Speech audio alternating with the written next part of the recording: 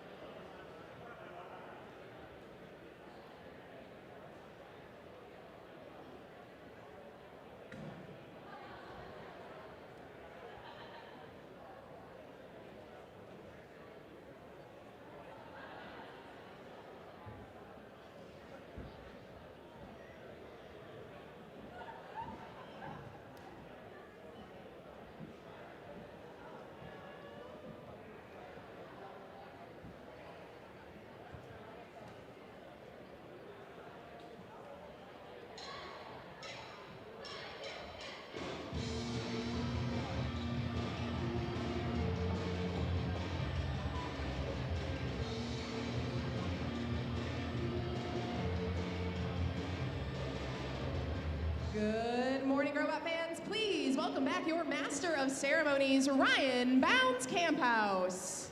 Good morning, IRI. How are we doing this morning? Ooh.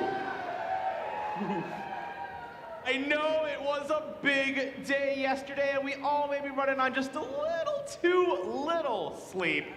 But we gotta bring that energy today because it is gonna be far more exciting what we've got planned here on our competition field. So, let's talk about it. Yesterday was incredible. Teams from, again, 19 different states, 3 different countries, all coming together in 60 electrifying qualification matches. Yesterday during the opening ceremonies, I gave you a challenge, and that was to break the world record of an unpenalized 182 points scored by an alliance. We got close. Yesterday's record, 158 points. Can we hear it for the teams who scored that 158?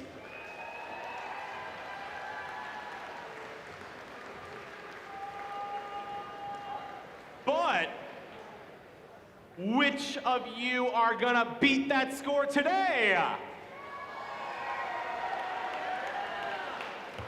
Awesome, that is what we love to hear. Now, speaking of today, we have got a very busy morning ahead of us. In just a few moments, we're going to return to our qualification matches. We've got 26 matches to go in our qualification round. After those end, we'll start getting ready for our alliance selection. Once again, we're trying something a little different with alliance selections, and your team will be able to send 3 representatives to alliance selection if you so choose. One of those representatives can be an adult. While we're getting ready for alliance selections, we have some awards and scholarships to present. We'll then move into the alliance selection ceremony, and after the alliance selection, we'll wrap up our silent auction. And don't worry, we'll make it super obvious when we wrap that up. We'll throw a timer up on the projector. You will know when it's time to make your last bids. Afterwards, we'll move into our lunch break, and after lunch will be the very exciting elimination matches. So again, a very big morning, a very exciting day in store for us all. Who's pumped to be a part of it?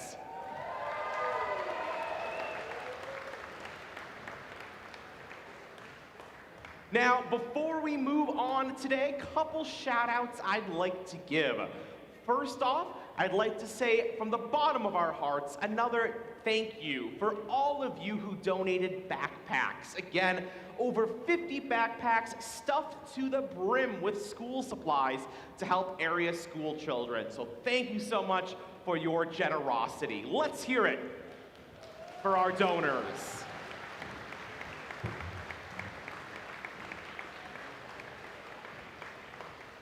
And another shout out for our silent auction. Again, we have some incredible first memorabilia over there. My personal favorite, we've got some awesome trophies from 1024 that look like our field elements. They're so cool. And that silent auction, all benefiting Riley Adolescents and Mental Health. So make those bids, support a great charity. And by the way, we did notice that one lot appears to be missing. So if you accidentally ended up with a Team 33 hat, you can bring that back over to the silent auction area. We'd really appreciate it so we can help support charity just a little bit more. And finally, that's it on my list. We got a pretty brief opening ceremonies this morning. So who is excited for some robot action?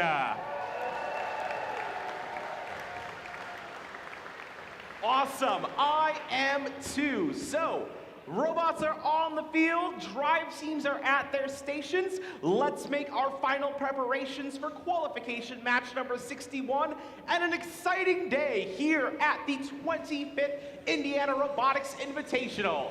Good luck, everyone, and let's rock and roll.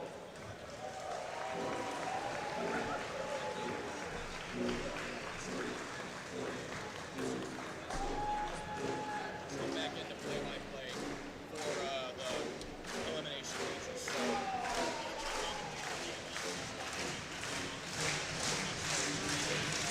during match play, we'll be on. Yeah. We'll be on. Yeah. It's a lot less. It's more conversational.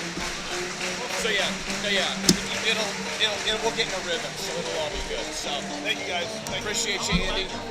It's an hour. And then Zondag is here after an hour. Is that okay? I might have to leave a little early. Okay, I'll tell him to come up early. I'll check on it though. You need water or anything? I've got water. I'm good, but if you need something. This is his first time doing something like this. Okay. He's usually one of the field coaches down there. So okay.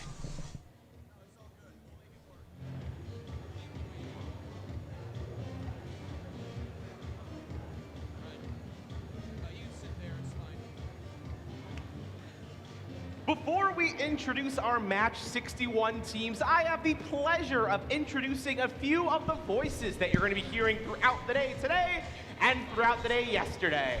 Let's hear it for our game announcers, Corey Bounds Camphouse, Rachel Baker, and Dan Green. And with that, let's meet some teams. Starting as always on our Red Alliance, let's make it loud for 6081! Out of Manchester, Michigan, Digital Dislocators. Joining them this match, we've got team 3478! Joining us from Mexico, Prepatech Lambot. And now the final member of our Red Alliance, it's 548! This team is out of Northville, Michigan, Robostangs.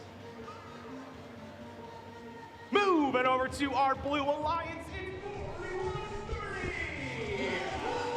We are live at Lawrence Central High School getting set for the second day of action at the Indiana Robotics Invitational for 2024. We have a full stacked day of what will be some exciting engineering, machinery, and everything in between put on display here today. Good evening, good morning, everybody. I'm Kurt Darling. Pleasure to be with you here. We will have a rotating cast of characters to help us out throughout the day. Our first today is Tyler Holtzman. He is a team coach for Team 20 at 56. Tyler, thanks for joining us here. It'll be really good to have your insight here. But can you just start and just illustrate on how big of an event this is for a team like yours for 2056? Yeah, thanks for having me. Yeah, for us, 2056, we're down here from Stony Creek, Ontario, Canada. The IRI is one of the most prestigious off-season events of the season, and for us, it's a great privilege to come down here and to compete with kind of the best from not only the state of Indiana, but from across the United States, Canada, and Mexico. So yeah, we're super happy to be here. And yeah, it's great to be up here in the booth commentating on the morning. Certainly, and of course we'll be giving the audience a little bit of insight as to what they are watching here. Of course, a lot of you watching definitely are probably very familiar with this game Crescendo, which is a different game than last year. Of course, that is the name of the game when it comes to First Robotics, is that they change the game every single year. So if you could, Tyler, give us a little insight on just what the game is here and what we can expect to see here from these qualifying matches. So yeah, Crescendo, it's a unique game, very, very fast-paced action. We're seeing robots picking up the notes, those foam donut game pieces, and entering them into the amp, the speaker, and the trap. Teams can enter the notes into the amplifier to increase the point value when scored in the speaker. So there's a lot of strategy that comes down into the placement of the notes and the timing of the placement of the notes. And alliances have to work together and really coordinate their actions to maximize their points throughout the course of the match. Incredibly advanced machines here. We have machines using advanced machine learning, vision solutions to automatically target the notes. Advanced control system stuff that's well beyond a university level that students are being exposed to throughout the season. So that's one of the reasons that FRC is kind of the premier high school robotics competition in the world, really. And so you see the notes all over the field of play, officials as well as team representatives all over the place, and each team has a cast driving as well as coordinating strategy and also a team advisor as well to try and go through each and every match. Each match will be lasting just about 2.5 minutes, and the first 15 seconds, as you will see right here, is completely automated, where they will be going at a predetermined slate to try and score these notes, and then once the 15 seconds is up, that is when the students and drivers can manually power these robots around the field of play. So this first qualifying match, as you can see, the 15 seconds is up. The Blue Alliance, including the Blue Devils of 4130 out of Richmond High School in Michigan, as well as Hemlock's Gray Matter from Hemlock High School, and at 7457, the Super Duper Robotics. And then on the red side, you have Robo Stangs, as well as Peptatech Lambot and Digital Dislocators. Here we see the Blue Alliance adopting a passing strategy. 4130 is passing the notes downfield for their partners, 7457 Super Duper Robotics, to basically play a kind of cleanup strategy where they're staying down on their side of the field and allowing their partner to pass them downfield. It looks like one of the blue robots is having a technical problem. 4130 stationary on the field. That's the Blue Devils. Diablo 12 is the name of that one. And it is still stationary, not moving at the moment. And so now you see some teammates kind of having to bump it out of the way a little bit to try and get as many points as you can. Nevertheless, though, here, Tyler, doesn't seem to be hindering scoring. Blue is up 3 points here midway through this match. Yeah, very, very close match. Super Duper has recognized that and changed their strategy almost instantaneously. That's exceptional awareness and coaching on their part. Still a very close match. And certainly indicative, too, because these qualifying matches, the alliances are drawn at random, so you only have a little bit of time to come up with something to coordinate with your teammates. Absolutely. They're the random qualifying matches.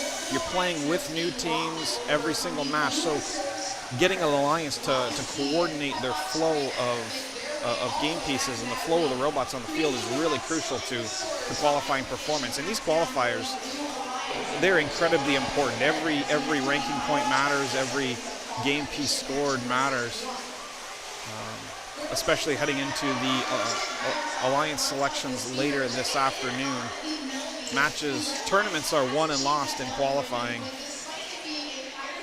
And you can also see the robots score. Oh, we have a man down. Going right to the buzzer right there. That is 57-12.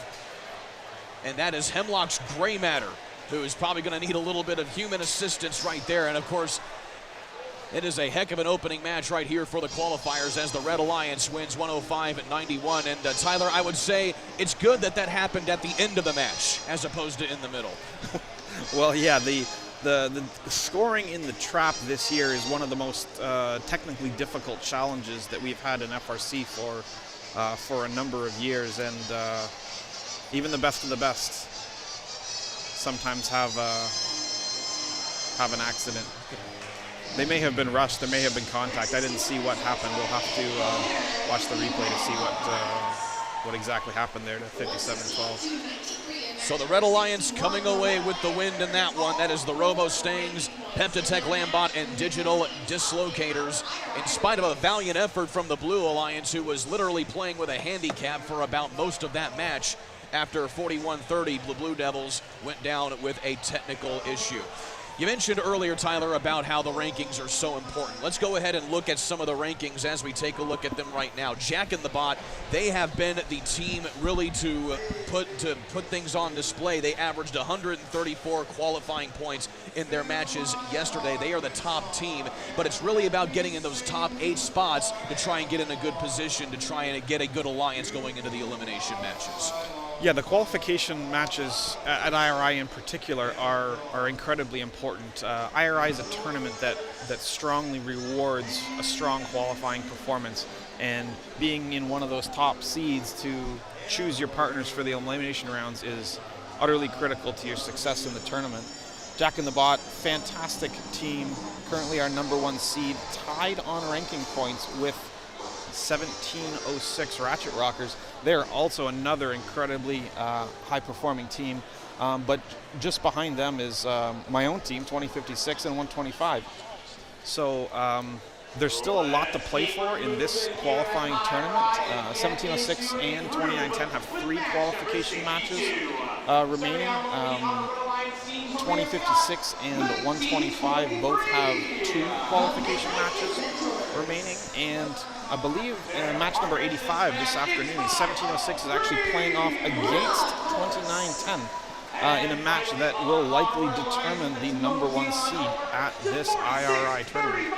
So that will be an important match to tune in for, leading into our Alliance selections this afternoon. Certainly no shortage of drama when you come to these events, right? Absolutely. Every match, every qualifying match matters towards the end of the tournament. So they'll get things ready for this next match as they do some introductions here. The Blue Alliance will include the Digital Goats, 829 out of right here at Indianapolis, Indiana from the Walker Career Center.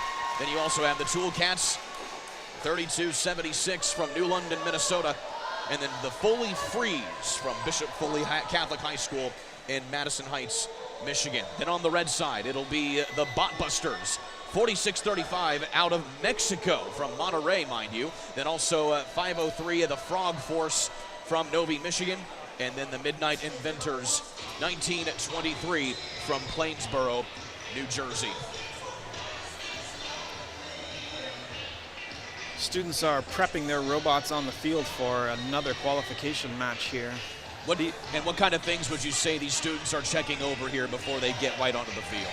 These machines are high-performance, precision machines that the alignment and lineup and preparation when they put their robots on the field is critical. So they're going to be looking to make sure that there's no communication problems with the robot, that the machine is set, that all of their sensor values are coming back correctly, and their game pieces are preloaded. And not only that, but that their autonomous routines are going to be compatible with their partners. In a match like this, you've got 3 teams that all have different autonomous routines that may or may not work with another team's autonomous routine. So it's important for teams to come prepared with different options depending on who they're playing with and what their role will be in a given match. And the strong teams will be able to adapt to play with almost anyone. And so another strong match here to get things moving and move right along as these teams try to get into the top 8 in the rankings. At the moment on the bubble in the top 8 is Digital Dislocators, team 6081. Yeah, 6081's a great up-and-coming team from the state of Michigan. They had a really strong performance this year at the championship as we head into this qualification match. So this is the autonomous zone right here, and big miss right there on a throw for the note right there from team 508, or rather 503 in Fog Force. And now we go into the manual piloted competition of it. Strong autonomous routine from 1923, the Midnight Inventors. They scored 3 notes there in auto. And again, they pick up the notes at designated spots. And again, another throwing strategy here from the Red Alliance. 1923 adopting a defensive strategy, keeping 9-10 out of their loading zone. Doing a fantastic job slowing down their passing strategy. And again, just staying right in there, almost as if they're a postman in basketball, just keeping their man out of the paint. And so far, it seems to be working, at least for the time being on this side. But at the same time, Blue is able to get a few more notes as they have a commanding lead here through the first minute and a half. one of the really interesting things about the Indiana Robotics Invitational is we have a really strong core group of teams that have all come from their own individual regionals where they would be high-performing teams adopting roles that they would not typically be adopting. Here we see 1923, in their own right, an incredibly strong offensive robot adopting a defensive play strategy, and they're doing a phenomenal job at slowing down the offense on the other side. It's really interesting to see a predominantly offensive team, playing incredibly effective defense here, slowing down the Blue Alliance. Nevertheless, though, Blue is still moving away in other means as they keep amplifying their score and moving up as they now have a more than 50-point lead. So the Blue Alliance able to kind of negate some of that defensive prowess from 1923. And what looks like will be a pretty easy win for them, all things considered. 9-10 contacting Frog Force while climbing. That's going to be a technical foul and a free ranking point awarded to the Red Alliance there. And that's something to keep in mind, is that there are penalty points at play here as we go to the final climbing portion to get some climbing points. And the Blue Alliance going to come away with this one. The Digital Goats, Toolcats, and the Foley Freeze coming away with a commanding win right here. But we still have a match under review here as they're going to, as you mentioned, Tyler, look at that penalty late in that one. For me, the highlight of that match was the defensive play from 1923. At this point in the qualification tournament, a number of teams are statistically out of the top 8. They know they can't qualify. And so at this point, they're looking to show off the skills that are going to get them picked for the elimination tournament. Undoubtedly, right there. And for me, 1923, that was fantastic play, and they would be a great addition to any alliance this afternoon. They are the Midnight Inventors out of Plainsboro, New Jersey. They're the champions of the Allentown District with an overall season record of 52-22-2 in match play. So they know how to win matches in one way or another, and that's something that they can look at going forward. And defending IRI champions. There you go, even better. So as we reset towards the next match here, which will include the Blue Lions and a Red Alliance again, obviously, as well. Tyler Holtzman, one of the team coordinators for a 2056 with us here in the booth, providing some excellent commentary so far here, Tyler. And so when you guys are going in between matches like this or going through some downtime before your next match, what are some of the things you guys are doing to the robot or just doing amongst yourselves as a team while you guys are waiting to compete? So immediately following each match, we will do a full systems check on our robot, and it's a standard procedure that we go through every year on the machine after every match to verify the functionality of all components of the machine, really. Every motor, every sensor, all the functionality we verify is solid and working. And then we'll do a quick video debrief of the match that we just played. We'll look back at the video, analyze what strategies went well, any kind of technical problems with the robot, any areas that we can improve, and we try to just have an open, honest, kind of no blame culture about this is what we need to do to improve. It's not a case of team XYZ's intake broke and that's why we lost. It's just this is what we need to do to improve. We take the personalities out of it and focus on improving our performance on the field. Then leading into the next match, you want to be meeting with your alliance partners. Well, here we see the replay of that hit on Frog Force. So that was a penalty there, but didn't really mean much in the grand scheme of things. No, it does give a free ranking point to the Red Alliance. Whether that is going to affect the standings or not, we'll have to take a look at the rankings. But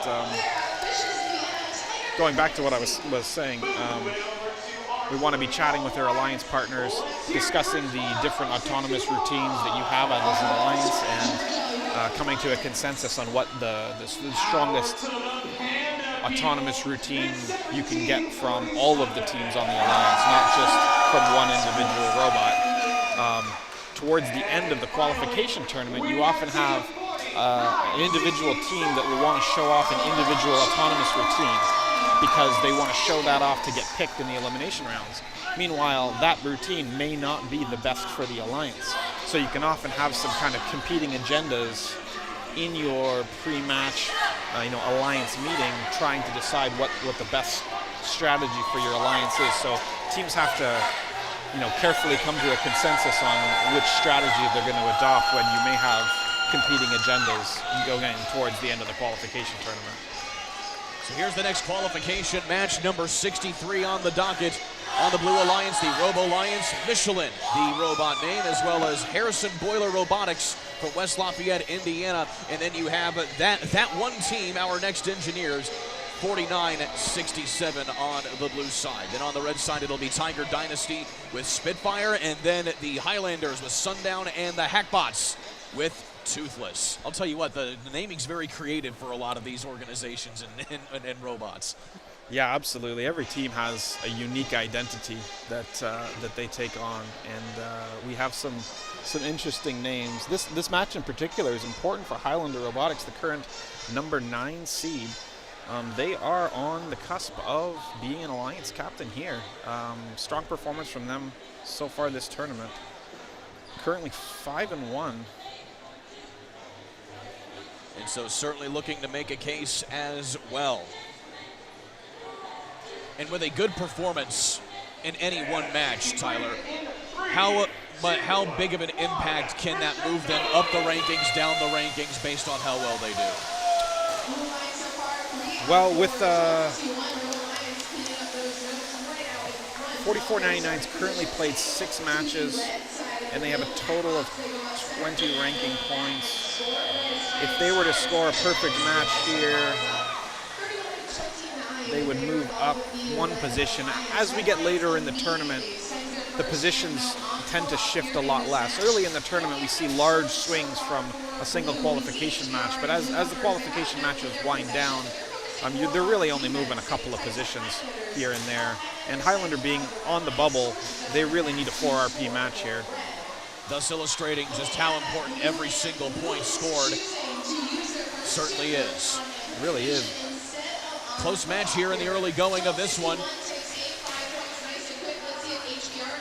Blue Alliance 1747, playing a defensive strategy, holding 4499 out of their human player loading zone. Of course, not as rigorous as 1923 in the last match, but still, you can certainly see how some of that strategy pays off. Right now, the Blue Alliance is amplified, so they have a few extra points coming their way for every note they score. But nevertheless, Red is still holding their own here as we have a stalemate in the middle between 49-67 and 44-99. 8-point game right now, very close. With the tech foul called on Red, that's going to more or less tie things up.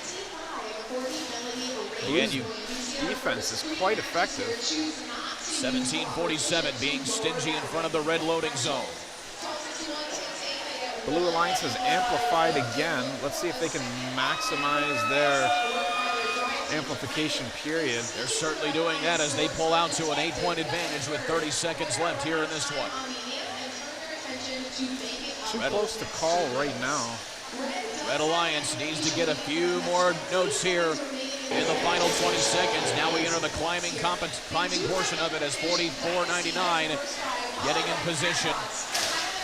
Final 15 seconds here. And now the Red Alliance has jumped back out in front only a little bit. It's going to come right down to the wire, back to the Blue. Blue looks like they're going to try for a double hang here. And do they get it? They get it. They do. So Blue Alliance has 2 robots hanging on the same chain. That's going to earn them a harmony. So Blue Alliance will earn the extra ranking point. Red looks to only have 1 robot in the air. That endgame will likely win it for the Blue Alliance. And that's the thing to remember. Even though the clock hits 0, sometimes the team ahead is not exactly the team who will win, depending on other points that are manually taken into account outside of what is automatically generated. Yeah, our endgame points for climbing, parking, and scoring in the trap are added after the match. 95-85, that was an entertaining match right there for these squads. Oh, Blue Alliance failed to hit the note, the melody ranking point, only earning 3 ranking points. So even though they win the match, they don't really move up a awful lot. They're going to earn 3 ranking points, but that is very costly for 44.99, earning 0 ranking points in that match. That's going to drop them all the way down to 20. So at the moment, the Highlanders finding themselves in a precarious spot as we take a look at some match highlights of that one. It was back and forth all the way, as you see. 1261 doing a lot of work in front of the amplifier, and 44.99 as well, getting some defensive prowess in there also.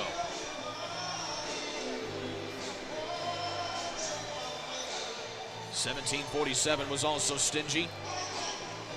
Again, Harrison Boiler, Robotics, $17.47 from West Lafayette, Indiana. They were part of the Indiana State Championship winning alliance earlier this season during the regular year.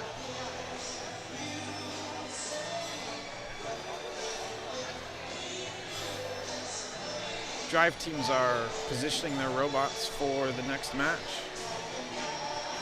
And that next match will include a few more trying to move up in the rankings just a little bit. In particular will be Mars Wars from the Red Alliance, 41-43. They are currently ranked 11th. They want to try and at least get a few points to move up into a couple of those consideration spots, but they'll be teamed up with TC Titans and Comets. And then on the other side for the Blue Alliance, you have 2468 Team Appreciate, along with Binary Battalion and Midas Mayhem. On our Blue Alliance, we've got 2486 Team Appreciate. They're a fantastic team from Austin, Texas. They've got a new drive team in for this weekend that's done phenomenally. The rankings certainly not reflecting their on-field performance. They'll be looking to make a run this afternoon.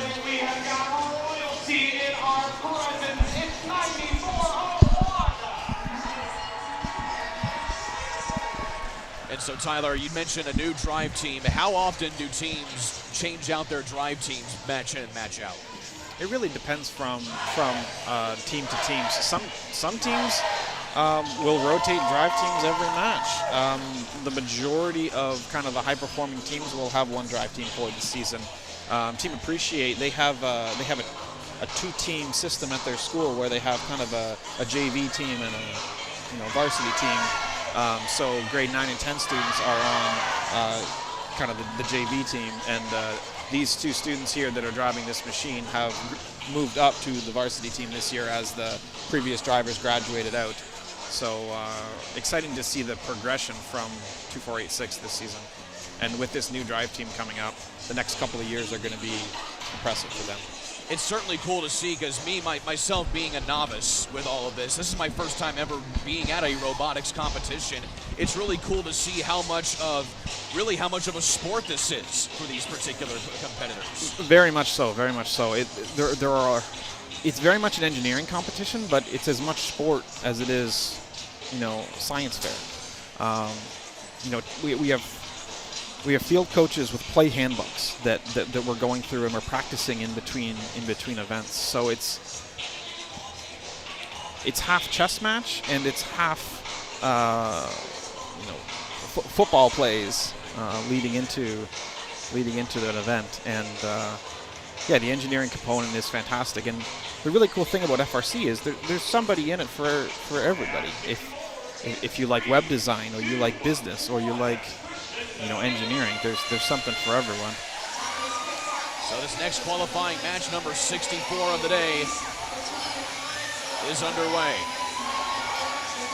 And already making for another close match between these two competitors as the autonomous portion ends.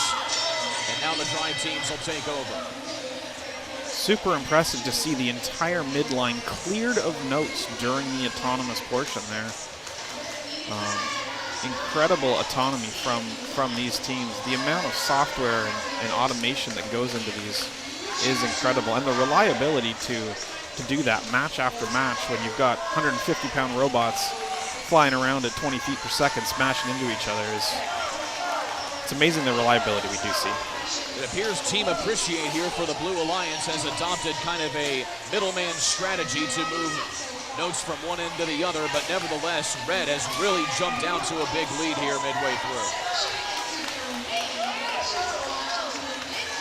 The Red Alliance has stayed amplified for quite a while now here as they continue pounding away the notes.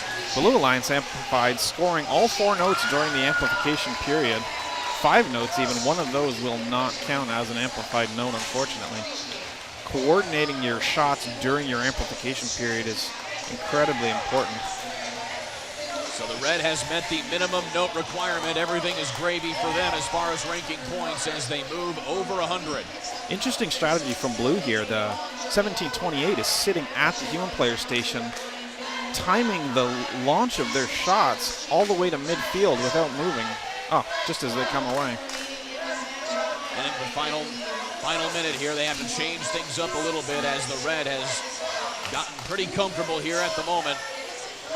Blue Alliance playing no defense at all during that match, and the Red Alliance has just run away with it. 33-57. Now getting in position for the climbing person, it appears. Maybe trying to make one more attempt to get at least a few more here. Again, qualifying points are still at play. Red Alliance more than exceeded the Melody ranking point. 32 notes scored currently. That's going to earn them an extra ranking point. Blue Alliance has not yet hit that threshold. And the Red Alliance gets all 3 robots in the air well before time expires. What a dominating win here for the Red Alliance. 41-43, also coming away with some key ranking points to get them close into what could be a captain spot. Maybe not quite, but it certainly helps. Oh, that certainly goes a long way there. Red Alliance also hitting the spotlight note. That is the white marked note thrown by the human player that lands on the top of the stage. That's going to give an extra climbing point to each of the robots hanging on that chain. And that's where the human aspect comes in, because even though the robots do the bulk of the scoring, sometimes the players from the side, they can throw a ringer like in horseshoes. It's not a huge point impact, but that spotlit note can often earn enough points to break the threshold to earn that extra crucial ranking point for the qualifications. So as expected, the Red Alliance coming away with the victory there. TC Titans, Mars Wars, and Comets. All 4 ranking points awarded to the Red Alliance. Blue, unfortunately, with 0 ranking points. And as things stand right now, unfortunately for Mars Wars, that did not move them up much, if at all. They still stay ranked 11th for the time being. At this point in the tournament, you're not going to see teams moving up in the rankings after winning. You will really only see teams moving down in the rankings when they lose. Thus putting a lot more of an imperative to win as many matches as you can as we take a look at some of the replays here. Again, 37-67, doing a lot of scoring there in front of the amplifier.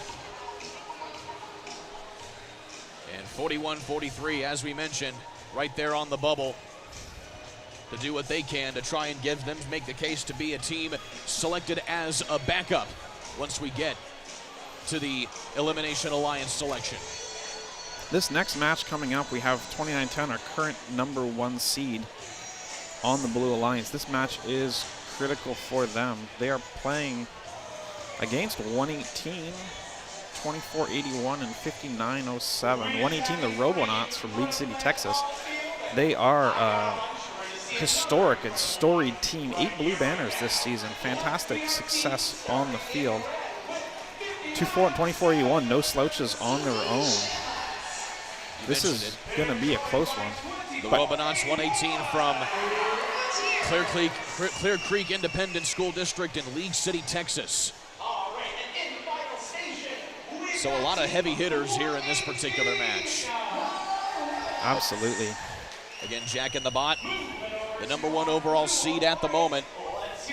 They are from Mill Creek, Washington, all the way out from the Pacific Northwest. Further illustrating from how far and wide many of these teams travel to come to this particular event. And as we mentioned earlier, Tyler, you guys yourself coming all the way down here from Ontario, Canada to compete today. Yeah, the IRI really is, one of the premier off-season events in all of First. Attracting the strongest teams from, across the U.S., Canada, and Mexico. This match really is crucial for 29-10, not only to win, but to also to secure all 4 ranking points. I don't know that they have a robot on that Blue Alliance that's capable of the trap, which will mean they'll be relying on double climbing on a chain or scoring a spotlit note. And some robots are not capable of climbing two robots side by side on a chain, so this will be really important to see whether they can pull that off. Drop even at this point in the tournament, even winning the match but only getting 3 ranking points feels like a loss, because that will drop them behind Ratchet Rockers. As you mentioned it, they and Ratchet Rockers are tied on points-wise anyway for average ranking points, even though Jack in the Bot has the tiebreaker with qualifying average with 134 overall. But nevertheless, as you mentioned, paramount for Jack in the Bot to get as many points as they can to maintain that #1 ranking. Absolutely. This will be the 7th match for Jack in the Bot in this qualifying round. 868, a former IRI champion, going back a few years, but solid team on their own from here in Indiana. So the Blue Alliance, as you mentioned, featuring 868, the Tech Hounds out of Carmel, Indiana, just north of here. Then you also have Bedford Express 1023, and as then the aforementioned Jack in the Bot 2910. And then on the other side, 118 the Robonauts, 2481 the Roboteers, and 5907 the CC Shambots. 2910, lightning fast to the midline. And look at that, rolling a note. Ooh, 2481 winning 2 of the 3 on the midline. Slightly slower to the first note than 2910, but winning the second 2. Again, the midline cleared in auto. High-level play here at IRI. Good start here for the red. 868 adopting a defensive strategy for the Blue Alliance. 2910 unimpeded passing downfield. One of the best passers that we have seen all season, not stopping at all. They just keep moving them down there. And of course that shifts the focus a little bit for red as they have to try and get in front of the blue amplifier to impede as much of that as they can. Passing notes is one thing, scoring them is another. The Blue Alliance is starting to flood their end with notes. They're gonna need to clean these up and get them in the speaker, trailing by 10 with 1.5 minutes remaining. Any thought that 2910 maybe just throwing a bunch of them down there, then going down themselves and scoring a few? That's often a strategy that teams adopt. The challenge you get is when you have too many, you can flood the zone and end up with notes stacked on top of each other, which makes them challenging to pick up.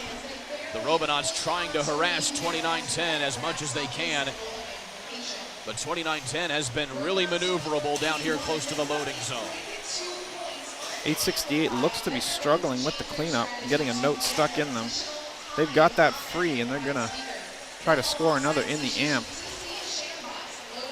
Red is amplified again. They have a 5-point lead. Very close to call at this point. Blue has 2 in the amp as they start an amplified period. There's 1. This is a little too close for comfort here if you're Jack in the Bot. There's 2 for Blue in that amplified period. 1-point game with 25 seconds. Will Jack in the Bot be able to get those necessary qualifying points? They're only at 17 of 21 notes. They need 4. Meanwhile, the competitors from outside starting to throw on to try and get that extra qualifying point up top as we go to the climb.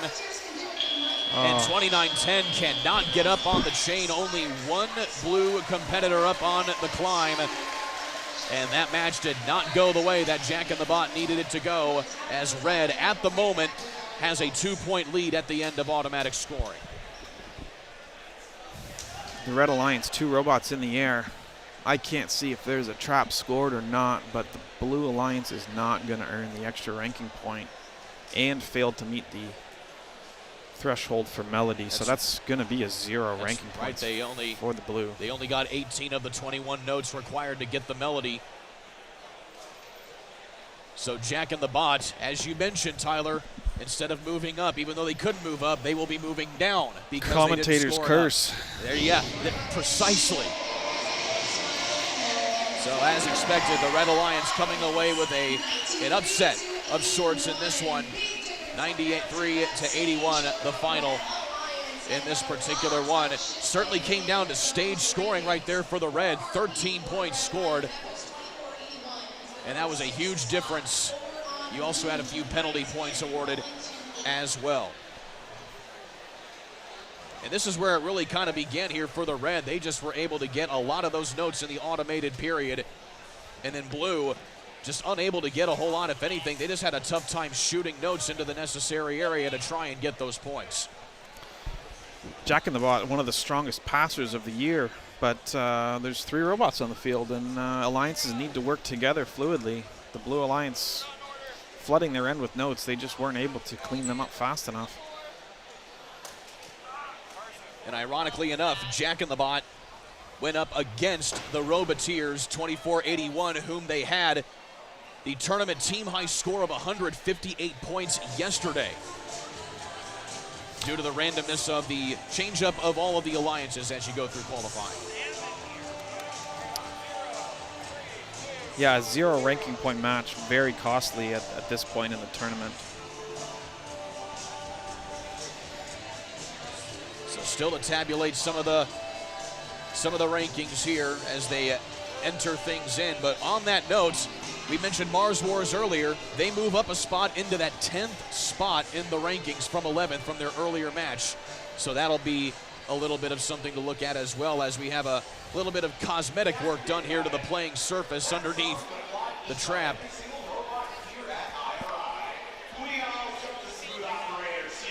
Crescendo, dynamic and high energy game. The playing field takes a beating here. These robots moving at exceptionally high speeds. A short repair will be back in action quickly. Our field crew top notch here at IRI. Some timing and scoring having to go through a few technical issues in here as it seems, as they get the next match ready to go. But one of the competitors on the playing surface at the moment appears to be the Ratchet Rockers, 1706 from Wentzville, Missouri. After that last match, they're going to be our current #1 seed. This match also critical for them. They have a strong alliance in this match. On paper, Blue Alliance should come away with this one, but this is the IRI and anything can happen. So let's see how it plays out. So 1706, the Ratchet Rockers now are officially the #1 seed as things stand.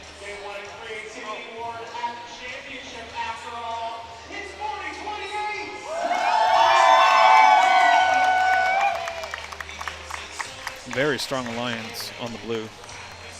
Killer Bees, former champions here.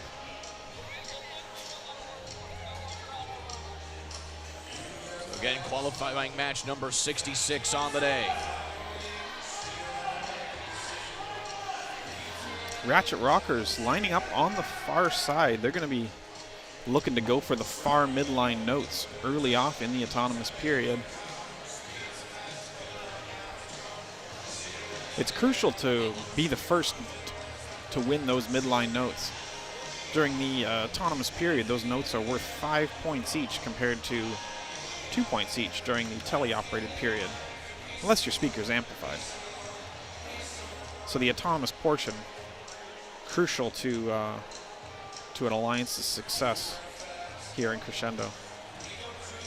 So again, as you heard the public address mentioned, Blue Alliance, Strike Force, Hackbots, and Cybertooth. And then on the other side, Bedford Express, Team Appreciate. Oh wait, my fault, I was looking at the wrong match. Have to cycle through a few here as we go through match number 66 on the day. There we go, I have it right now. So you have Ratchet Rockers as well as Killer Bees and Beak Squad on the blue, and then Spam, Robo Jackets, and Krypton Cougars. 2 top 10 ranked teams competing in this one. Spam, the 2023 IRI champions, all the way up from Florida. Fantastic performing team here. They're a little bit down in the rankings, but phenomenal performing robot. They'll be looking to play this afternoon as well. Spam, an acronym which represents speed, power, and maneuverability. Now that robot certainly is all of those things.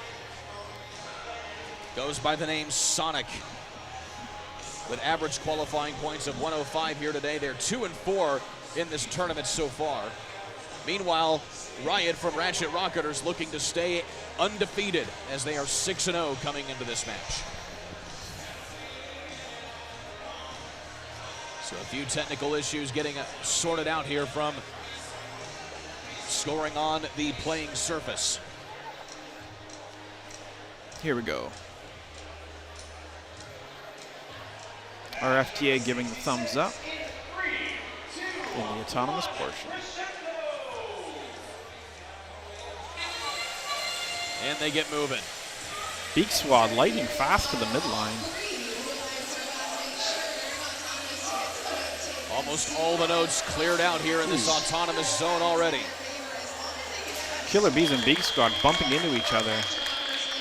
A little bit of lack of coordination there, but tied out of the autonomous period. Beak Squad lightning down the field to the human player station. Beak Squad out of Cincinnati, Ohio.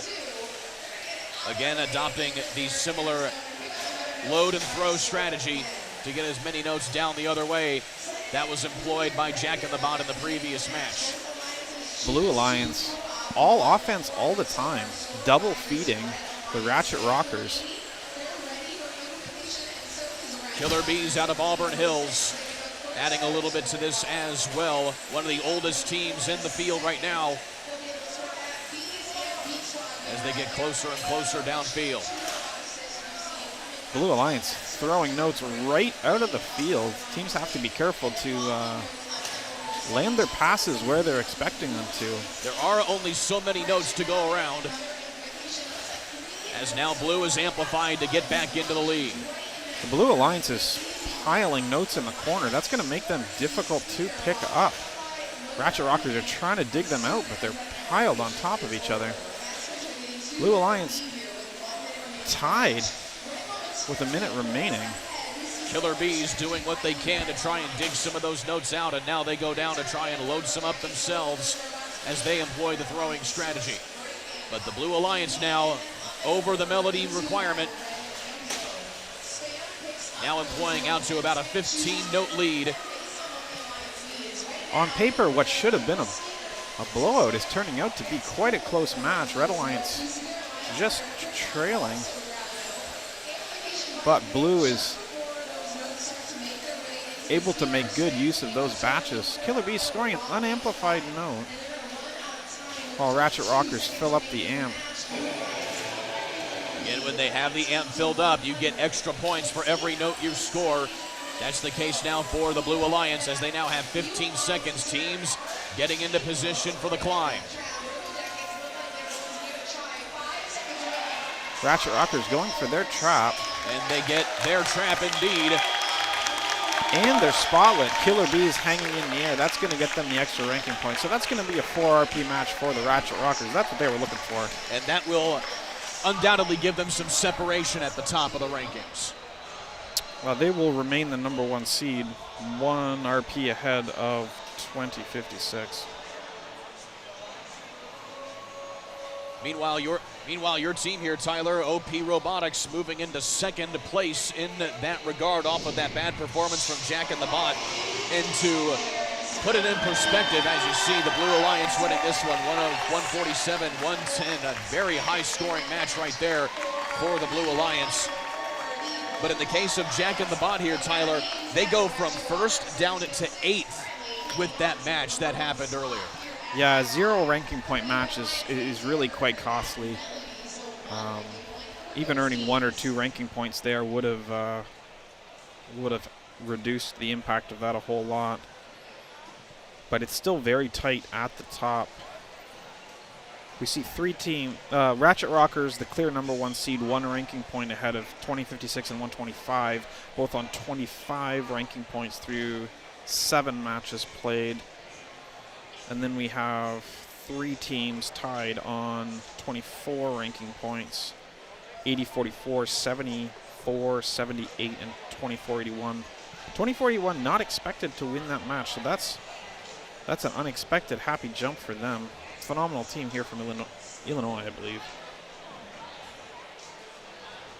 So a big match right there with implications for Ratchet Rockers as they continue to look dominant. Moving into what will be close to now the elimination matches. We still have a few more matches to go, 19 to be exact, before we end qualifying to get into position for the elimination matches later on today. The next batch of bots out on the playing surface as we speak. More Robotics, Peptatech, Lambot, and Robo Eagles make up the Blue Alliance. Cyber Blue, Red Alert, and Cybertooth. A couple of these bots have already had matches earlier today, and now they'll try and add on to it as well here. Peptatech, Lambot in particular, ranked 5th for the Blue Alliance. Going to try and put themselves in good position with a good result. It's really impressive to see the improvement in some of the Mexican teams coming up. Both of the teams from Prepa Tech high schools, 46-35 and 34-78. It's a phenomenal on-field performance, and it's incredible to see the growth in that region. Meanwhile, the Red Alliance, made up of all Indiana teams. Cyber Blue out of Perry Meridian High School in Indiana on the south side of Indy. Red Alert from Greenwood and Center Grove. And Cybertooth from Northwestern High School in Kokomo. This match critical for 34-78, the current #5 seed. They need a 4 RP here to remain in the top 8.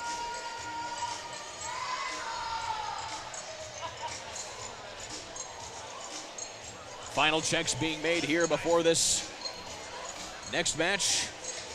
Again, you see the drivers, support staff, and advisors for each of these teams. Of course, the advisor can be an adult or a student, depending on what each team wants to employ as their strategy. Also, lots of sponsorships thrown around here in particular. You see the names like Cummins, Stellantis, Apple, Gene Haas, all over the place, providing a lot of support for these programs.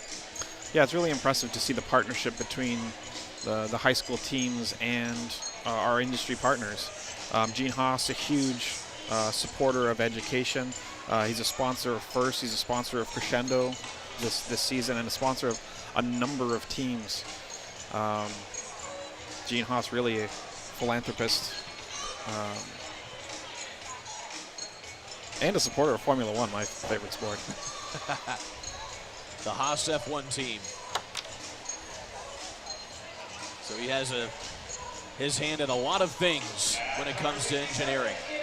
This is certainly a cool one to have as well. Match number 67 here of qualifying. 3 notes in rapid succession from the Red Alliance. So the Red Alliance doing what they can here, but not a lot of scoring overall, as plenty of notes still left on the table here as we end the automated qualifying spot session. And now on to the manual. Impressive autonomous routine from 34-78. They were able to pick up a number of midline notes off the center and score them during that autonomous portion. Pepatech Lambot, 34-78. The bot who really wants to have a good performance here today. They are moving some notes around here to get themselves in position for scoring, but already the Blue Alliance out to an early lead here with 1:45 left to go. 17-14 playing the role of the passer, passing notes downfield. Lambot playing the cleanup game, scoring in both the amp and the speaker. Blue is going to amplify this period. Lambot looks to be starved for notes, though. They're coming downfield, though. They're going to get only 2 in that amplified period when they go back to scoring in the amp. Still, though, blue is pulling away. Red is amplified at the moment, but they're not taking much advantage. As now it's 75-32 with a minute left to play. He's going to join you, and then you can leave when you want. 85-33 here through the final 50 seconds.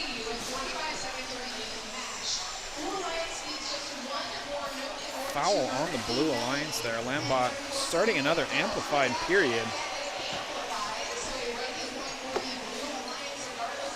30 seconds left in this match. Blue Alliance just running away with it. That is exactly what Lambot needed to be doing. Absolutely. They are ranked 5th at the moment. They will, without a doubt, hold on to that ranking as we hit the final 20 seconds. They have achieved the note threshold for the melody, so that's going to earn them 1 extra ranking point already.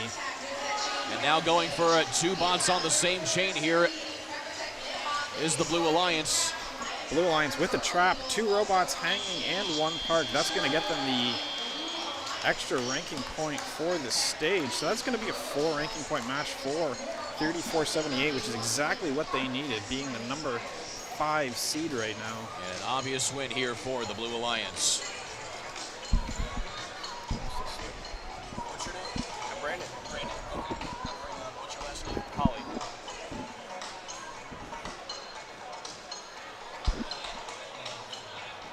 You know what? Team 120.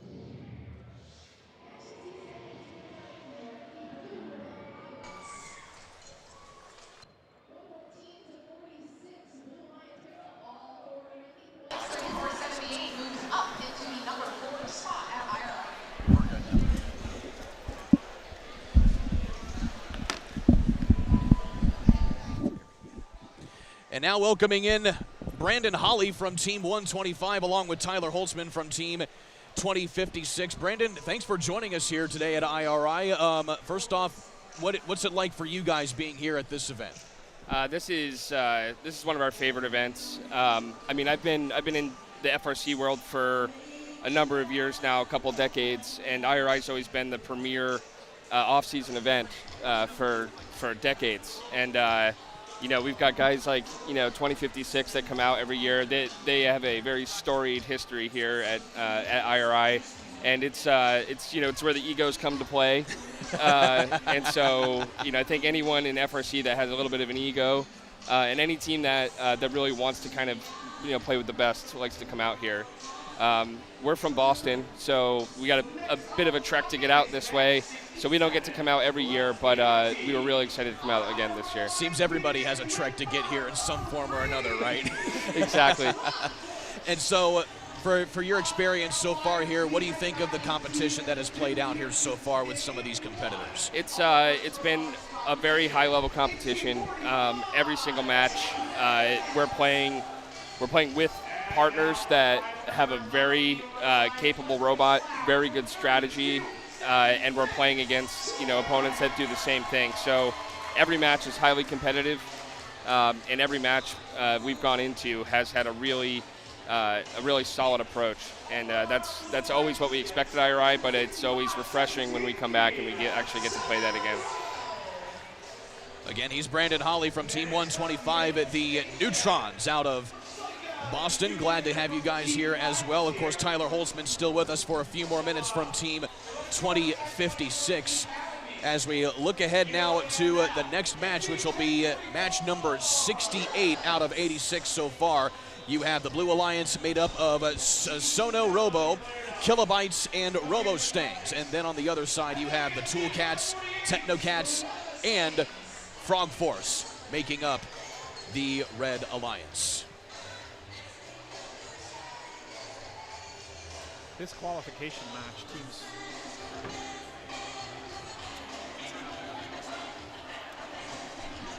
This qualification match, exceptionally important for these teams looking to show off their abilities to get picked for the elimination tournament. These teams, generally out of the top 8, statistically unlikely to earn a top 8 Alliance captain spot, they're going to be looking to show off what their robots can do, show off their autonomous routines, show off their ability to be flexible and to, fill the roles that alliances are looking for in the elimination rounds. And that's certainly interesting in so far as, like, do you see probably some maybe more aggression or something like that from some teams and say, hey, it doesn't matter if we win or lose, we need to show off what we can do. It's really interesting how that excitement builds across the weekend from, qualifying, practice, and then into the alliance selections and the elimination tournament. It's really kind of magical how the excitement and the anticipation and the energy that's on the field builds through the weekend, leading into the alliance selections. And the games do tend to get a little bit rough towards the end of qualifying and into the elimination round. So the robots get tired. The teams, start realizing where they're going to really be at the end of it, and some desperation comes out. It definitely builds as the weekend goes. And this morning, you'll see a lot of teams come by. They're scouting out. They're looking at who's in the top 8, and they're asking those top 8 teams, what do you want to see from us? And so some teams will really shift their strategy just to, like Ty said, flex what they can do. So there's discussions going on as we speak with some of these teams. Oh, absolutely. 100%. Even last night, teams are looking at who they think is going to end up in the top 8 and going to have some initial discussions about what they would be looking for and what they can do to earn one of those spots to get chosen to play in this elimination tournament. Which may have been the case with that defensive strategy from 1923 earlier. Absolutely. That was an impressive display.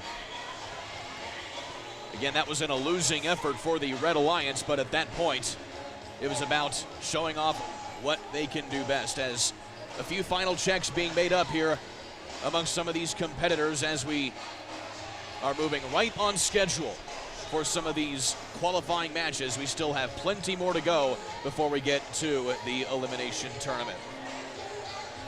Again, lots of teams from all over the place represented here in this particular match. The Kilobytes from right here from Indianapolis, Indiana, from the McKenzie Center of Innovation and Technology. 65-17 Snowbo Robo from Knoxville, Tennessee. And another team, Technocats from Kokomo, who were instrumental in starting this event oh so long ago up in Kokomo before moving it down here to Indianapolis. And from your guys' expert opinion, like, what has made this event such an event that has made it grow to the prestige that it has for this season? A storied history. You mentioned the Technocats. They started this event, I want to say 2003, maybe 2002. Yeah. 2000, it looks like. If you look at the banner down there, it's the earliest banner, 2000. 2000. And we've got team number 1. Team numbers will be in the 10,000s this year. Good old juggernaut. Yeah, it's a big deal. The first year of 5-digit team numbers coming up in 2025. That's crazy.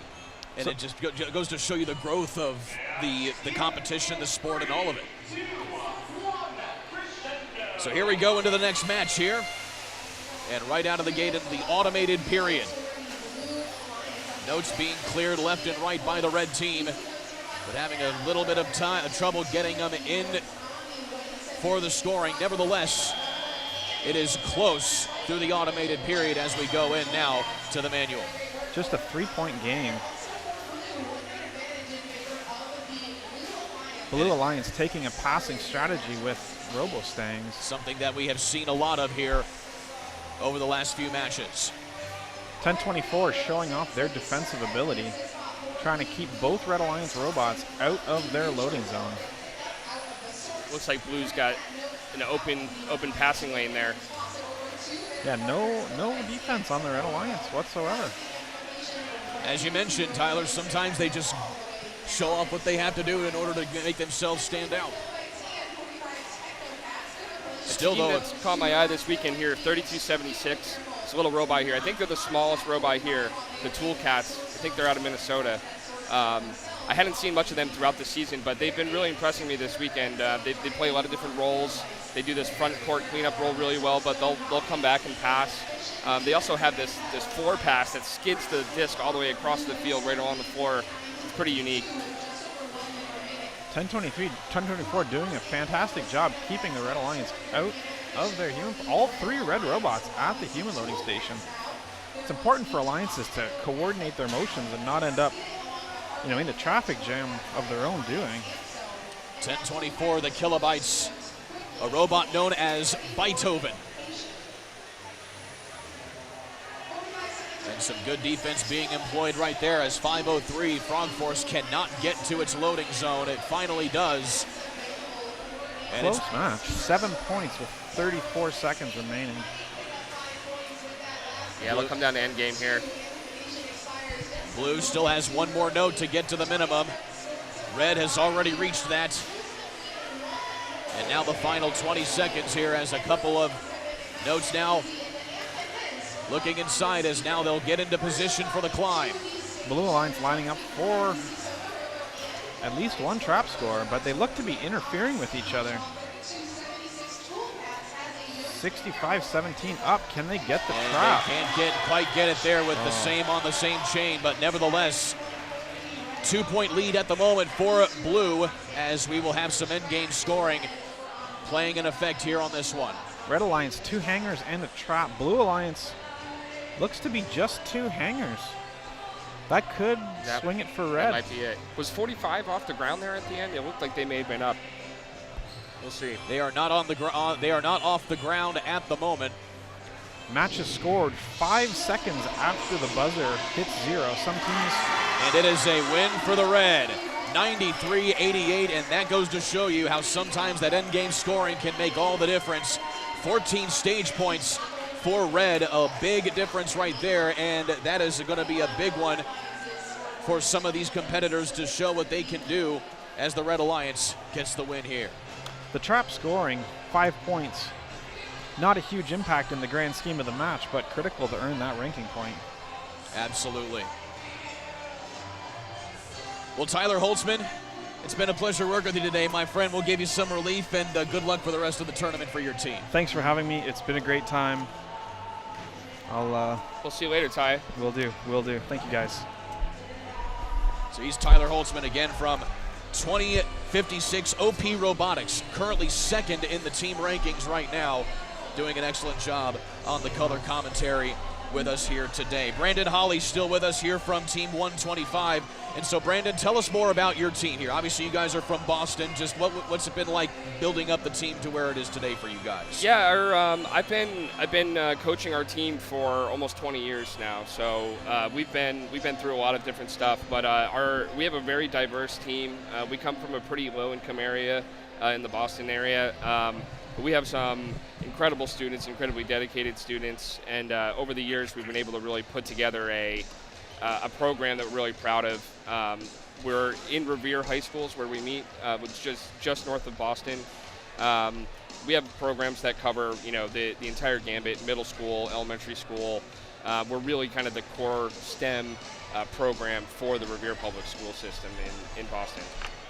And so, and I'm doing some research on you guys before coming here as well. If I'm not mistaken, you guys are very multilingual as well, from what I could see. Yeah, that's some really good research you got there. Yeah, our team speaks, I think, 17 different languages or something like that. So we're definitely a melting pot, but it's really a family. I mean, you talk to a lot of the teams here, they all feel the same way. You spend so much time together. You go through all the trials and tribulations together. It really becomes a kind of family dynamic. And coming from a low-income area, as you mentioned, how do you guys kind of navigate the tough issues with that regard, knowing that you guys can put together a good competitive Yeah, program? I mean, I think if you talk to any team that's here, every team here is an extremely successful team. They've we're the cream of the crop here. But if you talk to any team here, the key is building to the means that you have and figuring out how to make the program work for you. You can learn so much from other teams, but at some point in time you have to figure out how it works for yourself. And so that's taken us a long time to figure that out, but we've been able to put together a program that kind of gets the job done. And certainly a lot of other teams have been able to do exactly that as well as we keep rolling along through qualifying matches. Again, the elimination matches coming up a little bit later on this afternoon. For this next match ahead of us right now, you'll have the Digital Goats as well as the Dragons and Husky Robotics on the blue side. And then for the Red Alliance, it'll be Hackbots, Hammerheads, and the Foley freeze. Again, a few teams here kind of outside of that top 10 as far as the qualifying to be a team captain for what you're looking for going into the elimination rounds. So here, I would imagine here, Brandon, some more of that showing off what you can possibly see and what we can do to try and be selected as a backup. Exactly that, and you'll see teams here. They might be breaking out new autonomous modes. The calculus starts changing a little bit when the difference between being selected or not being selected, or maybe being selected higher, is a tool in your toolbox you have that you know you have, but you just haven't been able to demonstrate it on the field because your other priority is to win the match. So as the seeding becomes more and more solid, winning the match actually becomes less and less a priority for some of the teams that are a little bit further down the rankings. We mentioned this earlier with Tyler Holtzman about how getting those ranking points, even if you are in the qualifying spots at the moment, are still very critical. Jack and the Bot in a few matches earlier, they did not get the necessary points needed to stay at the top. They dropped 6 places. Which is incredible at this stage of a tournament, especially from that top tier. The teams really start to solidify, but it also shows how kind of tight that top 8 is right now. However, Mars Wars, they were 11th to start the day. They are now 9th. Yeah, moving up. That's how it goes. Every time someone goes down a rank, someone goes up a rank, by default. So, it's really interesting how this plays out when you get to the last couple sets of rounds for teams. Then, of course, your team at the moment sitting 3rd overall at the moment. Still, and I don't want to use the term comfortably there because of how much this can be. But yes, nevertheless, I would not use that term. Yeah, but at the same time, still indicative of how good of a performance your team has had so far. Yeah, at this stage, we have two really tough matches coming up, and I'll dip out of here in a little bit to go take care of our match for us. But we have 2 tough matches today. We're looking ahead, but we're also trying to keep it just one match at a time to get to that finish line. But I mean, being where we are now, I mean, we're proud of the performance we've put on thus far, and at this point, it's really just about trying to keep playing consistent and really finish out the string, in that qualification round. And then, the page turns when we get to playoffs, and it's a blank sheet, and everyone has an equal shot at taking it home. So final preparations being made here before we get going with this next match. Looks like one of the robots in front of the amplifier on the red side has a few technical issues still to work out here. And what's that feeling like, knowing that, you notice something right as you're on the playing surface with your robot? Yeah, there's moments there. Like I said, I've been doing this for a long time. There's moments there where you really need to think on your feet. That's what you can see some of these students and coaches working together. They see a problem. They're trying to quickly figure out how to resolve it. And it could be a number of things. It could be a mechanical issue that they've spotted. It could be an electrical, maybe a motor controller isn't on, or it looks like, you can read some of the lights here. You can see how the field is actually all connected. So it doesn't look like it's a connection issue with the robot right now. So it does look like there's some mechanical or electrical issue that looks like they got it figured out. Looks like they're going to go with what they have here. And because of some of the equipment in between us and the robot, can't quite see. Looks like that's team at 34-14 trying to figure out some of the issues with their robot. That's Hackbots with a bot by the name of Toothless. There you go. I was mentioning earlier, some of the naming is quite creative amongst these students. Yeah, it's funny. Every team kind of has a philosophy. Our team is the Neutrons. That's the name of it, but it's not spelled properly. And there's a reason for that, of course. It's the team was founded in a partnership with Northeastern University in Boston and Textron Defense Systems. So Neutrons. There you go. Neutrons. All right. But over the years, we have to pick a name for a robot. You try to come up with like a philosophy or a theme that makes sense, and that's how we end up with Momentum. So technical issues figured out. We are underway here in this next one. Shoreside midline contested here first before the amp side. Some hard bumping here amongst some of the competitors in the early going. 226 Hammerheads hammering their way through, living true to their name. Blue took care of business there on their side. Every team starts with 6 rings on their side of the field, and Blue ended up with 7 scored in auto, giving them the lead there. That's what you want to see. You want to take care of your discs on your side of the field. And Blue holding the lead here as they hit the final 2 minutes here of this match. Again, each competitor has to go to the opposite side of the playing field to go load in notes to try and score. So we're seeing Blue here. They're doing what, in the business we call a double feed strategy. I'm sure you've been seeing this, all weekend here. But yeah, it looks like 829, 3061. They're both working that source and feeding downfield to 302. Meanwhile, Red has jumped out to the lead as they've gotten very efficient in how they've been able to score. They are getting close to the minimum melody. 9-10, some good passing. Notes flying everywhere, as you can always imagine, going in and out. And a lot of the throwing strategy implemented as well. Interesting here, 829 was running that double feed. They've switched to defense now. 34-14, playing some defense as well. In spite of those technical issues, they seem to be doing quite well here at the moment as Red has really jumped out to a big lead. They have. I have to wonder if something happened with 829 there. The way they started this match with the double feed seemed to make sense, but it looks like they have multiple robots playing defense right now. The Blue Lions. 829 from the Walker Career Center here in Indianapolis. As we hit the final 30 seconds, and Red appears to be running away with this one at the moment. Good on Red. I mean, a lot of defense, a lot of robots on the Red source side of the field, or the Blue side of the field, but a lot of robots in their way. They've still been able to keep the disc moving downfield. You certainly notice, too, when teams jump out to a big lead like this, they seem to be feeling pretty comfortable to get into the climbing position. All three Red robots are off the ground. Yeah, with a full 5 seconds left, they're all sitting pretty. And Blue unable to quite get the final corner from 829 off the ground there. But a dominant win right here for the Red Alliance with Hackbots, Hammerheads, and the Foley Freeze. You're right on with that, too. The risk-reward calculation that's going on throughout the match, I mean, that's what the game is really all about every single match. And, the real-time scoring is a pretty critical component of that. And you can see here, teams that feel like they have a comfortable lead, they'll take a more calculated decision and try to make sure they get that extra ranking point.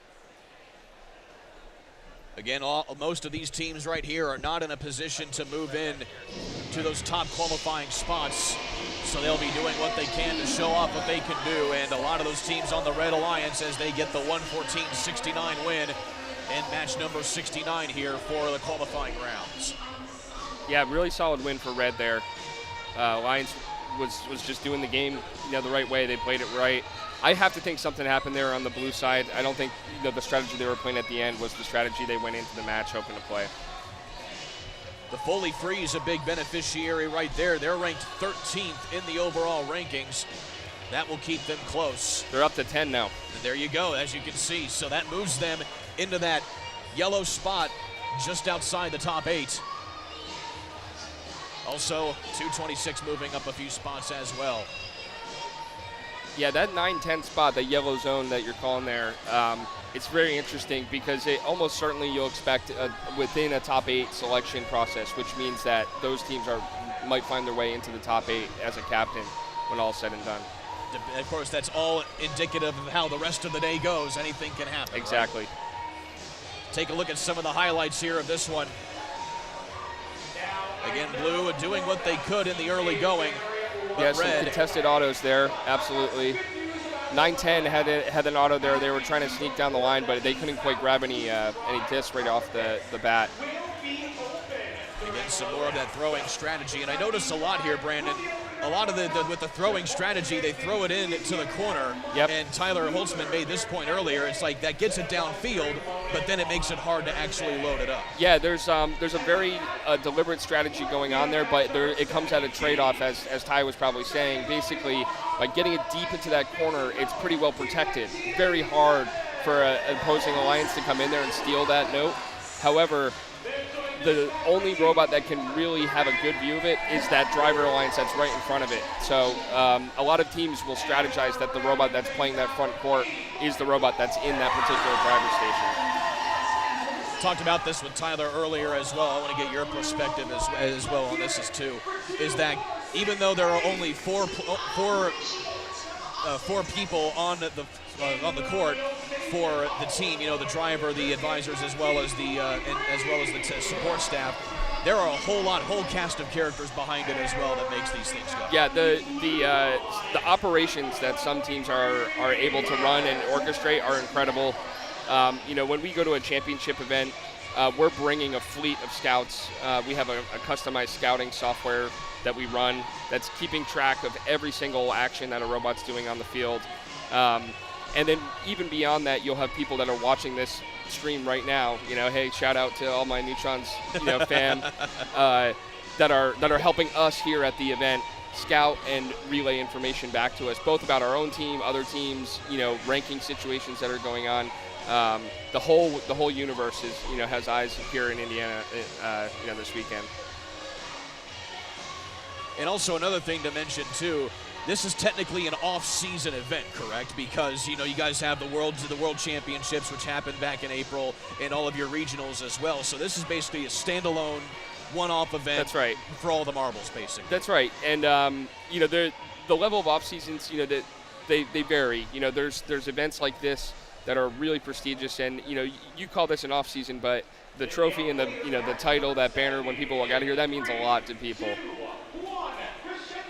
So here's the next match, getting off 1 minute early here. We have Team Appreciate Midnight Inventors and Mars Wars right there, ranked number 9 on the Blue Alliance. And then you have Denim Venom, the Blue Devils, and Bronco Bots making up the red. Really strong auto. Midfield has all the notes picked up.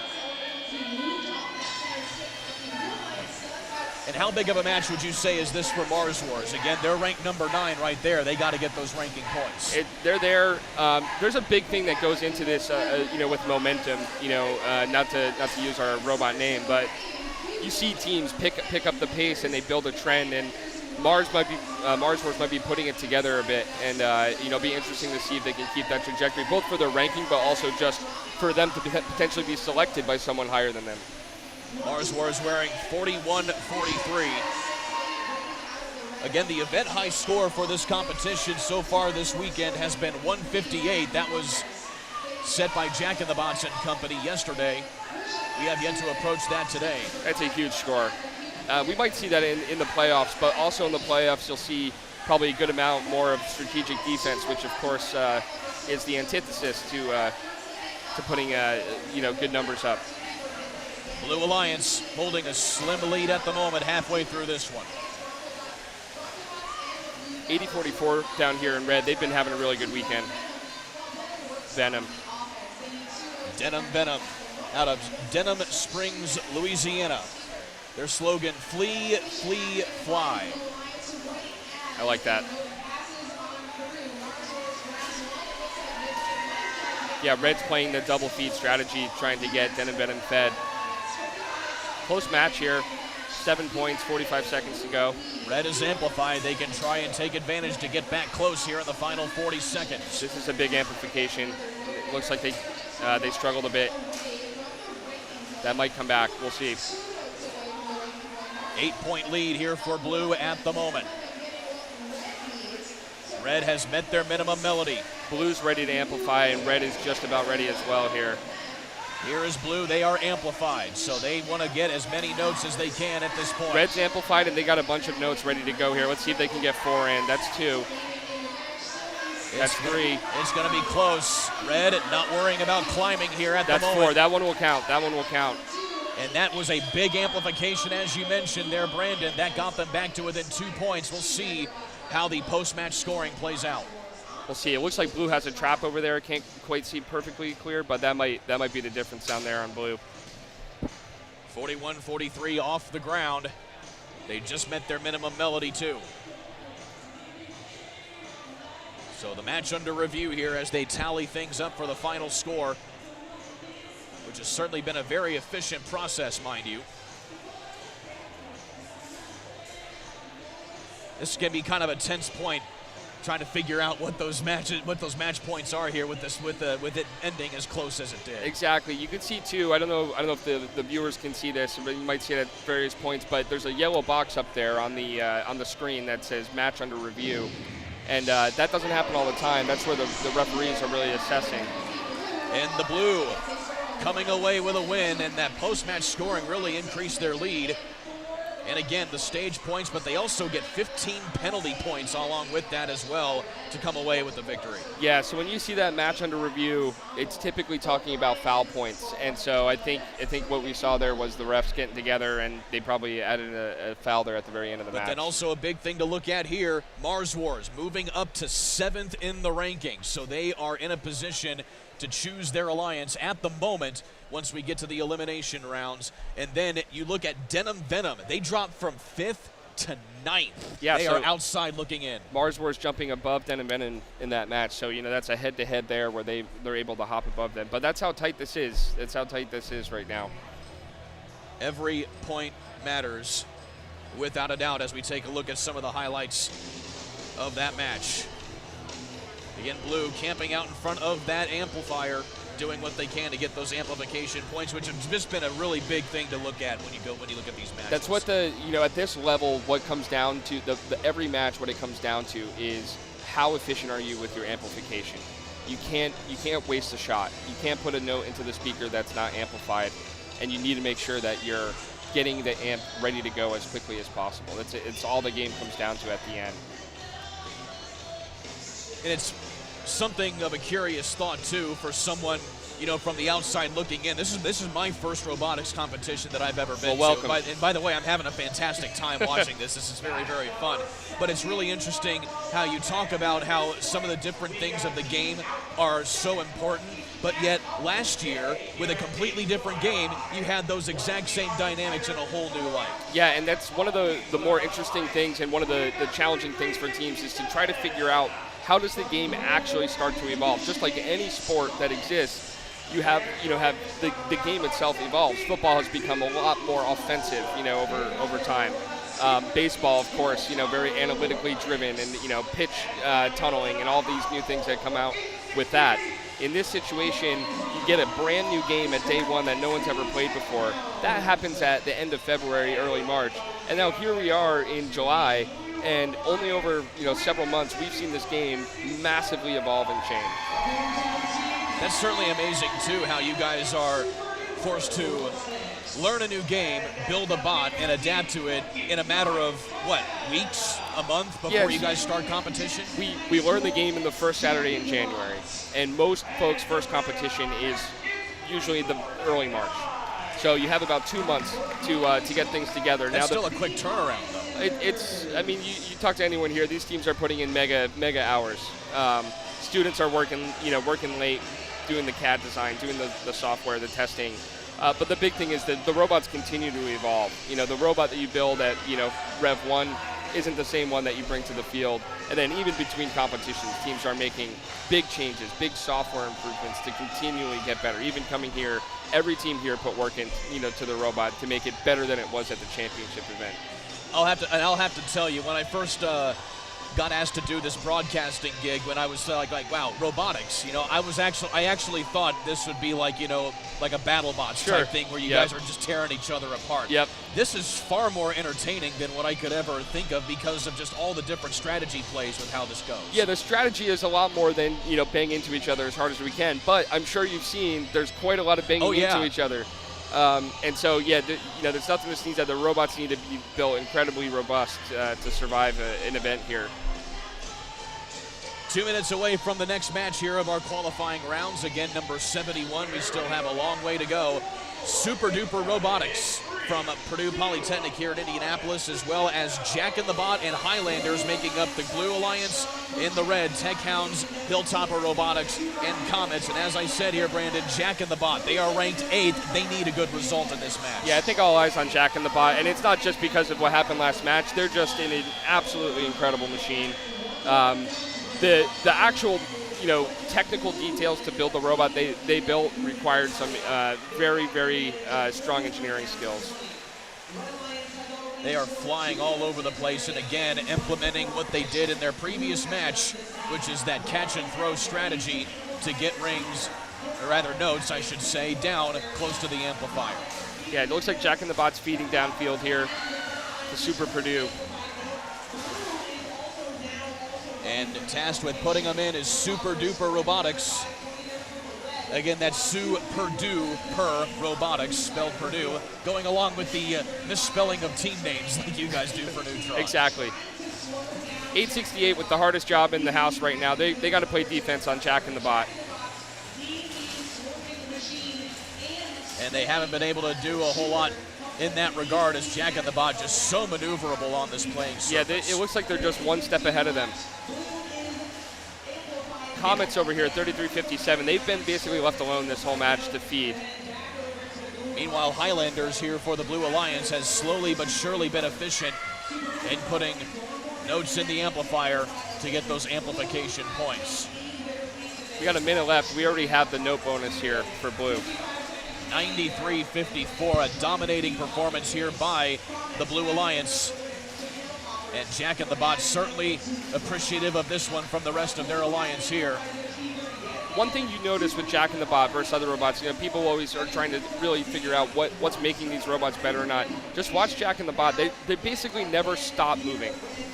Right? Even as they're launching these notes, they never stop moving.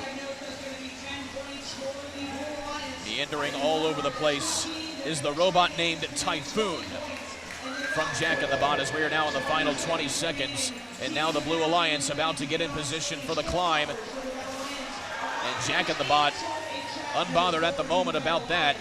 And now they get into position. Hilltoppers here, they got the trap. But this is a big score. But so do 74-57 with Super Purdue Robotics.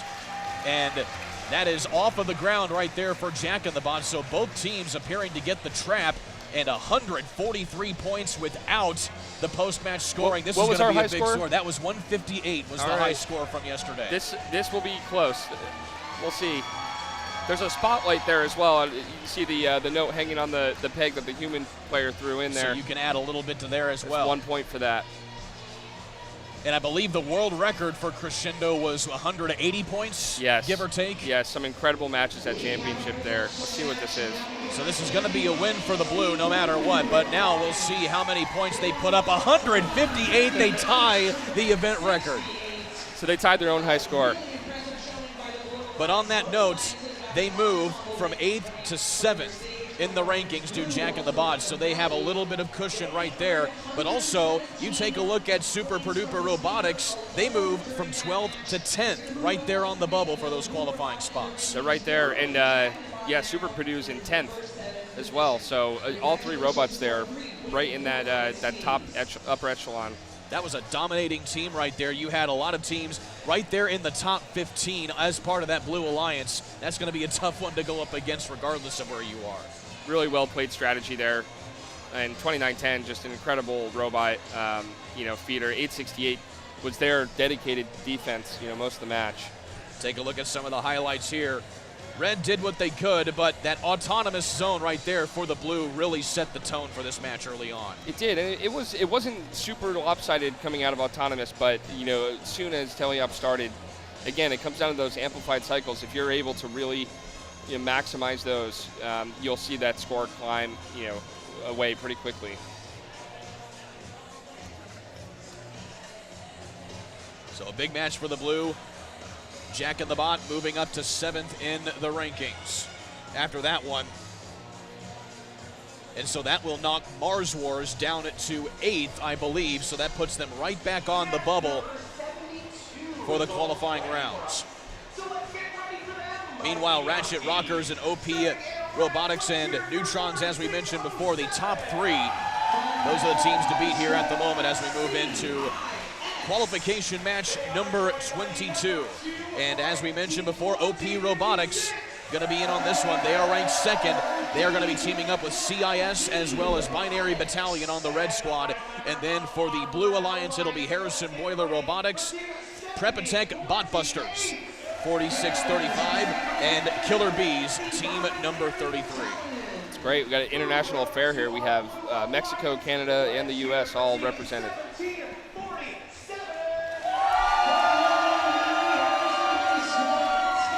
Certainly good to see how much fun they make it for the crowd here. It's a packed house here inside of Lawrence Central High School on the east side of Indianapolis. Rachel Baker, our match announcer, on the floor at the moment. does an excellent job of hyping things up. I also love the costumes sometimes as well. Killer bees fitting with their theme right there. Yeah, the bees branding is on point. Killer Bees also one of the longest running robotics teams in the nation out of Auburn Hills, Michigan, from Notre Dame Preparatory School.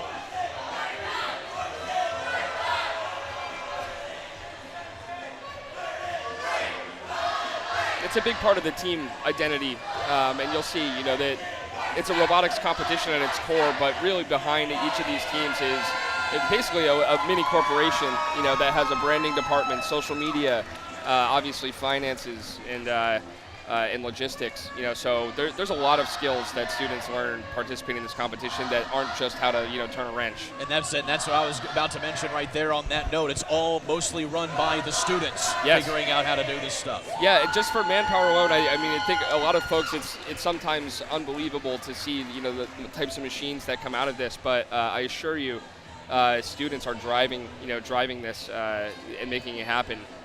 There's too much to do. You need the manpower. You got to watch 2056 here in red. They're set up in their the center spot of the auto. This is going to be a nice little auto that they run. Again, 2056 from Stony Creek, Ontario, Canada. They were part of that 158 scoring match from yesterday, and of course that record was just tied in the previous match. There they go. That's their 5th note that they scored there. And red wasting no time, 46 points in that autonomous period. That's a good start for them. If you see 2056 set up in that center position on the other side, you can basically pencil in 6 autonomous notes scored. They're that good. But now the real gamesmanship begins. So red's running double feed here. So they're 70-28 and 46-07 are both feeding 2056. Although a lot of the bumping and banging is among teammates rather than amongst competitors in this one. And that's a big part of it. Getting the flow dialed in is a huge part of a successful match strategy. Red's starting to feel it though. There's a mountain of notes over there in the red corner. And the red holding steady here at about a 30-point advantage. As a note almost flew out of the competition. Souvenir for a fan there. Yeah. They gave it back. Very generous. It's like a football, not baseball, where you can keep it. You have to give the football back. 91-56 here with 75 seconds remaining in this match. I'm a little surprised Blue didn't try to play defense in this match. Betting 2 red robots double feed 2056, who arguably is the best robot in the world in 2024, is a pretty tall mountain to climb. 70-28's jammed here. They're trying to unjam in the middle of the field. And they're able to at least move around a little bit. They got it. Good for them. And so there are remote fixes for some of these robots. There are, and this a bit again as you figure out the robot, you learn how to fix it, and teams that can do this stuff on the field, it keeps them going. We're at 140 points. There's still 30 seconds left. This might be the new high-scoring match of the weekend. They have another amplified cycle ready. Here we go. So there's one in. They're trying to grab another. They can't quite see it. This is the vision problem that we were talking about before. They might get a second one in here. Red also, rather blue, getting one of the ringers here on top. Yeah, that's the spotlight. Uh-oh. 3 seconds left. They need a harmony to get. Oh, no. Meanwhile, blue is able to get all the way up, but red cannot get there. Still a dominating performance for the Red Alliance, and we'll see if they're going to be able to surpass the 158 points once we get post-match scoring taken care of. And it did look like 4607 got the trap there. 2056 has this last-second climb. They use a pneumatic system that triggers when the time hits 0. So as long as their hook is near the chain, they'll actually get off the ground. With 5, it's scored after 5 seconds. Literally after right time to go 0 at the last second. Meanwhile, 36 of 21 note points right there for the Red. That was very efficient scoring for them as post-match scoring is tallied up. Yeah, if you look over at Blue here, right? I mean, it's a lopsided score right now, but Blue put 26 notes up. which is nothing to sneeze at. That would win a lot of matches here today. But leaving that 2056 robot undefended with 2 robots feeding it, kind of a predictable outcome for people that have been following along all season. Can certainly be tough to put that in perspective. So they get the bots off the playing surface. We await the final score from match 72 here of our qualifiers. Moving right along in competition, we started at about 9 o'clock this morning. It's now about 10:30 here in the Indianapolis area, and we still have 14 more qualifiers to go before we get to the elimination round. Can certainly be long days, these robotics competitions, to say the least. To say the least. Yeah, most people here are up at 5:30, 6 o'clock, and then a lot of folks will be here. Wow, there it is. New high score, 161 points by the Red Alliance, made up of CISOP Robotics and Binary Battalion. Really impressive match for Red there. 125 speaker points. That is impressive. And again, 2056, probably the most valuable bot of the match right there. Yeah, this autonomous mode they have is just absolutely incredible. They've been running it all season, and it puts up 5 or 6 notes every single time. And Blue doing what they could in front of their own amplifier there, but just the efficiency of the Red Alliance that time, able to get the job done. Blue having some traffic problems too, you see on the highlights. Again, talking about that flow piece of things. 3 blue robots all crammed in the offensive corner. That's not what you want to happen during a match.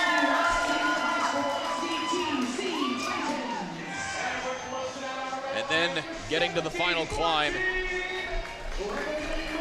33 just getting in position right there at the final second. Here's the 2056 last second climb. So they just get that hook above there, and that entire lift mechanism is just air powered, and once they trigger it, the timer can hit 0, they're still going to get off the ground. Just barely, but they got it.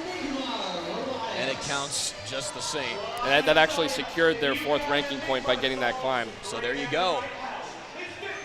As 2056 now still firmly in 2nd place in the overall rankings behind Radget Rockers. Now we move on to this next qualifying match. On the blue side, Masquerade, powered by Enigma Robotics, and then Hemlock, Gray Matter, and Robonauts. And then for the Red Alliance, it will be more Robotics, TC Titans, and that one team, our Next Engineers. Look out for Blue here.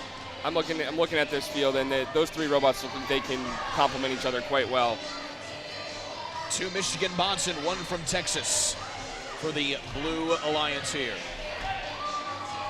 118, the Robonauts, they've played the most matches in the world this year. That's crazy. In fact, Robonauts coming into this match this year,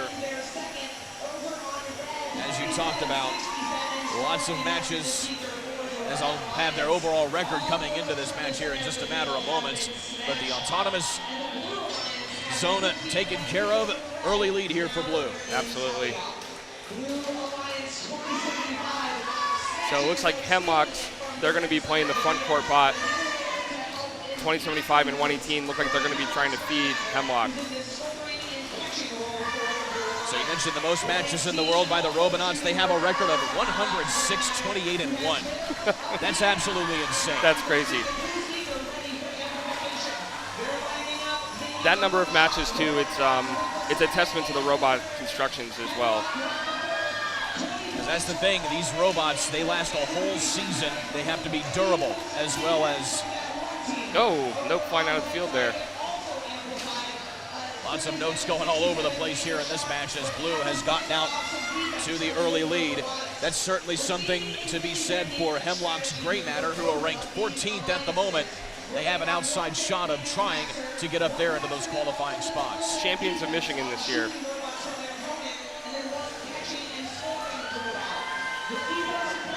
.65 seconds left here in this qualifier. there's definitely been some struggles. 118 has been struggling a bit here. That robot, incredibly impressive, but you can imagine so much to control. There's a lot to go wrong. Running into a lot of the apparatuses here as they move through. 118 carrying a few different notes there as they get it into the amplifier. Blue amplified now to try and stretch things out a bit. And they crossed over the note threshold there too, so they have an RP in their pocket. Final 30 seconds. Ranking points all so important. Hemlocks has a really interesting trap mechanism here, but they've flipped over a couple times doing it this weekend, so let's see if they can get up successfully. Trap point there for Enigma Robotics. 3 seconds to get up onto the chain here for 118. They cannot get up. They didn't get it, but they got another trap there, so Hemlocks did get up. So 2 out of 3, no robots in the air here for the Red Alliance. It looked like Red was trying to get a harmony there, but they couldn't quite get it. And that's the risk reward that you go through. You try to get 2 robots on the same chain. It's harder, it's worth more, and it helps you work towards that ranking point. But obviously, it can go wrong pretty quickly. So 117-77, the score at the moment before final scoring is all tallied up. Good match for Hemlock Gray Matter, all things considered. They'll get a few ranking points. Yeah, this looks like a 4. We'll see. I don't think we'll be surprised, but I'm interested to see where the rankings shake out coming out of this match. So the score is in. Blue getting the win here, 134-79. Very solid score. And that is a big jump for Hemlock's Gray Matter. They move from 14th to 11th. Still outside looking in for them, but in a great spot to possibly get a selection as a backup if they can't quite get into the rankings. They're in a great spot there, absolutely. All 3 of those teams are in a good spot there. I think all 3 of them will be happy with that match. Couple highlights here. Again, Red just struggling all around, all things considered. Yeah, their auto, it looked like it didn't quite go to plan. They got beat to the midline. That auto race to the midline is really important. It really can tip the scales one or the other. Meanwhile, Blue efficient getting the notes downfield. And at 2075, Enigma Robotics, they had a pretty solid match in their own right there. Yeah, they started strong in auto, and they kept it going in teleop. They really kept Hemlock fed. You know, even when 118 was having a couple little issues in the corner there for a moment, they kept Hemlock going and kept the pressure on Red. So we're moving ahead of schedule here now as we're already about set for the next match here of our qualifiers. And here we will get our first look of the day at Ratchet Rockers. They are the #1 ranked team, 1706 out of Wentzville, Missouri.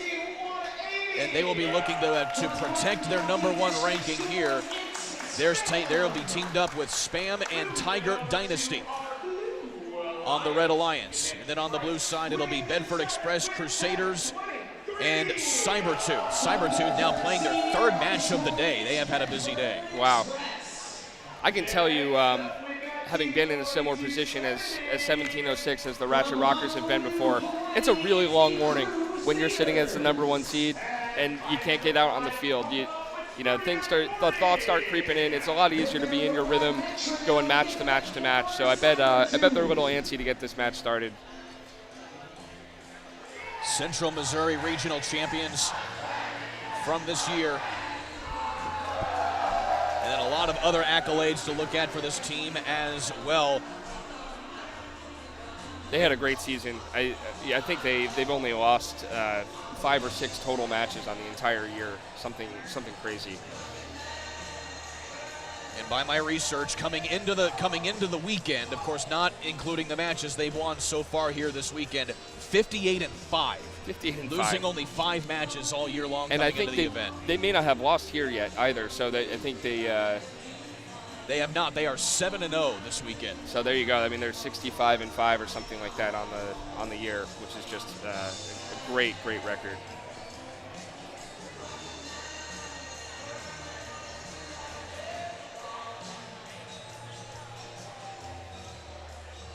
And by the way, Ratchet Rocketers even more impressive. There is only one adult mentor. The rest are students making up that organization. It's pretty impressive. It is impressive, and you'll see this. Every team is completely unique. They're all made up certain ways. Sometimes you'll have a very student-driven team, and other times you'll see a much more balanced team where it's more of a partnership, and the mentorship is really more direct. But the great thing about First is an FRC here, and any formula is okay, and any formula can be successful. So we're underway here in what is a big match here for Ratchet Rocketers. They've been sitting all morning. They finally get in on the competition. They're happy with the start of this auto here, I think. Missed a shot. Again, they've been averaging about nearly 4 ranking points a match so far this weekend. Close coming out of auto, one note advantage. So Blue Alliance keeping it close though here as we go into the final 2 minutes.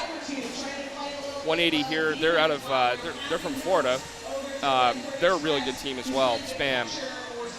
I imagine that Ratchet Rockers was pretty happy to see them on their schedule as a partner.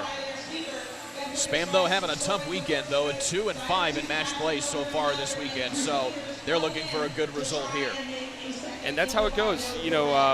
Sometimes the schedule gods work in your favor, sometimes they don't. Sometimes the robot just doesn't quite work the right way. Tiny little thing can spin into that, but I think everyone here is aware of what all these teams can do, and it looks like Red is running a full cycle strategy. Meanwhile, both teams amplified here for a little bit as Red is able to keep Blue at bay ever so slightly with 70 seconds left. Some really interesting strategies going on in this match that I'm looking at right now. I see 1706 has been running cycles, so that's what we call just running back and forth to the source and scoring that one game piece. 180 has been doing a similar thing, but they'll occasionally mix in a pass. And some tough going right there. That's going to be a holding penalty possibly here for Blue. And they got to get to 5. They got to get to 5 on that count. You can see the ref wave it off, meaning that the defensive robot has backed far enough away to remove themselves from being penalized. That was almost a penalty there on 42-70 there, the Crusaders for Blue. 1706 Ratchet Rocketers were on the receiving end of that. And now Blue in kind of a full defense mode here at the moment, in spite of the fact that Red has a big lead in hand here with the final 10 seconds. Ratchet Rockers here are in a little bit of a tough situation. Let's see, they only got 5 seconds to get that trap. Oh, they missed their hook. But they were able to get it up quick and just in the nick of time. And that did it for them. Getting all 3 robots off the ground will get that ranking point. It's amazing how quickly this machinery can operate, and it just pays off right there for Ratchet Rocketers. They get the trap point, but now we'll see how many ranking points they can get to try and maintain that #1 ranking, which they should do coming out of this match. We'll see. Match under review, as always, make you sweat a little bit.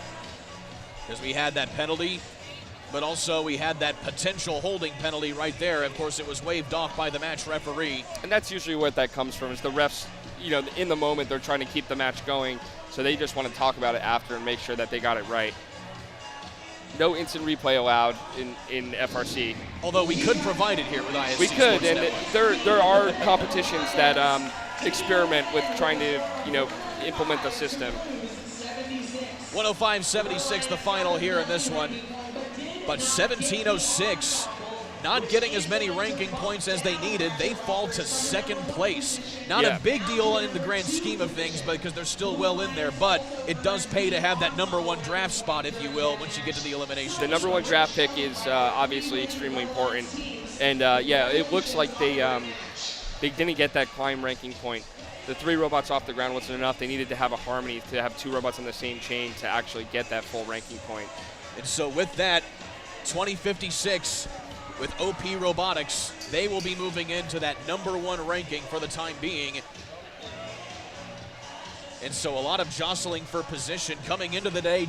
Jack and Bot was the overall #1. They have now since fallen to 7th, and Ratchet Rocketers down to 2nd with OP Robotics moving up to that top spot. I'm gonna have to jump out. Okay. You wanna do it now, or? I can stay for a couple more minutes. Yeah, we'll just wrap up here real quick, and then I'll send you on right now. So an excellent match right here for these competitors, and now some implications in the rankings going forward. Well, Brandon Holly, I understand you have to go get ready for your own match with Neutron's 125. Best of luck for the rest of the competition, and certainly great work that you guys do with these competitors. Yeah, appreciate it, and it's great seeing you here. We've gotten a lot of compliments, from our team about the broadcast you guys are doing. Thank you, appreciate it. It's very cool to see you out here, and you'll see us out there. We're in match 76, so we'll be out there in a second. Sounds good. Well, appreciate it. Thanks for coming on here. Appreciate Best it. of luck. Thanks, guys. He's Brandon Holly with Team 125 with Neutrons. Again, Kurt Darling here flying solo for a little bit here before we have a few more cast of characters coming along. And you have a lot of fanfare amongst the competitors here with this robotics competition.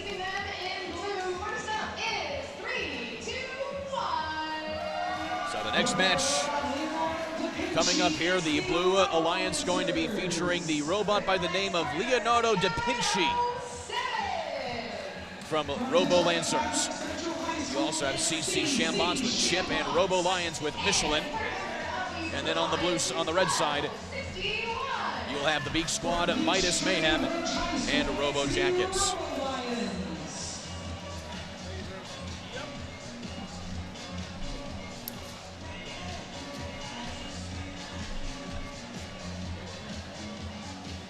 Again, to set the scene again here, 15 seconds of autonomous play here for these squads, and each match before they go into the next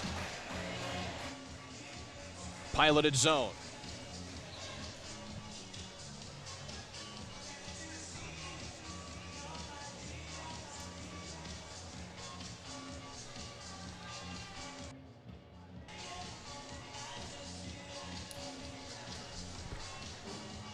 Match 75 here, just 11 more qualifying matches to go. It's already been a fun and exciting day here as we've gone for about an hour and 45 minutes of competition.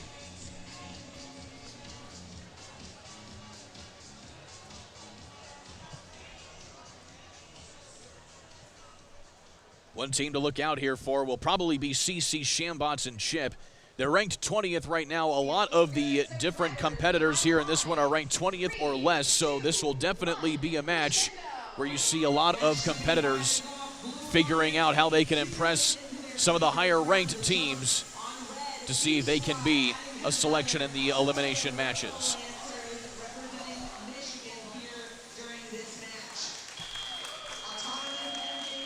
.40-28 from Beak Squad from Cincinnati, Ohio. They're going to look for a good performance here as well. .321 Robo Lancers. They are from Philadelphia, Pennsylvania, from Central High School.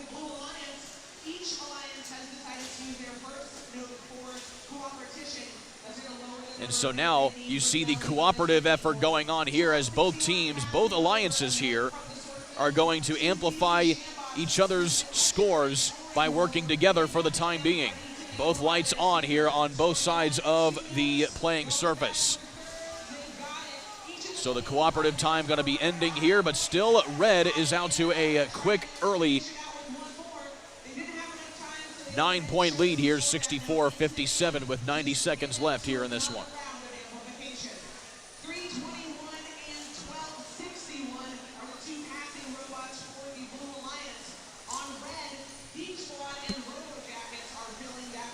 .59.07, CC Shambots from Novi, Michigan. They're moving right along as well.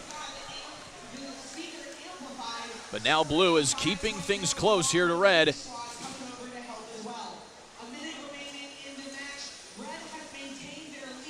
And a little bit of defense being implemented here by .321 Robo Lancers.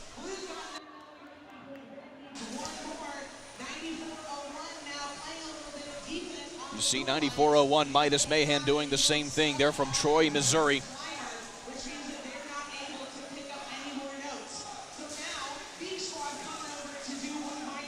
Needing a few more notes here are red now, as blue have really been able to be efficient here over the last few seconds. Blue is over their note requirement here with 26, but now red is amplified and they get back close again. This will be a close one once the match scoring comes into play. We have a penalty also in play here from the match referee inside. Already up 35-38 Robo Jackets trying to get some extra points here on the climb, but they cannot quite get the rest of it to go. And it is awfully close here, 105-103 the score here at the end of this match. But we'll see where the post-match scoring comes into play.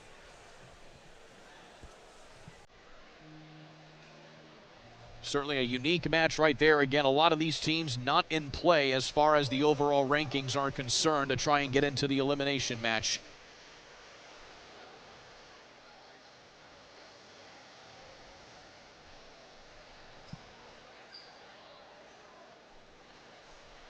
And the next competitor is getting lined up here as we await to see who will be the victor in this one. Match number 75. Quick on this, and it is going to be red. 115-108. They get just enough points right there, and the key difference, stage points for red. They get 12-3 right there. And then the rankings shuffled up just a little bit as far as that is concerned, but not much to really impact the top rankings. 2 penalty points as well for the red. And that's in spite of the fact that blue came away with 91 speaker points. They lead in that regard. But those stage points are really what did it right there for red. Let's take a look at some of the highlights here. In the early going, the autonomous zone. Plenty of scoring there from blue in the early going, and that might have been an impact there, but red was really efficient getting their amplifier up and moving. And then also you had a couple as well getting some key strategies here in front of their amplifier.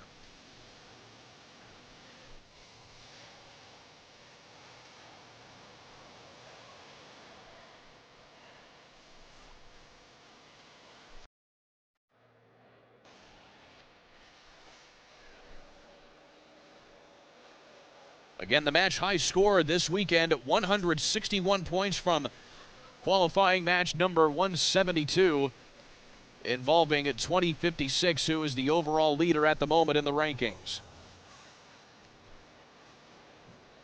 OP Robotics out of Ontario, Canada. We had one of their advisors, Tyler Holtzman, with us earlier on the broadcast. We'll have a few more characters as well as Andy Baker and other organizers from the competition make them available.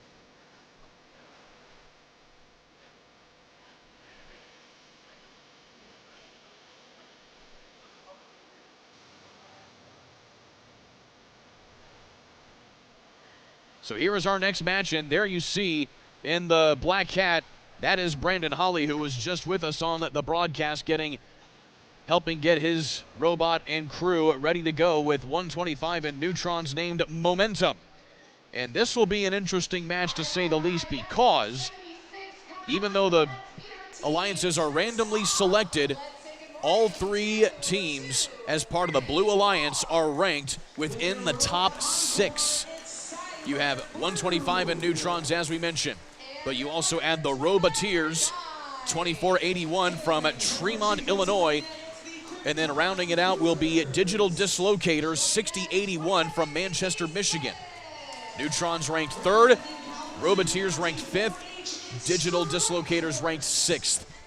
So this is going to be a tall task for the likes of the Red Alliance, which is made up of Strike Force, Krypton Cougars, and Cyber Blue.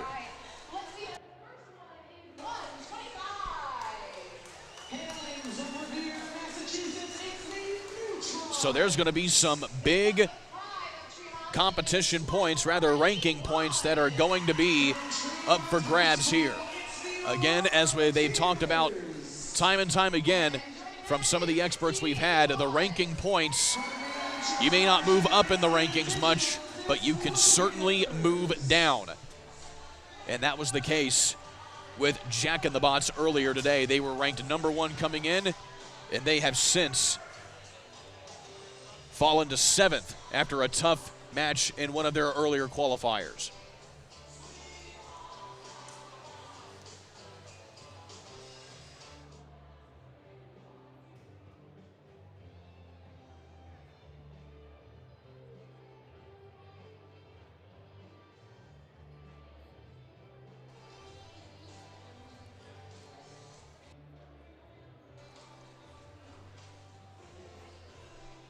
So waiting for things to get set here for this match. All teams appear to be ready to go as both teams are lined up, and the thumbs up given by the game master. 3, 2, 1, crescendo. So let's see what can happen here with the Blue Alliance.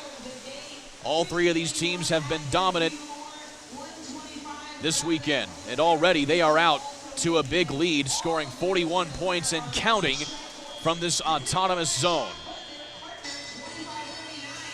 2:15 to play here. Manual control now given to the drivers of these fantastic machines. You see 6081 out there, digital dislocators, one of the smaller robots of the field. Also 2481 Robotiers, they are also not much smaller as well.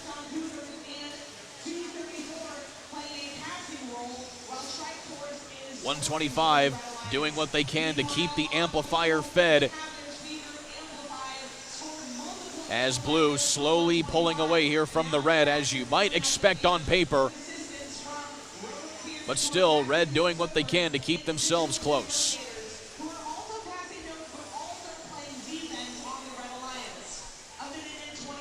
Some defense being played here by the Blue team as well. 234 on Cyber Blue, camping out there underneath the trap. And now slowly but surely moving through. They are the thrower here for the Red team. As you see, 2767 Strike Force taking care of the amplifier. The Red team has been surprisingly efficient here with their amplifier so far, as they keep moving through. Now 20 points down. Blue team amplified. 45 seconds left to play here in this one, and it is a big match again. Ranking points on the line for all three of the blue team members. Neutrons, Robotiers, as well as digital dislocators, doing their best to keep things at bay as they move now to 120 and counting. Again, the match record today, 161 points. That may be in play here, depending on how the post-match scoring plays out. Final 15 seconds. Already hitting their quota and then some have the blue team, and now they will put themselves in position to get trap points. Again, the ranking points on the line here with this one. As they try to get up off the ground, they just does there that time by at 2481. And so it looks like it'll be some trap points, and 142 points put up by the blue team as we await final scoring here in this one.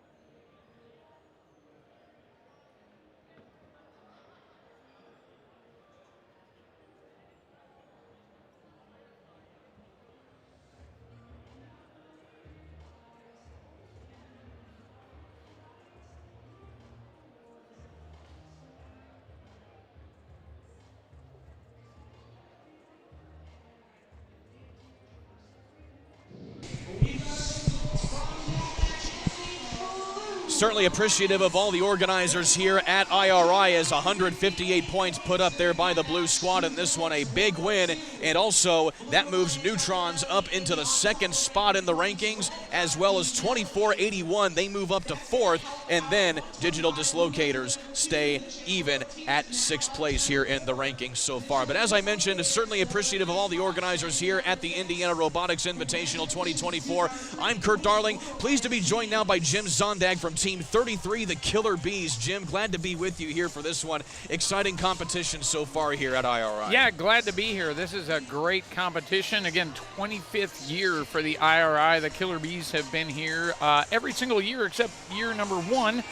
And have won it a few times over the years, but yeah, it's really shaping up to be the all-star game of first, as its reputation forever. Yep. And of course, 33, the number as you mentioned, that means you guys are one of the longest running teams that has been involved with First and IRI. How has it been for you guys to have a team with such longevity for you guys to be like this? It's really great to see like the evolution of this sport. We started in 1996. You know, back when there were less than 100 total teams. Now we have over 3,500 teams. You know, it's international. It's really just grown into a phenomenon.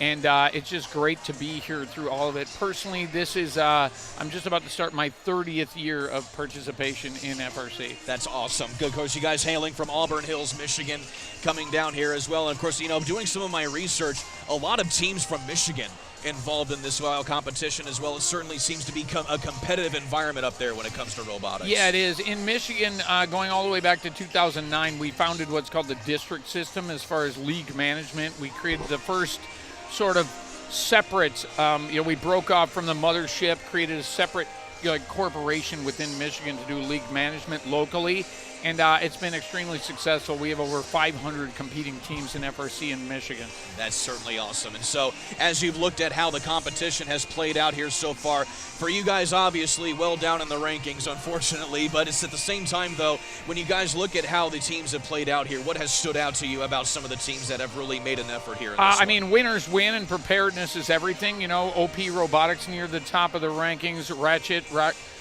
near the top, Jack in the Bot again, so a couple of last year's winners. You know, not surprised, quality wins. Those are quality teams who have long-standing reputations of excellence.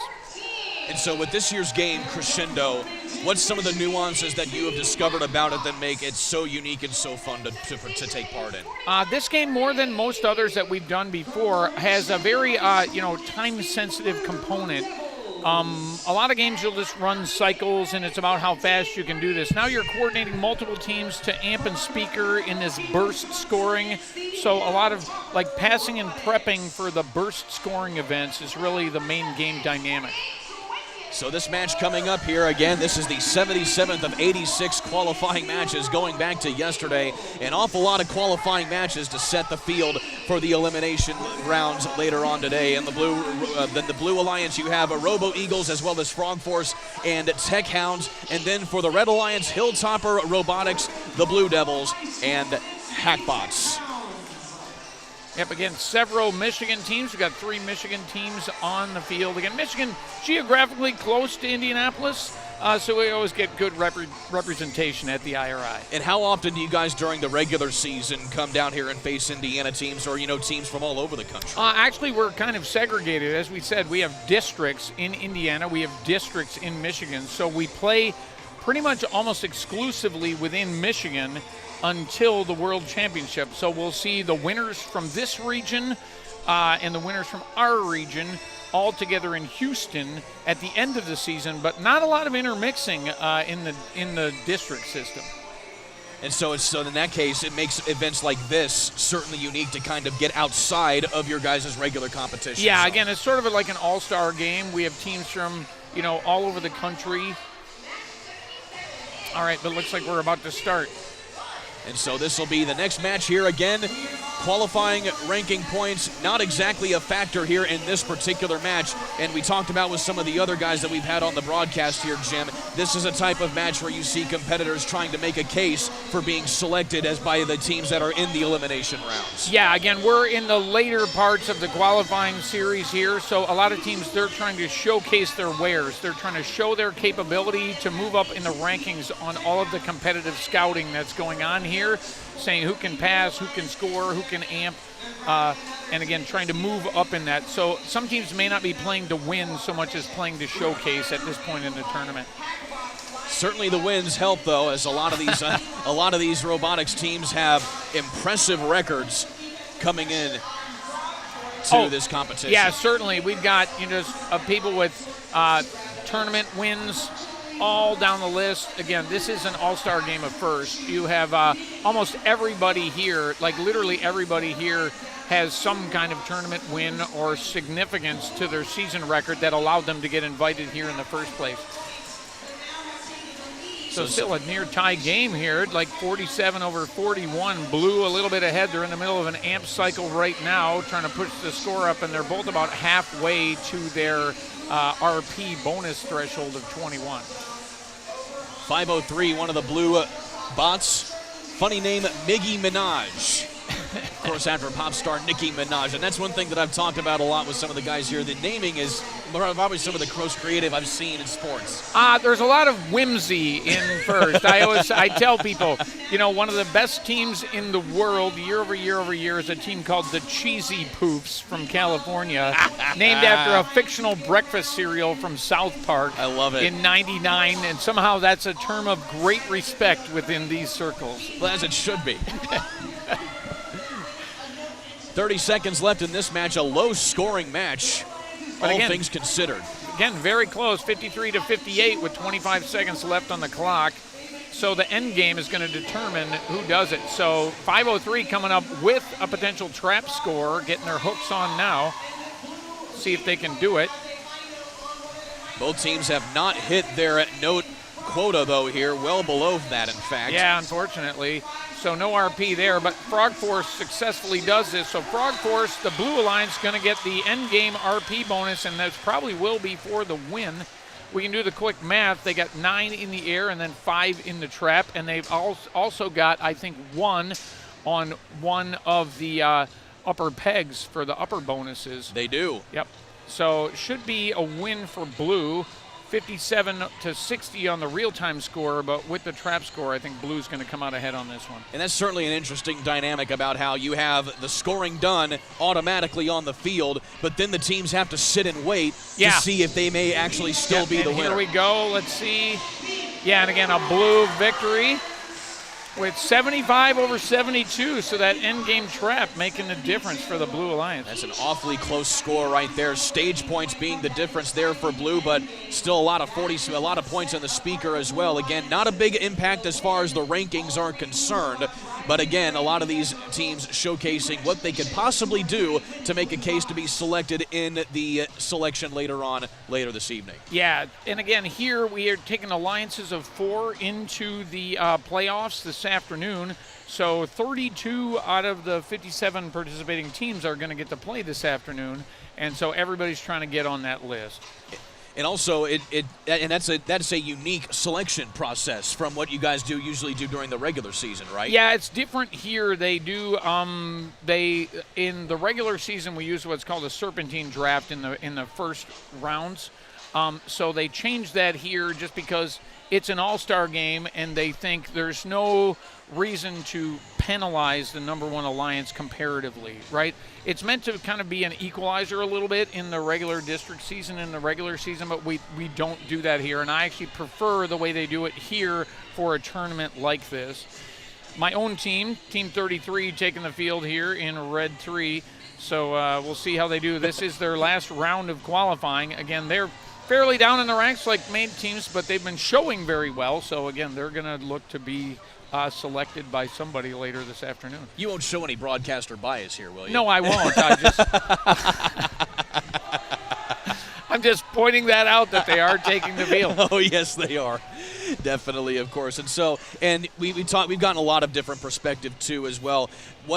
Can you talk about the manpower that it takes to get these robots ready to go and also to last a whole season when it comes to this? Yeah, again, those are two great questions. So it's about 2 months of effort to build a robot. You know, it used to be 6 weeks, now it's 8 weeks. You have about 8 weeks from when they give you the game challenge to when you need to have a finished vehicle. That really involves pretty much working on it every single day. I always say it's like having 2 full-time jobs for that period. I'm the team leader. I'm there at every session. We work 6 days a week pretty much through that whole period to make that happen, you know, with a team of, you know, it varies on the students, but we have, 25 people or so actively working on that daily for 2 months. And then 2 months of hard competition leading up through the end of the regular season. So, yeah, build quality and durability, super important. And the robots keep getting faster and more powerful with each passing year. Absolutely. So here you have another match that, again, will probably not have a whole lot of implications on the rankings as far as it's concerned. However, Pepitech Botbusters, they are ranked 19th at the moment, so they are certainly at least within that top 20 threshold to be selected and get a good opportunity here. They are going to be teaming up in the blue squad here with RoboStangs and Red Alert, and then on the red side you have Kilobytes, Comets, and the Killer Bees, as you mentioned before. Yep, Prepatech, one of our teams from Mexico, coming all the way up here to Indianapolis to compete. Again, great growth of the Mexican FRC tradition, too. It's been growing very steadily the last couple of years. Teams from Mexico, Canada, and the United States represented here today at the Indiana Robotics Invitational. Yeah, and even within the United States, teams from as far away as Seattle and Hawaii coming all the way here to Indianapolis today. Jack and the Bots, one of those as well from Washington. They were ranked at the top earlier on, and we've talked about that a lot as well as we get this match underway here, Jim. But it's the fact that ranking points are so important because you don't move up in the rankings much, but you can certainly fall a lot. Yes, again, it makes it much more volatile, right? There's in regular sports you have win-loss tie, 2 points per game that are going into your season total. Here, like with each match, we have 4, so you have twice the volatility and the ranking impact. Killer Bees moving around early here to get notes in position in front of the amp. Yeah, but the Red Alliance had a disadvantage coming out of autonomous mode, so they got some ground to make up, 29-40 on the board right now. Throwing strategy here from 33-57 and Comets in front of their loading area. Certainly setting up Killer Bees an awful lot here for the red, but on the blue side, doing much of the same thing here, really working efficiently is RoboStangs in front of the amp. Yeah, amplified cycles on both sides at the same time, so blue keeps their lead over red here with 1:35 to go. Already 90 seconds left to play here now as Killer Bees has taken over the throwing duties here for the red. Yep. Here come Comets back in here. They're going to amp again, try to get another amplification cycle going. But still the blue holding on to a lead, in fact growing it just ever so slightly as Pepitech leading things here for the Botbusters. Yeah, again, Prepatech, great robot, great team from Mexico. Again, running these full field pass cycles. Doing great. Killer Bees running all the way down the field, taking another ring from the source, coming back, getting ready for another amplification cycle here. But still, big gap with 42 seconds left on the board, 86-61. Amplification here for the red to try and close the gap just a little bit. Yeah, so I think the red strategy here is going to be to close out they need 21 pieces scored, which they now have. They got 22 on the board.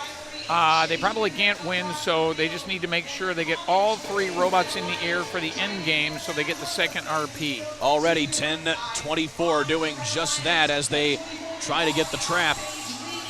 Getting in position now is Comets as well. Blue now getting in position for the climb here in the final 5 seconds. Yep, and Blue is going to get the trap point just barely as we have a broken note underneath RoboStangs. That'll still count. RoboStange, you have to be elevated for 5 seconds before falling back down. We'll see what the refs say about that. They came down fairly quickly after the buzzer, whether they get that, but they'll get the end game bonus because of the trap score. And clear point win by Blue, 112-86 on the real-time score. You should have a score of 95 total on red.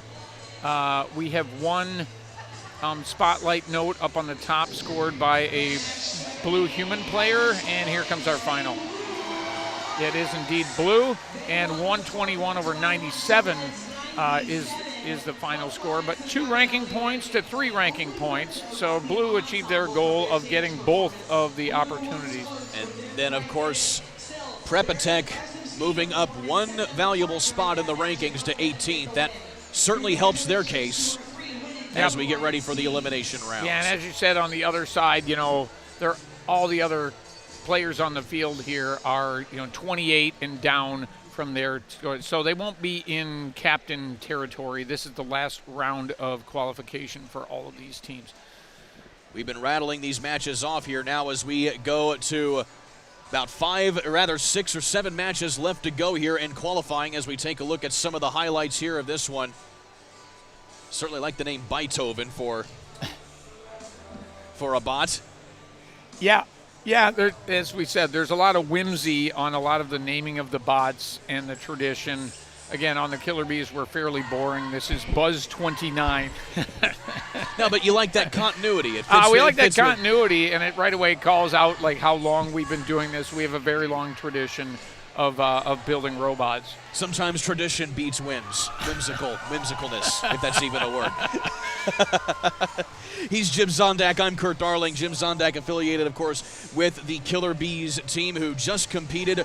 And now we move into another match here, Jim, that now will have some ranking implications here. You have Super Perduper Robotics and Denim Venom teaming up with Dragons on the red. Both Super Perduper and Denim Venom ranked 9th and 10th here. So ranking points are going to be a pretty big deal here when it comes to this match. They're going to be going up against the Blue Alliance of Binary Battalion, that one team, Our Next Engineers, and Technocats. All right, yeah, and again, Denim Venom is great to see.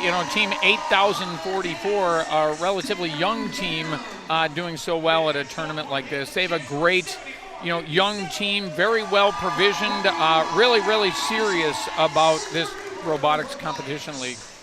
And for anybody who may not be familiar, who are just joining us, each new team that gets brought up into the first competition, they are assigned a number, and so you keep going up as many numbers as there are. Some of our competitors earlier today said that this is the first year where you're going to have 5-digit teams. Yes, 2025, we're expecting 5-digit numbers over 10,000 for the first time.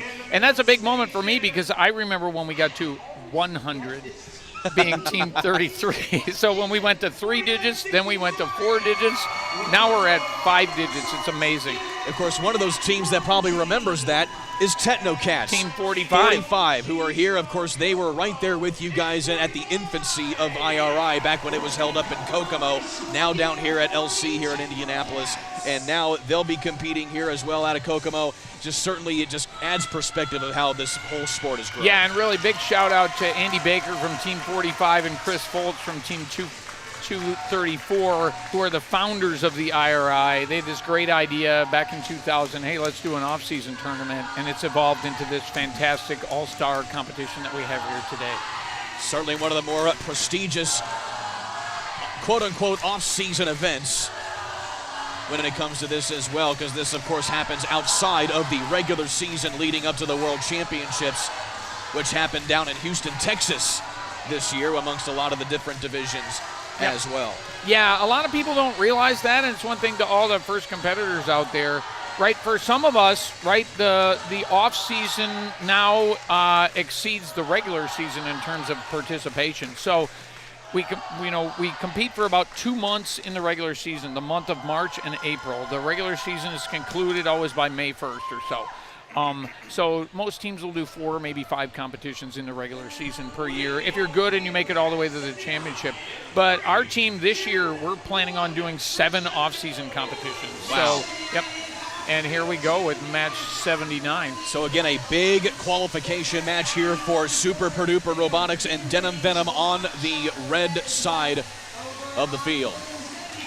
And not a good start here for the red, as they are now 5 in the hole from the auto zone. Nope, they ended up with the real-time scoring catching up 31-26 coming out of auto, and now we start the teleop cycles, but it's going to be neck and neck. We'll see who can pull ahead. Couple ranking points in play here as red starting to find their rhythm here into the final 2 minutes. They're amplified. They can add to their lead now.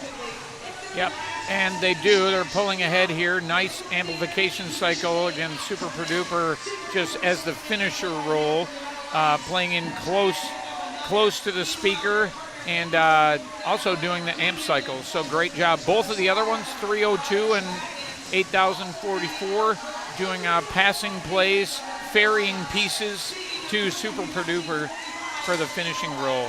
Another amplified cycle going on both sides of the field right now. And red is slowly but surely pulling away here as a note nearly gets caught in the rafters of this gym, just showing how much power there is in the launchers on these robots. Yeah, but a 2-to-1 advantage on scoring for red right now, and almost on the real-time score too. They have over 20 discs scored with 11 on the other side for blue. Amplified cycles on both sides with 1 minute to play. Again, even though it appears to be a blowout at this point for red, they are not going to take their foot off the gas because they need those ranking points. Yeah, but they got the first one. They have 26 rings against the 21 target, and so now it's really just a matter of maintain the lead and don't screw up the end game.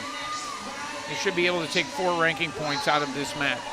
Final 30 seconds here as red dominant from the very beginning. The blue still struggling to get their ranking point. They've got 17 rings scored. They just another miss there. There are an awful by lot that of, one team. An awful lot of notes built up in their corner over here right now that they're leaving behind. But they need one more. They need one more, and it is on the board. Yep, so they got 22. So at least one ranking point for both sides. 10 seconds to play. Here come the climbs on red. Nobody on the chains on blue. And red is going to get the trap point here, so they'll get another ranking point off of that. And blue unable to get anything going in that big regard. Score. He should have, I think, 145 for red, so we'll see. Our high score is 161, I believe, so far. That is correct, earlier today. Yep. Yeah, so 33 notes scored for the Red Alliance, so great job by both sides, though, 24 on blue. And there was a good camera shot right there, just looking at the intricacies of how these robots are built. So much unique engineering and designing to put into this here. Again, there's another good look at it as well. I'll tell you what, I couldn't make heads or tails of what's built up into that right there. It is impressive how you guys put this stuff together. It's really impressive. I would say, you know, there's 3,500 robots in this league. We all get the same game challenge, and we have 3,500 unique executions of how to solve that problem, right? That's engineering for you, right? That's engineering. Right? But it's like the early days of flight. Like if you look at before the Wright brothers, you know, people were trying to make flapping ornithopters and multi-wing conveyances to try to fly. Now airplanes have a more harmonious, but you can think of this as like the early days of flight or the early days of automotive, you know. So let's take a look at the final score here. Red getting the obvious win. Red with an easy win, 150. All right, getting close to our how do the ranking points? The ranking points do not change at all. Yep. So Denim Venom and Super Produper Robotics stay at 9 and 10, and so they at least hold where they are now, right there on the bubble for those elimination selection just spots. outside of the top 8 captain territory in the last round of qualifying. However, we do have, I expect there'll be some sniping within the top 8, meaning, you know, number 1 may pick number 2 or 3, right? So then right now, 80-44, you know, Denim Venom, very likely to be a captain if they remain at 9. There's still matches to play here, but they will probably be in captain territory. And it was an interesting thing to talk about with a couple of the other guys, too, as well, about how, you know, yes, these bots that are well down in the rankings, they try to do what they can to show off, but it's amazing to see that a lot of what goes on in the selection process happens behind the scenes. Oh, yeah. And off of the playing surface, discussions going on as we speak to see how they want to figure out what they want to do as far as drafting. Well, and it's very important, like I said before, this game, it focuses on you maximize your score by burst scoring. So there's passing plays and then defensive component, which don't necessarily directly correlate with your rank, right? Teams that do a lot of passing may not do as much winning. Teams that play defense definitely do not, but the World Championship this year was won on defense, right? And that was the differentiating component. So that will be part of this afternoon's playoff tournament. So again, Super Duper Robotics staying at 10th at the moment. Denim Venom staying at number 9 as we now go on to the next match here. These things are getting rattled off just like that. And again, we will have the top-ranked team in OP Robotics with Low Key teaming up with Spam and Husky Robotics on the blue side. And then on the red side, it'll be Digital Goats, Mars Wars, and Robonauts. Mars Wars right there at the 8th ranking spot. So this is just as big a match for them as it is for OP Robotics to try and keep that top spot. Yeah, OP is going to try to hold first. Again, OP one of last year's winners, and they won the year before and the year before and the year before. So they're currently ranked number 1. If they can lock that in, maybe they'll go 5 in a row for IRI championships. Who knows? By the way, OP Robotics, the only team in the world that is undefeated in match play, 53-0 this season. Correct. Yeah, OP, again, fantastic robotic tradition, right? Very, very long standing mentors running their team. You had Tyler Holtzman on the mic earlier, right? Just a great, great robotics engineer. And so what's the strategy here for a couple of these teams? Obviously, you do what you can to get those ranking points as much as you can, but when you know that you have a competitor doing exactly that on the other side of the coin, how do you approach a match like that knowing the important well, really know in the opening seconds after autonomous mode, I mean, one of the things you can do is apply defense to see if you can disrupt, their train. OP Robotics tends to run the table. They have a good alliance here, but you have 118 on the other side, right? 118, the Robonauts from Texas. Again, one of the best teams in the world, and they're not going to go unchallenged here. So they're off to a good start here. Autonomous scoring on both sides.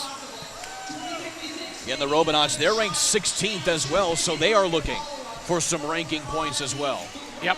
Yeah, that's right. But good scoring on both sides, but 10-point advantage, 46-36 for Blue coming out of Autonomous. And there you see 118 Robonauts playing some hard defense here on Blue to keep them out of the loading zone. Yep.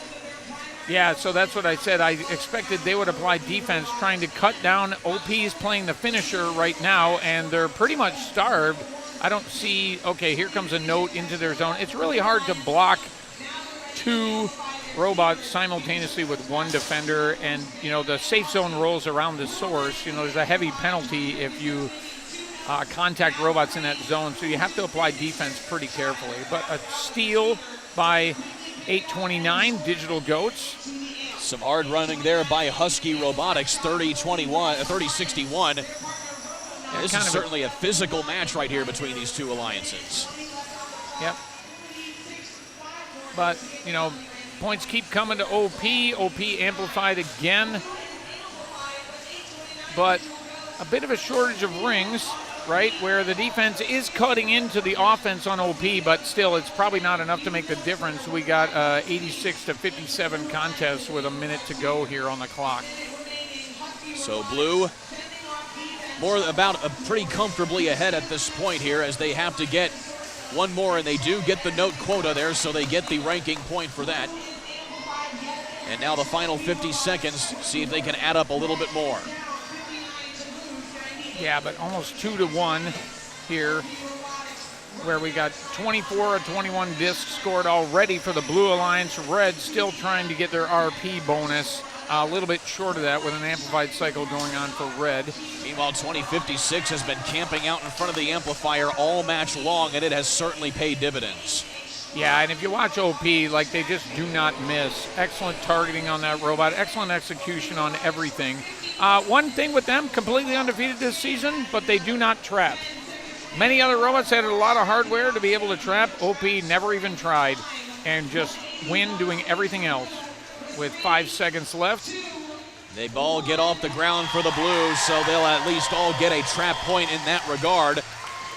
Yeah, OP, again, unique thing about that robot, if it wasn't touched before, one of the few robots that can climb after the buzzer.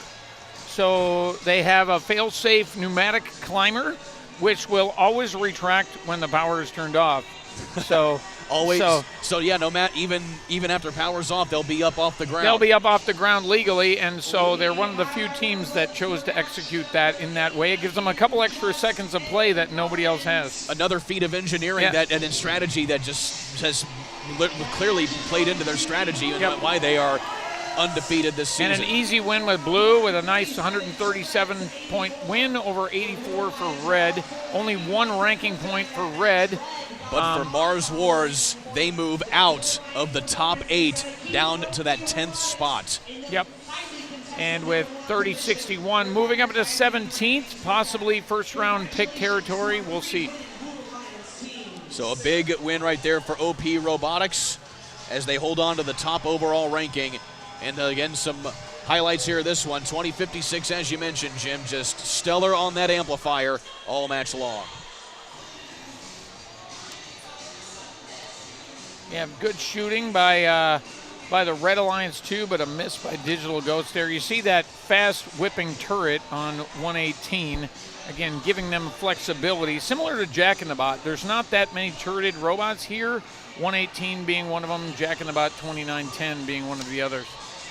Right, that is a feat of engineering to be able to do that, to be able to put a 360-degree swivel that picks up a round ring. It's not that hard with a ball. It's very difficult to do with a ring. And the final climb right there. Mars Wars with the successful trap. And then, as the buzzer sounds, that fail-safe by 2056 there in the middle. Yep. Ensures them the point right there underneath. Every time. Yeah, and the only undefeated team in the entirety of FRC. So that is certainly cool to see.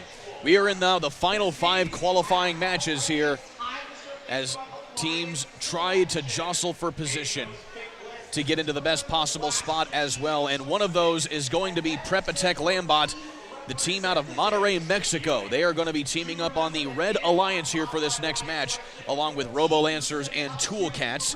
And then on the other side for the Blue, it'll be Enigma Robotics, the Highlanders, and Crusaders. Yeah, Enigma Robotics, again, a great program out of Western Michigan, right? They're one of our local Michigan teams. Really, really good, strong robotics team. Come out one of our Michigan top teams the last 2 years, right? But 321, again, defending world champion. We'll see if that's good. They're defense specialists. They won the world championship playing defense.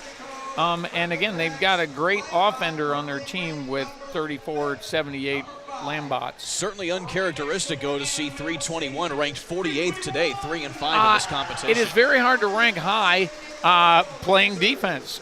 So they did not rank particularly high in qualifying at the World Championship either, but they were chosen by a top alliance of 2 great offenders, and it ended up making the difference to win the World Championship.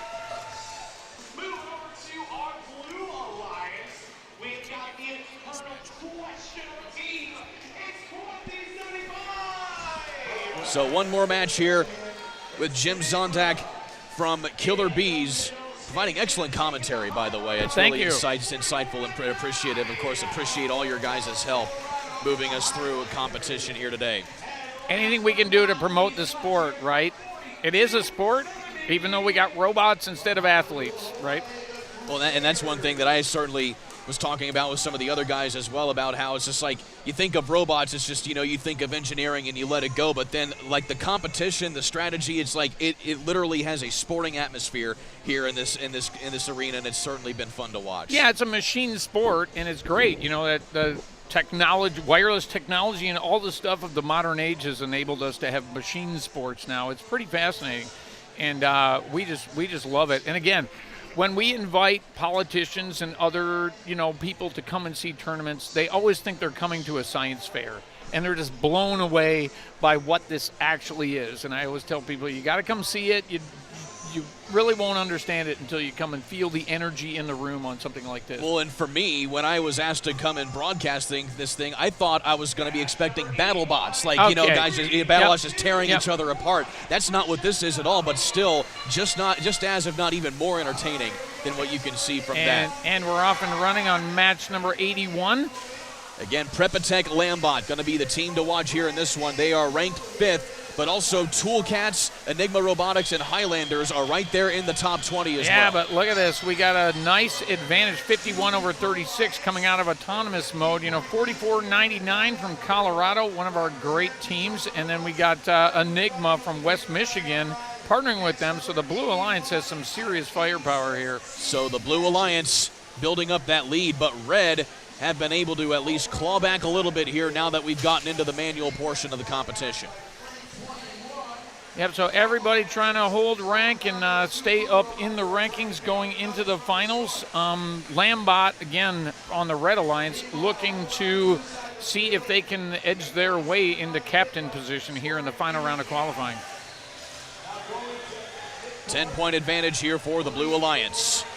But it's tied up now, 59-59 on the board, and Red popping into the lead now. A very quick after an amplified cycle. We got 14-12 discs scored, Red over Blue, so advantage Red.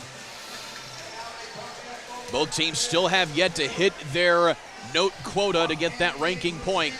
Really nice passing by Lambot. Again, a lot of that, it's hard to tell from this announcer's booth, but a lot of this stuff is automated. If you watch these robots, they're doing the pass play and dropping the disc in the same place every time, regardless of where they are at the firing point. Very, very good software and electronics on these robots. And that's all the skills we want our young people to learn for the future.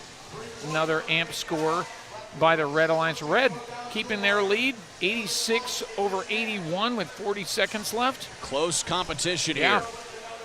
Quota hit here for the Red Alliance. Blue still has 30 seconds to get 4 more notes to get that ranking point. Yeah, Red amplified again, pulling into the lead. 97 points now for Red. Blue still at 81 and 102 for Red. So this will be a fruitful endeavor here for Prepatech Lambot. Again, ranked 5th, looking to get as many ranking points as they can.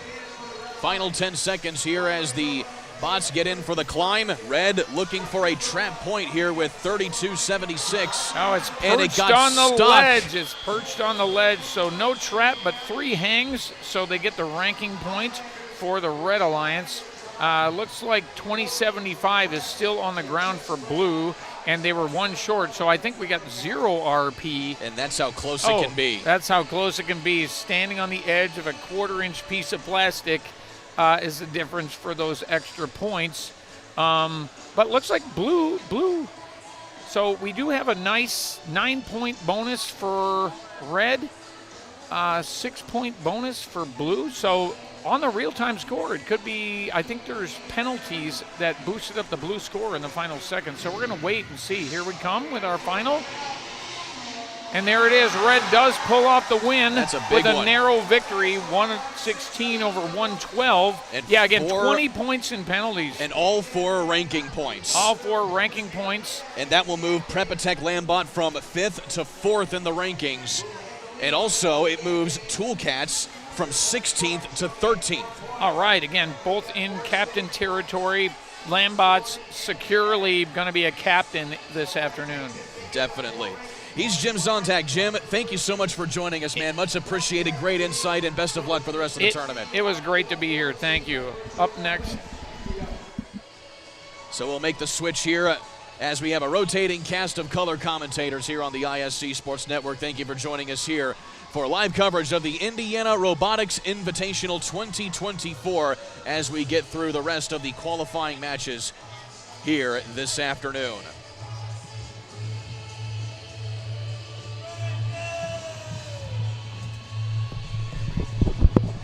Hi there. Nice to meet you. What's your last name, Norman? Morgan. Norman Morgan. Who are you affiliated with? FRC 2468. Team Appreciate. There we go. All right, cool.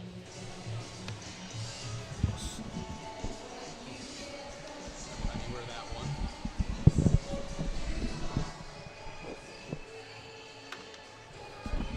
Roll on into it. Moving right along through competition here on the ISC Sports Network as we move into the next one at the fourth to go here of qualifying matches, 82 of 86. And this is where we get down to the nitty-gritty of where teams can have an opportunity to get themselves in a good position to be in qualifying contention for the elimination rounds. I'm Kurt Darling, now pleased to be joined by Norman Morgan from Team Appreciate 2468 out of Austin, Texas, to come up here and join us here and provide some color commentary. Norman, thank you for joining us here on the ISC Sports Network. How's the competition been for you guys so far this year at IRI? It has been awesome. It's always what we expect. You get to come play with the best, and everybody just brings such a professional nature and professional execution. The robots have gone through a rough year already at this point, and a lot of them are starting to meet their hour limit of what they're actually capable of doing, because they're starting to wear out a little bit, so we're starting to see some teams struggle with that a little bit. Definitely, and so how has the competition from your perspective gone so far based on the teams that have really been dominant so far this year? I'm not surprised to see 2056 on top and Jack and Bot be up there. So as expected, there's a couple of teams in the top that you would expect. Some people benefit from the schedule as always.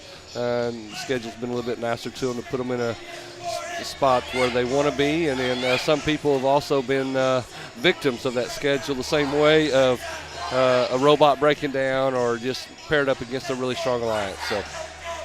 And so you guys were obviously part of the runner-up alliance for the Texas State Championships earlier this year. And obviously, one thing I noticed too as well is that the World Championships were held right there in your backyard. Now, obviously, a lot of other teams were able to go and do that there, but what did it mean for you as guys, as far as the industry and as far as the competition is concerned, to have the World Championships in Houston this year? Well, we love it. As you say, it's in our backyard, so it's just a little short ride down. The others, it's a much bigger thing for them to have to travel and plan for, but to put the premier robotics event on display in Houston for sponsors and for families and for schools and administrators is just a great opportunity to get local people to see the impact. And there in Houston, with the technology and the STEM workforce in the petroleum industry and the oceanography and all the different things, what a great place to display the activities going on there and having those sponsors close. Indeed, and of course a lot of different sponsors such as, Gene Haas, Cummins, Apple, a whole bunch of big name companies put a lot of money here to make these teams a reality. That's right. Gene Haas is a title sponsor this year. Also, for instance, our team is sponsored directly by Haas as well. So you see these teams wearing their jerseys and their T-shirts and all, and they have their sponsorships on the back. And the sponsors see it as workforce development for the future because you're working with the best of the best kids, and they're creating true world solutions to a problem that they don't know the answer to. The robots all look similar, and it looks like a robotics contest, but we're teaching these kids to be future problem solvers and bring that to the table. Absolutely.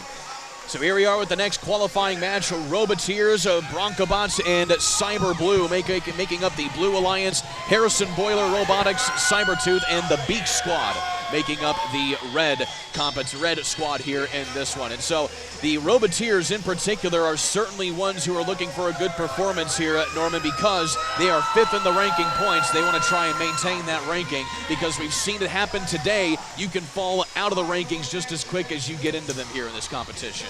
Absolutely right. So they'll be playing the RP game. They'll be trying to get those RPs, trying to get all the notes in there to get the Melody RP, working with their partners, trying to do that, and then they'll be focusing on the end game. So they'll be trying to come away with there as a 4 RP match to try to either maintain their number 5 spot or hopefully even move up to that number 3 or number 2 spot. They a little bit out of reach maybe for getting OP 2056 ranking-wise in this last match here, but they'll be hoping to put themselves in a better picking alliance selection because they'll be coming up here real soon.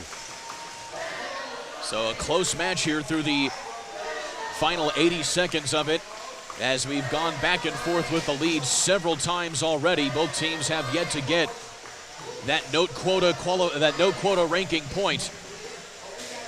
So we see 1747 has done a great job of shuttling. We got a mountain of notes over here. So now they're going to try to capitalize on the amp cycle. So Beak Squad and these guys are trying to take and maximize that point value on the score of the amp. Now we got a broken note there, so that'll be a wasted note on the field there that they can't do anything about. It's a shame that they had to transfer it all the way down and it get broken. Blue having a little bit of a cushion now here through the final 40 seconds. Blue has also hit the quota, so they get the ranking point in that regard. Bronkbots over there in 1987 doing a great job going in the middle of the field, passing a few down. Now they're in the amp cycle just like we talked about. They're going to come on down. They're going to prepare early to climb. So they're going to be shooting for that ranking point because they want to climb and get that note scored in the trap. So it looks like they'll get the trap point right there, does 1987, and now they just sit and wait here for the final 15 seconds for their teammates. And all they'll need is one other robot to climb with them, and they'll get the RP there. Looks like they're going to try to go. Nope, they're not going to go for the Harmony. They're just going to stick to one. Oh, no, they're going to get all three, maybe. Maybe. It'll be awfully close here as the score indicates a Blue victory at the moment. We will see how the post-match scoring plays out. But a heck of an effort here by the Blue squad here, as you see some hanging red bots right there on your screen, but still a big 30 out of the 21 quota there for the notes to get that ranking point. Certainly indicative of a very offensive effort here by Blue. Yeah, both of them got the ranking point for the melody for the scored notes. You can see both of them above 21. 1987 did a cleaner job of passing and then coming down and filling in those cycles they fit to try to clean up on those amp cycles. So here is the final score for match number 82 in qualifying, and it's going to be a Blue victory pretty convincingly, and they get all 4 ranking points as well. 24-81 moving up to 4th in the rankings, so that certainly helps them as far as when they might be picking when they get to the draft later on today. And just dominating all aspects of the stats right there. Of course, picking up 2 penalty points as well. And certainly a big match right there for the Roboteers. You know, the Roboteers now be getting with their line. They'll be getting with their scout team. They'll be preparing their final strategy here as we get ready to start alliance selections here soon. Being an ex-basketball coach, it's fun to see this because of the competition that you see between the teams. And here I am in the middle of Indiana. Basketball country, man. Basketball country. I was raised a basketball player and then coached basketball for 20 years before I started the robotics program. And so it's kind of like I get to meld both worlds, you know, the robotics and being in the middle of basketball. Well, we certainly enjoy having you guys here in the Hoosier State, where basketball is so important to us here as well. And, of course, obviously building up a big robotics scene as well. You know, and of course this event in particular goes all the way back to the early 2000s, late 90s, started up by the guys up at Kokomo and as well here at LC, and it's really grown into something really prestigious for you guys here to come and compete. Oh, it's the All-Star. It was the All-Star tournament for a while. There's a couple others that have now cropped up, but this is the one that features most of the Midwest to the East Coast to the Southeast teams. And you get to the great thing about here is you get to come in every single match. You're playing with 6 teams on the field that are just such high caliber year in, year out and perform. And so the kids get to learn from each other and benefit from that. And then you just get to see just great play every single match on the field. And then also we were talking about this as well earlier on. It's just like how so many people play a part in this and getting these bots ready to go. And, you know, for anybody who's might be watching who is maybe unfamiliar with robotics, you know, how much time, but also how much do one of these things cost to put together for you guys? Well, entry fee alone is $6,000 for a robot, and that gets you your tournament. You can spend an extra $5,000 on your robot, and most teams probably spend close to that for just their contest robot. And many of the teams have a practice robot, or they did some prototyping and testing, so they probably got $10,000 to $15,000 budget just for robot contests. Wow. You know, and that's where the sponsorships come into play, right? Absolutely, where sponsorships come in. You know, you're getting sponsors to come in, number one, to donate materials, and sponsors can cap it in a number of ways. Financial direct donations, it can be providing a mentor and their expertise, or in-kind donations of materials. And the materials could be materials to build the field, or even materials to use on your robot. And travel on top of that as well, right? Oh, yeah. That's hotel, lodging, all that stuff. Hotel, lodging, bus, the great thing about FIRST is it's worldwide, but championships happens in Houston. It's not the easiest place to get to. So a lot of the teams, travel expenses just to world champs is, if they want to compete at that level, it's a huge factor, something they have to take and maybe budget for, and maybe even not try to do some things during the year that they might want to do because they're trying to do that. So here's match 83 of qualifying. Hemlock's Gray Matter, Foley Freeze, and CIS in the blue. Midas Mayhem, Strike Force, and Bedford Express in the red. Some ranking points in play here for Foley Freeze and CIS, as well as Hemlock's Gray Matter, so the entire Blue Alliance, as one of these teams could be an outside shot to get into one of those top 8 spots. It's certainly a slim chance, but it could possibly happen as we get to the last few matches. Already Red getting off to a good start here in this 83rd qualifier. So Blue's doing a great job here at passing full court down. Now they filled in a few. They're going to come in and they got an amp cycle going, so they're going to try to take and maximize their points on the amp. So here they go back to passing again, so they got a 2-on-1 passing. And so here we keep going now as Red has jumped out to what was a 20-point lead, but the score changes constantly in this competition. You see Strike Force doing a great job there. They're going into the source and they're picking up the notes and passing in and feeding them in. Get a stockpile up here. Now they're going to come in and they're going to maximize the amp cycle again. Now they're going to go back to start to probably do their passing and try to load up again.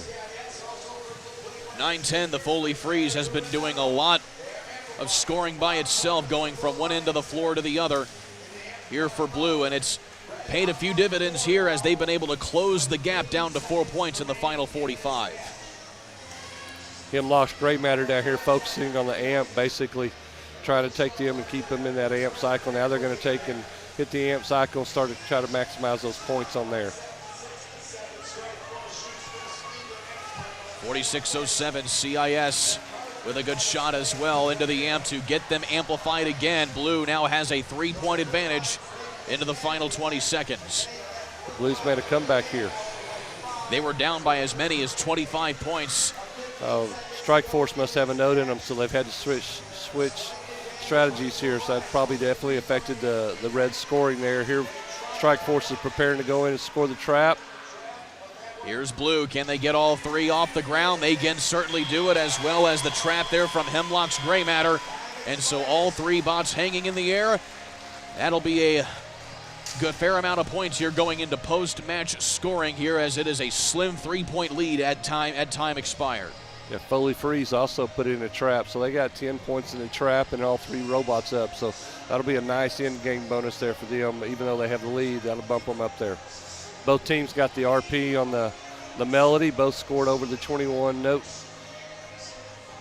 So there you see the notes in the trap there for the Blue Alliance. And quick on the score here as we go to the final. It's a Blue Alliance victory. 123-113, coming from behind after being 20 down. They get all 4 ranking points, and moving up in the rankings as well does Hemlock's Gray Matter to 10th. Everybody moving up into those top 12 spots. That's a pretty big deal right there for all 3 of those squads. Yeah, that puts Hemlock's Gray Matter probably in a picking alliance selection. Thinking of a couple of teams in the top 8 will probably be picked in alliance selection, so even Foley Freeze is probably thinking that they may be sliding into that spot in a low alliance captain there. Take a look at some of the highlights here. 123 doing what it could for, or 10-23 rather, doing what it could on the amplifier. But Blue stayed resilient there after being down at 20 points, and 9-10 in particular, Foley Freeze playing a pivotal role in doing that. 9-10 moving rather briskly. It's amazing to see how quickly and smoothly these bots maneuver around the playing surface. It's the implementation of the swerve drive has definitely changed the game. It makes it a much more fun and interesting game for the fan to watch, to see the robots, because they are so nimble and they move so quick and they're so graceful.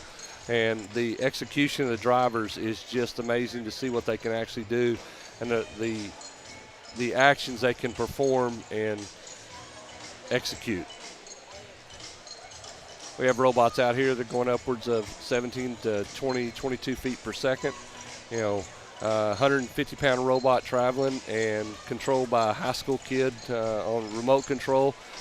Pretty crazy execution. That's pretty quick and a lot of ground to cover in a space that's the size of a regulation volleyball court. That's correct. This year's game, there's no barriers on the floor.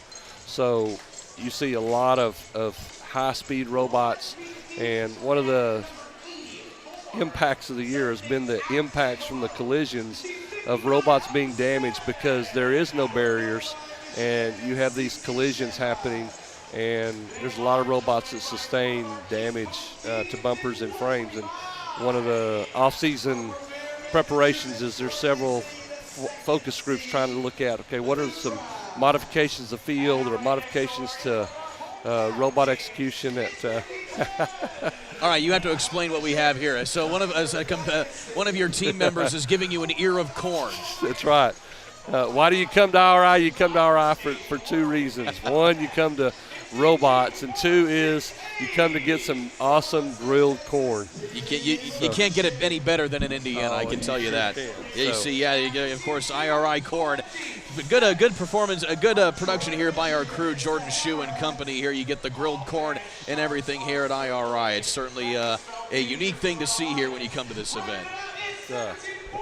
We had two mentors that came with us this year that, like, I've not had the corn yet. I got to go get me some corn. I've heard about this corn forever. So it was good to actually let them go out and have their first piece of IRI corn.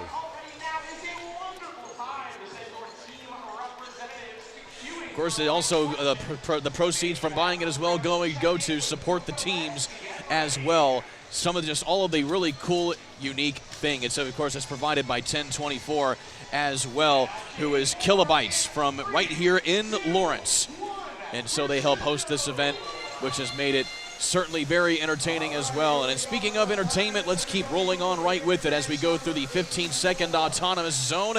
And this is another good match as well that includes Neutron's Team 125, who are ranked second at the moment. And they'll be teaming up with Tiger Dynasty and CC Shambots. And then on the other side for Blue, you have Team Appreciate, your team there, of course, as well as Hammerheads and more Robotics. So we're coming out here. We feel like we're a little bit short on scoring ability here, but we're coming out. We're going to try to work on passing a lot of notes in. We're going to play the role we've played most of the year of transferring and shuttling notes in to our two partners to stay down. Of course, Team Appreciate right now ranked 36, 4-4 in match play here this weekend. And then there you see some of that bumping and banging as well there between the Red Squad and 17-14 more Robotics. We got not a lot of offensive power on our end. I think we may have overpassed ourselves and don't realize that we could come on down and start to try to help. Neutrons is an amazing cleanup robot up front and does a great job of traveling up and down the full court. They're running basically a three offensive strategy here on the other team most of the time, but they're doing a little bit of passing on. Now they've switched to two robots lobbing in, so they're going to feed the front and probably then come down here and clean up with all three of them. 82-53 here with 1 minute left to go in this 84th qualifying match. Red is amplified to try and pull away here. They're going to likely get the quota ranking point as well. Yeah, I see Red finishing that off. Neutrons is drive around here. looking to pick up. They look like they may have a little bit of an issue here. Yeah, Neutron has been kind of meandering around the red end of the competition surface. They had a broken note they were trying to get out of maybe a while ago there. Now Blues 2, 4, 6 ace down here. We're trying to clean up that corner where we passed all of them in, so trying to take advantage of those notes we have down there while we pass them in. Neutron already getting the trap point here as they go into the air with 10 seconds remaining. Yeah, Neutron's playing the 4 RP game here. They got their 4 note, they got their note RP, and they went ahead and try to get up early and get that trap. So they're going to be coming away here with the 4 RP match. They want to at least try and make a run at OP Robotics, who have been dominant here today. And it'll be interesting to see how this plays out. Again, you can get 4 ranking points max. And we'll see if they can get all of those right there as you get another good look at some of the fascinating engineering that puts together these robots. I was telling Jim Zontag earlier about how I can't make heads or tails about anything that makes up all those robots right there. It's certainly impressive how you guys put this stuff together.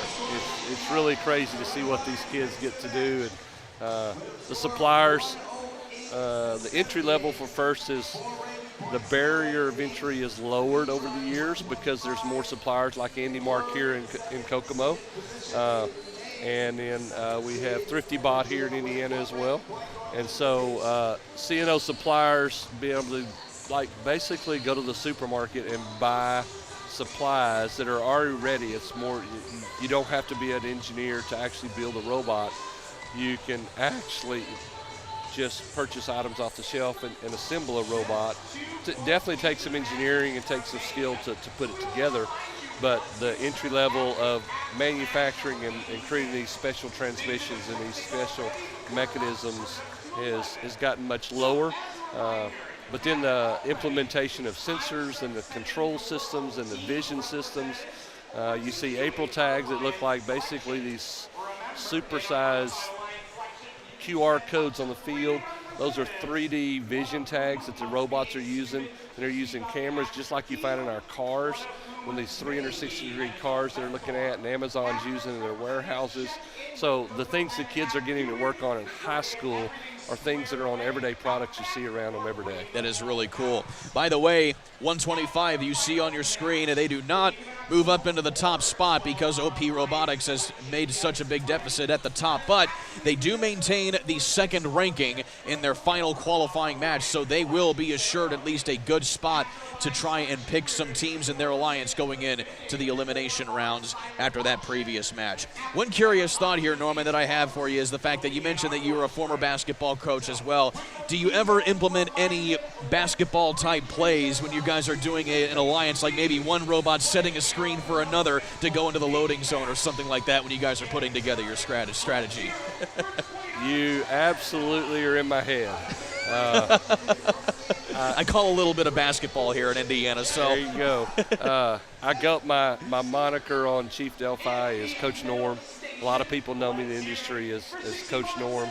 And we literally approach it from a game just like I did as a basketball coach. When I was practice your layups, practice your free throws, do those things. And as a coach myself, we break our game down into definite skills. But people who have played with me know that we talk about if there's a defensive robot, we'll talk about setting the pick or setting the screen, to try to get somebody free so they can get a shot off. This year's game was a great game where defense played a part of the game, and you talked about, are you going to play a zone? Are you going to play a little bit of an area? Are you going to play shutoffs? So there's some definite aspects of basketball that played into effect this year.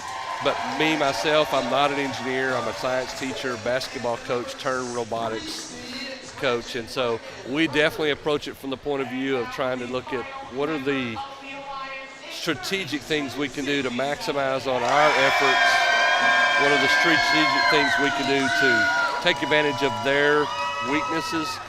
And all teams do that, but me being a basketball coach, I think I approach it a little bit from a different point of view because that's just kind of what I did for a career. There's a gamesmanship to it, exactly. And you have that brain to kind of add that dynamic to it to put together a really good strategy, and you certainly see it as well. But the thing is, for me, it moves a lot quicker than a basketball game. It does. It absolutely does. And so coming from Westlake High School, my school's at Westlake High School, which is probably I don't even know if you've made the connection yet.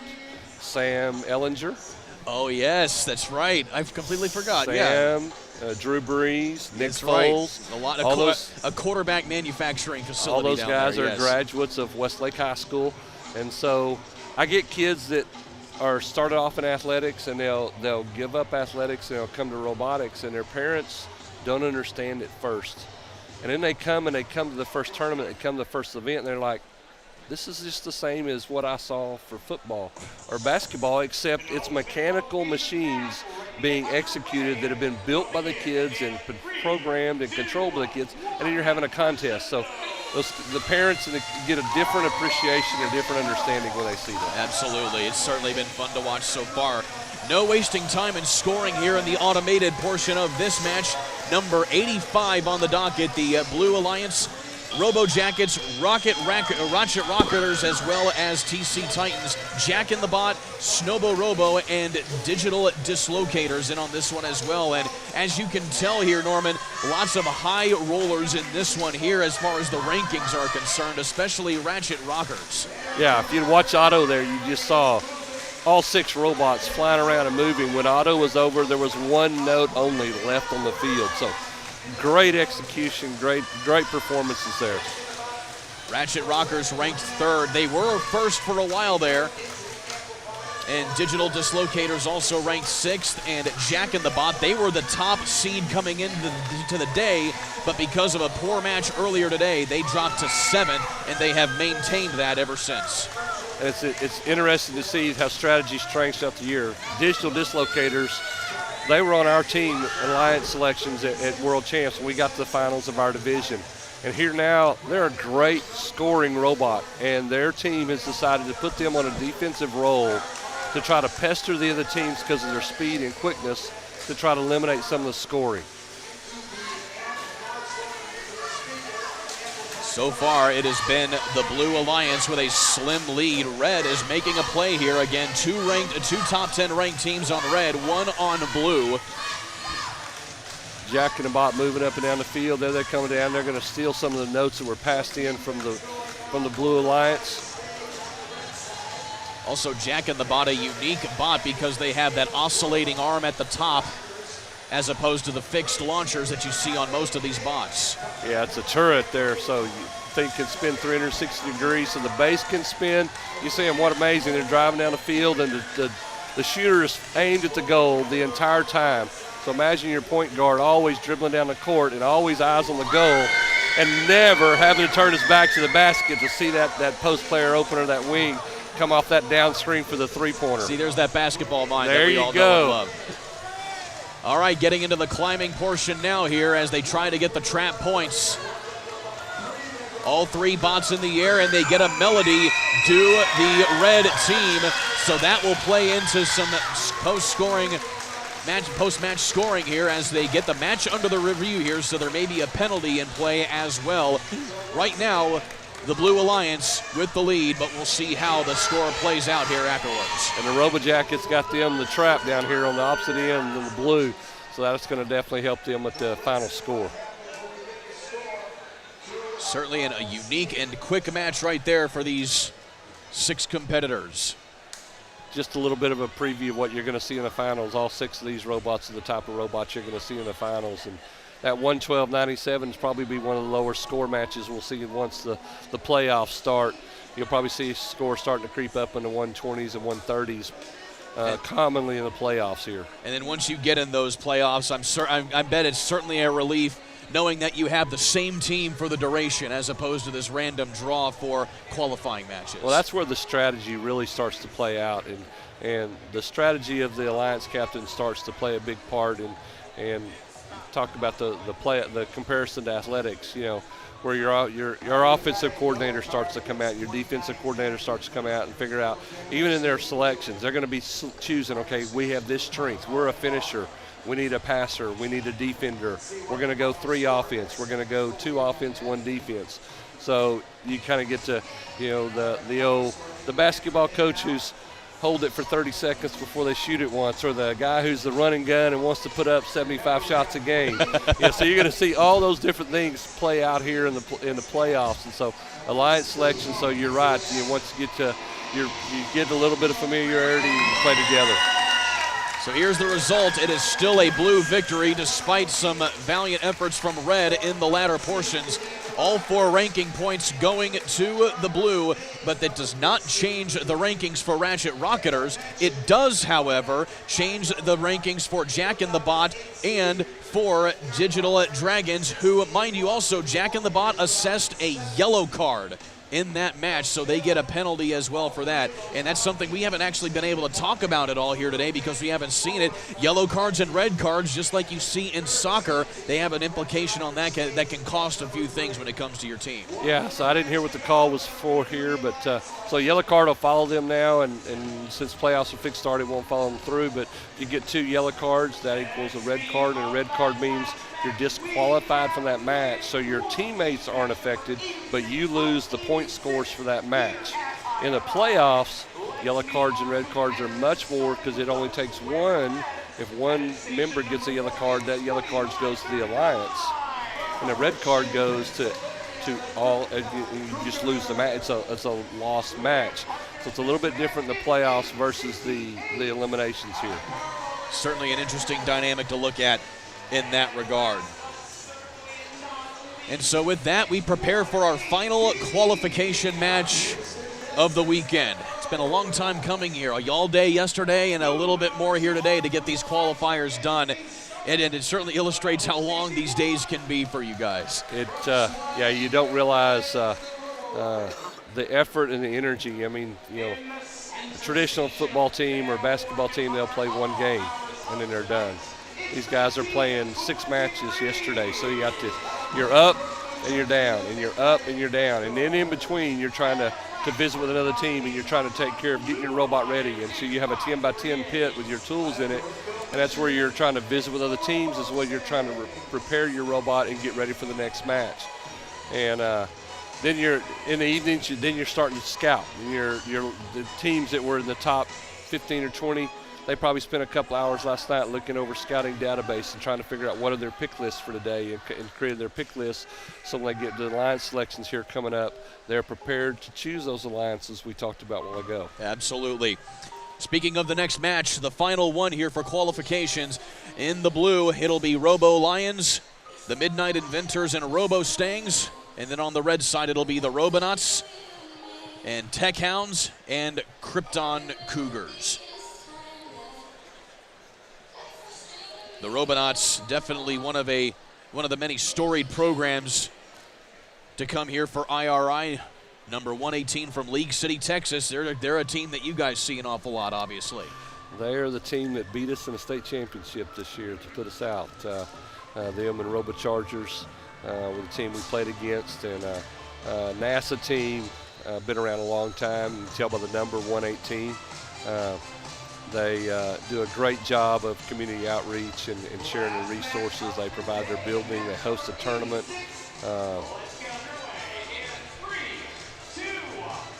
And so here we go with the final match of the qualifying rounds. And the automated cycle moving through here as these bots pick up almost all of the notes here with those first 15 seconds. So Robonauts did a little gather. And a lot of bumping and banging there in the middle there. A little bit of an unusual move here to see 118's not typically a team that's going to be moving up and down the court. They're looking usually to stay down here and be the cleanup and focus on that rather. They're playing a one defensive robot strategy. They got one passing, trying to pass most of the full court, and then 118 moving up and down the court as well. Red holding the lead here as they go through the first minute 45. So 118 gathered up a couple there. Quick scores, trying in that amplified cycle. Now they're going to try to load up again and try to get a few notes up there stashed. Got 1261 coming in there, stealing a stash from them, going back down here to the blue and scoring. 1261 camping out now in front of that amplifier, trying to take advantage of as many of those amplifying points as they can, since they are down by a hefty margin here to the Red Alliance. So the Red Alliance is passed in the middle there from the source, and 1923 and 1261 is sitting back in full court. They're going and stealing those notes and trying to make it a short cycle for them. Now 1923 over there doing a great job of playing defense, shutting off the source. Some hard post play by 1923. There you go. Now they're going to set up a screen, try to cut the zone off and cut them in the travel point. Now the other team's going to set in the protected zone, so 1293 can't do anything about it because they pass it out there. They came out to the middle, did a great job. They picked up that note, so now 118 has to go full court to pick up. Final 30 seconds. Red still holding on to that slim lead, and it looks like we may have a penalty coming up here against one of the alliances here. We'll have to check that once the match is concluded. 118 all the way up in there. They try and get the trap point, and they do. And now can they get all three up to the final 7 seconds? Red will do it. Blue trying to go for a melody on 2 chains. They get it as well. Some clutch point scoring right here by both of these squads, and Blue is able to get out to a 12-point lead right in the final 10 seconds after trailing for most of that match. And take the RP on the melody. They got the 21 notes. Red missed out by 1. Kind of surprised we didn't see one more note. Maybe try to be shot in there to try to at least bring away that RP there. The fact that they got the trap with 118 and then with their partner climbing there, they may have got the RP for the end game there. So they may come away with 1 RP instead of 2. Look at some of the wear that these bots take. Look at 2539 here. Their bib, it's torn up a little bit here, just showing how much bumping and banging and how much punishment these bots can take while they're in competition. Yeah, some of these robots have played, they'll play, if they're in a district tournament, they're playing 12 matches. Blue comes through, hangs on, comes from behind. 102. And all 4 ranking points scored as well, so that certainly helps the case for the Robo Lions, who move up to the 18th spot in the rankings after being 24th. So they find themselves in that top 20, improving their chances of getting a good selection once you get to the elimination rounds. Absolutely. And of course, you take a look as well, the penalty, 12 penalty points given to Blue off of that penalty that we mentioned earlier on. Yeah, it made the difference in the match. I don't know what the penalties were for. May have been touching a robot while it's in a protected zone. It's hard sometimes. You're trying to play defense, and offense slips a little bit, and you slide into a protected zone. All you have to do is touch a robot in one of the protected zones, and there's your penalties. That was 4 penalties that they got there in that match. And so that made the difference right there. It's almost like the foul in the bonus, basically. You give up the free throws, you make them. You use your fouls to your strategic advantage. You got to take a chance, and sometimes you slip a little bit too far, and you give those points up. And can you eliminate enough points? Can you eliminate enough points that they're going to score in the process while you're trying to maybe even willingly take that penalty? And so some of the highlights here from that last match, I'll tell you what, 1923, they made a big impact on defense the entire qualifying rounds today, and they made a case to at least possibly get a selection, even though they're ranked 51. They played some of the best defense out of any bots I think I've seen all morning long. And here, teams that are here know that the ranking is not the most critical thing. They'll be looking at their stats, they'll be looking at their data, and they'll know that there's some teams that had a tough schedule, may have been a victim of a schedule of not having as strong of opponents and playing against. If you play 2 of the top 8 teams in a row in a match, you're going to have a really tough time against them. So you have a couple of those matches and you move down the rankings. And so somebody like Midnight Inventors definitely will be somebody on their pick list because they have the ability to have a great auto. They can actually score. They can pass.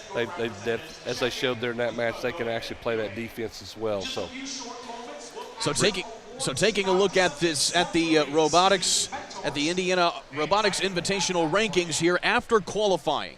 The top team that will have the first pick in the draft will be OP Robotics, followed by Neutrons, and then Ratchet Rocketers, Roboteers, Prepatech Lambot, Denim Venom, Digital Dislocators, Jack in the Bot, just getting that 8th spot. And then you also have Super Duper Robotics and Hemlock's Gray Matter in on that top 10 as well when you're talking about who will get some of those rankings. As you see the top rankings right there, it'll be something to look out for as things go forward. What stands out to you as you look at those rankings there, Norman? No surprise to see the top 4. All year long, those robots have performed well. A little surprised to see Jack in the Bot slide to number 8. It just goes to show you how critical one match is in a tournament like this. The quality of play is so high.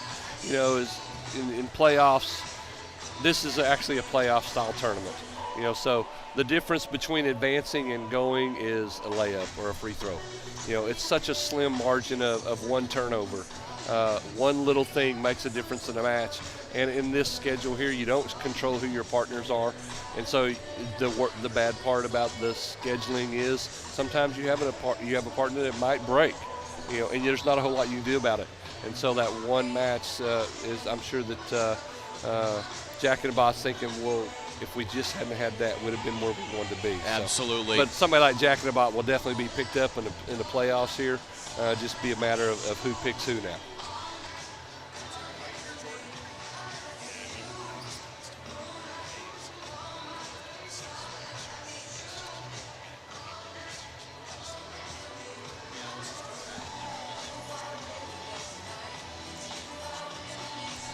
So with that, we'll go ahead and take a little bit of a break and then get ready for the elimination competition. Norman Morgan from Team 2468 there from Austin, Texas. Team Appreciate. Norman, thank you so much for joining us, and hope to have you a little bit later. But obviously, can't quite get up there for you guys, but still some excellent commentary that you guys provided here, and it's been a fun event so far. Oh, it's our pleasure. It's I look for the opportunity for more venues and more states and more areas to do exactly what you're doing here. We've seen the explosion of high school sports show up on social media, show up on local webcasts and local telecasts, and Friday night football games and Saturday games and basketball games. And I know Michigan, you had Jim Zondag on here a while ago, and they had the RoboZone there in Michigan, a weekly show. And so I look forward to the opportunity. I was a high school basketball coach for 20 years. Now I've been a robotics coach for 18 years. And I get everything out of this that I got in basketball. And it's definitely as exciting. And you can find your fans, your team that you want to cheer for, just like everybody's maybe a Pacers fan, or they may be a Spurs fan. You know, so or a Colts fan or a Cowboys fan. So, you know, all those things. So we definitely have people feel the exact same way in robotics. Absolutely. Best of luck for the future. All right. Thank you very much, Norman. With that, we'll take a quick timeout. I'm Kurt Darling. We will have the PA for the live elimination selection coming up in about maybe 15, maybe even 6 or 7 minutes or so. You can stay tuned right here to the ISC Sports Network for all of that, as the elimination tournament coming up a little bit later on. Stick around with us.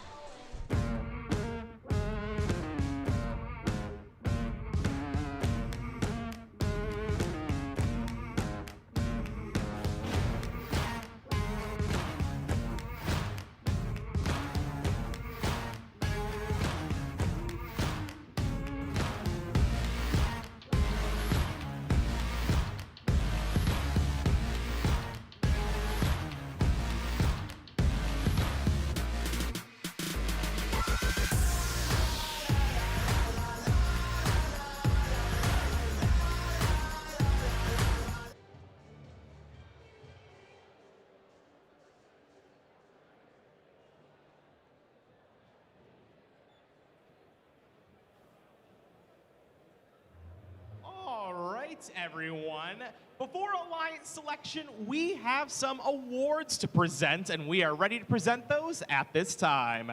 To present those awards, we've got a couple very special individuals, and those are our organizing mentors. So, We've got Chris, we've got Andy, we've got Jeff, and we've got Brant help present these awards. Can we give it up for them and all the hard work they've been doing to help make this event run smoothly?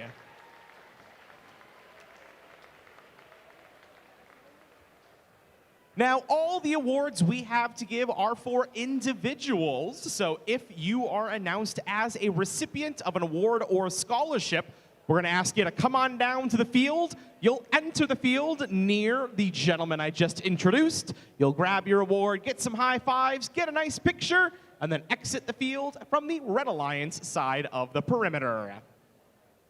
So with that in mind, the first award we have to present is the IRI First Foundations Award. This award recognizes an individual who makes a continued impact to the Indiana Robotics Invitational. For 2024, we want to recognize the person who has been our volunteer coordinator for several years, recruiting and organizing volunteers and making sure every position is covered to keep the event running. Our 2024 IRI First Foundation Award goes to Brant Bowen.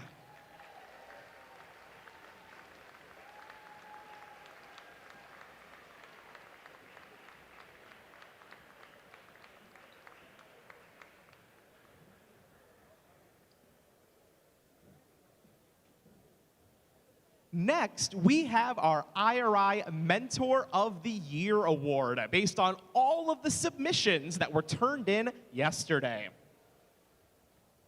This mentor is a true inspiration to their team. They have rebuilt the team post-COVID, leading the team through some of their best ever performances. He is building a lasting legacy, and especially today, it's a great day to be a Robo Eagle. Congratulations to the 2024 IRI Mentor of the Year, William Moore from Team 4828.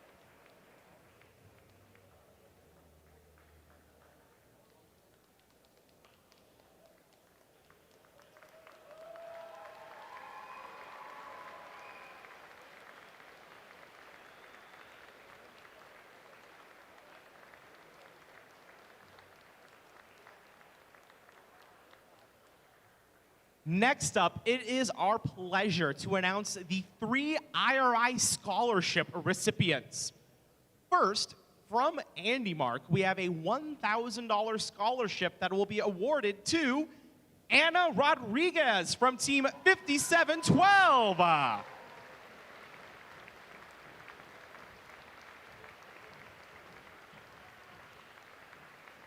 Anna will be attending Delta College to study computer engineering.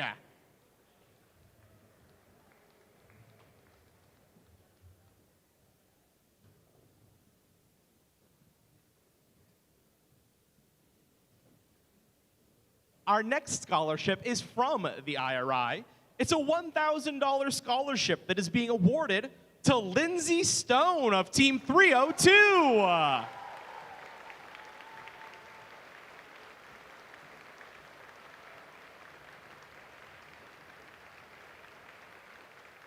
They will be attending Michigan Tech to study electrical engineering. And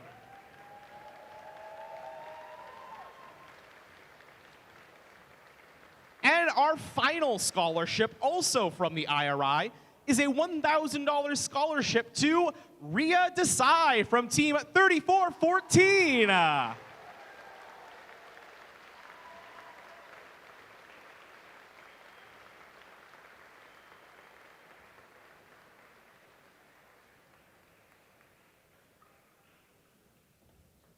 No, they're here somewhere.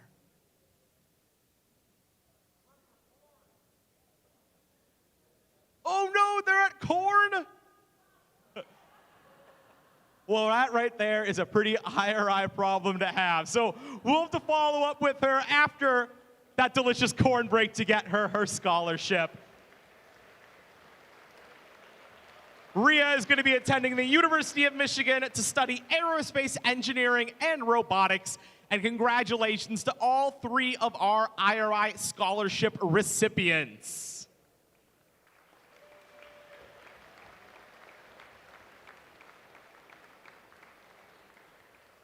With that, it is time for our alliance selection. So we're going to put down our captain's props real quick and then go ahead and get started.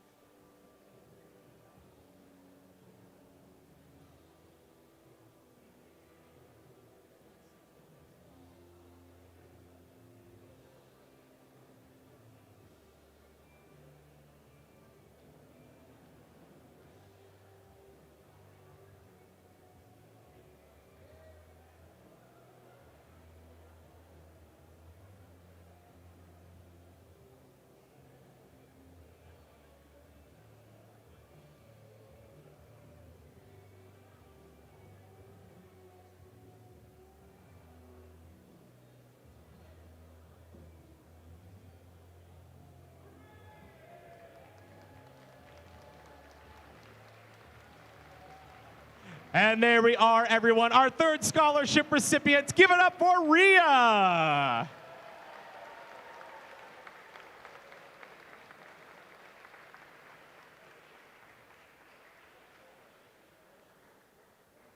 And with that, everyone, it's time to say action for our IRI Alliance selection ceremony.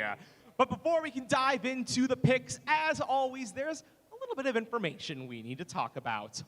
Which, first and foremost, before we do anything more, we need to say congratulations to the incredible group of teams that we had here at the 2024 IRI.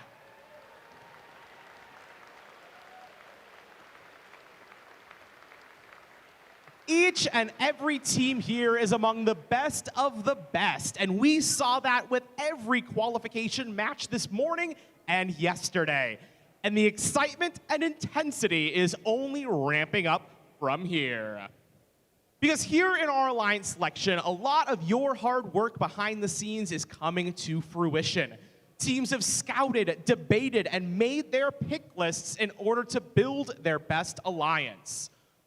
We're going to be creating 8 alliances that will compete against each other in a double elimination playoff tournament, and then a best 2 out of 3 final round to determine our 2024 IRI champion. Now, like we've mentioned several times this weekend, we are making a few changes to our normal alliance selection ceremony, so listen closely.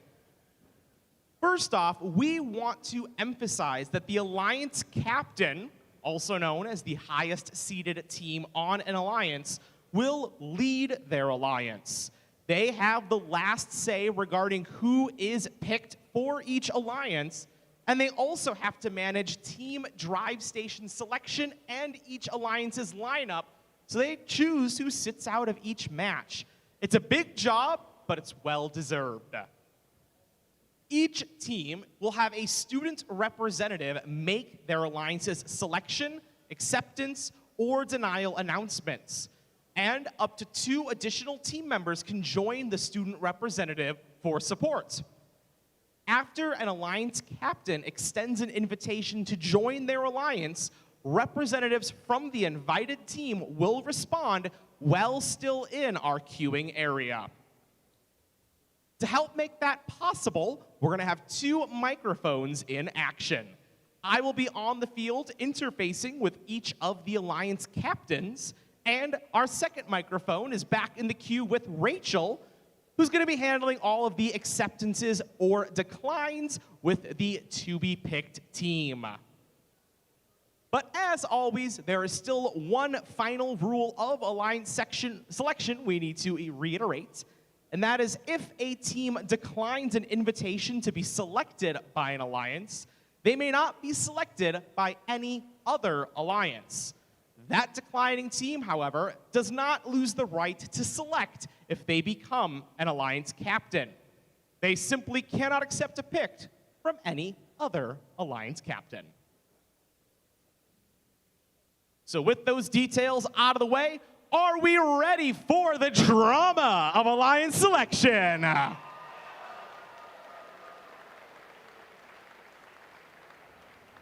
Wonderful. That means we are now going to get started, and it is my pleasure to invite forward the captain of our #1 alliance, our highest seeded team after 86 qualification matches. Please welcome to the field Team 2056. From Stony Creek, Ontario, it's OP Robotics. I can have the student who will be speaking on behalf of your team. Go ahead, throw on that beret. It is oh so very stylish. Excellent. And who would you like to invite to join your alliance? Team 2056, OP Robotics, on behalf of ArcelorMittal DeFasco, General Motors, and Orchard Park Secondary School, would like to return the favor and invite Team 2910. That's Team 2910. From Mill Creek, Washington, it's Jack in the Bot. Team 2910, what's your response? Yeah.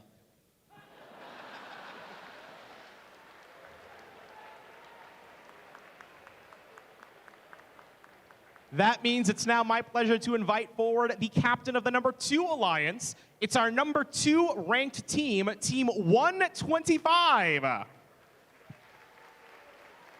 That's the Neutrons.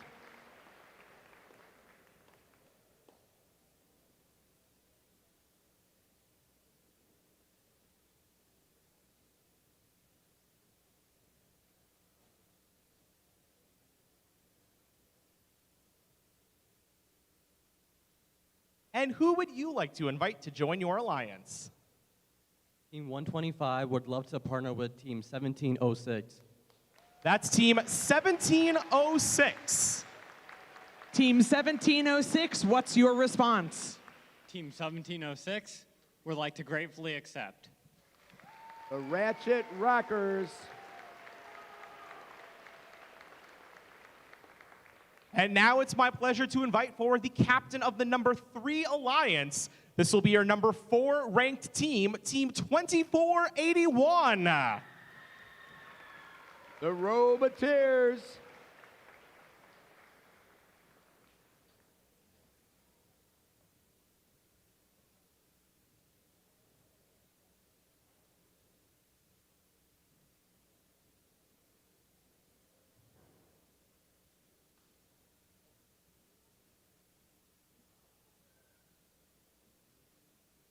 Who would you like to invite to join your alliance? On behalf of Team 2481, we'd like to invite Team 7457 Super Duper to join our alliance. That's Team 7457. That's Super Duper Robotics. Team 7457, what's your response? On behalf of Team 7457, we would super duper enjoy being with you.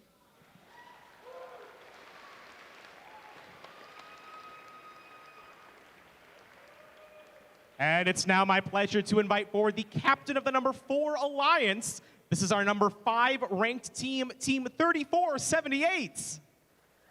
That's the Prep Attack Lambots.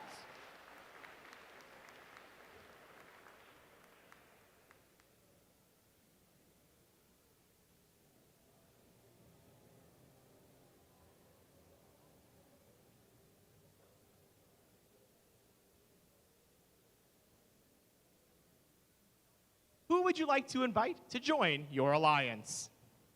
Team 3478 Repatech Lambot, sponsored by General Motors, Bosch, and Cummins, would like to graciously invite Team 5907 CC Shambots. That's Team 5907. That's the CC Shambots.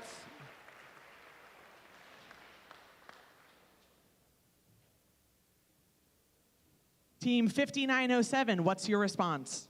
On behalf of Team 5907 and all of our sponsors, we would love to play with you.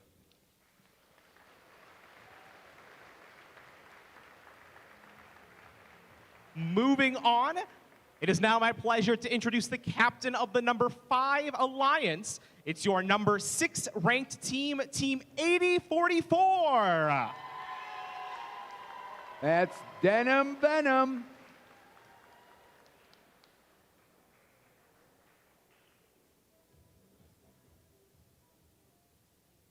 And who would you like to invite to join your alliance?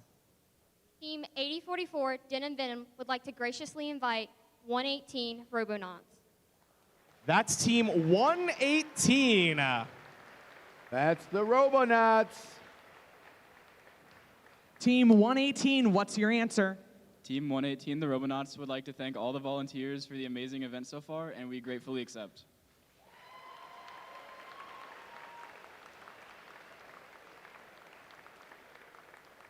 And now, please join me in welcoming forward the captain of the number 6 Alliance. It's the number 7 ranked team, Team 6081. That's the Digital Dislocators.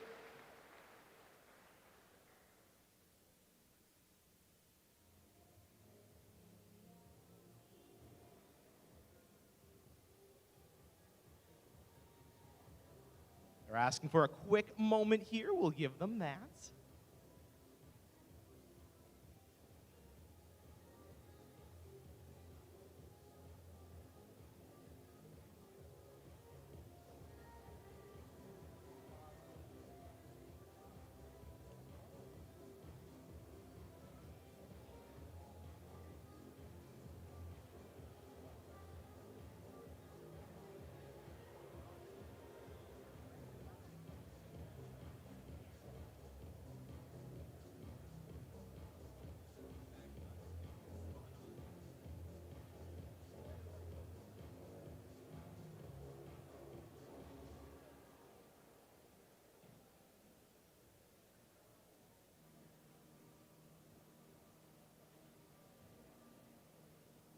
All right, who would you like to join your alliance? On behalf of Team 6081 and all of our sponsors, we'd like to keep the score even and invite Team 33, the Killer Bees, to join our alliance. That's Team 33. That's the Killer Bees. Team 33, what's your answer? On behalf of Team 33, we gratefully accept.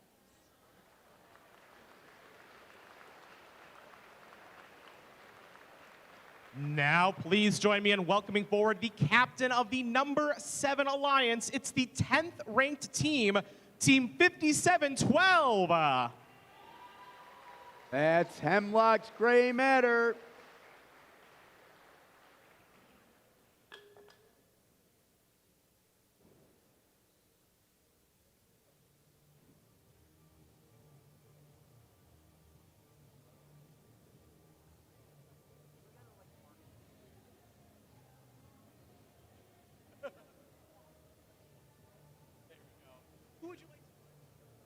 On behalf of Team 5712 and all of our sponsors, we would love to invite Team 4028 to shine in the playoffs with us. That's Team 4028. That's the Beak Squad. Team 4028, what's your response? Team 4028 graciously accepts.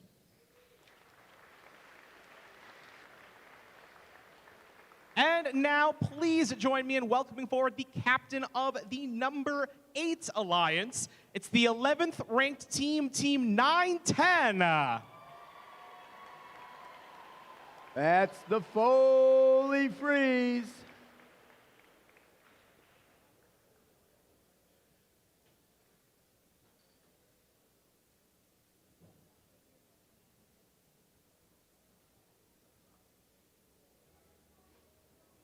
And who would you like to invite to join your alliance?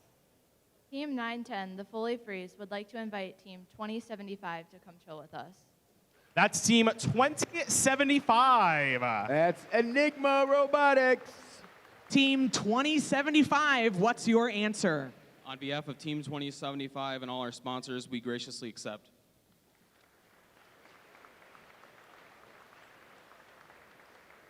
And with that, we now have 2 teams on each of our alliances. Now, because this is IRI, we're going to move ourselves back up to alliance number 1, and then each alliance will have the opportunity to make a second selection. Now that we're in our second selection round, though, we are going to have every team that is invited auto-accepted to that alliance. So, teams in the queue, if you hear your team number, come on out and join the alliance that you have been invited to. So with that, captain of the number 1 alliance, who would you like to extend an invitation to join your alliance? Team 2056 and Team 2910. would like to invite Team 180. That's Team 180. That is Team Spam.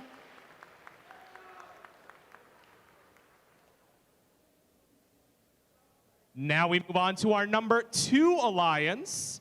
Alliance captain, are you ready to make your invitation? Who would you like to invite? Team 125 And Team 1706. would like to invite Team 2767. That's Team 2767. That's Strike Force.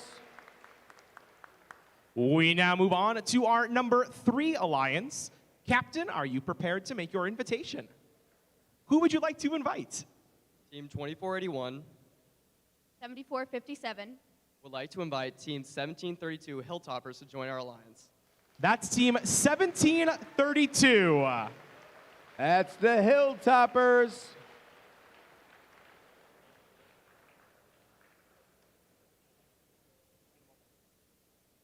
Alliance 4 is requesting a moment here to make their decision.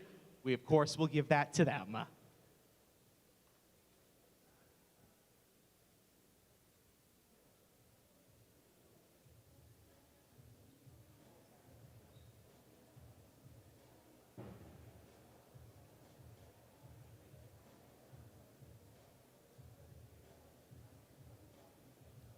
Hanging out the passenger side of his best friend, ride. Oh, sorry.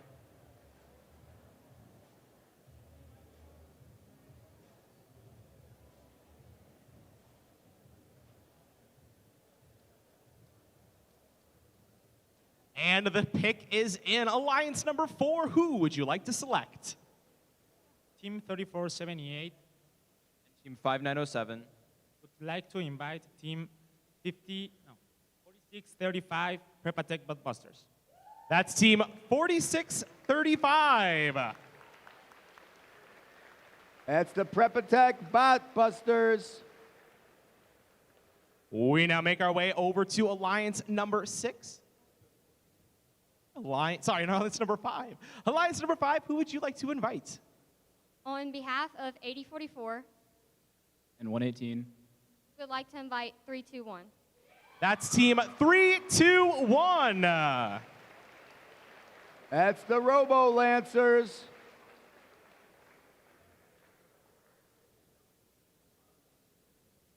Making our way over to Alliance number 6.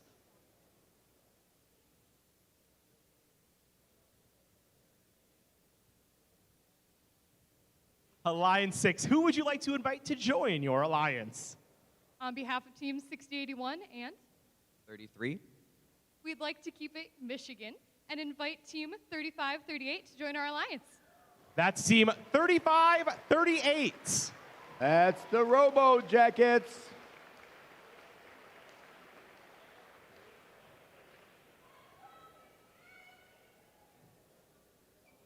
Now we're on to Alliance number 7 to learn of their next invitation. On behalf of Team 5712 and Team 4028. I'd like to invite Team 4607 to shine with us in the playoffs. That's Team 4607. That's CRS. And now we're back at Alliance number 8 to learn of their next selection.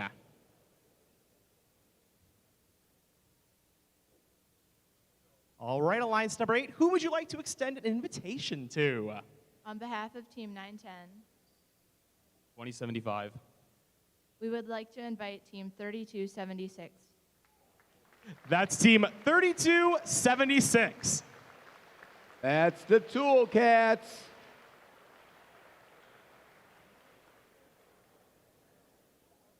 With that selection, we now have 8 alliances of 3 teams apiece.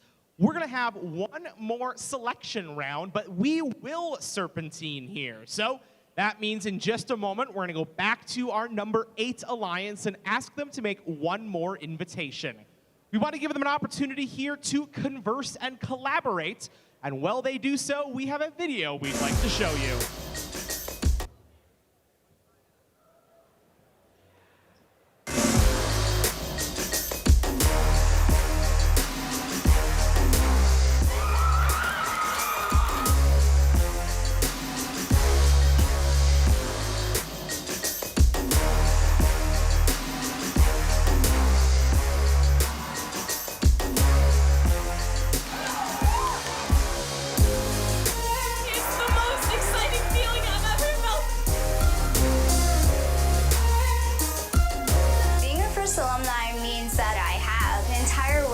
Connections.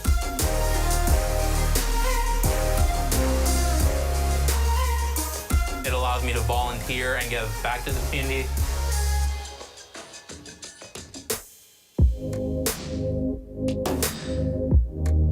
I think first can really prepare you to solve any number of the world's big problems. The skills that you're going to be learning can completely change the future.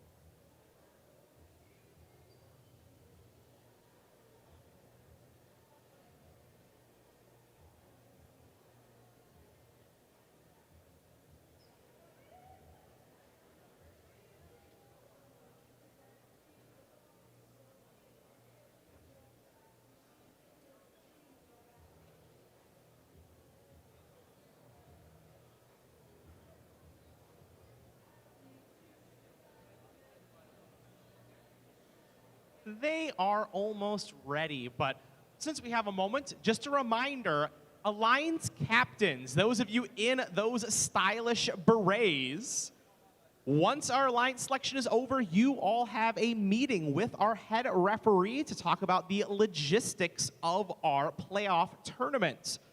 If the student wearing that beret is not a member of the drive team, right now would be a fantastic time to have a member of the drive team come on down, because we do want to make sure that all of the captains meeting with our head referee are drive team members. So keep that in mind. And it looks like we're ready to go. Alliance 8, who would you like to invite? On behalf of Team 910, 2075. 3276. we'd like to invite Team 1923. That's Team 1923. That's the Midnight Inventors. Now we move along to Alliance number 7. Who would you like to invite to join your alliance? On behalf of Team 5712, Team 4028. And Team 4607. We would like to invite Team 4143 to join our alliance. That's Team 4143. That's Mars Wars.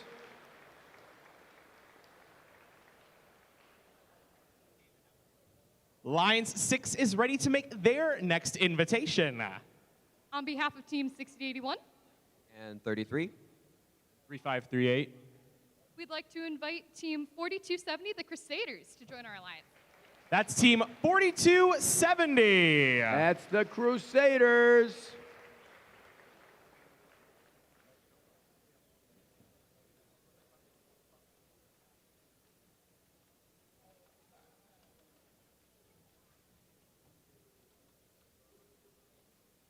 All right, we need a moment there. That is A-okay.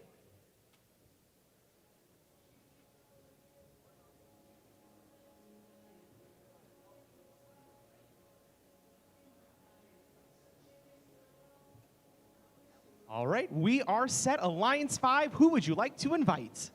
On behalf of 8044, 118. And 321,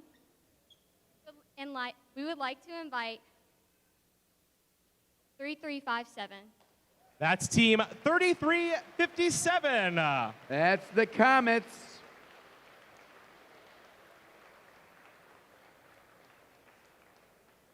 Lines 4 also needing a moment here. Again, totally okay.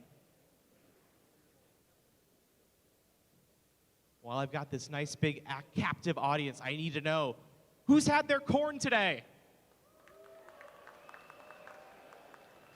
Nice. Could be more, though. If you're from out of town, it's a Midwest delicacy, fresh grilled corn on the cob. Gotta try it out.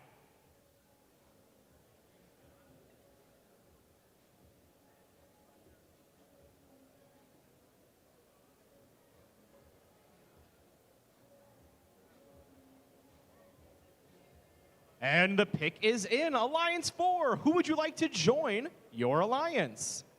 Team 3478. 4635. And 5907. Would like to invite Team 3767 TC Titans. That's Team 3767. That's the TC Titans.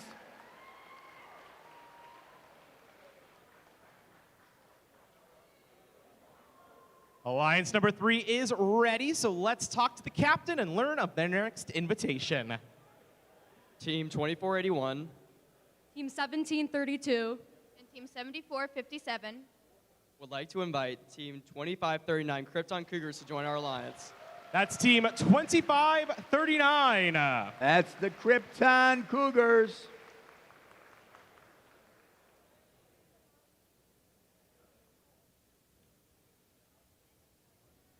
Alliance 2 is ready with their pick.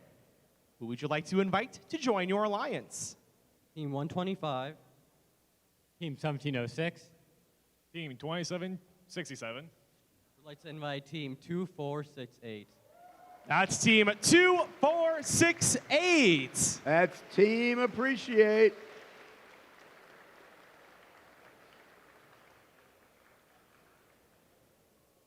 Now, before we ask for that last pick, once again, Alliance captains, make sure to stick around when we're done here.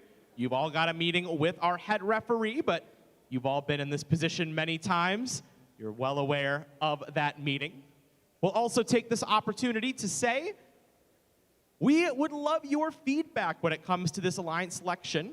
So if you do have any thoughts, please talk to Andy. He'd love to hear what you've been thinking about all these different things we've tried here in this alliance selection. And it looks like we do need another moment here, so we'll give our number 1 alliance just that. Oh my gosh, I've been asked to tell a joke. What do you call a dog that is a magician? A labracadabrador. I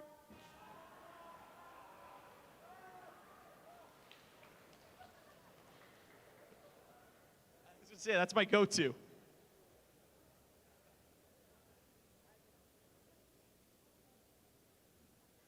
And the selection is in from our number 1 alliance. Let's hear. Who would you like to invite? Team 2056, Team 2910. Team 180. To invite Team 4499. That's Team 4499.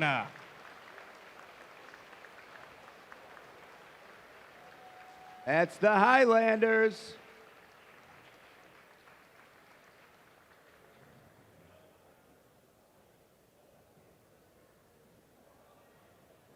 And with that, our alliance selection ceremony is over. We have our 8 alliances who will be moving on to the playoffs.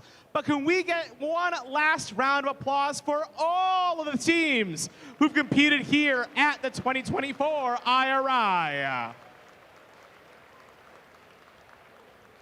We are now going to let our alliances strategize and prepare for our playoff tournament, which will be starting at 2 p.m. After our final matches, we'll have a brief closing ceremony to recognize our teams that win our playoff tournaments.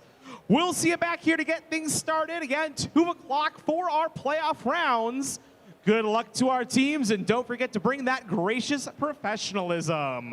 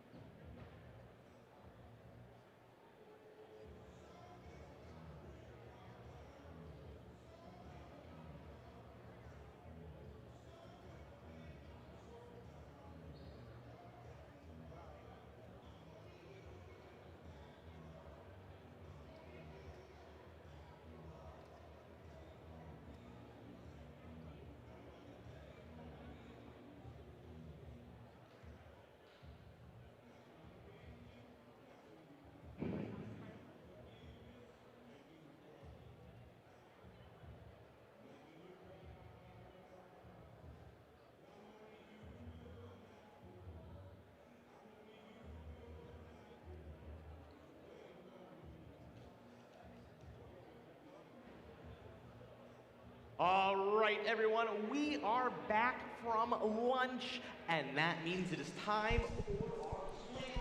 Welcome back to live coverage here of the 2024 Indiana Robotics Invitational here on the ISC Sports Network. My name is Kurt Darling. So glad you could be joining us here today as we have a big event now for the elimination matches going on now here for the IRI. Joining us here as well for the next hour or so, we have a whole cast of experts to help bring you up to speed, and of course bring me up to speed as well. Of course, I am a novice through all of this. We've got Paco Guerra, also known as Paco War. We'll go ahead and call you that, from Prep Tech 4635 as well as 3476. And we also have volunteer Ari McMahon, who is also affiliated with Team 8085. Guys, great to have you guys here. Thanks for joining us on the broadcast. Thank you for the invitation. So, Paco, let's start with you. First off, what has been your take on the competition that has happened so far here today to get to this point? Well, it's a hard competition. Both teams from Mexico are doing really, really well. As they both passed to the playoff, and both are on the same alliance. So we have a Mexican alliance here, Prepa Tech Alliance. So I'm really happy for it. Was that a little bit of that about by design, if you guys got to this point? Yes. Figured it would be. Ari, what about you? Oh, well, it's been so cool to see all the teams playing here today. I think Qualifications got off to an excellent start. We really hit the ground running from yesterday. And the alliances that formed, rankings shook up at the last second. So seeing the alliances that formed on the field, 29-10 there, Jack and the Bot, they were seeded third heading into today, but fell off a little bit more, but still got picked at that first round spot. So we'll see how they do today. I am so excited to see how these finals play out. So someone who's been here who's coming here for the first time, like myself, how does the dynamic change going from qualifying to elimination? Because I know in qualifying, a lot of it is about ranking points to get in position, but now it's basically about wins or losses, correct? Yes. Well, the idea is not to rank or to do the extra points, but it's to win the match. So as different as the alliance and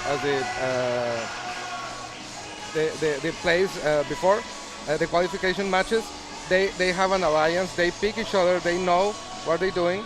So they are playing with a strategy in order to beat the other team. Like they are together the whole playoffs.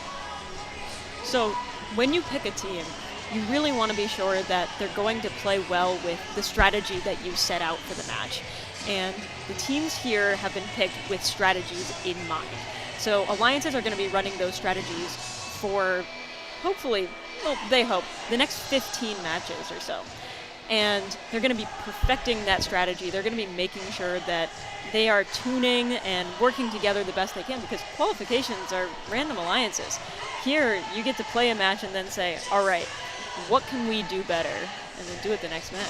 Absolutely. So this is the first elimination match coming at you right here. It's a double elimination bracket, so if one team, or rather one alliance, loses, they're not quite out of it yet. They can still have a chance to at least get to the final, but they have to go through a little bit more of a ladder to get to there. But this first alliance, that will be going up here right now for the Blue Alliance will be the Enigma Robotics, as well as Fully Freeze, Toolcats, and Midnight Inventors. They're going to be going up against the Red Alliance and Spam, OP Robotics, Jack and the Bot, and Highlanders. And you guys mentioned it just now, just reading off that Red Alliance right there, OP Robotics and Jack and the Bot, that's a heck of a combination going into this. Yeah, the two powerhouses, and I think it's a really, really strong alliance.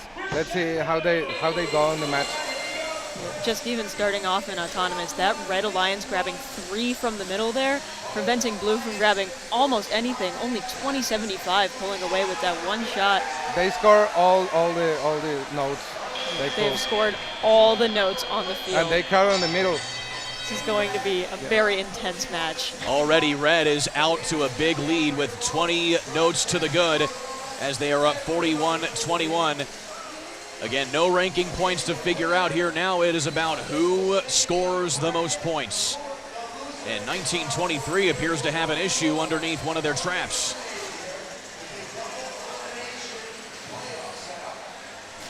The strategy that Red is employing is really interesting here. 2056 is being fed notes by both of their partners. 1923 is having problem with the robot, but I think they got it. they fix the problem. Of course, 1923 playing they're defense playing, here. they're playing defense. Well, and that's one thing that 1923 did really well in the qualifying matches early. They were kind of out of contention for any of the early rankings, and so they did a lot of showing off to try and maybe use that defensive strategy to kind of give themselves that extra edge. I think we will see a lot of defense on the playoffs. Absolutely. A strategy that a lot of teams employed in alliance selections was because you get that fourth robot, a lot of teams picked a third robot that's really good at offense, but a fourth robot for defense. And you can see that the Blue Alliance has subbed in their defense robot here. Their other alliance member, the Toolcats, is really good at offense, so we'll see if that strategy plays out. However, it doesn't seem to be right now here, as the Red Alliance is running away with this match at the moment. OP Robotics as well as Jack and the Bot Spam and Highlanders proving a little too much at the moment here in the final 37 seconds. OP Robotics just storming the goal there, trying to get as many notes as possible in that amplified period. Final 25. And the Blue Alliance just not able to get anything put together here at the moment. We could see an event record in this match. The current high score is 158. And now you have two notes on top as well for the Red. Look at 2056 here. They were playing defense on 2075, trying to prevent them from climbing. And they did just and that. And it looks like they did that. And they climbed. They climbed too. Well, and that's the one thing about 2056 as well. They have that automatic safe where they're able to retract without any power, and they still get the points. They still got it, yeah. That 0-second climb has really differentiated them this season. I think it's going to be high score again, right? 161 is actually the event record today. It was set in the middle of qualifications, and so you could possibly get that. 146 on the regular scoring, post-match scoring being tabulated right now. 155, I guess. Obviously a red win, but what is the record? 156. Just off of that right there, but nevertheless, a high number and an excellent start to the elimination matches. Yeah, it will be hard to beat them. Yes. They are good at scoring, and they are good at escape from defense. 122 points just in the speaker, so that is just the notes that are scored in that high goal there. That is truly impressive.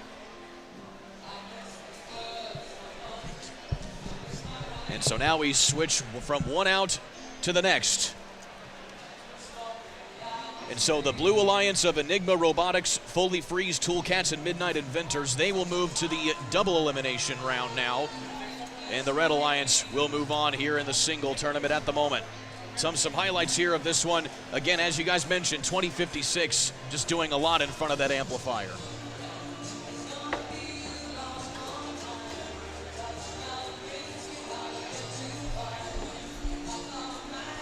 So now we move on to the next match here in eliminations. The Blue Alliance will be the Robots with the Robot Twister, as well as Denim Venom, who was in and out of the top rankings pretty much all morning long. You also have Robo Lancers and Comets in on that. And then on the other side, you have Prepatech Botbusters, one of your teams right there, Paco. One of my teams. And then you have the other one as well with the Lambots, and then CC Shambots as well as TC Titans. Well, since we have some inside baseball right here, Paco, what's the strategy from your team going into this one? Well, they're gonna Lambot, I guess, is gonna clean their side. Botbusters is gonna be passing the nodes, and the Chamber's gonna be like doing cycles, I guess. I don't know if they will change the strategy if they are having trouble with the defense or something. Maybe they will change in order to defense the defense, which is another strategy to stop the defense. All right, what can you expect from the Blue Alliance here going into this? Yes, the Blue Alliance has some robots that are very good in the niches that they occupy. 321, they were world champions this year. They won the world championship in Houston by playing shutdown defense on the opposing alliance. They are a phenomenal defense robot, and that's why they were picked where they were. you can expect them to kind of mess up that wonderful strategy combo. But they also have 118, who's one of the best finisher robots in the world, and 8044, who is a fantastic feeder robot. So I bet that these robots are going to play to these strengths. 118 is in the right driver slot for playing that finisher role. They were having a little bit of trouble earlier today with some of their collectors. So we'll see how that ends up playing out and if they're able to, fully function the entire match. I hope they will. But this Blue Alliance really is going to play to their strengths. It'll be interesting to watch. So again, you have the Robonauts, who are a storied team. Of course, they were the Texas State champions earlier this year. And Paco, of course, you guys coming from Mexico, do you guys come across the border at all to play teams from Mexico from Texas during the regular season at all?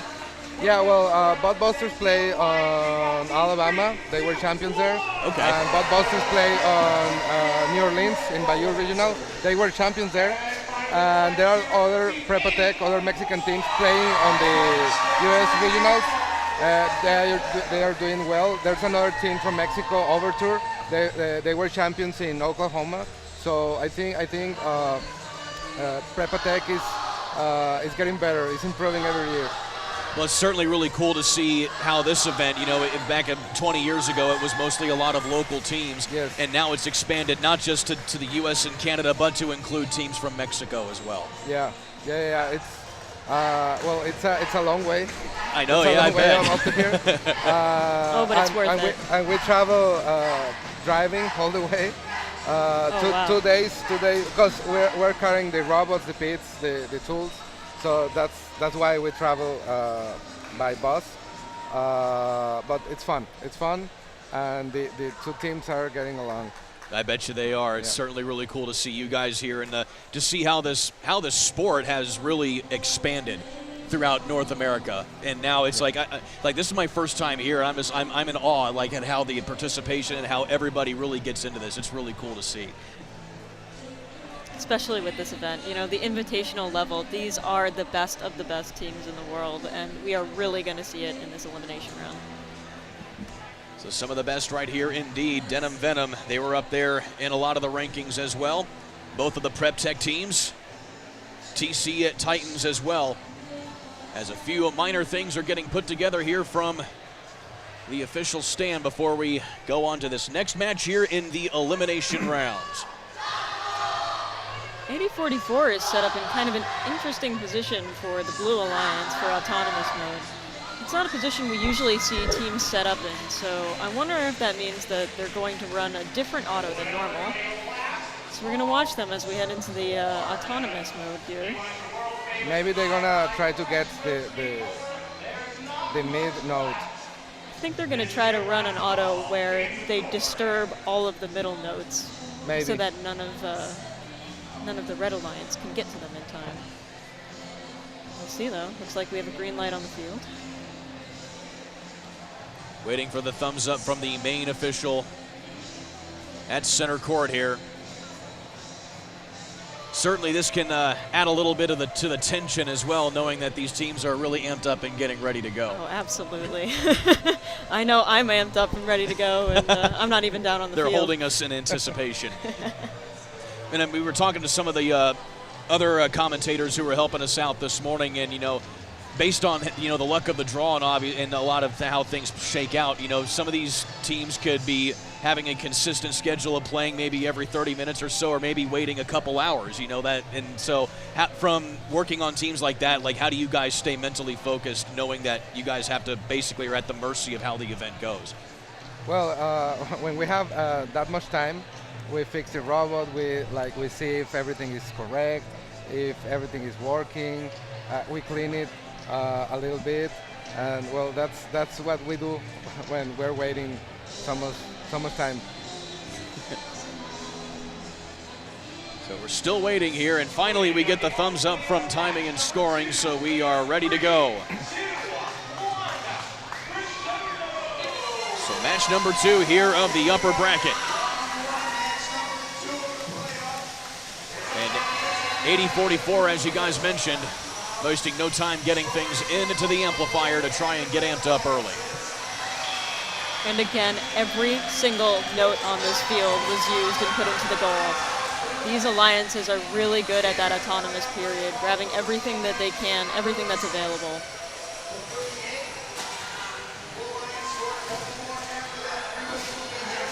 A little bit of bumping at midcourt now between one of the Prep Tech bots as well as 321. That's that defense. That's world class. 321 there, slowing down the other robots on that alliance.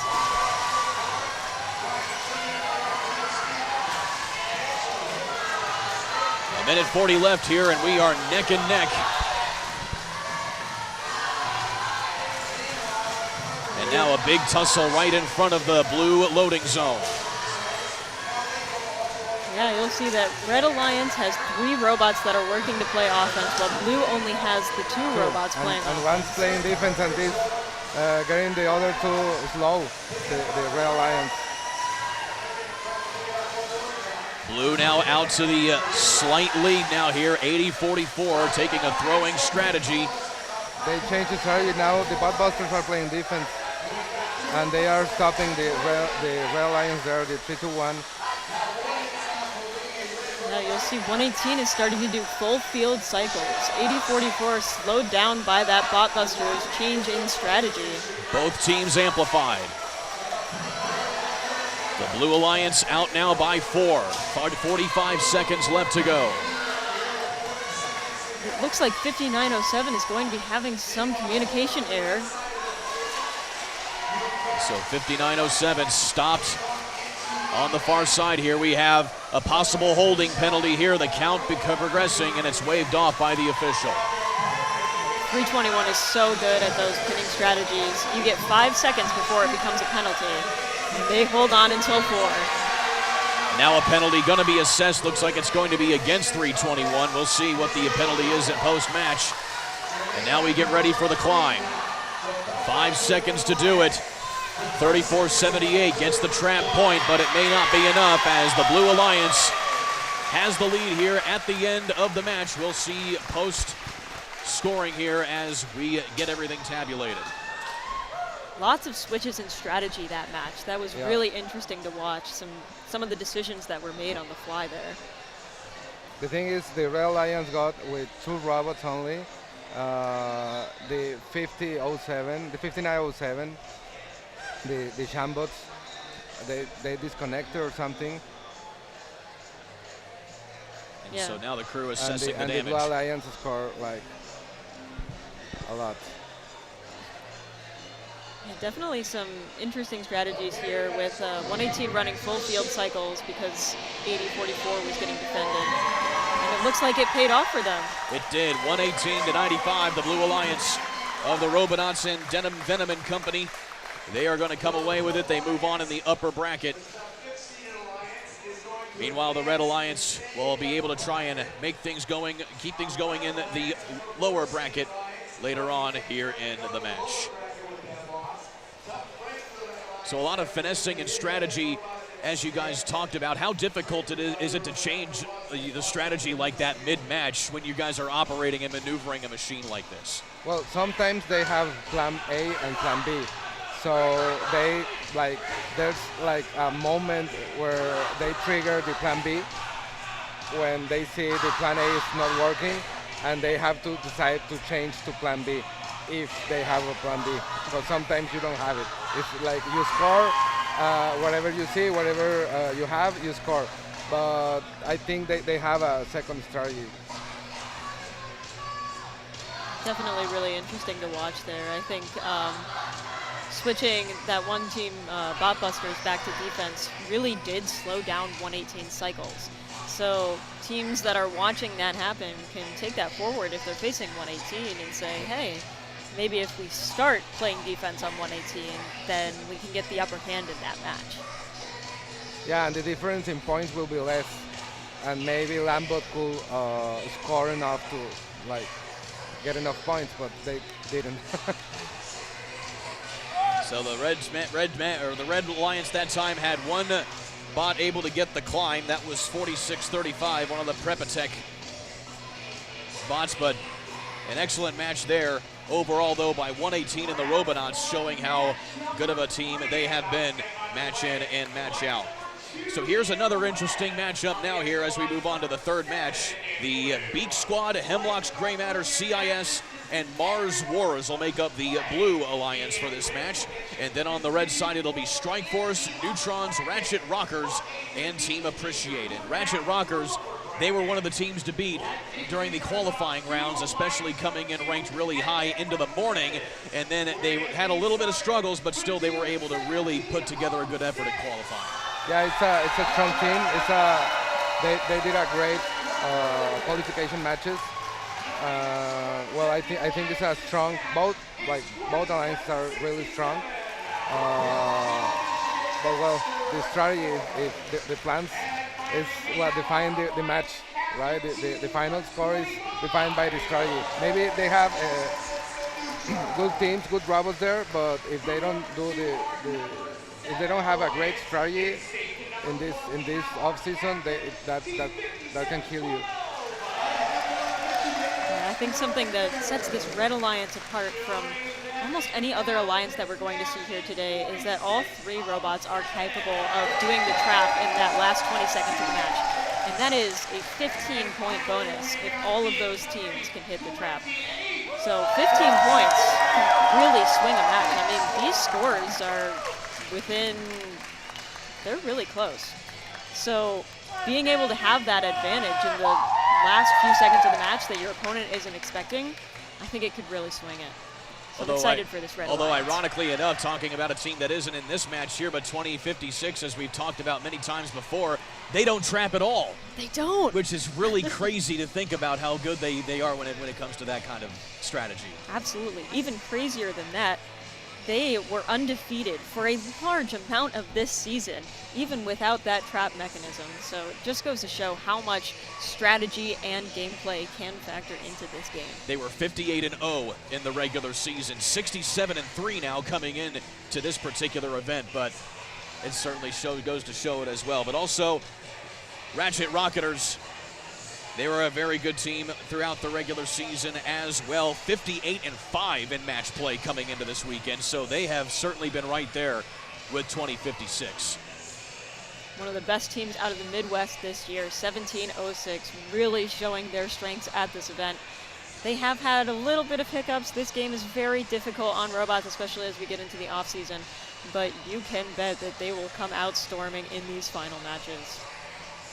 It's certainly been one thing that I've noticed, as well as the fact that last year it was an entirely different game, which I had no idea. You guys literally change the field of play every year, and you guys adapt to it. They have to build a robot.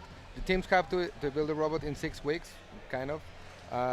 Maybe make the modifications during the season or the events. But it's like changing all the robot, all the mechanism, all the programming, all the code.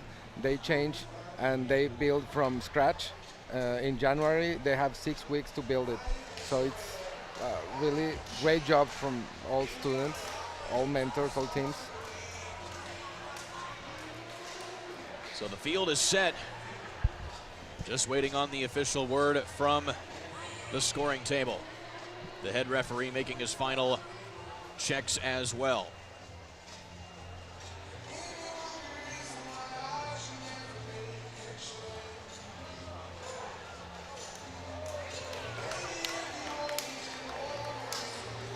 Team 57-12 there. Of course, lots of fan engagement throughout today as well. It is a packed house inside of Lawrence Central High School here on the east side of Indianapolis.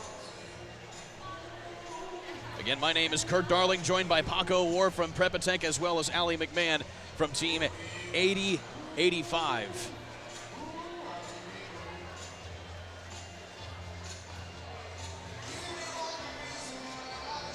They certainly take a little bit longer to get these elimination matches ready to go, at least today, for as far as I can tell. Well, elimination matches are, as you said, elimination matches, so they want to be sure that everything on this field is not going to impact the ability of these robots to play the game. So making sure that everything is set up correctly, everyone's connected to the field the way that they want to be. Everything counts. And we are good to go finally. Match number 3 here of the upper bracket in the opening round. Ooh, teams charging to the middle there. 40-28 and 17-06 running into each other, but it looks like red will pull away with that note. And most of the notes, as has been the theme, completely gone. Wow. 3 matches in a row now. So now the gamesmanship begins. Neutrons 125. They were dominant during the qualifying rounds. They are moving all over the place here in front of the amplifier. Yeah, they're playing that finisher role. They're in charge of scoring in the amp and the speaker while 2 teams feed them from across the field. 17-06 now pulling back to also help shoot while that speaker is amplified. That is an excellent strategy by Red. And they're also trying, it looks like they're trying to avoid the corner as much as possible. That's one thing that we noticed in the qualifying matches. A lot of teams were doing this throwing strategy, but they'd get bottled up in the corner, and the robots couldn't really maneuver to get to it. Yeah, actually, both teams have the same strategy. They have two passers and 1 cleaner for both alliances.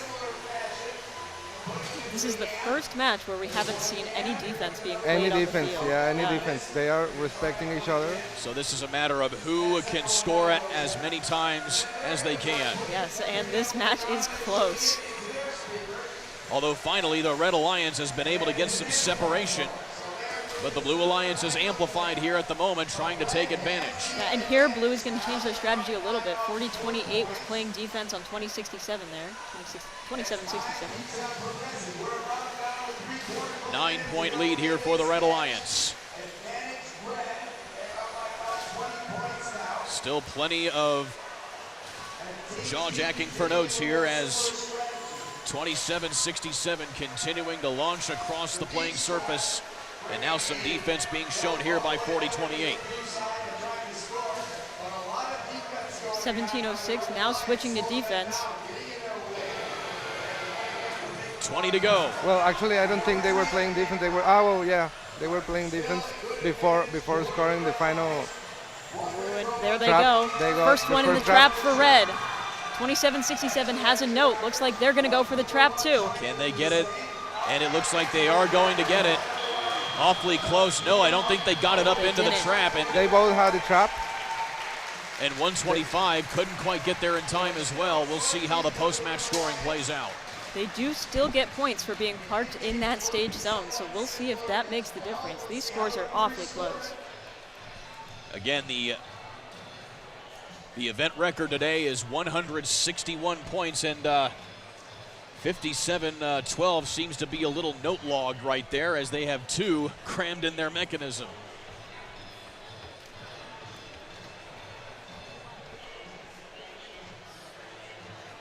Post-match scoring still being ironed out here now.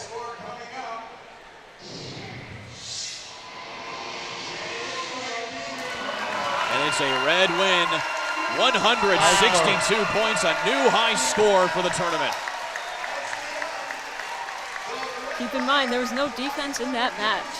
So that is why those 2 scores are so incredibly high.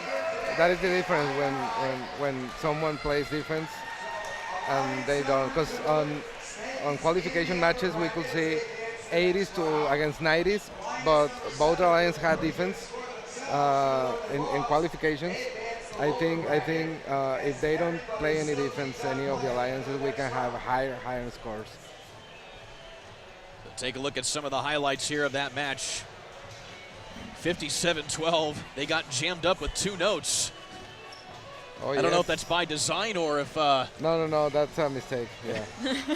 Picked up 1 too many. 17-06, though, getting the trap point there at the end. 27-67. Getting so close, and it got jammed as well. So they didn't get the trap point for that note. And then 125, though, as you mentioned, Ari, still getting some points for being parked in that zone at the end of the match. And that was clearly what did it for them right there at the end. Every point mattering right there. So Neutrons and Ratchet Rocketers and company moving on.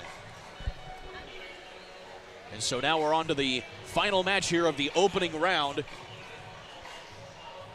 Certainly wanting to set a good tone here as the Blue Alliance will consist of Killer Bees, Digital Dislocators, Robo Jackets, and Crusaders.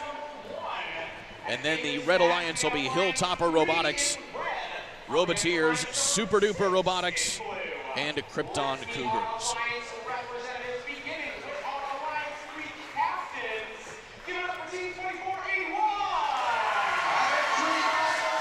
Introductions being made here right now. 2481, one of my favorite robots on this field. They are always so creative with their designs every year. And if you see this robot do the amp, it does it like no other robot on this field. They have a hook that comes up and pops up and just lightly taps it into the amp. Other teams use wheels or different all sorts of mechanisms, but that is just very creative, and I respect it. And then a lot of, even adding to the creativity, also in simplicity, the robot's name is Kevin. Kevin? Kevin. Not something else like Buzz 29 for the Killer Bees or Lockout by Robo Jackets. For the Roboteers, it's just simply Kevin. I like that. Still though, and that's one thing that I was talking about earlier.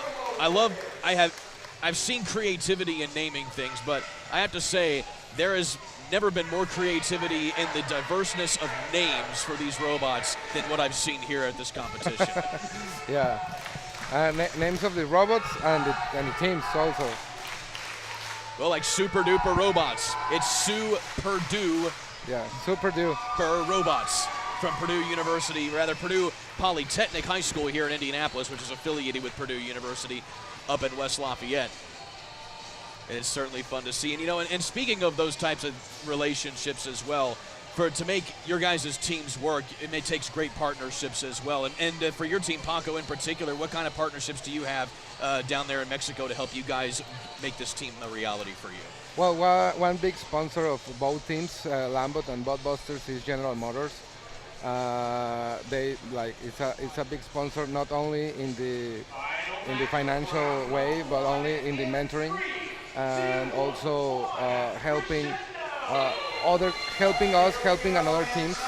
And the idea that I have for Mexico is to increase the level of Mexican teams, and General Motors is helping these teams to help another teams in order to increase. And increasing their level, coming to this kind of regionals and off seasons is increasing the level of these teams, and they go back and increase the level of Mexican teams also. The Red Alliance pulling away with every single note on that midline, but missing a few of them. So even though they won the autonomous round, they will have a little bit of catch-up work to do. They have those notes in their zone, though, so Super Duper is going to work to score those. Red Alliance jumping out now to a 20-point advantage. They're amplified, both teams amplified here. 1732 playing defense here, making sure that 4270 cannot get back to their source zone to grab another note. That is excellent defense by them. Meanwhile, 3538 has taken the strategy of scooting notes along the ground as opposed to carrying them and moving them up towards the blue amplifier. The Red Alliance is stealing the notes from the Blue Alliance. I don't think that's intentional. I think 3538 may have something wrong with their shooter. They've been passing notes all day. It's certainly unique. We haven't seen that before at all here today, so that probably is the case, Ari, when it comes to 3538. It seems to be costing Blue Alliance too, as Red has just absolutely run away with this one. They decided to play defense instead. They changed the strategy. Yeah, I think that's a good choice. 2481 has some excellent driving skills on their alliance. Trap point there for 4270 as they hang and wait. Wow, 3538 really playing defense on 2481. They're going to try to prevent them from getting back to that climb. Killer Bees opting to go for the amplifier that time. They'll make a quick run inside. They'll park inside to get And they that did point. it. They climbed. 2481 got back for the climb. So all three red robots appear to be in the air. So that'll certainly help things out as they dominate that particular match, and that will close out round number 1. Well, now we've seen what these teams can do in elimination rounds. Now it's a matter of whether or not they can continue to sustain as the tournament wears on. Absolutely, and this is an off-season event. Most teams are coming into this event, even before it started, with 50-plus matches under their belt, and that wear and tear really does have an effect on the mechanics and the programming of this robot. And by programming, your wheels are a different diameter at the start of the season than the end of the season. So calculating that can be very intense. 127 to 84. Stage points a big factor, as well as the speaker points for the Red Alliance. So again, we take a look at some of the highlights here. We may be able to see if 35-38, where they may have had their issue. Looked like they were shooting well at the beginning. And then you see right there, couldn't quite get one off there, and so they ended up going on and scooting notes across the floor, as well as playing some defense.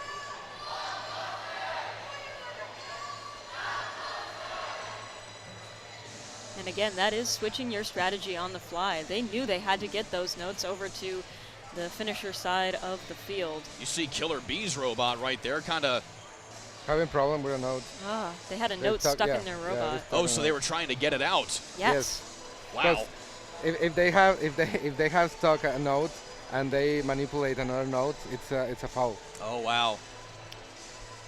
So tough luck for the Blue Alliance there. So much of this competition is the right things going right at the right moment. And for Blue Alliance, luckily, they get another shot. In this lower bracket match coming up, they'll be able to kind of prove if they can really get it together and hopefully compete at the level that they were competing at in qualifications. So there you take a look at the bracket as we now move to the lower bracket matches here of round number 2.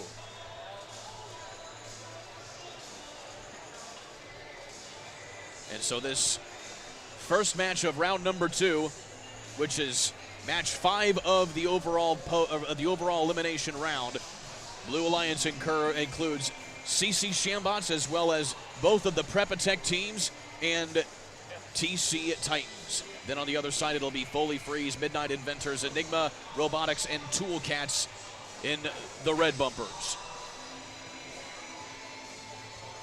You'll see that the Red Alliance has swapped out Team 1923, which was previously playing defense, for Team 3276, the Tool Cats, who was one of the most offensive powerhouses that got picked as a third robot. So an obvious change of strategy right there. A fun fact here is when you're playing at the beginning, the strongest alliance, the one that ranked better, plays in red with red bumpers, but when they are in the lower bracket, the strongest alliance play with the blue bumpers. So they change it if you are in the lower bracket or in the higher bracket. So that means you're particularly happy to see your team in blue bumpers, right? Well, they rank better. They are alliance number 4, and they are alliance number. They are playing against alliance number 8. 8. So that's they are better ranked. So they are playing blue in the lower bracket.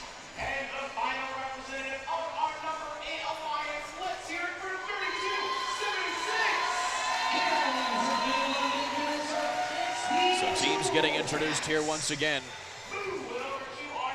Second chance for Mexico. So yeah, Paco, for your team now, based on what you saw from that first match, any changes? What would you like to see from your squad here? Well, I don't see any difference than the previous games. I see this. I think they will stuck with the strategy. The thing in the past was the Shambots were disconnected or something. Well, I think they fixed the problem, I guess. We'll repeat this strategy again. I think.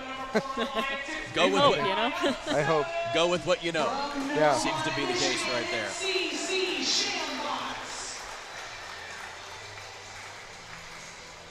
Yeah, and with the turnaround time there, you really do get to dig into your robot and kind of really try to figure out what went wrong in that match. A lot of the times, you can tell what's going wrong with your robot. I mean, we're at this point in the season. If your robot disconnects, it's probably an issue that you've seen before. So you know exactly how to fix it. Go back to the pit and say, all right, it's that group of wires again. We have to redo all those. But sometimes we have close time to fix it, like 15 minutes, 20 minutes, and it's not enough to fix that problem. And you have to figure out how to like go to the field knowing that you have that problem. I was able to walk around all the team areas in the other gym. The pits. The pits, yeah, and of course, yeah, because I don't know what you guys call it because, but at the same time, I'm a huge racing fan myself. Okay. I was walking around there, I was just like, It's wow. also called the pits. Yeah, it's also called the pits, and it felt exactly like walking around Gasoline Alley at the Indianapolis Motor Speedway. It was really cool. Well, we don't use gasoline. Oh, yeah, we use batteries.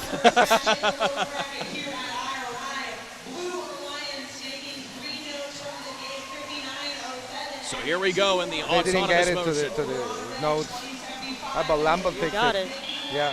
Yeah, and they knocked Toolcats off of one of their notes. So the Red Alliance is going to start down. Going to have to work their way back there. So Red with some ground to make up. And several notes flying out of the playing area.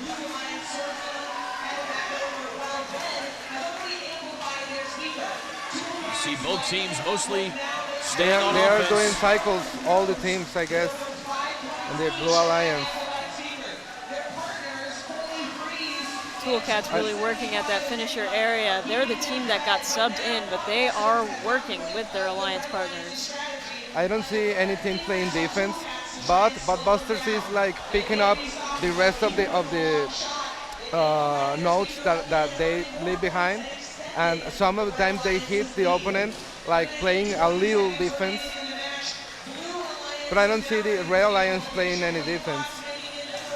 9-10, doing a lot of shooting, trying to feed it down towards the amplifier.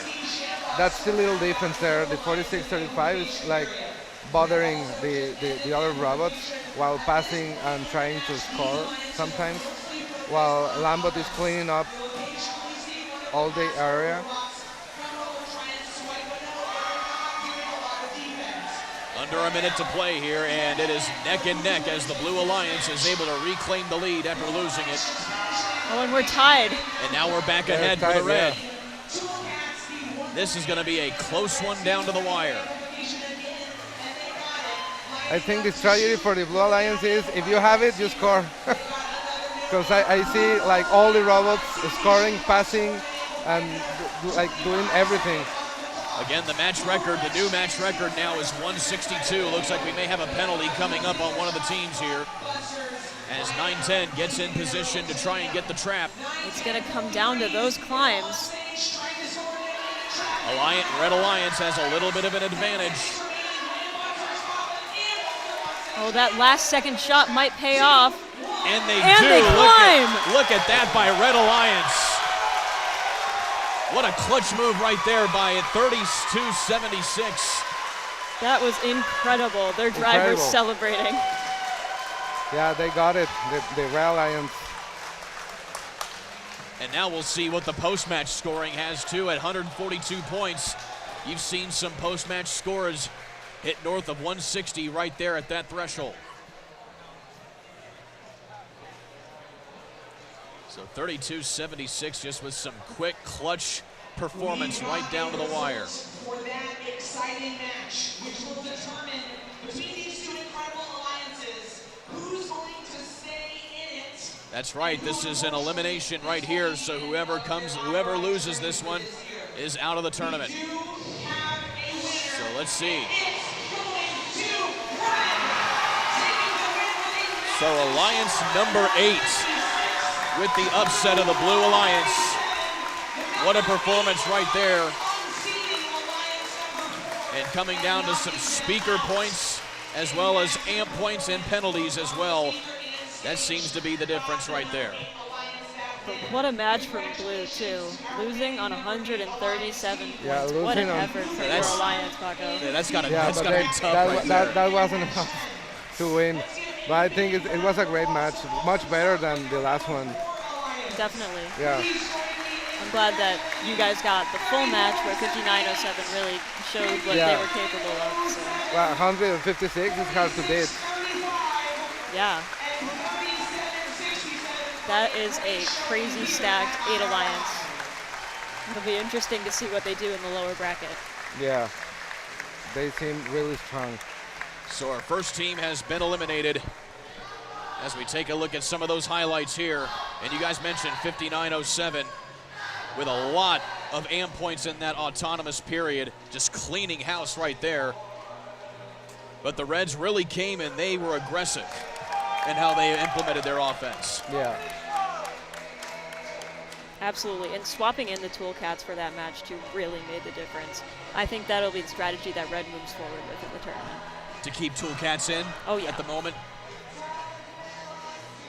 And that's certainly, and obviously this is my first time, but for you guys it's certainly unique having these foursomes this time around with the unique for IRI anyway, for having the different types of the draft that you had with the snake draft basically at the end as opposed to just going right through.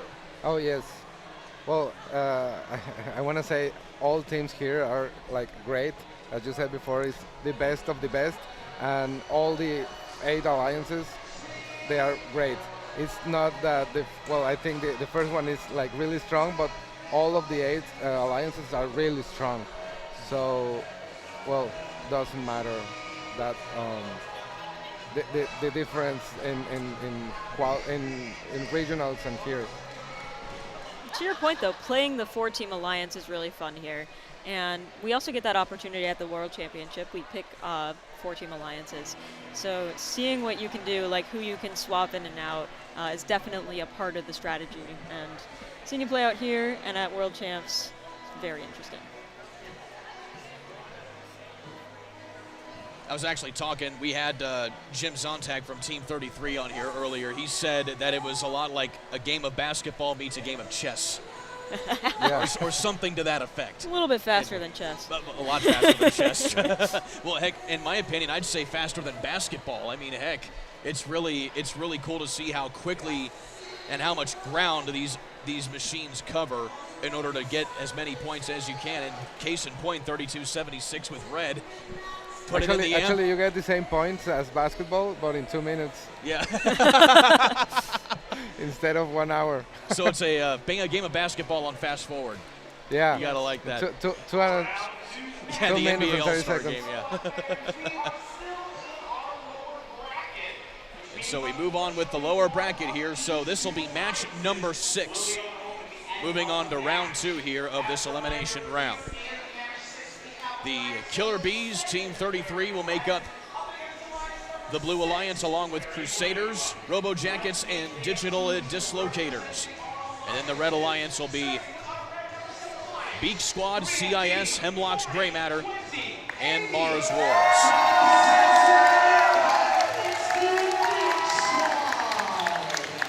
So this Blue Alliance, if you remember before, we really didn't get to see their full potential. They had a lot of robots on their alliance, not quite fully functioning at the level that they wanted to be. In addition to that, they have swapped out 4270 for 6081, the Digital Dislocators. So we'll see how that impacts their strategy and what they're going to do to stay alive here. And the Digital Dislocators, I believe, are the team captain, if I'm not mistaken, unless they were ranked. Yeah, and so the team captain choosing to sit out that opening match, now going to be going in here in this match now. And that happens a lot. Sometimes your alliance captain is not the right robot to play for the strategy. Sometimes things that allow you to rank high in qualifications just aren't really all that relevant in playoffs. So seeing a team captain do that is really just in the spirit of gracious professionalism in the competition. So it's really sometimes your honorable robot thing for them is to do. for ranking points, not to win the games. Yep. So you rank high, you choose wisely, and then you sit and wait. Obviously, sometimes you get to play, obviously, and get the points, but sometimes you choose your right teammates in order to win. Hopefully this Blue Alliance can pull it off. I really want to see them functioning at full capacity. So on the playing surface for the Blue, it'll be Killer Bees, Robo Jackets, and Digital Dislocators.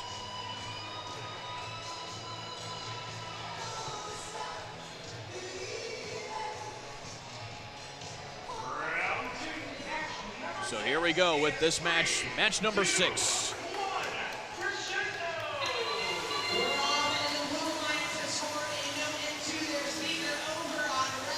Couple of notes left out in the middle here. Still plenty of time though. And a couple of missed notes there on the auto zone there for Blue, but still they come away with the early lead.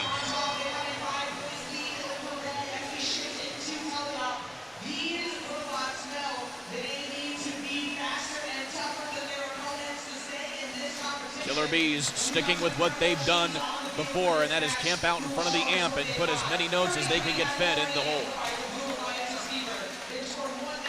6081 had a smart move earlier there where they stole a note from the Red Alliance in that zone, one of the notes that Red had been fed. So that Red did not get to use that note, and they did. Red is off to a not to a very good start here. In fact, this is Alliance number 7 versus Alliance number 6, so an evenly matched couple of teams here going up against each other. There is a belt on the field near the blue source. I bet that is from 6081, who has now switched to defense. So that means someone's launching mechanism or something to that effect is not really working now. 35-38 again, using that scooting method that we saw them use earlier. Now they actually have it fixed, so they're able to launch again. There is a band there in the blue area. I don't know if that will affect. It'd be interesting to see whose machine that came off of.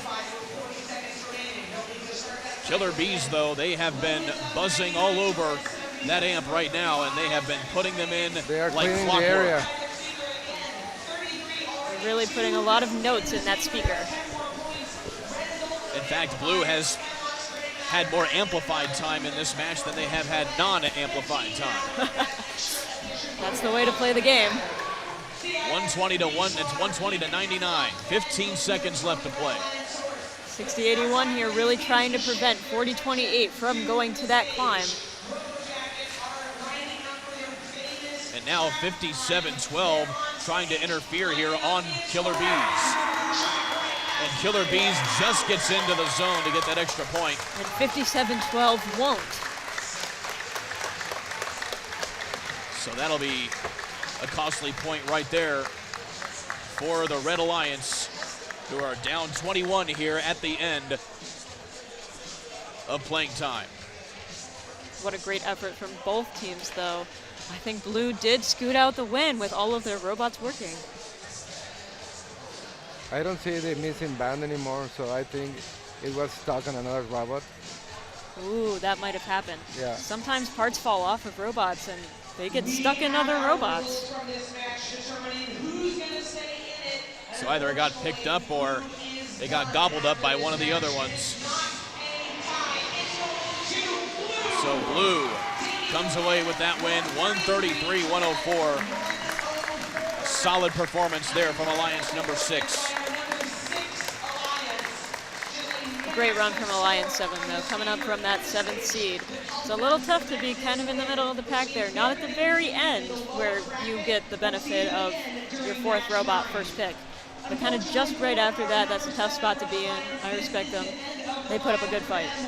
Let's get a big round of applause to teams 40, 28, 46, So 57-12, 40-28, 46-07, and 41-43 will make their exit from the tournament today after a valiant effort from that squad.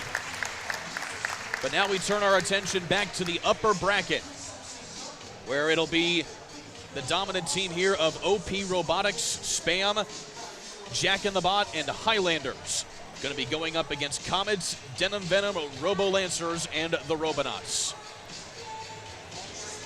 This is going to be a matchup. You have some of the best offensive teams in the world on that first alliance versus probably the best defense robot in the world on Alliance 5. This is going to be fun. Here's some highlights from that previous match.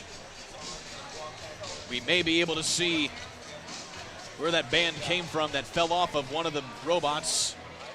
There was a hard collision right there by 57-12 on the gaming apparatus. Even though we saw like 167, I guess, on last match of Alliance 1, that we might not see that on this match because the strategy, the opponent's strategy is defining your score on the match. So even though we saw the 167, we may see here a lower score. Well, and like you mentioned, Ari, you have one of the best defenders on the Blue Alliance going up against this high-powered offense, so definitely a little bit of an evening out of some strategies here to see what might bend or even break before we get things done. Yeah, I think that Red is going to come out storming. I think they're going to come out with all offense, but I think by the end of the match, they're going to have someone switch to defense. Would that be out of planning or necessity, depending on how the match goes? We'll see. We'll see how crowded it is. Another thing about having someone switch to defense is that you free up a lot of the lanes available. So if you have a defense robot in the zone that you're trying to pull notes from, that's 3 robots there already. If you pull out one of your team's robots and have them go play defense, then you free up that lane for your robot to go around and to have room to kind of maneuver around the defense robot. So we'll see. I think it'll be out of necessity. That certainly makes it more entertaining. Oh, absolutely. Having to change strategy mid-match, kind of ad-lib, so to speak.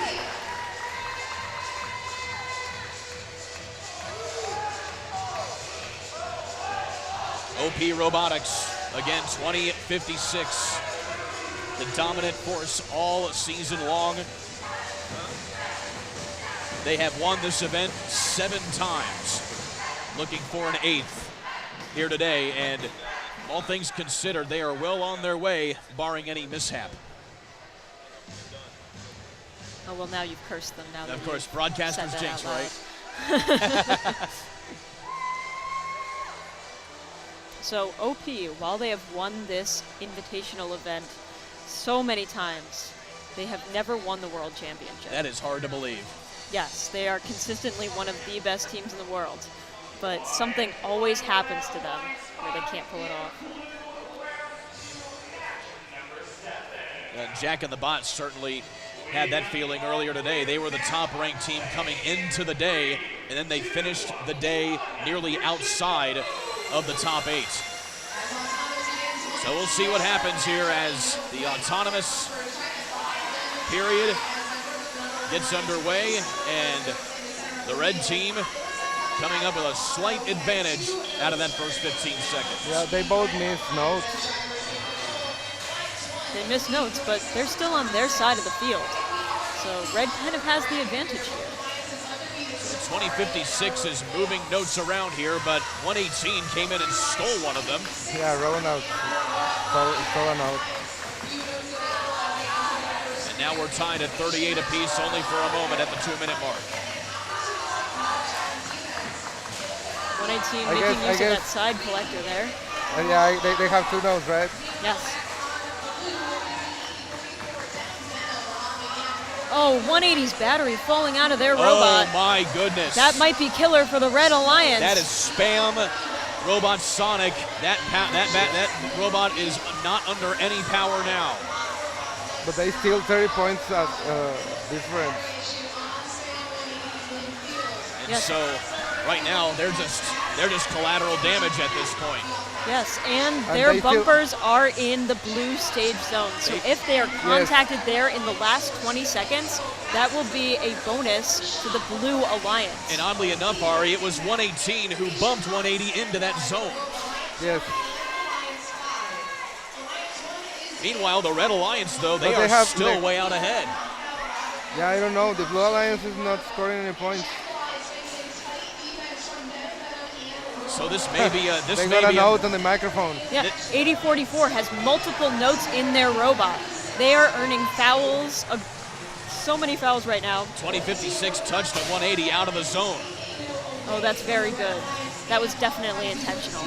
But I don't see any referee marking the extra note they have. So I mean, it's an off season. They may just be letting it go. So right now, the Red Alliance is operating as a two-bot team, more or less, and somehow they are 105 to 66 to the good with 15 seconds left to play. We have two notes on the microphone. None of them are the one that human player throws. Wow. What an effort from the Red Alliance. What a unique match. Yes. You have a battery falling out. That's and good luck. That's good luck. Yeah, that is good luck. That's almost the equivalent in soccer of a team winning a match with 10 men to 11. Yeah. No, I think more like 9. 9, yeah. 9 to 11. plus the referee marking the other team. It's a shorthanded goal in hockey. Either way, a heck of an effort there by the Red Alliance, who will assuredly get the win in the most unique way that we've seen here today, but either way, they get the job done. It's good, though, that the Blue Alliance is still in that upper bracket. They'll be able to kind of come back from that and hopefully get all of their robots working at once in the lower bracket. Well, guys, we will go ahead and send you guys off. Paco, thank you very for much. joining us. Ari, Nice to thank meet you you. as well. That Thank was you, yes. excellent commentary. Thank you very much. All right, well, thank you. Good rest of the day. You guys too. So again, we keep moving through the elimination rounds, and so far it has been an exciting matches to say the least. Standing by right here on the ISC Sports Network.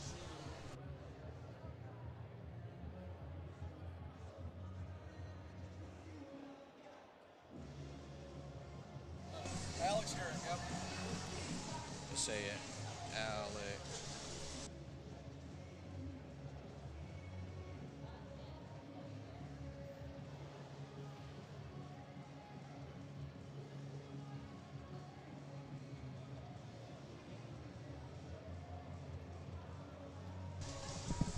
So we have a great rotating cast of characters joining us all throughout the day here on the ISC Sports Network. Live coverage of the Indiana Robotics Invitational. And we'll also bring in Andy Baker as well from the IRI. But also we are joined by Alex Urich of Team 4607. Alex, thanks for joining us here. It's a pleasure to have you. Certainly been an entertaining elimination round so far here, to say the least. Yeah, thanks, Kurt. A little depressed right now. My team just got knocked out, but it was a good run for us. A lot of fun. Yeah, my goodness, there's a lot of energy here right now, right? Like that last match is absolutely incredible, as you're seeing. Even though we have two robots out there that are struggling to compete out there, one of them dead, you're still putting up big numbers out there. A lot of notes scored, so yeah. And Andy Baker with us as well. Andy, thank you for joining us as well. You're, of course, a member of one of the founding teams of this event here. For you, what's it mean to you to see the popularity that this event has grown into here over the last few years? Oh yeah, it's very satisfying. And there's tons of people have been involved with IRI for so many years. Like we gave out an award today, a foundation award for IRI to Brant Bowen, and he's the volunteer coordinator. He used to be a student on 234, Cyber Blue, and helped us run this event for many, many years. So there's people like Brant all over the place with helping run this event to make it great. It certainly has, and it's certainly been an entertaining one. Of course, you guys just watched that last match for the elimination round. the Red Alliance basically winning with 2 bots. It was certainly entertaining. It's certainly entertaining, but interesting to see. Alex, from your perspective, like, what do you do in that instance when your bot breaks down and you have to just kind of muddle through? You're 2056 and you're playing at a different level every time you show up at IRI. So, I mean, they just played their game.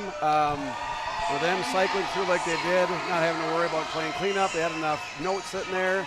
They were playing advantageous, grabbing the notes that landed right along that midline there when they needed to. But for the most part, like you're saying, we're dealing with such elite robots and such elite robotics minds out here that for them it's not much of a struggle. They've seen this before. And so now we get ready for this next match here of the elimination rounds. We are on now here to match number 8. And this will be the Alliance number 3 in the blue, Alliance number 2 in the red. Alliance number 3 made up of Robotics, Hilltopper Robotics, Super Duper Robotics, as well as Krypton Cougars.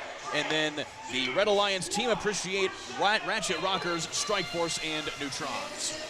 Yeah, so you have a few world champions out there. 27-67 back-to-back world champs a couple years ago. You got 2481 who won it down in St. Louis a couple years ago. So you got some blue bloods running around out there, racking up a few. Yeah, they missed a few notes on that autonomous period though, so that's a little surprising. You're seeing as this event goes on though, as it progresses, these robots are starting to fade out a little bit, right? So they're needing to tune in. They're not getting enough time in between the matches to actually go back and practice and make those little adjustments they need to. So that's what you're seeing right now with these autonomous levels starting to drop a little bit. Looks like Red's got a pretty strong lead now, up by 30 points. So Blue's got some work cut out for him over the next minute and a half. 56-28 and counting. Blue is amplified at the moment to try and at least cut in to some of that lead.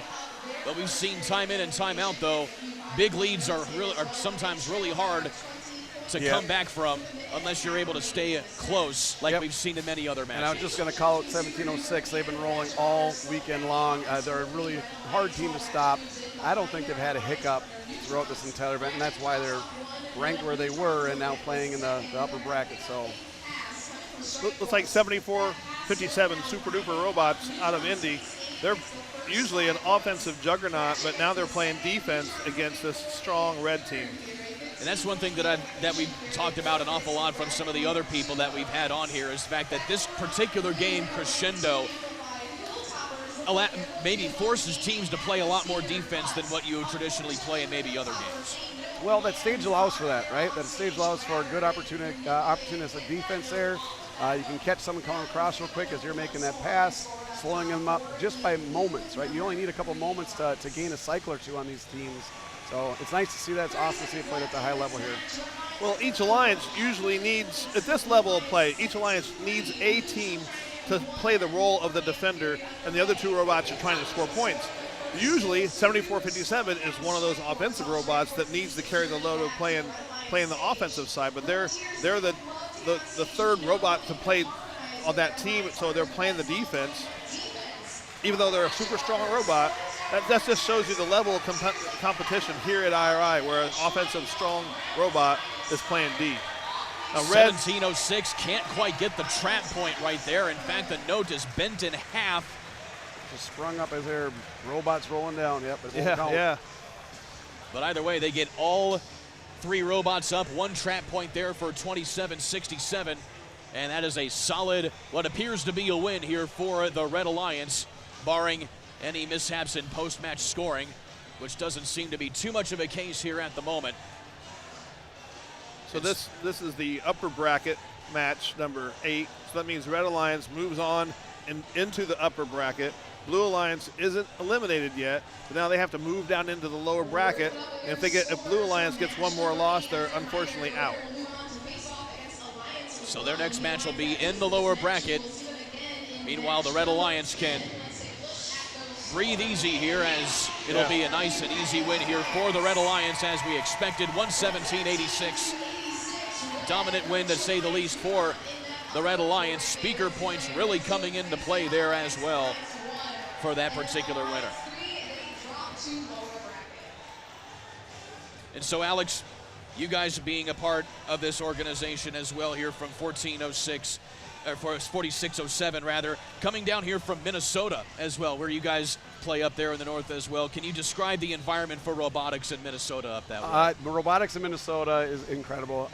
We're hitting close to 200 teams again. COVID actually took a little bit of a dip for us. But yeah, right now we're right around that 190, almost pushing 200 teams in Minnesota. We're in a regional system versus a district system, so it's a little bit different.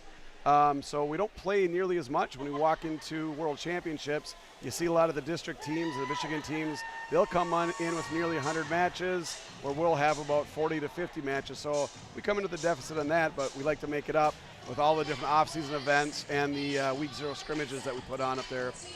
I talked a little about yesterday about the hubs, alliances, and coalitions, HACs, that have grown tremendously up in Minnesota. And in fact, we have 7028 out of St. Michael, 3276 from New England and Spicer, and 4607, all from the Central Minnesota Robotics Conference. So we're all hub partners. We work together all the time. So really cool to make it down here and qualify for IRI, as well as World Championships last year. So that's what we're seeing in Minnesota, is you're seeing the growth, this organic growth from our HACs and the teams. And in fact, last year we had 6045 Sartell Sabres down here that also made it into the playoffs. They're also one of our Central Minnesota Robotics hub teams. So we're seeing a lot of good things out of the hubs. Well, growth in Minnesota, and Andy, growth throughout the whole country and pretty much the whole continent, basically. We talked about this a little bit earlier. Next year will probably be the first year where you guys will have 5-digit numbers for teams coming up here. Yeah, so there'll be 10,000 team numbered. There's already teams that are registering now with like 10,001, 10,002. Actually, I think a friend of mine was waiting to register a new team, and he got the 10,000 team. I'm not going to say who that was, but anyway, that's kind of cool. But that doesn't mean there's 10,000 teams total now, but then that means there's been 10,000 teams registered throughout the 30 however many years of first. So there's some teams that have either taken a break or they've retired, and their number is still theirs. They could come back. So active teams, there's about 4,000 active FRC teams. About 20% of those teams are international, and that's gone up from 15 to 20% over the last, actually before COVID it was 15, now it's 20% international teams from what we can tell. And so this is not just growing in the North America, but it's growing worldwide. I mean, Turkey, believe it or not, is taking off. So good for those guys in Turkey and women over there who are inspiring kids to build robots to make themselves more technologically smart, and they can do great things with themselves after they get through this program. So now we prepare here for the next match, match number 9, entering round 3, as we keep rolling along here in the lower back bracket. So this is do or die for both of these teams here as they try to survive and advance through the rounds as they start to wind down. Killer Bees, Digital Dislocators, Robo Jackets, and Crusaders making up alliance number 6. They will wear the blue bumpers, and then Denim Venom, Robo Lancers, the Robonauts, and Comets gonna make up the alliance number 5. They will wear the red. I love this denim Venom, straight out of Louisiana. Talked a little bit about them yesterday. They are the full package. You go walk over to their pit, it's incredible. They have a full case pit. They actually bring 2 sets of bumpers, which we talked about yesterday. Went over and talked to them today about that, and they're like, yeah, well, we broke one. We figured it takes too long to fix that.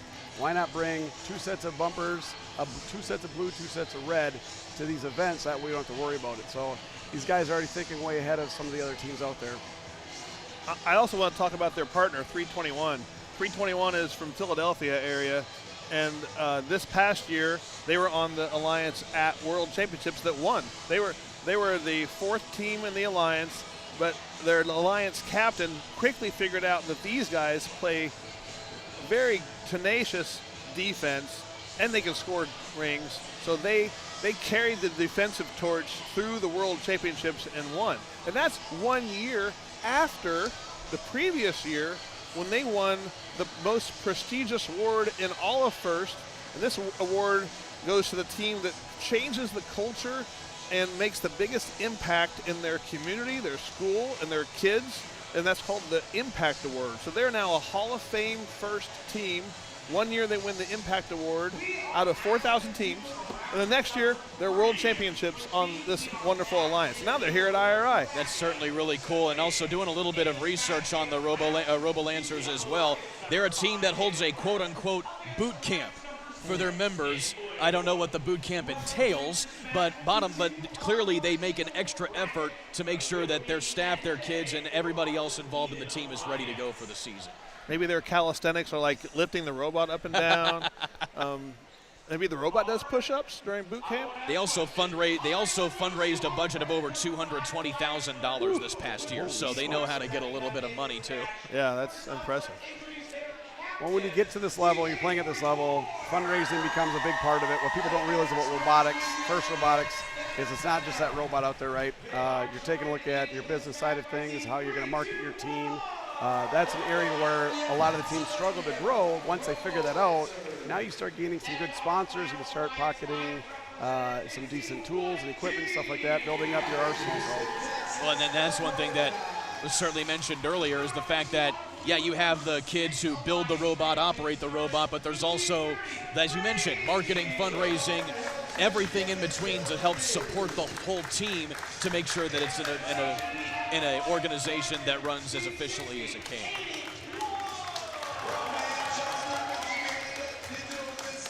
So the alliance is being introduced now as we speak. Again, Killer Bees in there as well. One of the the oldest team, registered team in the field. This year started all the way back in 1996. They're out of Notre Dame Prep Academy in Auburn Hills, Michigan. 8044 has an interesting start. I noticed this last time. They set their preload on top of the robot. They'll take off and they'll go to that the source side, and they'll try to grab that node out there, fire that one off, and then come back and fire the one they dropped off. They'll interesting to see if it works this time. It didn't work for them last time. I'm not sure what the reasoning is for that, or if they just don't preload for that shoot or not. Are they racing to get that note? That's what I think it is. They're trying to beat them, right? They're racing to get that far note before Robojackets get it. So it's a Robojackets versus Denim race to get that far note on the other side. In an earlier qualifying match, we actually saw 8044 and a blue bumper on the other side start on this exact same space. So they may be doing something that worked before to try and get an upper hand here in this one. Yeah, this game has a challenge, really a cool auto mode challenge with those 5 rings or notes in the middle, where teams really have to race to get them, almost like a dodgeball match in a way, where they race to get those notes, or they might go to a different note than they think the other team is going to. So there they go. Yeah, They're the first ones there. And then Robojackets got the second one in, knowing that Denim was going to get the first one. And this time it works for them. Works for Denim. They score both their notes. Red is missing a few notes there on the amplifier, so the blue have a little bit of an advantage going into the manual zone. Killer Bees doing exactly what they did before and camp out in front of the amplifier. They have been really good shooting the notes. Yep, they're going to play cleanup, and it looks like Blue's struggling to get that passing down and get it over to Killer Bees right now. Something's up with 321. Robo-Lancers are stationary. That's never good to see. And I don't even see any lights on the robot. So if there's no lights, that means battery disconnected, and that's not good. So their bot is not under power right now.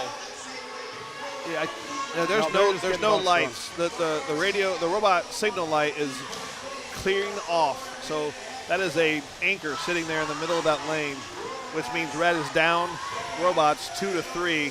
Red's got an uphill battle in this match. So it's now a 3-on-2 essential match right here, which is what we saw just a little bit ago with 2056 involved. They were able to survive that melee, but it does not seem that 321 will be able to survive in like manner. Yeah, don't know what happened there, but usually when the battery, when there's no power to that robot, usually it's a powered disconnection at the battery or from the battery to the main circuit breaker panel, and that's just a loose wire, or maybe the circuit breaker fuse wasn't pressed all the way in to start the match. That's certainly now it's forcing Red to cycle both their robots, and that's just that's not going to win you the match here. Certainly a frustrating way to see the day end if you're 321. Meanwhile, the Blue Alliance, so far, so good for them. It looks like the Alliance captain on blue is playing defense. That's 6081, right? They're Alliance captain, so they're playing defense out there, which is, again, interesting to see. 6081 digital dislocators, one of the smaller robots in the field this year. And it has certainly worked for them as they now get ready for the climb. And there is one trap point in there for the blue. And the Killer Bees unable to get into the zone for that extra point, but not like it's going to matter too much. 113-77 at the end of regulation, post-match scoring commencing. Good job to 118, 80-44, 321. Red Alliance for a good match, but they were just overpowered once 321 and somehow lost their connection. Yeah, you can definitely see the fatigue in these robots again as we're getting later and later into the event. How many matches does 118 have under their belt right now? Going to a regional, going to 3 district events, winning their district championships, right? And then playing in Worlds. Like, this thing's got to be pushing 200 matches on that robot right now. And that robot, each one of these robots is a one-of-a-kind invention. Essentially, it's a good, really good-looking prototype that was made once or twice, so it's not like a car when you're making millions of these things. And so the reliability of these robots aren't quite what you see like cars driving around on the road, because these were invented back in January and February by kids and these adults on the teams. Sticking with that, 118 had brought a second robot with them. I went over and talked to them a little bit about it, and it turns out it was their 25th anniversary robot that they built in 2021. Wow. That senior class wanted to build a robot, but there was nothing for them to build for, so they built what they had, and they actually tried out Swerve for the first time that year. So they have this robot, so I asked, well, why did you bring this thing along? Here we go, we had a blue win there. 124-79 the final in that.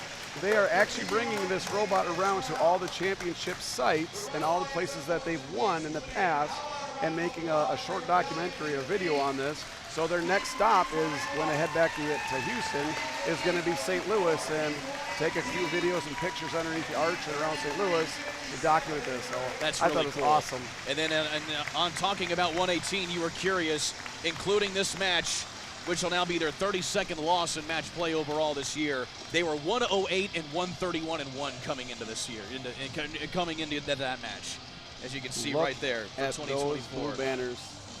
108 to 31. So 108-31-1.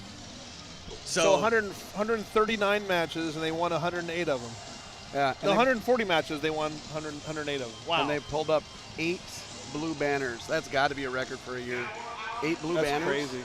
Most teams don't sniff 4 or 5 blue banners in their lifetime. Texas District State Championship, as well as the Houston District at Worlds, Tallahassee Regional, Katy District. Yeah. That's a lot of hardware for 118. Yeah. And just one of the incredible teams out there. They open up their shop every time at the Houston Championships. They opened it up actually 2 times this last year, and the place is flooded. It's flooded with all these other teams that want to come in and just take a peek at what 118 is doing. Yeah, an absolutely incredible program. Kudos to them. More on 118, they have a program called EveryBot, where they see the kickoff, and their team, part of their team is designing their robot to compete in this game, just like what we saw. But another part of the team is making a very basic, bare bones robot to play the game at a minimal level, and they publish that design, and they show a video of that design within about a week after kickoff. So the newer teams, or the lower resource teams without engineering mentors or without know-how, can just, hey, let's copy this EveryBot just to play the game at a respectable level, and let's learn how to do this first robotics competition thing. So kudos to 118 for all that work. We use that EveryBot design this year for our freshman team. I didn't want freshmen in. It's hard to, it's a varsity program in our school. It's hard to have freshmen come in. They lack autonomy. We had them build that EveryBot, and they competed at 2 different scrimmages. They've competed, actually 3 different scrimmages. and they learned so much to the point where when we were having our finals for our second trimester, our juniors and seniors had to step off, and our freshmen stepped in and finished up parts of our robot. So they had learned so much and picked so much. We're up to our next match here. We got 9-10 on the blue side's captain. 9-10, Foley Freeze out of Michigan. So you got Foley Freeze, Enigma Robotics, Toolcats, and Midnight Inventors in the blue. And then on the red, you have the Roboteers, Hilltopper Robotics, Super Duper Robotics, and Krypton Cougars. Again, do or die here. The loser of this match goes home. So last time they had 32-76 playing cleanup in this blue side. See what happens here. So 32-76 back out there again. And 32-76 also had a very clutch performance in their previous match wearing the red, in which they were able to score one in the amp and then get up on the chain for the climb to get just ever so many more points to move on. Red had not only a great automo with 46 points, but then they got a 5-point penalty against blue because blue came a little too far over the center line to hit the red during auto mode. So that puts them at 51 points for red right after auto. That's a good start. So the red with an early advantage. Some bumping around in front of the red loading zone. I like how 2075 is passing the notes down to the amp on the blue. They like do a skip pass along this near side of the field. They might do it here and again after they get that penalty on. They hit the red robot as the red robot was in the protected area of the amp when they were passing through. 2075 is a testament to the depth of Michigan. They really have come on as of late. Last year, we were fortunate enough to be alliance partners as we made it to Einstein and competed at that level. I think that was their first or second year making it to Worlds last year. And now here we're at IRI again. They weren't able to make IRI last year because they had a wedding in the family. This team is small. So one of the mentors got married, and two of the other mentors were in the wedding, actually. So oh, man. They weren't able to make it here last year. But one singular wedding, huh? Yep. What were they thinking? Planning a wedding during IRI? Come on now. Inside of a minute here, it has been all Red Alliance for the time being. Looks like 1732 is having a little bit of problems out here. They're struggling. 1732 is flashing, so there's okay. They regain connection. So that wasn't a power outage, it must have been a connectivity issue. So they're back playing D against blue. But blue now making a run. Short connectivity issue allowed blue to catch up. Yeah. So we'll see what happens here. We're and tight now. Blue has the lead and then some as we move into the final 20 seconds. 9-10 for blue, gonna get going here with the trap. 32-76 has a really quick trap. 9-10 falls off of the chain. They're going to need this trap here from 32-76. They got to get up. That could be the difference. 9-10 falling off. Oh. There's 2 trap points right there for blue. That might be the difference, as you mentioned there, Alex. And so 9-10 falling off, but still getting a little bit of a bailout from their fellow competitors. Right. Matches under review, though. We have a few post-match penalties to assess here. So I think we have 2 traps on red and 2 trap shots on blue, both. It's kind of hard to see it, but now I can't tell if 2481 is off the ground or not. It looks like they are, so they have 3 competitors off the ground, although it looks like 2481 is attached to the apparatus and not the chain. Yeah, right. At least that's what it appears to be. Yep, and for sure there is 2 traps on either side, so. And no, it looks like 2481 is on the chain, so they got a melody on top of it. But blue had a 6-point lead going into this end game, and then we're going to count the in-game points off screen, and then they're going to show it to us in a little bit. And we have a high note on there too. Oh yeah, Mike? So that's right. It's going to be like, it might be a 1-point game. This is going to be awfully close. So let's see. Blue winner. Oh my goodness. 133-122. Wow, it wasn't close. I thought it was a lot closer than that. When you take a look at the stat breakdown, the penalty points played a factor, but speaker points really did it. But Alliance getting 5 more stage points. So it was, in essence, a close call, but still, what a heck of an effort. So you think how close that end game was. Again, we talked about 1732 taking just a few moments where their robot had to reboot. maybe 15 seconds, and that changed the entire outcome of this match. Yeah. And knocks Red out.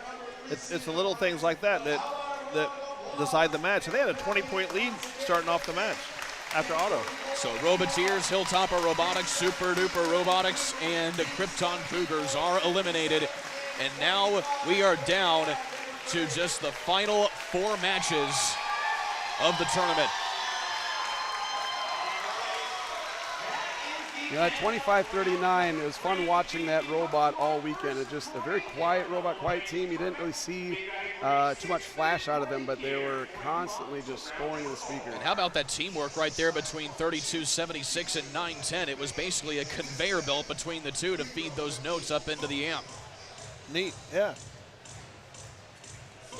Yeah, 25-30, just a smooth robot. So now we've got, since we've got more teams eliminated, and the teams that remain, some of them might have to play back-to-back matches. So this is the time of the event where you're going to have students dancing and such. So we're going to see a little bit of that over the next 10 minutes. We already got one going right down here in front of us. So yeah, he won't be alone. There we go. He's a leader. Look at that guy. I know his name is Xander. He's a leader, and now he's got another person out there dancing with him, and he's they're doing well.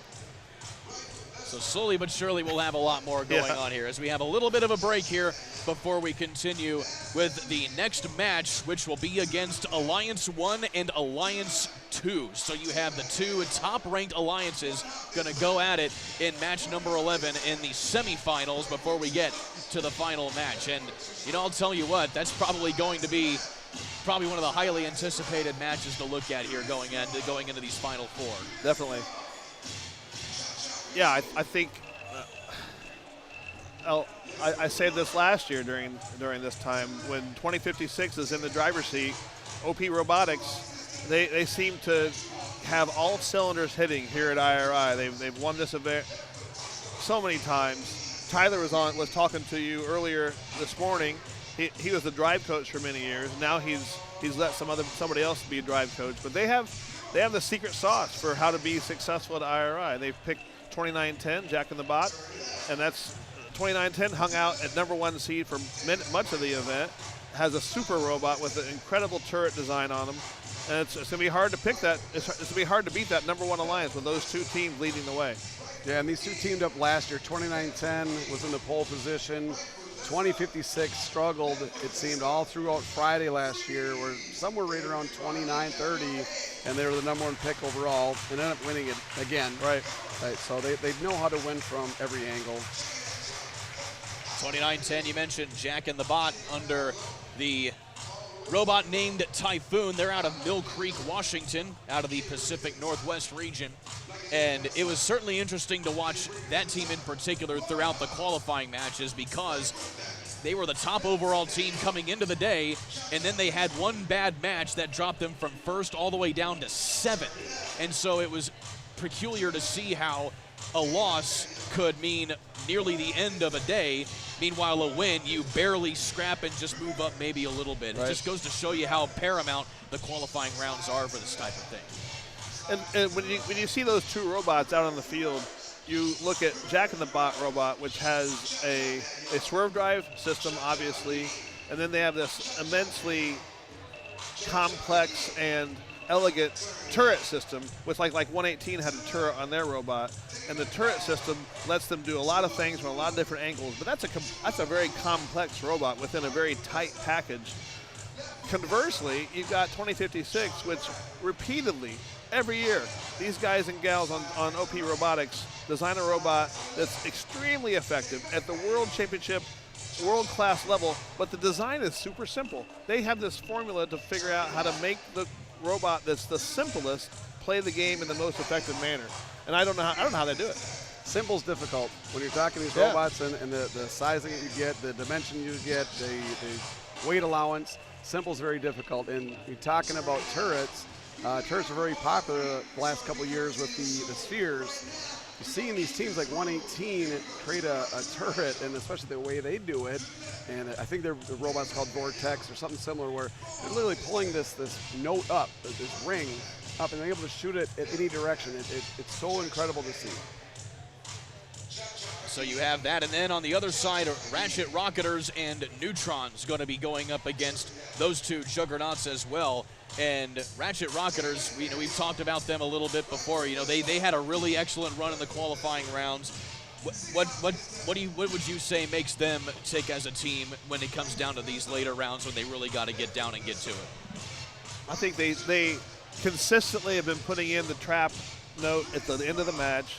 These guys are very dependable. They play through defense. They're fast.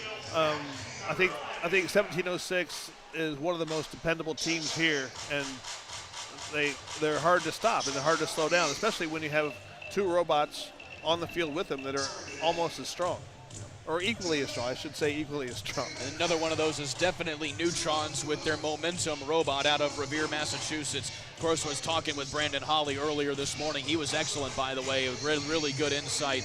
And they have a really good relationship as well, because they deal with a lot of low-income families as well to try and get their kids involved with robotics. So that shows you how diverse the crop of kids working on these robots really is, and it's impressive to see. Definitely. So here comes 2056. You can look at their triangular shaped robot with their hook at the top. It's a central hook. I noticed on their robot at the end of the match yesterday, they had a couple matches where they would just place the hook above the chain and power would end, and then their like a spring system, not a motorized system, but a spring system would pull them up after the time went to zero. So that saves them a few seconds of execution. And then also 2056, they don't trap at all. Right. Which is even more peculiar, because they're able to get so many other points and they're able to do it without getting the traps. 180's coming onto the field. Spam from South Florida, another wonderful team. Kind of a funny story. We were unloading robots on Thursday, and George Wallace, who's a friend of mine, who's one of their coaches, they pull up in a little minivan. In the minivan, there's the robot, and there's a tool case, there's a couple totes, and all their stuff is in the back of like a Town & Country Chrysler minivan, whereas a lot of these other robots, the teams get here, and they're in a 20-foot trailer or a box truck, and these guys are just driving up from Florida in a little minivan. And now they're here in the finals. They're really in the finals. And they're on the number one seeded alliance, and they got a good chance to win. Certainly shows that you don't need a huge budget to build a competitive robot. Right. Yep, you got Jack in the Bot loading on right now. One of the favorite teams coming into this. It's one of those teams that, when we talk about FIRST being kind of a cottage industry, they've done so much in terms of development and helping other teams get to that next level with their swerve drive systems. It's incredible to sit and talk to Patrick down there right now, who's setting up the robot. Just a low-key guy, came up through the program and now is helping to lead a lot of FIRST teams into this next level. So, yeah, on the screen, he's got our back to us. He has kind of long black hair there. He's a thin guy that's to the left of the screen, and he runs a small company called Swerve Drive Specialties, and they make these swerve drive modules that are the top. Well, there's other ones out there too, but this is one of the most preferred swerve drive modules, and there's 4 of them on each robot that help the robot drive around the field in an omnidirectional manner. And he's a young guy. He's an alumni of the program. Decided to quit his full-time job and do this entrepreneurship full-time, and he's making a big splash in FIRST. So resetting the field here for this next match, number 11 in round number 4. For the Blue Alliance, it'll be the Ratchet Rockers, Strike Force, Neutrons, and Team Appreciate. And then on the red side, you will have Highlanders, Jack in the Bot Spam, and OP Robotics. So 1706 coming out of Missouri, correct? They just won their state championship, I believe. Actually, it's a duo state championship. Missouri and Kansas, I believe, combined together to create a MoCan, I believe, state championship. So you're talking, again, another one of those teams that's been around for a long time, but this year is making quite a splash here in FRC. They're joined by 2767 out of Michigan. Talked about earlier, a 2-time world champ back-to-back there in Detroit a few years ago. So And then 125, obviously Neutrons out of Boston area, New England area, another blue blood team. You mentioned Ratchet Rockers. They're made up of 4 area high schools from Wentzville, Missouri, bringing in a record this season of 58-5. Holy smokes, 5 losses. Coming into the tournament, obviously, not including their record here this weekend, but still just as impressive. So which way is this going to go? You got red, I would say, is heavily favored in this match, but blue has the firepower of their own. 27-67 brings a lot of experience. 125 does as well. You got 2056, who's won 10 IRI championships over the last 15 years or so. So a lot of hardware amongst the teams that are on this playing surface. This also almost feels like it should be the final. Yeah, 1 versus 2. I mean, so the loser of this match has to go down into the loser's bracket. So they could end up playing again. And then they come back up. So, yeah, one will advance on to the final round, and the other one has to work their way back up into the final round.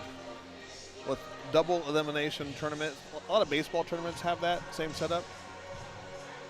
So these two could end up facing each other again, and what could end up being as many as 4 matches, depending on how the best 2 out of 3 in the final shakes out if these two end up getting there again. Autonomous is going to play a huge part in this one. It'll be interesting to see if the team that takes the autonomous period is even going to lose it over the course of it, or if the team that can sustain the speaker side of things. It'll be interesting to see how things shake out with this autonomous period. Yeah, will we see just the execution of the strategies we've already seen? Maybe 2 passers and 1 scorer, or will we see something different where there's going to be a designated defender that gets in the lane after the source and just tries to have like a log jam over there to keep the other team from cycling and scoring, or unfortunately, I don't want to see this, but do we see what we saw with 1732 of a lost connection for even 10 seconds, 15 seconds? That could, these little things could change the match or affect the match, definitely. Yeah, I mean, you have to go with that dual passer and one team playing cleanup. Otherwise, you start crowding that field in the traffic lanes too much, where you could get caught underneath the stage, 2 robots caught underneath the stage with one playing defense against 2 of them, and again, you just lose that half a cycle. So it'll be interesting to see. I'm going to bet that 2056 does what they do. They're going to sit right down here on the red side. They're going to play cleanup, and they're going to have spam passing as well as their alliance partner escapes my mind right now. Yeah, 2910 does. The best pass that we have here at the tournament. Looks like Spam is dealing with some issues with their bot. Remember, back in the earlier rounds of the elimination round, they were on a winning effort with 2056, but their bot's battery got disconnected and actually thrown from the bot. And so it was basically a 2-on-3 with 2056's team somehow coming away with the win.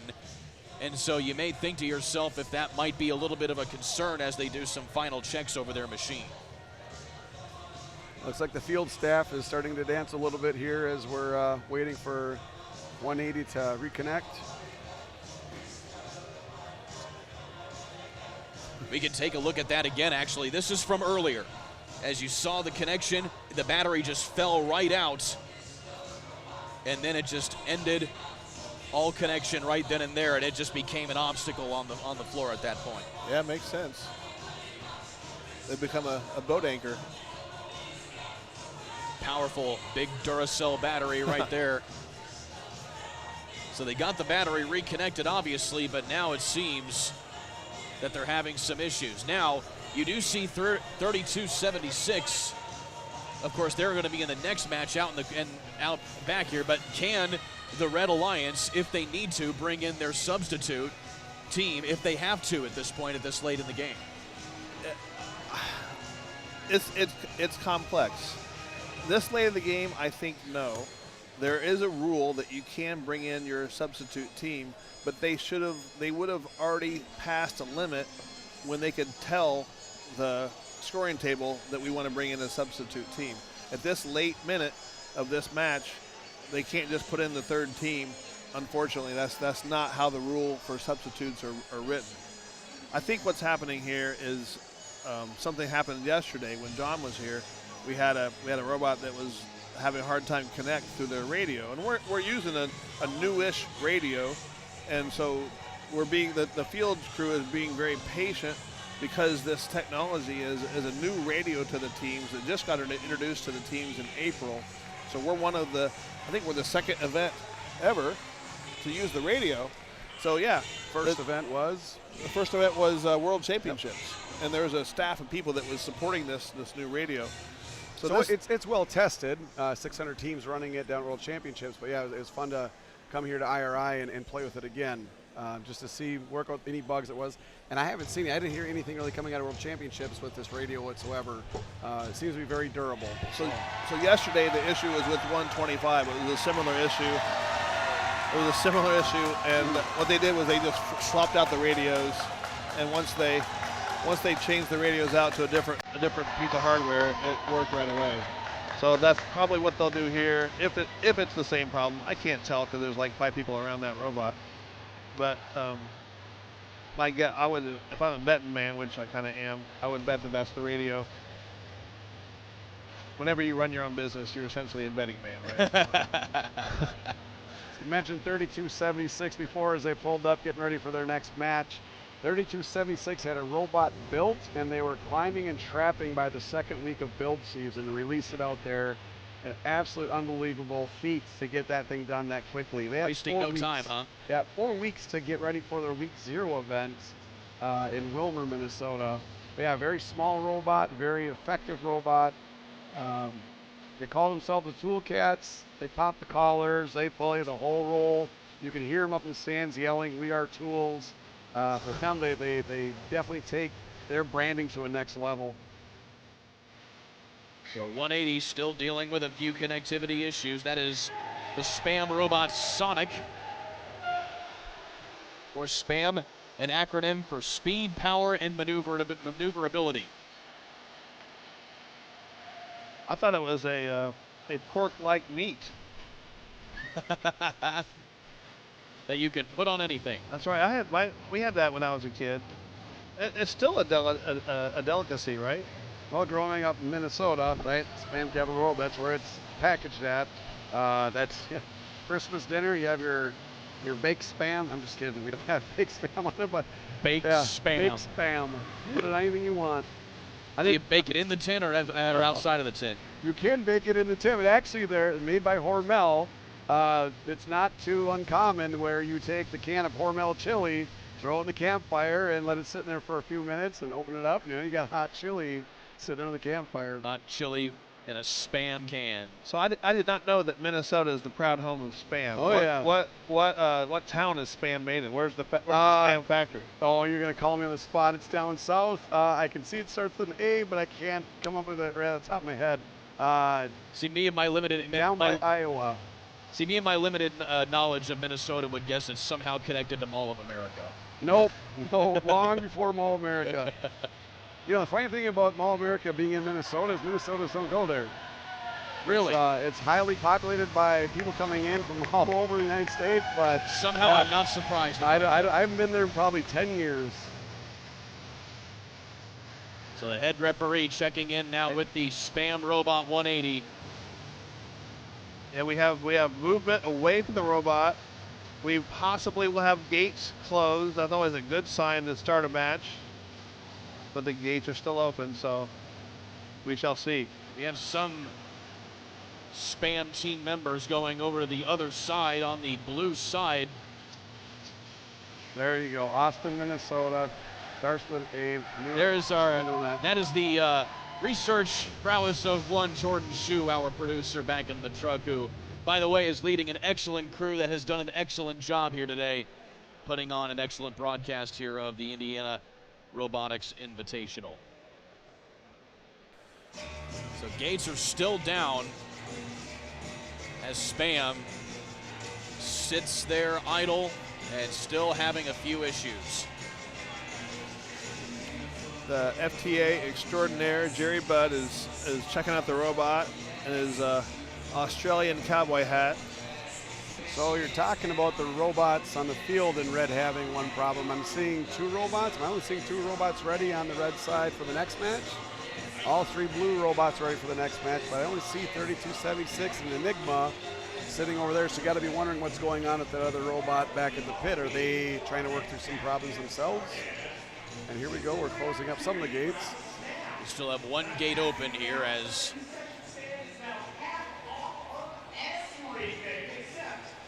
so again the match referee just still standing by the scoring table here at the moment. Things were going entirely too smoothly in the elimination matches here, so we were kind of due for a technical glitch where we would not have learned that Spam was a product of Minnesota. If there wasn't for this glitch, I would not know that. The more you know. I'm smarter now.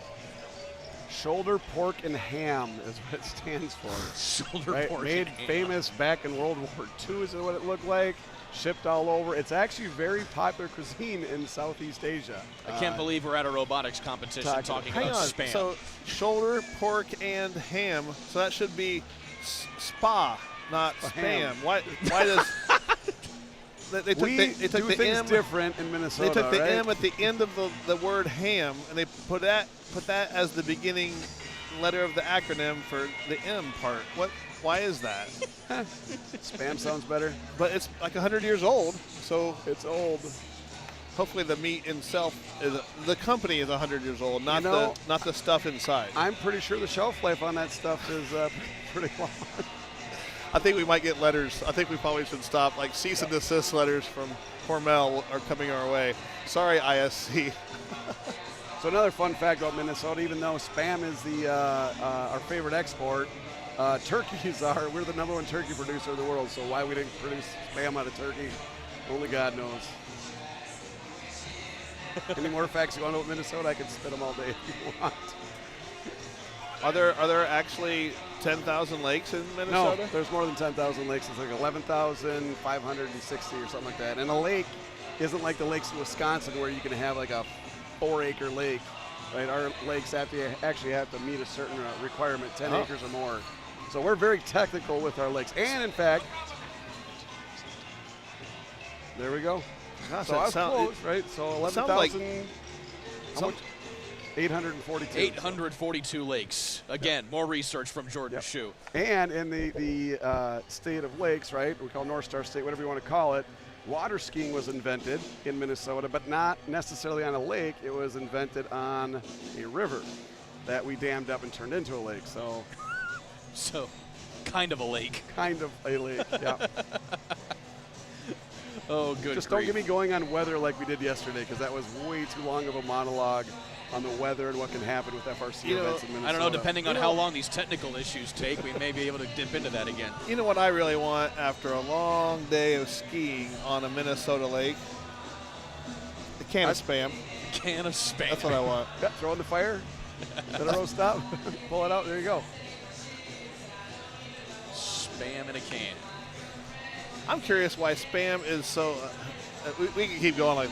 I'm curious. Isn't Spam like really, really popular in Hawaii? Like there's a Hawaiian team here. Yeah, it really is popular. It's seriously popular in Hawaii. Southeast Asia and Hawaii, yeah. Again, it was because of I think World War II, all the exporting and all the military bases. That was one of the things that the can of Spam stayed. The shelf life of Spam is so long that they would ship that stuff all over the world. So yeah, it kept all of our troops healthy and full. Good old Spam. Last time I ate Spam was probably last time I visited the Mall of America about 10 years ago. Well, I'm glad you guys from Minnesota come down here to Indiana to help us learn about things. It's we really absolutely love Indiana. You guys are great hosts. Before you leave, you need to get a genuine pork tenderloin sandwich. Yeah. Do you know what that is? Pork tenderloin? Yeah. Or a pork tenderloin, breaded pork tenderloin sandwich. I don't know about bread. Why would you bread something already so perfect? Why wouldn't you? If the breading makes it even more perfect. Oh, I think you're crazy. You take your real pork What are you tenderloin. breading it with? And you pound it flat with a hammer. Pow, pow, pow, pow, pow.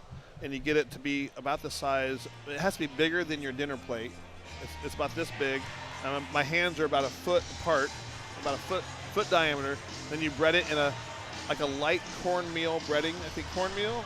Cornmeal, but then you throw in like a few spices with it as well. Gotcha. Like, I can get behind that. and so then you fry it, and you put it on a really small bun. They seem really small, like a hamburger bun.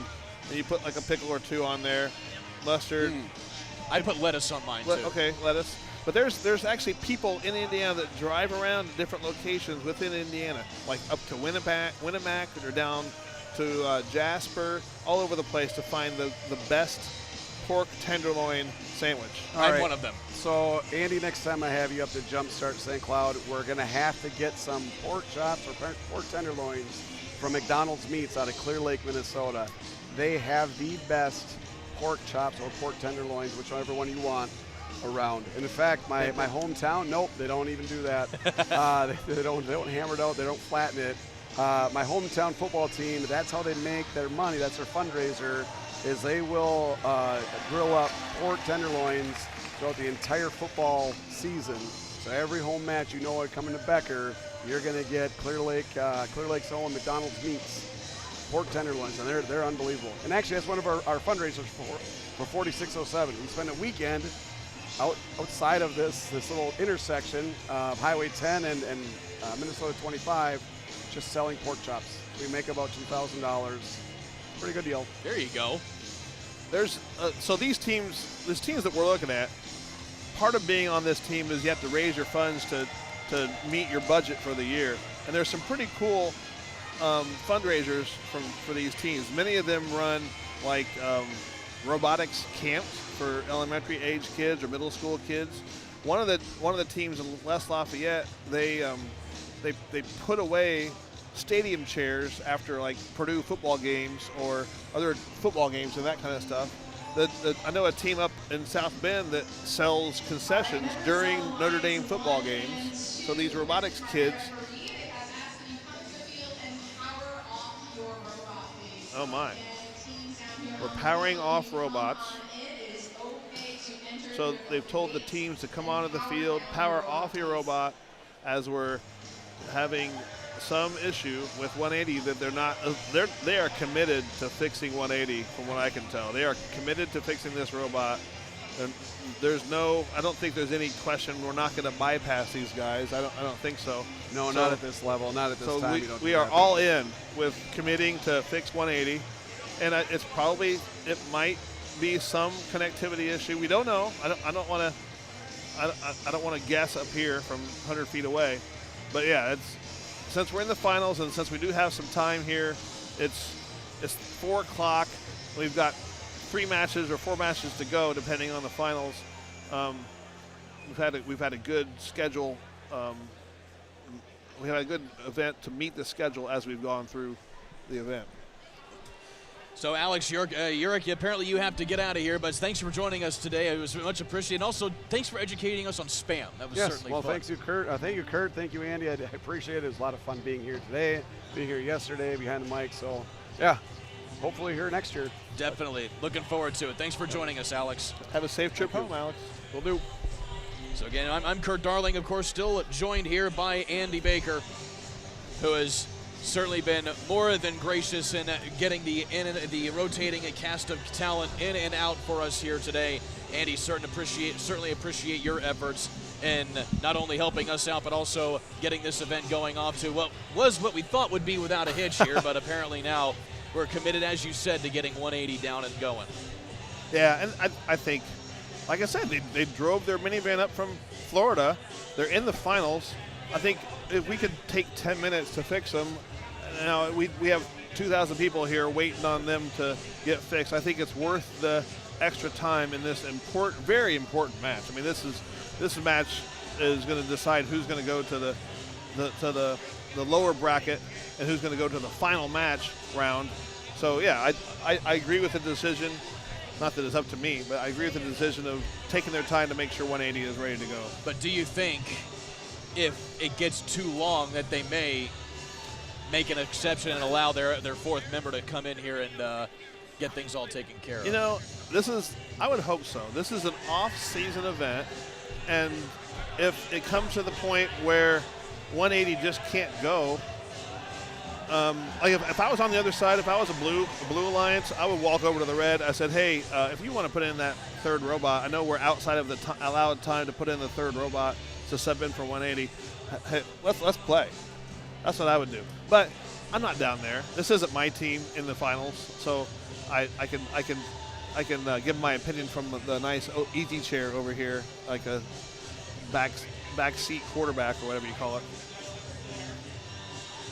So either way, they're still trying to figure out issues here with 180 from the team Spam, which is coming, as you said there, Andy, coming out of Stuart, Florida, from the Martin County District Schools, coming all the way up here to compete in this one, and they still have not been able to diagnose that problem that is holding them up. Yeah, the FTA's on his phone. I don't know what it is. I think if it was an electronic issue, they'd just swap out the item and they'd move on. But I don't know. Guess we've got a test of our patience here as we're waiting patiently for these guys to fix it. We certainly have.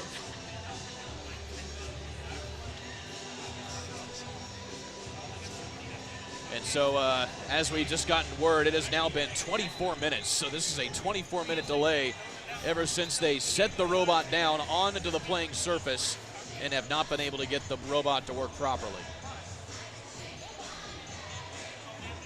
Well, this is a fairly complex thing, what we're looking at here. This whole field itself is a robot.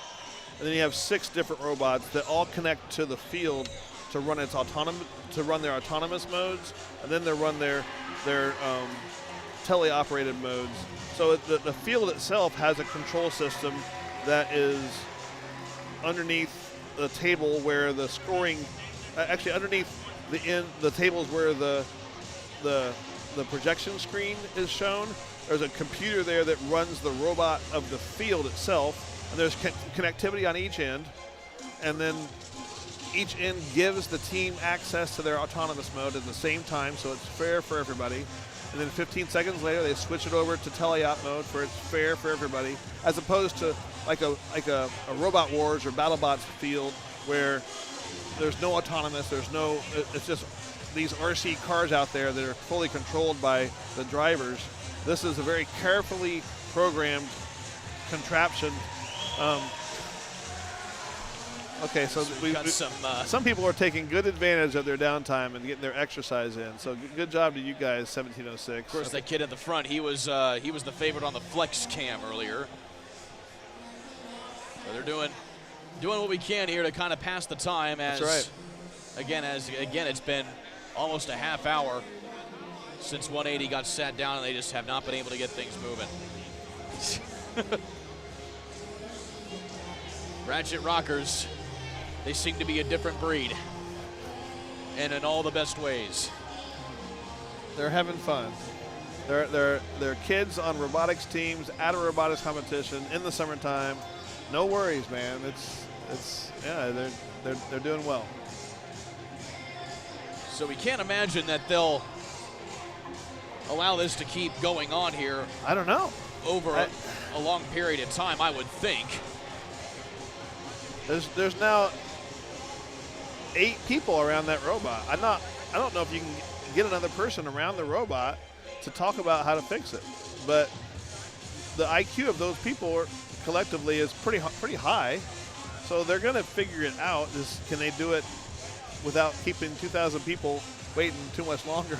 Well, time certainly does become of the essence, because it is a Saturday. Yeah. And you have, I would imagine, a lot of these people ready to hit the road. Either travel all day tomorrow from far and wide from wherever they've been. And heck, the Prepatech teams all the way up here from Mexico, right. They took it by bus from all the way down from Monterrey, Mexico. So they have a long drive ahead of them. That's a commitment. They do, the teams from Mexico do make a pretty good trip out of the thing. I don't know where they went this year, but last year they went to a Cardinals game at Busch Stadium in St. Louis.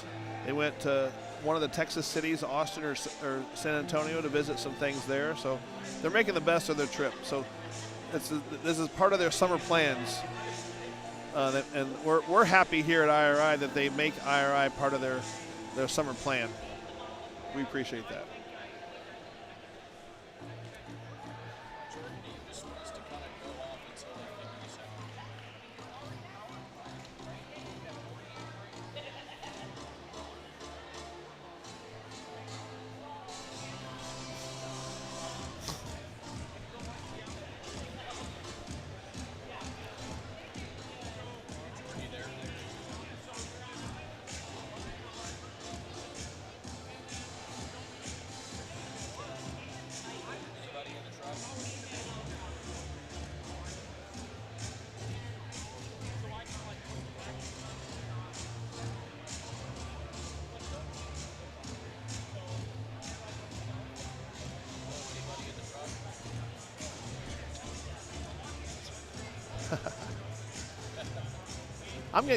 So we're kind of getting hungry up here anyway. It's what, 4 o'clock. No robots for a half an hour. Oh, hey, hang on a second. Oh, we may have some movement here. Jerry Budd he looks a little happy, elated. Jerry Budd, the FTA with the cowboy hat. That's a good thing, because I think if he's happy, that means robots are going to work soon, because he's one of the guys that was working on the robot. We can only hope, as some of the other officials are now asking teams to make sure their robots are in working order and get up and hightail it out of the playing surface. So it looks like they finally had a breakthrough on 180. We can only hope. And now they brought in another battery here for 180. Looks like they're going to change the battery out. Hopefully it's not the same one that flew out of the robot a couple matches ago. You don't want that battery, right? Yeah.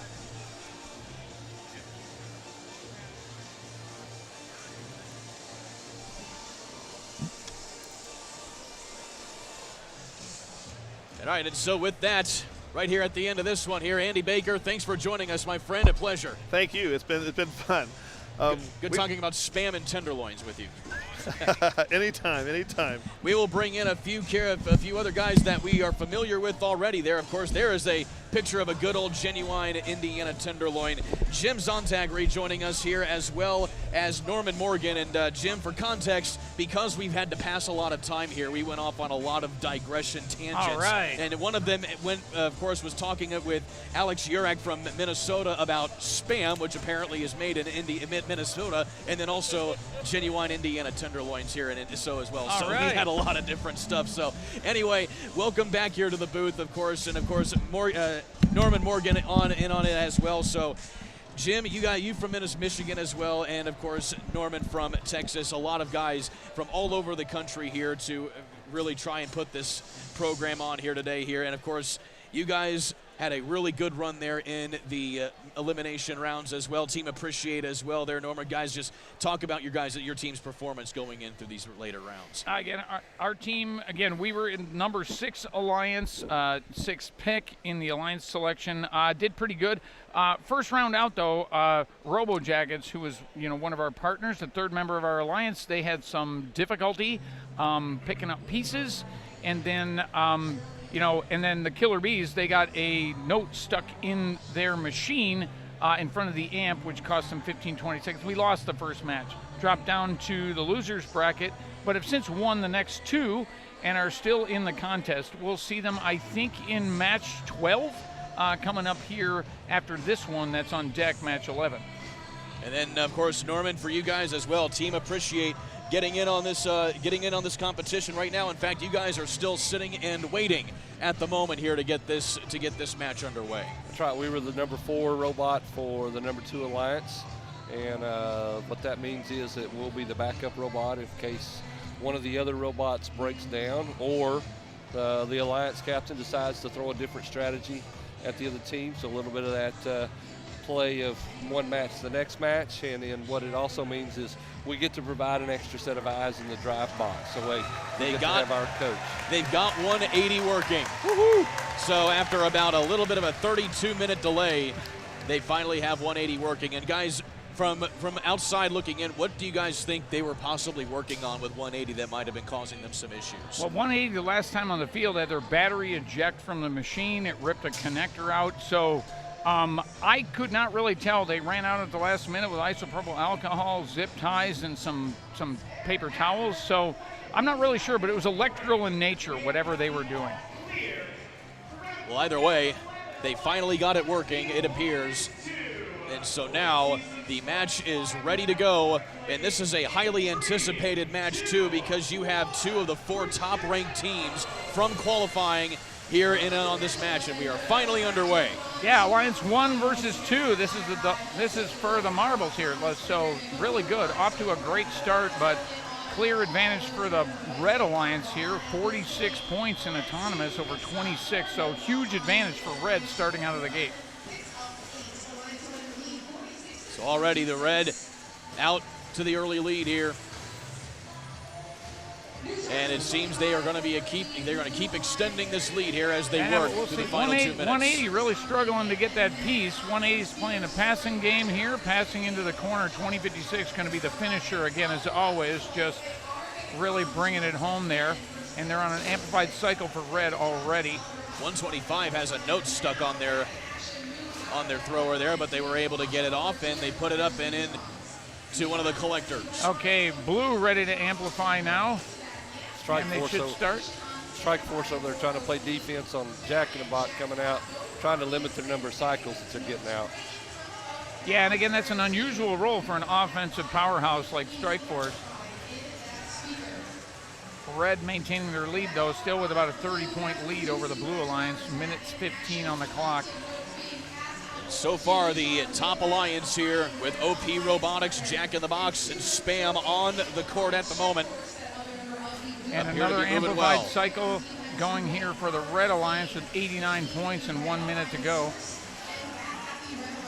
So we waited about a half hour for a 2-minute match to finally take place. And so far, it's living up to the hype, at least here for the Red Alliance, knowing how dominant they and OP Robotics and Jack in the Box have been. Yeah, really already over 100 points. We got 40 seconds to go. Clear advantage Red with over 30-point lead. Both teams amplified. Again, the Blue Alliance doing a great job. 2 full field cycles. Look at this side-by-side Ratchet and Neutrons coming in, both scoring, setting up for another amplified cycle. 1-2 right in the amp. But we just got the 20-second buzzer, so we're coming into the end game. Final 15 here. The teams will set up for the climb. 180 up off the ground. Ratchet Rockers setting up over on the other side. 256 getting up there as well. Some trap points in play now for Blue. And a trap for Strike Force, but looks like too little too late. We got a ref review up, but the real-time score 128-99 at the end game buzzer.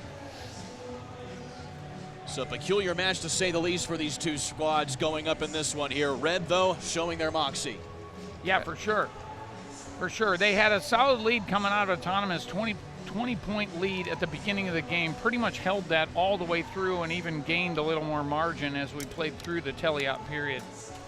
Number 1, number 2 alliance, they'll be send the Blue Alliance down to the losing side of the bracket, and they'll have to come back and hopefully face these guys later. With it being a double elimination, it'll go right back to a best 2 of 3. Certainly interesting that these two teams could end up playing 4 matches against each other here in the next, well, about the next 15 or 20 minutes or so. Yeah, if it works out that way. Yeah, it could happen. So Alliance 6 and Alliance 8 are still alive on the other side of the bracket. They're going to play each other in the next round. And as they clear the field, they're going to get ready to do that one next. And that's going to be match number 12. We're still waiting for a final score on this one. The refs are in review. A few penalties that they have to assess out here right now. And of course, these guys in this next match coming up, probably a little extra antsy given that delay that was protruded there by the previous match. We'll wake up the 6 and 8 Alliance and get them back out on the field. Yeah, the coffee break is over. That's right. That's right. We are more lenient here in these off-season events at the IRI, right? In the regular season, there's some fairly strict rules about time delays and replacements for things like that. But I think here at the IRI, they want all alliances at their full strength if possible and are very accommodating. So here are the results now for match 11 in round number 4. At least coming up here in just a little bit. It looked like they were about to announce it, but we still have a delay, and now here we go. And is the red as expected. Yep. And 134 to 115. Good showing by both teams, but the Red Alliance still showing how strong they were. Some of the defense by Strikeforce cutting into the total top score coming out of that Red Alliance, but Red Alliance still prevails. Clean match, no penalties. I don't know what the discussion was. Yeah, I'm not sure. In fact, there's a under review and no penalties awarded on either way.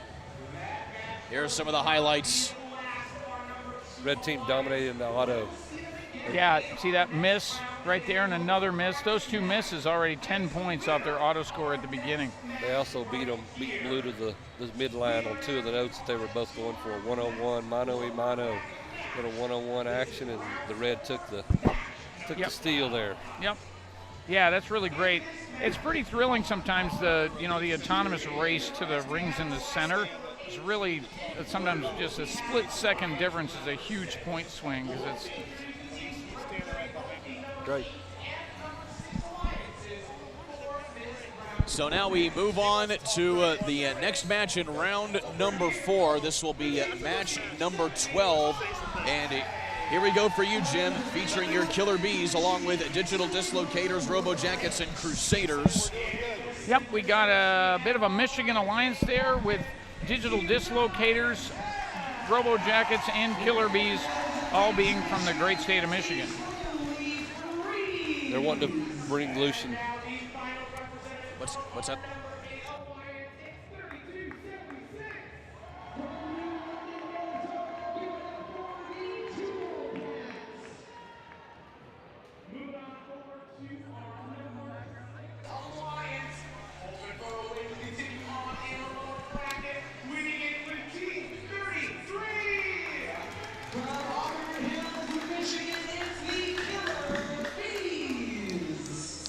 Right, and they're doing team introductions here for match number 12. So again, a lot of Michigan again on the other side because Enigma and Foley Freeze on the Red Alliance are also from Michigan. So we got 5 Michigan teams out of the 6 teams on the field right now. You know, you'd think that had maybe a few robots in that state. Yeah, how many robots is it this year? I believe 510 we had this year with active teams in Michigan. It's really crazy. You know, when I joined the league, there was just less than 100 teams in the league when we joined in '96, and now we have 500 just in our state. So you guys are doing great in Texas too, though. You've had like very solid growth in the state of Texas. We have. We're pushing the 200 mark, and our district is the Texas and the Mexico area, and a handful of teams from New Mexico. But we broke the 200 mark this year for registration. So, but we're always looking at you guys to lead the path for us. We can talk policy after the event, Norman. Some big discussions happening here. But of course, at the same time, that's what a lot of this event is as well, for a lot of teams from all over the country to get together, not only to compete, but also talk about what's next for the sport. Yeah, for sure. And like we had a great conference with all the Woody Flowers Award winners here first thing this morning with Andy Baker. Norman was there, lots of others, just talking about ways that we can all work collectively to grow the league and just bring awareness to this great sport. So we have a thumbs up and all bots operational here for this lower bracket matchup. Again, Killer Bees, Digital Dislocators, Robo Jackets, and Crusaders on the blue. Enigma Robotics, Foley Freeze, Toolcats, and Midnight Inventors. Off to a fast start. Killer Bees with a steal, but the miss on the shot on Autonomous for blue. And a good start here for the blue. Yeah, for blue, 36 on both sides. Looks like 46 to 36, advantage blue. We move into teleop. So the gamesmanship begins here as, again, Killer Bees, as they've been doing pretty much all elimination round, camping out in front of the amplifier and just knocking down points and shots here for their team. Yeah, that's right. We got 2 passers going for the Blue Alliance, Avondale Robo Jackets, and the Digital Dislocators. But the Red Alliance, no slouch. Foley Freeze has an excellent pass. If you watch that team 9-10, they move to a spot. Looks like it's digitally programmed. They drop the landing in the same spot every time. Boom. Nice spinning pass shot there by the Red Alliance. You got 4 robots passed in one match, Jim. I don't know if I saw that all year long. Yeah, I mean, it's pretty blue, good. 2 You gotta have fast finishers. We got fast finishers on both sides of the field here, and the finishers are keeping up with the supply. Yeah, the red robots not being able to keep up with what feeding's happening. Their killer bees have ran out of stock, so they went on down to pick up some of their own while some others have passed in. And blue getting ready to start another amplified cycle, and here they go. And they're amplified now, but still tie game though now, so red is really catching up. So blue back into the lead here, only for the time being. Yeah, just for a few seconds. This amplified cycle goes on, but now red is amplified, and they're going to reply. We got 40 seconds left on the clock. This is a very exciting match. It's going to come down to the end game for sure. Digital Dislocators are playing defense now. They've transitioned. I wonder if there's just trying to cut down on that feeding from Foley Freeze. That's really the anchor for the Red Alliance. Red in the lead now, 105 over 99. 104. This still is still close game. 17 seconds left. Look at this. We're going to come down to the very final seconds. It's going to be traps. Killer Bees trying to take one more full field run here. We got almost a tie game on the board and a miss by the Killer Bees at the last second. Can they get on the wire? They get a melody here. Can they do it? Not quite. They miss a hook. So that may be for the win on the Red Alliance. If we check that out, they had 9 points in the air and were ahead on the real-time clock. And blue did not reply with the same end game. So I think they only had 2 elevations on the Blue Alliance for 6. So it looks like it's advantaged by about 6 points on the final score for red, probably 120, right? So 126 or so. We'll see how it plays out here as we have reached the end of regulation and post-match scoring being tabulated. That was a tense match right here for both of them. Yeah, I didn't see any penalty flags or anything, so we should get a decision pretty quick. Head ref coming over.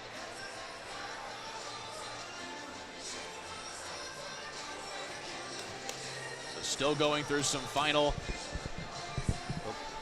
words here with the referees. We got a little referee conference. Yeah, so you never really know. The penalties can be quite large. If there's tech fouls, they're 10 points apiece, right? So I didn't see anything. I didn't see a flag, but there's definitely a ref conference going on.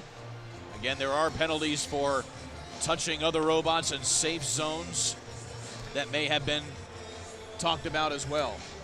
Yeah, the end game looked clean, so elevations, and it looks like there's no end game related climbing penalties. Yeah, okay. What am I doing? And so with that, we'll bring in another rotating cast of commentators for us here today.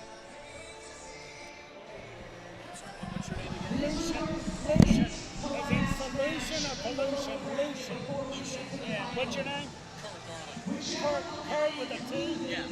What's your last name, Lucian? Junkin. And so with that, we will bring in Lucian Junkin, who is affiliated with the Robonauts team 118 here, coming in here for us a little bit as well. Lucian, thanks for joining us here.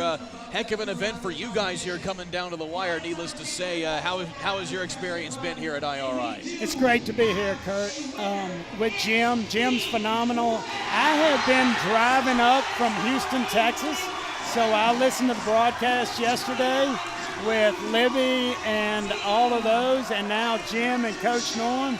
It has been phenomenal experience listening to you guys talk and kind of bring first to life on the field and how it can to a TV audience. Well, we're certainly happy to bring the commentary for you guys here as well. And of course, you know, a lot of initiatives bringing about here to bring this thing alive. What's the biggest and most important thing to you when it comes to this type of event, getting these kids in this type of competition?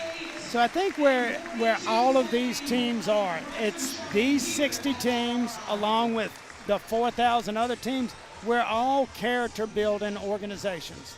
So we're trying to take students and we're trying to instill character in them. And just like Coach Norm was talking about basketball and football and basketball does great character building, robotics also does a phenomenal job at character building. So these are the students that I would say that 99.9% of the teams that engaging students in engineering is our number one priority. Win on the field, lose on the field, it doesn't matter as long as we're engaging and we're building character in those students. These are the students that in a decade are going to be solving the world's problems. And to look at it from an astronaut standpoint, you hear them say it all the time. From outer space, Earth looks like this fragile blue pearl that could be shattered. And down here on Earth, we know the Earth's resilient, but we know we got a lot of problems that we need to solve. And we want these types of students solving our problems in the future and using that real problem-solving engineering process to solve the problems. Definitely. Of course, you guys being affiliated with NASA down there in Texas as well from League City, Texas, and of course, parlaying that into jobs and careers for these kids as well is certainly a big part of that as well. Yeah, and we talk about growing the Robonauts family, and like others have said this weekend, everybody can go pro with robotics. So all of these students can go get a really, really nice job. And we're doing our job at NASA, expanding NASA, doing commercial crew. That's where we have SpaceX and the Blue Origins flying missions to the International Space Station. So it's expanding. That industry's expanding. But we have all these other industries expanding that need real problem solvers. Like Jim can talk a lot about the automotive industry and the amazing stuff. Oh, I just drove up in, what do they call it, full self-driving mode in a vehicle. And so to drive the 1,000 miles with just sitting there and letting the vehicle drive is pretty amazing. That's the kind of stuff Jim works on. So yeah, I mean, cars, it's one of the biggest commercial products in the whole world, right? There's over 1 billion cars in the world, but we're just getting started, right? Everybody's switching to autonomous vehicles, connected vehicles, electrified vehicles.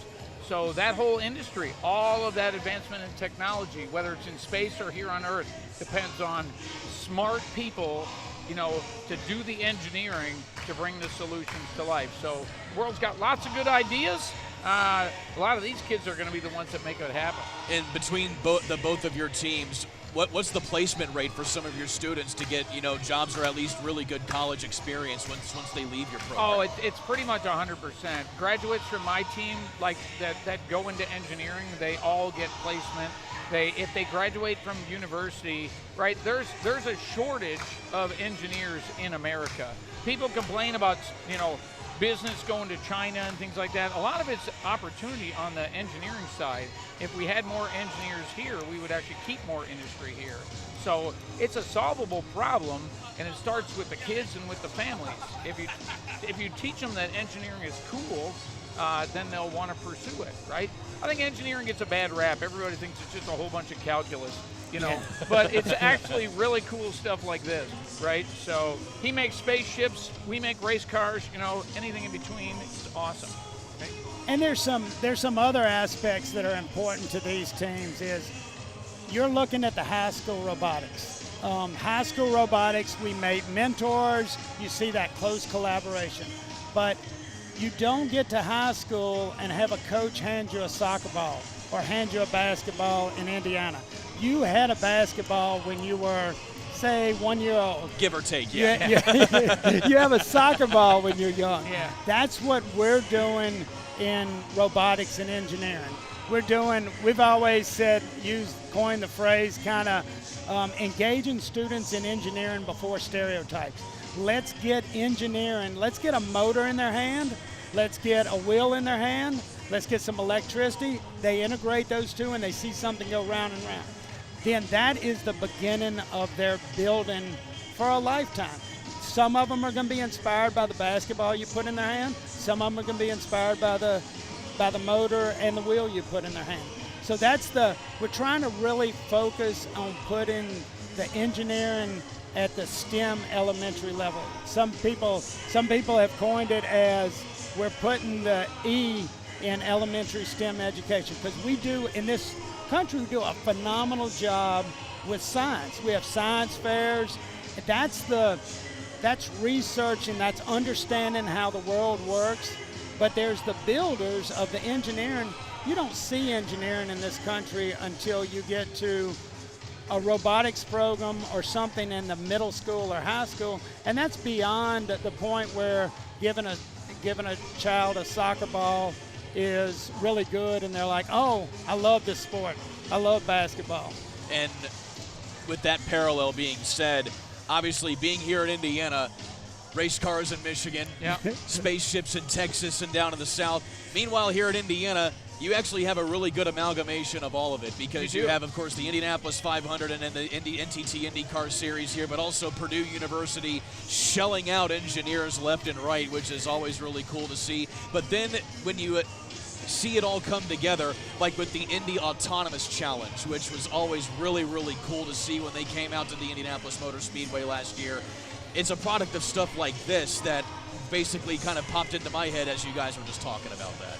Yeah, for sure. And a lot of those, again, that's a very difficult problem to solve. But as you can see, you driving a Tesla? Yes. Yeah, if you got one that's allowed on the road, it's certainly a Tesla, right?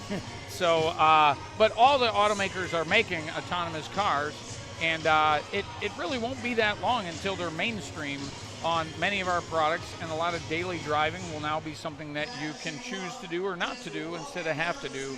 But I mean, that's extremely difficult problem to solve.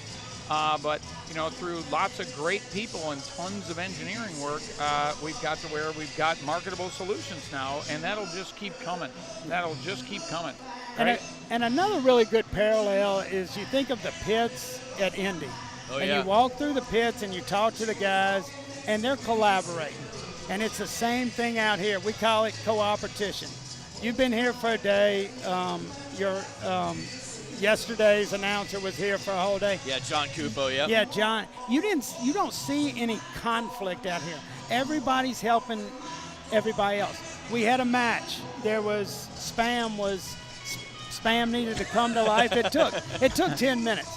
Was there anybody saying, oh, we need to just move this match? Oh, no. We were like, we want to put the people on the field and compete at the highest level we can.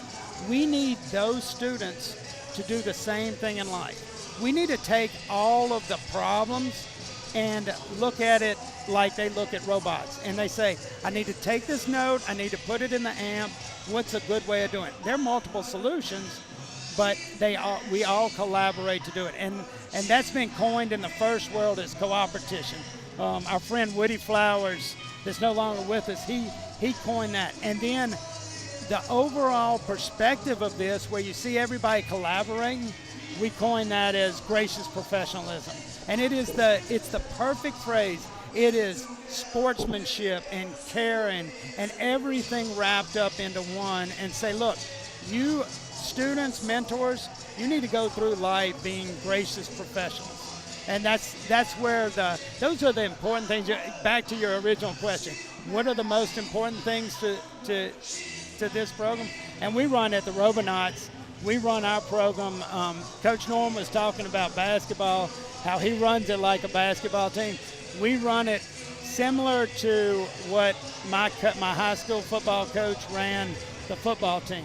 And he gave me one piece of advice that is good for anybody and everybody on any sports team. If you care about your players, everything else will take care of itself. All you got to do is care about your players. And that's what these great mentors, the ones that y'all been sitting with the last 2 days, they care about their players. They care about the students. That's a spectator sport on the field. It's exciting, it brings people together, but caring about the students is where it's all at. It certainly does. Well, Lucian, we will let you go, but thank you so much for taking some time during this break. And, of course, I really love your insight on the industry. It's fantastic. Thanks for having me, Kurt. Take care, Jim. Thanks, Lucian. That's Lucian Junkin from the Robonauts 118 program out of League City, Texas. We will, of course, bring back Norman Morgan from 2468, the Team Appreciate team, as we get ready to set the field for the next match here. And, of course, these breaks are built in now here, but this is the last match of the lower bracket, I believe. So this is going to be a big one here, especially for Alliance 2 if they want to try and get back and have another shot at Alliance 1. Yeah, again, Alliance 8 versus Alliance 2 here in match 13. So Alliance 8 really holding their own. They won that match number 12. They're going to be back out here for match number 13, see if they can get to the finals. That's a long shot from the 8th spot, but we've seen it done time and time again and several times here at the IRI over the years. Just goes to show the depth of the field here that the number 8 team can put together 3 solid robots to provide their production, offensive production, to challenge the other teams. And those robots, Toolcats, Fully Freeze, Enigma Robotics, and Midnight Inventors, they have certainly had a little bit of adversity throughout this whole competition, but they've been able to work their way into now the final 3 alliances left here in this competition. So what are some of the big strategies you guys expect from these teams, knowing that they're down here? It's important. You have to take in the fact that durability may become a factor now with these teams. With a lot of them putting a lot now of miles basically on their robots here. How big of a thing will that be here as you guys get down to these last 3 matches? Well, I mean, it seems like Spam was mostly working in the last match. They had a little bit of trouble with the pickup at the beginning of the match. I couldn't tell whether that was visibility lines or whether it was functional, but it seemed like in the second part of the match, they really had no problem. A robot like OP, in all the years watching OP, I think I've only ever seen them have an on-field problem literally once. So I don't expect for that to happen with OP. Like the Blue Alliance, Alliance number 8, like their anchor is Fully Freeze. You saw Strike Force do it in the last match. But Fully Freeze really does a deep field passing. It's extremely repeatable. They just kept the volley of notes just coming to their finisher over and over and over again like a metronome. And so we'll have to see whether the number 2 alliance with Neutrons have anything to say about that. If they've been watching, that's probably like the weak point. If they're going to apply any defense, it would be right there. So one thing that you mentioned, the reliability and durability of the robots. And I know Lucian was just on here and he talked about gracious professionalism. I'm going to give you a perfect example of that right here. Digital Dislocators 3 matches ago burned a motor out. Really? Didn't have a replacement. So we actually watched them in the final qualification matches where they played defense the entire time, and they didn't have a replacement. It's not calling attention to my team, but we had a replacement motor. So we loaned them the motor.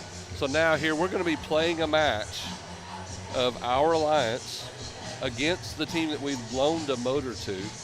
So that is the epitome of what we talk about in First Robotics of gracious professionalism. I remember instances at World Champs of a team calling timeout when we had timeouts, and at one timeout wasn't enough, so the other team called a timeout, and they loaned the motor to the team who was having problems, and the team they loaned the motor to ended up winning the World Championship match against them. Wow. So it's not just about the performance of my robot. It's not about the performance. It's about I want everybody to be at the highest level of competition. And I can tell you as a basketball coach, I still have a basket inbound play that I haven't shared with many people. In robotics, it's not that way. It truly is that whole idea of cooperation and gracious professionalism, which is unequaled anywhere else. Well, watch out. We may have some basketball coaches watching in Indiana right now. They may be hitting you up right now since they probably aren't going to be expecting to play any teams in Texas anytime soon. But to further on what Norman said is that really is true. I mean, one of the things, too, about the robots themselves, they're sort of technical marvels that are very hastily built. And if it weren't for the gracious professionalism that we have in the league, like most teams basically open source their designs very willfully. To everybody. They could keep them secret. but a lot of the technology you see on many of these robots ultimately came from one team who shared it to many, and then we all benefit, and that just happens over and over and over again here. You got Strike Force is a perfect example of that. They've been running Swerve for 10, 11 years. Yeah, at least 10 years. 10 years, and so every year they improve it, and they improve it, and improve it. And them and Bomb Squad are probably the two first teams in first that were the go-to teams for that. And now you have 5 different suppliers that serve that sell Swerve modules. So a team that's a lower resource can just buy it now and build on it, and then they have to provide the programming. So it definitely lowers the barrier for entry level to have some success. And it just, overall, it keeps the competition on the field as opposed to outside of it. Yeah, that's correct. Which is always really, really cool to see. So here we go with eventually getting set here with the match 13, round number 5 of the Elimination Tournament. Enigma Robotics, Foley Freeze, Toolcats, and Midnight Inventors will be wearing the blue bumpers. And meanwhile, in Alliance 2, wearing the red, it will be Ratchet Rockers, Strike Force, Neutrons, and Team Appreciate. Yeah, this should be a great matchup. We've seen peak scores from both of these alliances nearly equivalent. So despite being 2 versus 8, this really is anybody's game. So we're going to have to play it to see. It's definitely going to come down to execution of strategy. And I don't think we'll see the same strategy throughout the match. I think we'll see a little bit of a hybrid of people throwing a zone defense out there, so to speak, and maybe throwing a press or man-to-man on them, trying to make people react to what we're doing instead of just coming out and doing your same old thing over and over and over. One of the great things about this year's game, Jim, I think, is it provided so many opportunities for so many different strategies, and actually provided the opportunity for a robot to truly be a specific role robot, which typically is not true in most of our FRC games. Yeah, this one's really good for that. Just like sort of a burst scoring nature. You really want a finisher, you really want a passer. And yeah, they're just getting ready to introduce the teams here, moving through the Blue Alliance. And then we're gonna get this ready to go.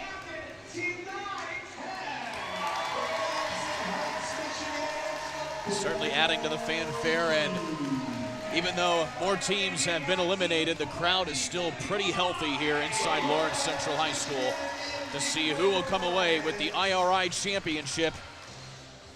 Yeah, I mean, this tournament has a long-standing reputation of being an all-star game, and we often have some of the highest scores ever set, and certainly some of the most competitive matches of the whole year are going to happen right here, still to come here in these last matches in the finals here at the IRI 2024.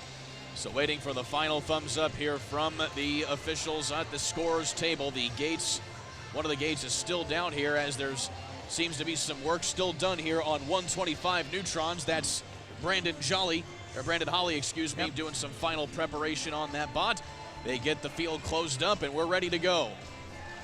All right, yeah, we'll get started here in just a couple of minutes. Again, on a lot of these matches, what happens in autonomous really is setting the tone for the match. Do you have an advantage or disadvantage before you even start driving? So here we go, already a few All notes. 6 robots moving. Yep. Getting into the amp now, and the Red Alliance really moving. The center line completely cleared. And slight advantage Blue, they got one more. 10-point advantage coming out of auto. 10 points. And now we get into the manual portion of everything. 3276 flying around, takes a nasty hit there from 1706, but still manages to stay on. That's a small but mighty robot right there in 3276. Yep. Toolcats playing the finisher up in the front. They've got that small, fast robot, very, very effective at scoring, still maintaining a 5-point lead here. Basically got the same strategy on both ends. You got 2 passers and 1 finisher. 2 passers and 1 finisher, but look at the pile of notes piling up on the red end. 125 just not keeping up with the flood of notes coming in from Strike Force and Ratchet. Nevertheless, though, it is still a 3-point difference with Blue and now Red both amplified.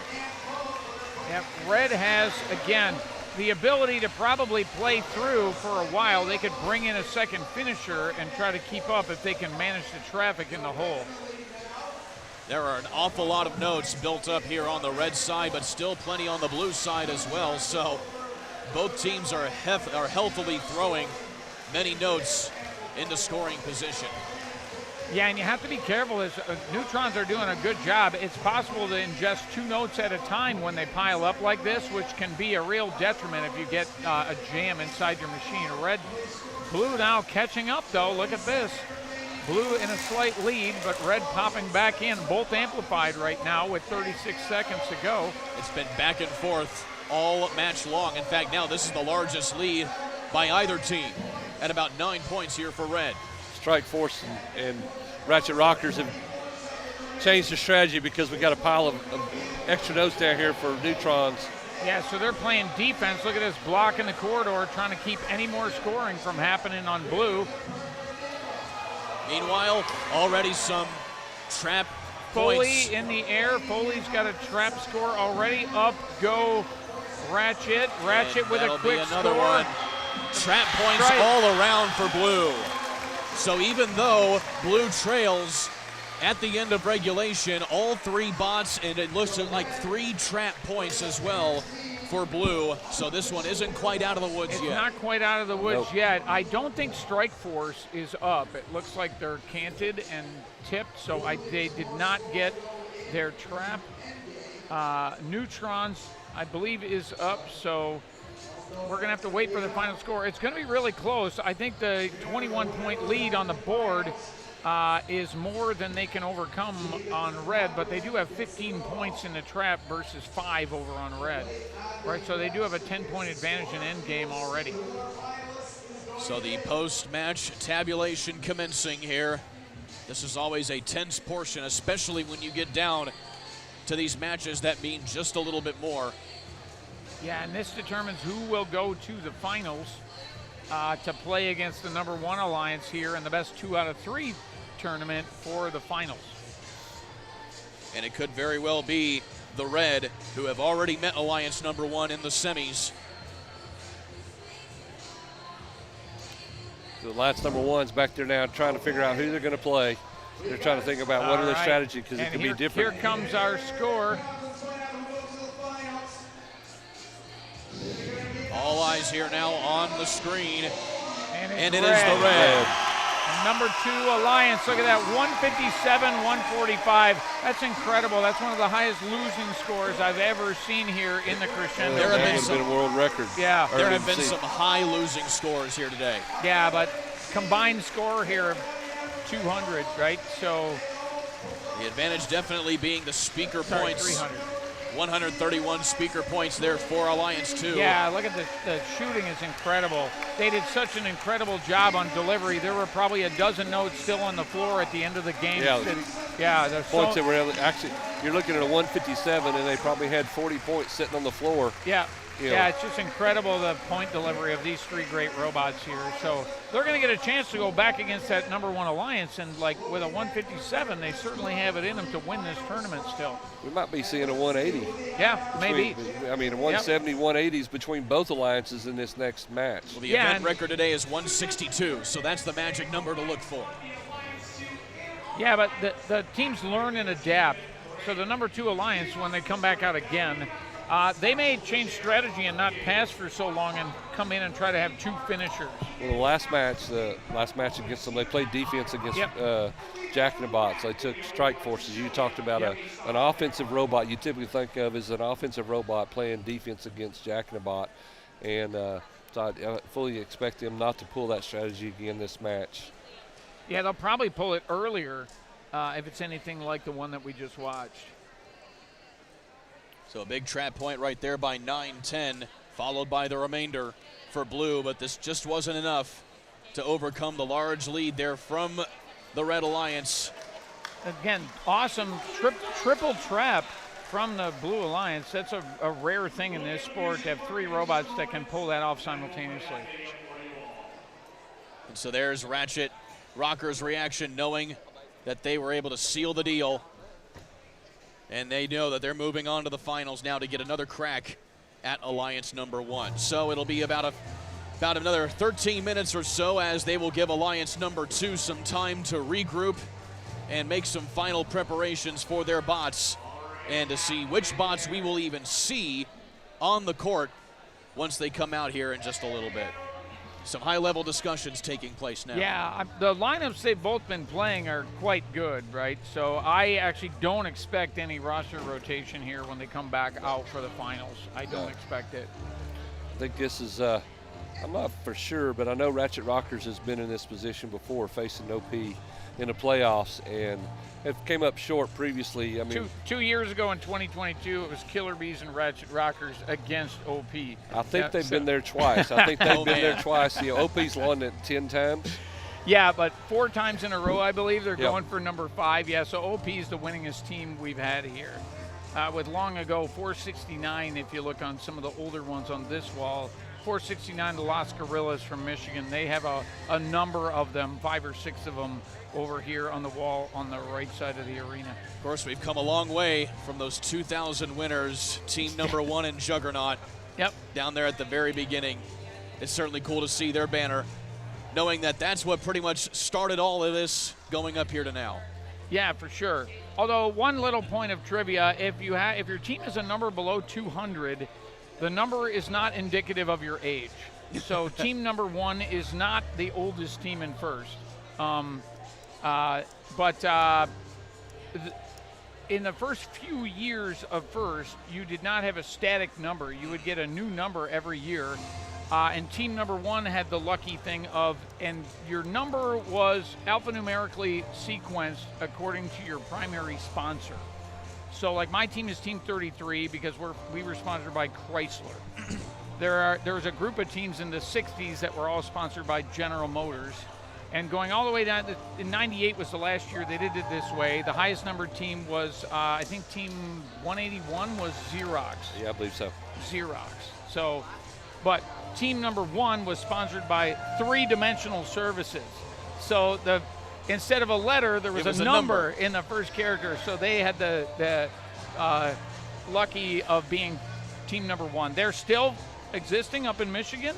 And we work with them closely. They're just a few miles from where we operate. That's certainly interesting. Going by the alphabetical order of their sponsor. That's certainly interesting right there. Yeah, in the early days, I don't think First understood how significant the team numbers really were. And after the first several years of First, teams started saying, "Hey, we like our number. You know, we've invested in this number. We have T-shirts, other things with this number. Can we keep our numbers?" And in 1999, they froze all the numbers. So if you have a number below 200, you know, it's not necessary. So some of the oldest teams, some of the original teams, like Team 148 is one of the original teams from Texas. But Team 20 is one of the original teams. Yep. And there's a small group of original teams still operating all the way back from 1992. Well, Technocats being one of them as well. Technocats are also one of them. Yep, that's of course, correct. an organizer and founding member of this Invitational that they've done so much and put in so much effort to make it what it is today. In fact, what was it like competing up in Kokomo in the first few years of this I event? mean, it was smaller. That was a smaller venue, and there weren't as many teams here, certainly. But it was great, right? Again, it was interesting because this is just a geographical coincidence, if nothing else. You know, Andy and Chris, they wanted to host an off-season back in 2000. They set it up, and they just happened to be easily accessible by teams like Baxter Bomb Squad, Wild Stang from Chicago, Beatty Hammond. Pink. You know, yep, yeah, and then there were just a lot of teams who. It was timed in the summer, so it was a convenient time to do it. School's not in session, and we just ended up saying there's more good teams here at this one little off-season event than anywhere else in the regular season. And then, they just ran with that. And after a few years, really, it became a full-blown all-star game and then they had so much demand to come here that they started making it an invitational where they asked you if you wanted to come rather than it being an open, you know. And that's certainly all a part about the growth of it as well. And so, Norman, when did your team first come to IRI? We came 2000 well, let's see, Jim, what was the Frisbee game? What year was the Frisbee? 2013. They actually lost at state world champs to the Killer Bees and Lost Gorillas. Oh, man. And they went on to win our division. We lost in the semis to them. They went on to win our division, and then they go on to get to the finals of Einstein and lose to a couple of Canadian teams and a Texas team. Yeah. And I'd never heard of IRI before that. And so we're walking out of the venue, and Andy Baker comes up to me and he says, "Are you interested in going to IRI?" And I'm like, "I don't know that I know what that is." And he's like, "Well, I think you need to apply." And so I went home and looked, and I was like, "Well, yeah, we'll go get a chance to go play with all these great teams." You know, for me as a coach, you get your kids around great people, they learn something, and they get inspired, and they get to take that home. So the opportunity to come and be in such a high-quality level of play of every single team there has been invited to play. So that was our first year. The only year we've missed is the 2020, 2021. The COVID area. COVID area is the only time, and we make it a point every year of, okay, this is, if we have a good enough robot, this is going to be a priority for us to try to get there and come. And if that happens, we'll give up opportunities at other tournaments just to have the opportunity to come here and play. Certainly an interesting story about how so many teams find their way here from one end of the globe or the other. And, you know, to me, it seems like it's only a matter of time before you may start having teams from Europe try coming over here and do this as well. Yeah, again, some of the Europe areas, Israel in particular, has a really strong, first tradition over there. You know, they host multiple events and a district championship in Israel. And then Turkey now has quite a bit of growth in the nation of Turkey, growing FRC there. So from over there, yeah, I don't doubt that eventually we'll actually Orbit's been here. Orbit from Israel has come here on at least 2 occasions, right? Yeah. So, yep. Are they on one of the banners? I honestly can't even remember. I think so. But they actually applied this year and got accepted, and then I think they're going to Chesney Champs instead. Okay. All right. So, which is a similar type of robot tournament in California that happens during the month of September. It's hard for the West Coast teams to come here because of the travel. Yeah. So it's now started a Chesney Champs out there, which is a very similar experience that you would receive here at IRI of an all-star tournament on the West Coast, basically. Certainly didn't stop Jack in the Bot, though, coming all the way out here from Washington State, so they've been able to do it, and that's certainly cool to see them come out here. Yeah, defending champion from last year, so not surprising that they're back. And again, on the same alliance with OP. Tables are turned a little bit with OP being the #1 seed, picking Jack in the Bot instead of the other way around, but, you know, they're back together again to win this thing. And so there you see the dominant bot of the tournament. That has been 2056 being rolled out. Of course, that is Team OP Robotics, as we just mentioned. And they have just been something to behold this year. Not just the fact of the robot's maneuverability, but its just ability, but also just its overall ability to score without having to get any trap points. That's the thing that is the most impressive to me about that bot. Yeah, a lot of the other top teams, they all have the trap function. Tyler said they never really even thought about it. They said we can be good enough without doing that at all, and they never spent any effort on it, and it's paid off. They capitalize on auto. They're one of the best robots in the world all year long, and they're one of the #1 autos in the world. And so they come out of auto with that advantage there. And they do have a climb, something very specific about theirs. They can climb at the end game without the buzzer. Yeah, so it's spring-loaded, right? It's pneumatic. Pneumatic loaded, yep. And so, yeah, so it saves them some seconds, and they'll always be off the ground no matter what. And then also looks like Alliance #1 is going to stick with the spam bot, which of course had a lot of technical problems that caused about a 30-minute delay before the semifinals. Looks like they have gotten a few of the issues fixed, and they're confident enough in that bot to operate here in this final match. Yeah, we'll see. Again, it's 1v2. Red Alliance has won with this trio against #2 Alliance already once, and they're going to see if they can do it again. Yeah, again, Spam looked like they were back to full functionality after that delay, and so it seems like they're going to stick with the same roster of 3 they had and just go on to see if they can win. I fully anticipated seeing the same three on both rosters. Yeah, me too. The other being Jack in the Bot for the red as well, who we have yet to see be wheeled out here, but you can more than expect them to be a part of this as well. And again, they'll be going up against the Alliance number 2 with Ratchet Rockers, Strike Force Neutrons, and Team Appreciate. Which teams will be going out there to represent the second alliance have yet to be revealed here, but it'll assuredly definitely have Neutrons in there as well, them being the team captain.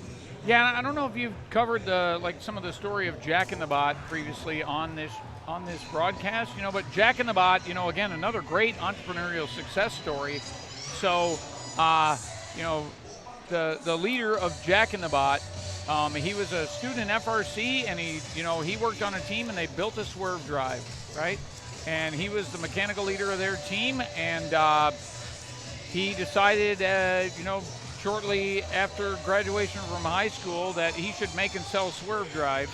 So he's the owner and founder of Swerve Drive Specialties, who are the supplier of swerve drive hardware for probably, what do you figure, 75% of FRC?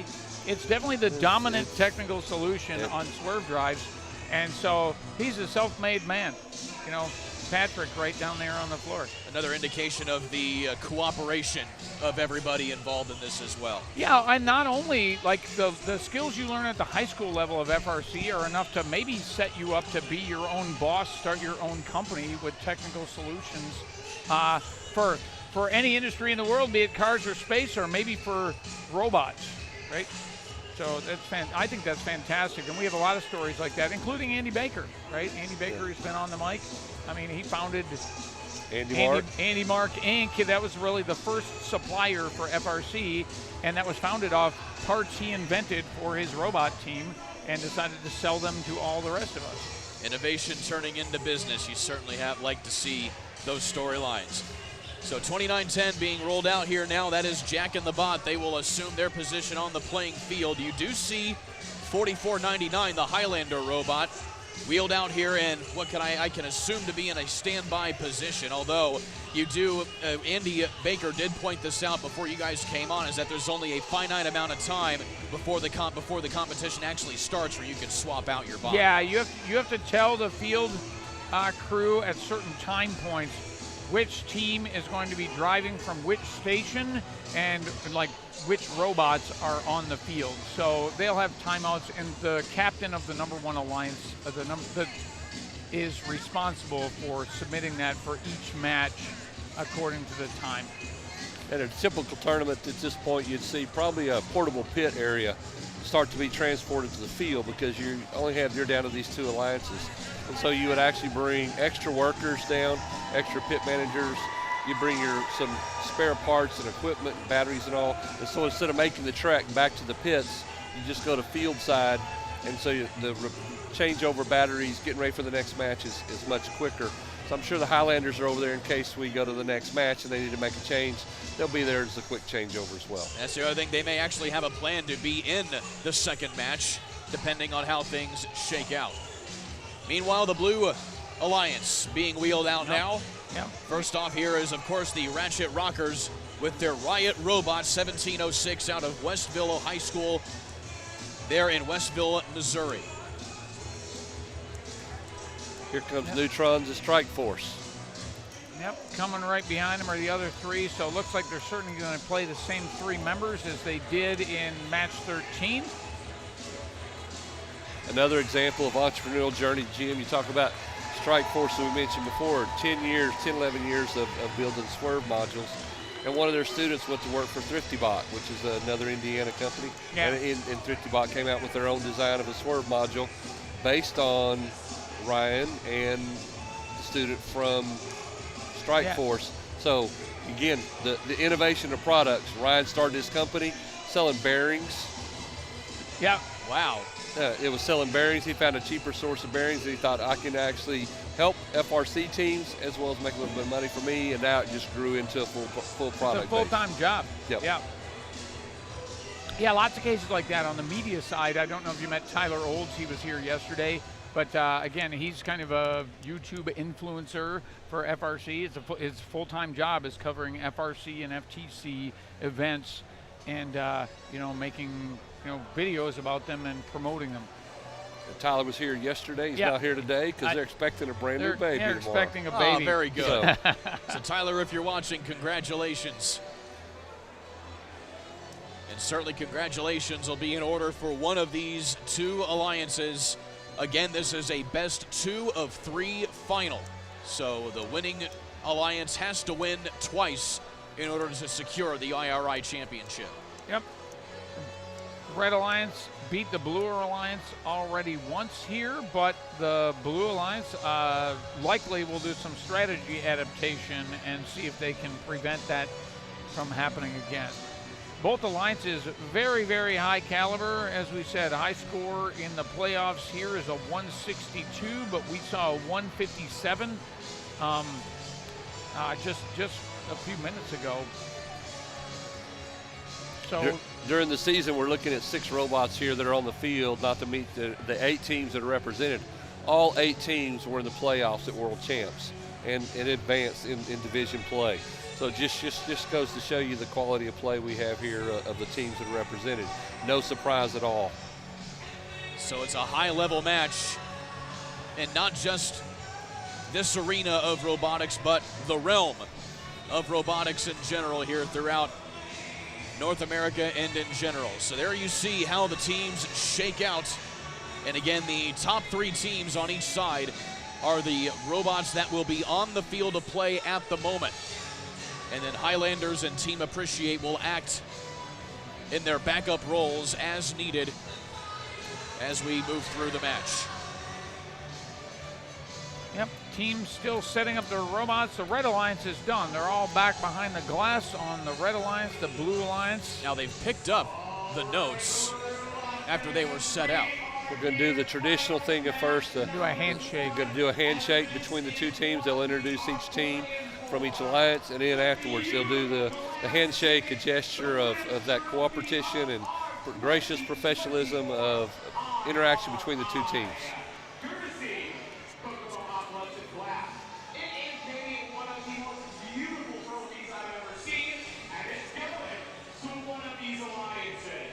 And so with that, let's go ahead and send it to our public address announcer where they will introduce the competition.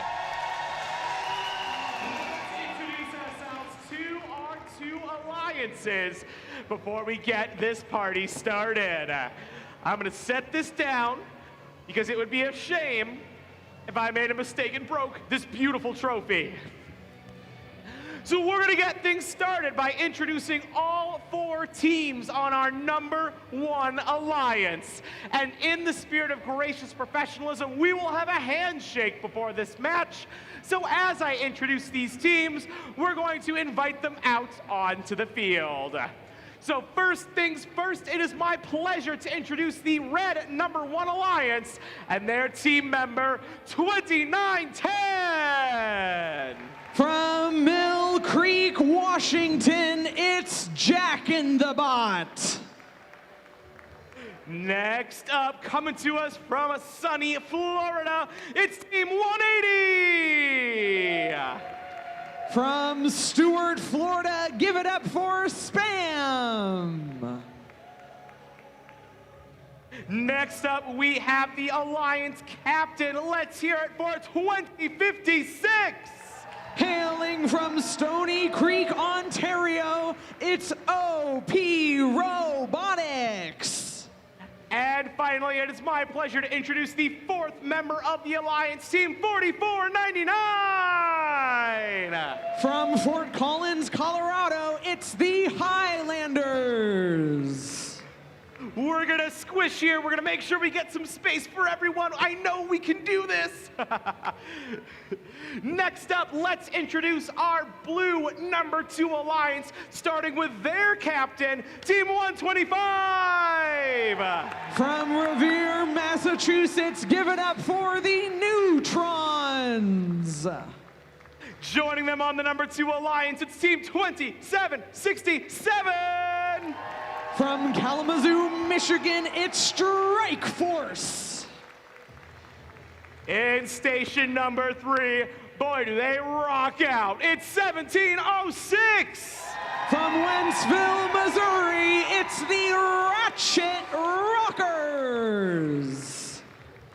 And last but certainly not least, the 4th member of the number 2 alliance. Give it up for team 2468. Hailing from Austin, Texas, it's Team Appreciate.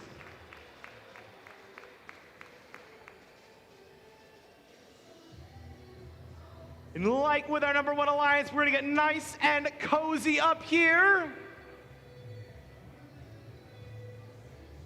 And now, Alliance 1, Alliance 2, in the spirit of gracious professionalism and the exciting matches we are about to play, please step forward, shake hands with your competitors in the spirit of gracious professionalism.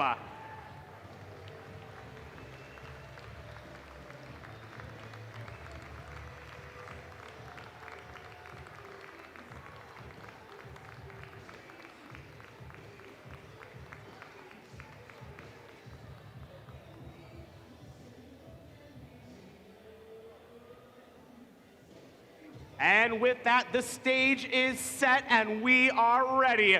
We'll make our final preparations and checks on the field and then get finals match number 1 underway.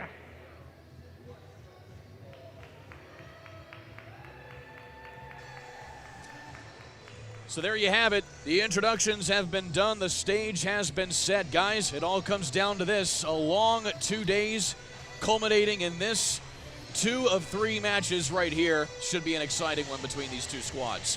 Yeah, and again, I still think it's still anybody's game. Red Alliance proven they can beat the Blue Alliance once already in this series, but you know, the Blue Alliance, I'm sure, is going to do some strategy adaptation. We've seen Strike Force playing some pretty good defense previously, and expect that again.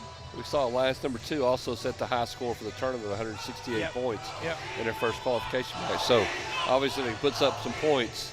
So it'll be a matter of seeing who executes and who follows through, and who does the note bounce the right way for. So the final checks are being made here on these wonderful pieces of machinery. Everything seems to be good on the spam bot, despite what it went through earlier today. And final checks on 2910 as well have just been completed.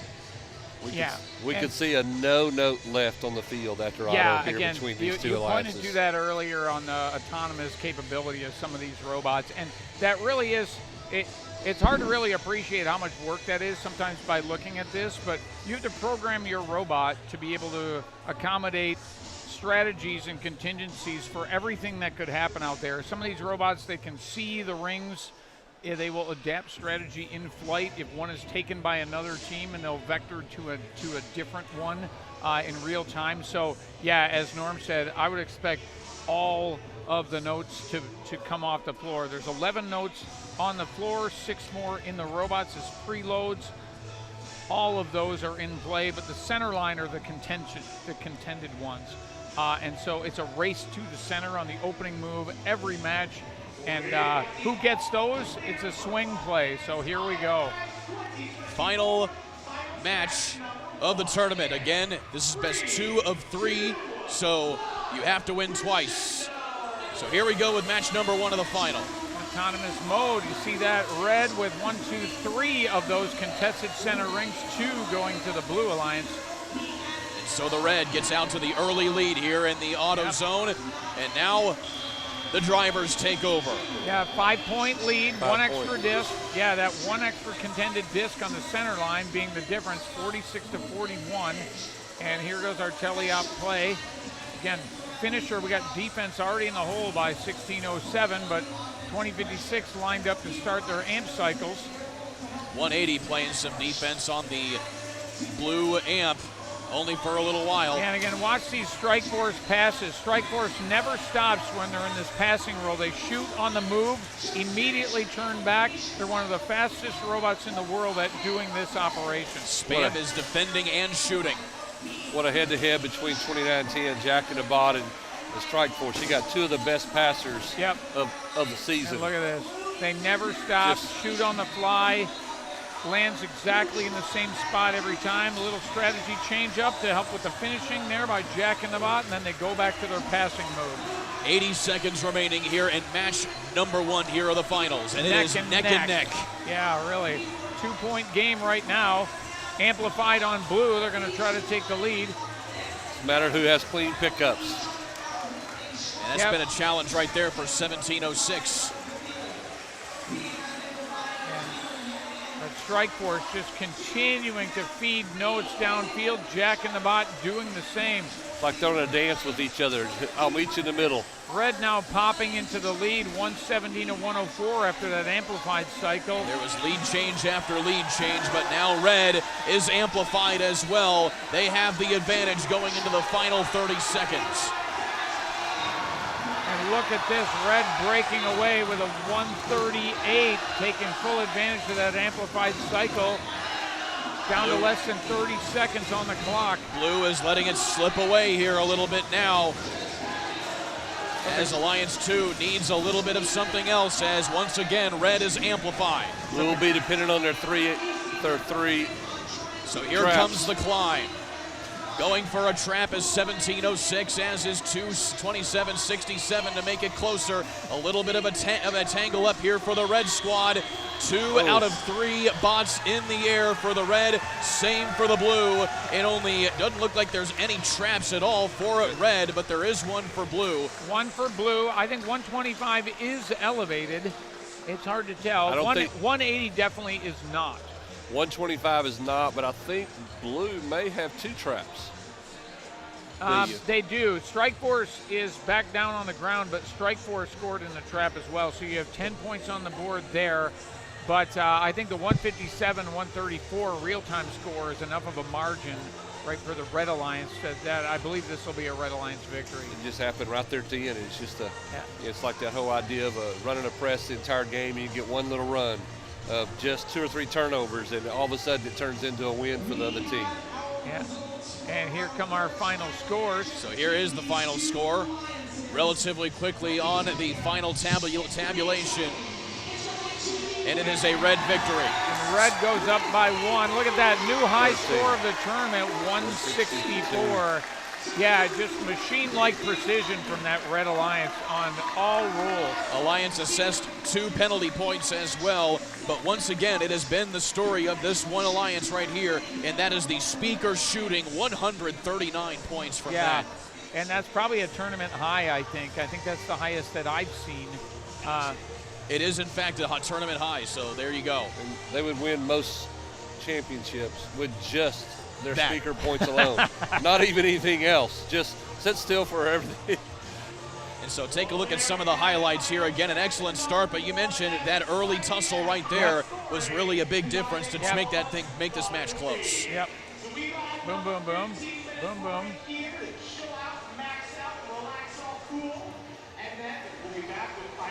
And then 180. Those early leads really make a big difference in the driver confidence too. You take a commanding lead before the drivers even get the wheel, and then just keep that lead by keeping the pressure on the Blue Alliance. But no slouch on the other side. Again, just continuous scoring back and forth. Both alliances full out the whole match, full out offense the whole game. So we'll have about 15 minutes here before we go to the next match. Yeah.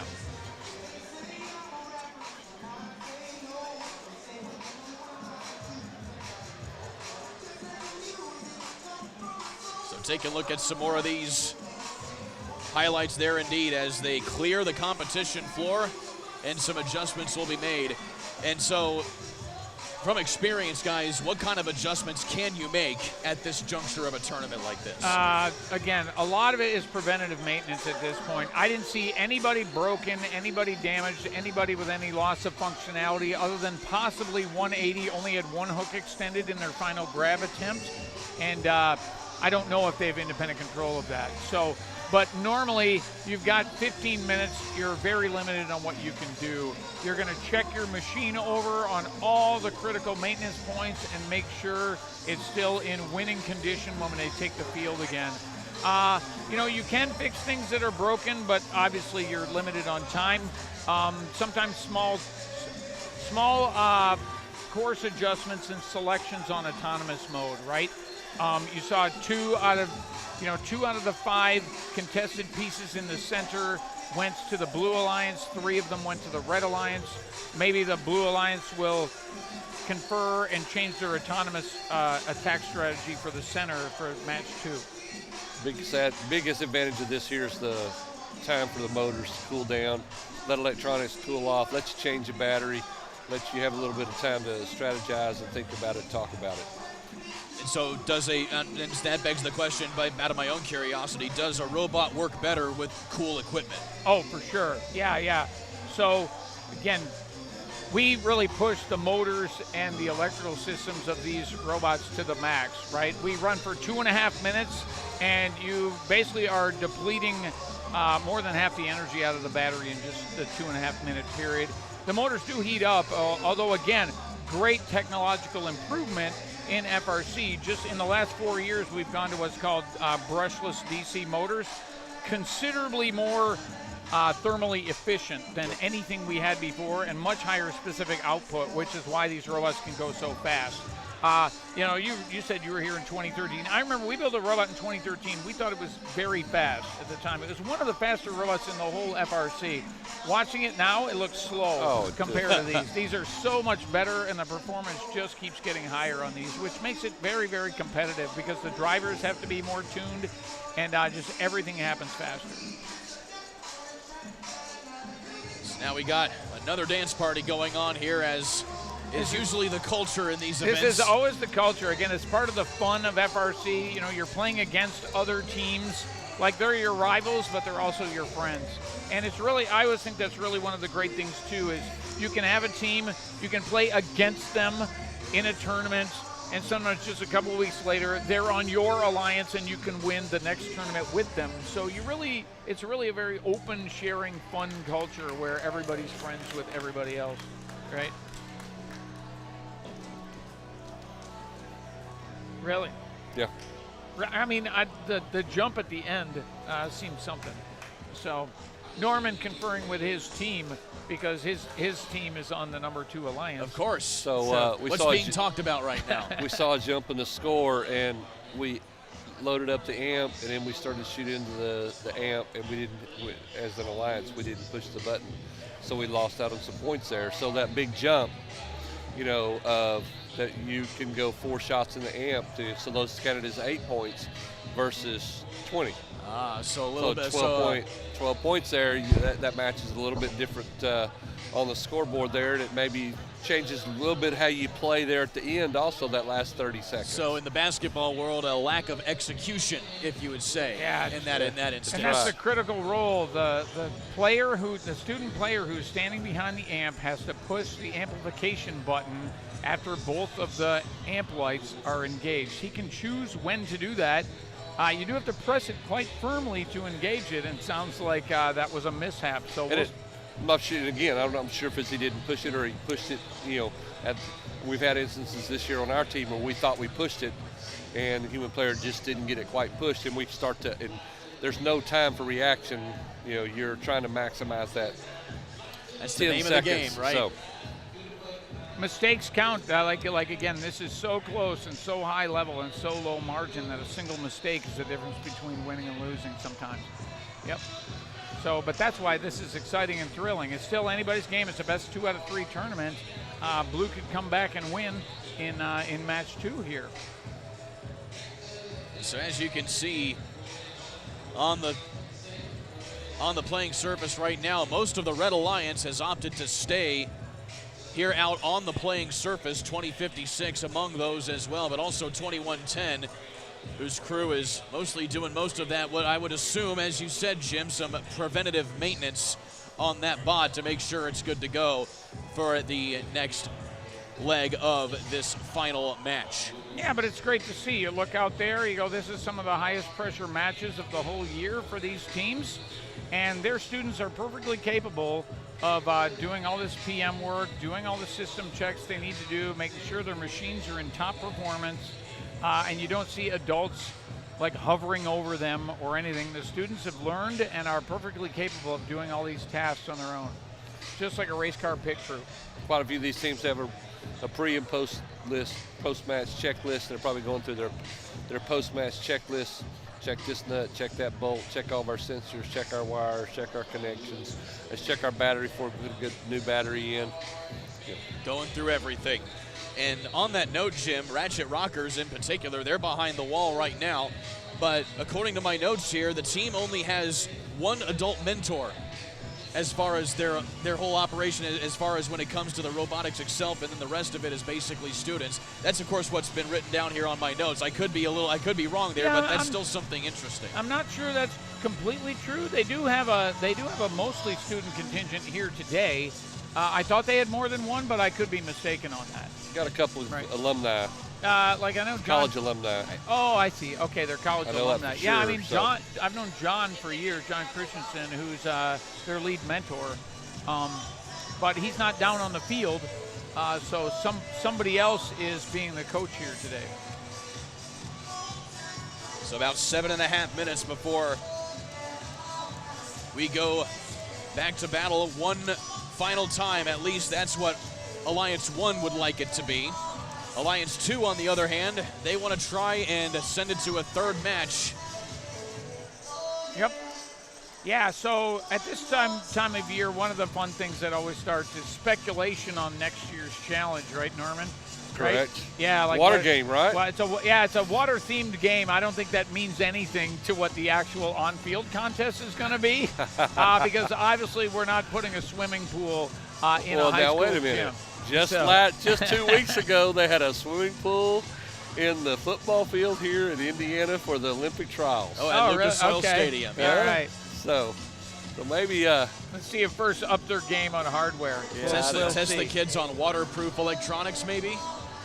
I don't know, but we're probably playing an arena sports, on carpet with wheeled vehicles. That's right. Is my guess.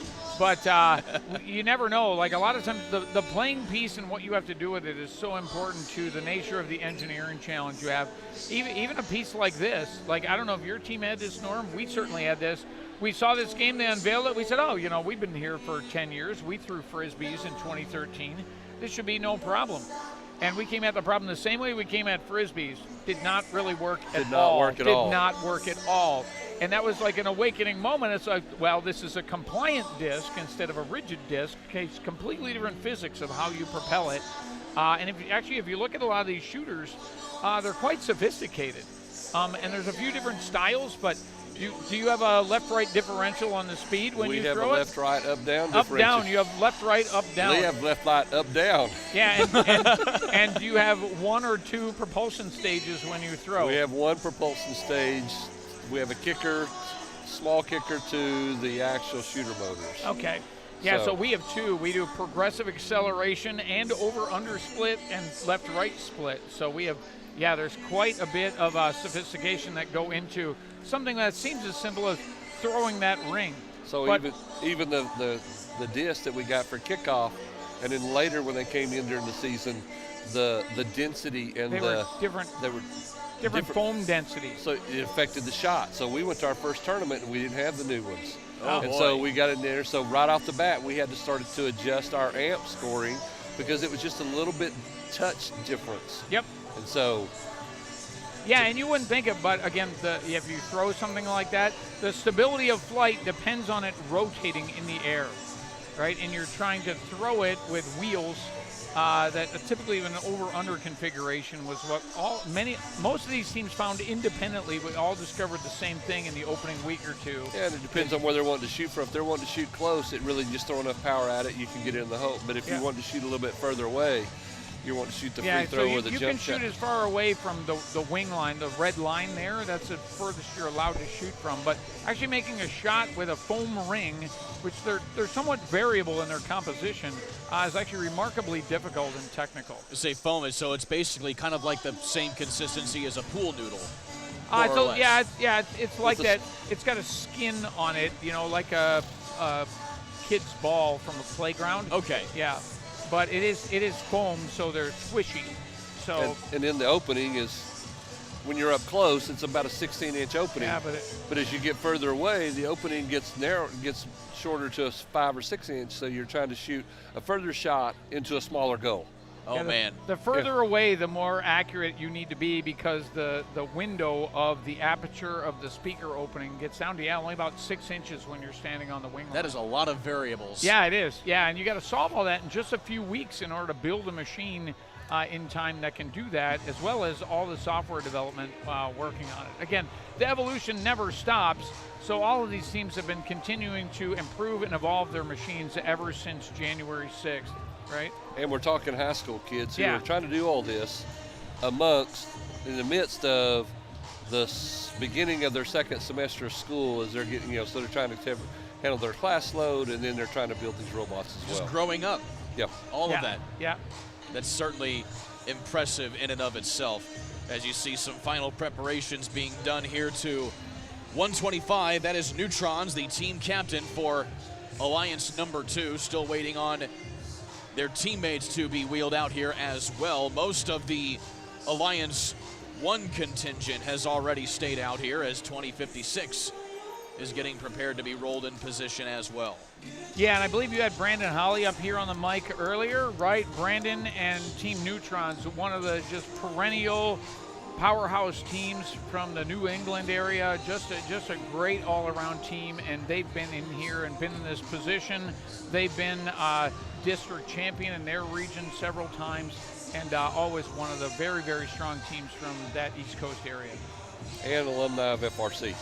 Yeah. So here the lead of the team is somebody who participated in this in high school, and now he's mentoring teams. The Highlander team over there, their drive coach is a recent Woody Flowers Award winner, and he's an alumni of their team coming back. So very good. You see the draw to come back and mentor your team, and then there's teams like myself, who I have mentors from New Jersey, and I have mentors from 5 different other FRC teams that are mentoring my teams at home. So they happen to be in Austin, and so then they happen to come over and mentor our kids. Yeah, and we really are, like, it started in 1992. It really started growing in the early 2000s. So, yeah, we're kind of in the second generation where a lot of the new young adults who are, like, running and leading a lot of these teams did this as youth and have grown up and now are leaders. Some more bots being rolled out now. The 180 bot is going to reassume its position on the playing surface, so that will keep the Highlanders in reserve for the moment. And then, of course, there is 2910, the Jack in the Bot Typhoon machine coming back out as well. 2767 Strike Force being carried out onto the playing surface as well. And there is also 1706. Jack in the Bot is so impressive in that the machine is so minimalist from this view. It's small, but it's completely capable. It has all the capability of many of these much larger machines, and that's one of the advantages. It's lighter and faster.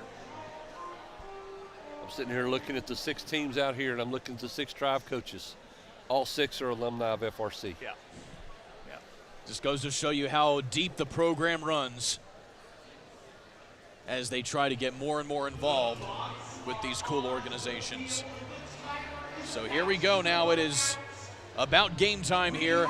It's make or break for Alliance number 2 of the Ratchet Rockers, Strike Force, and Neutrons.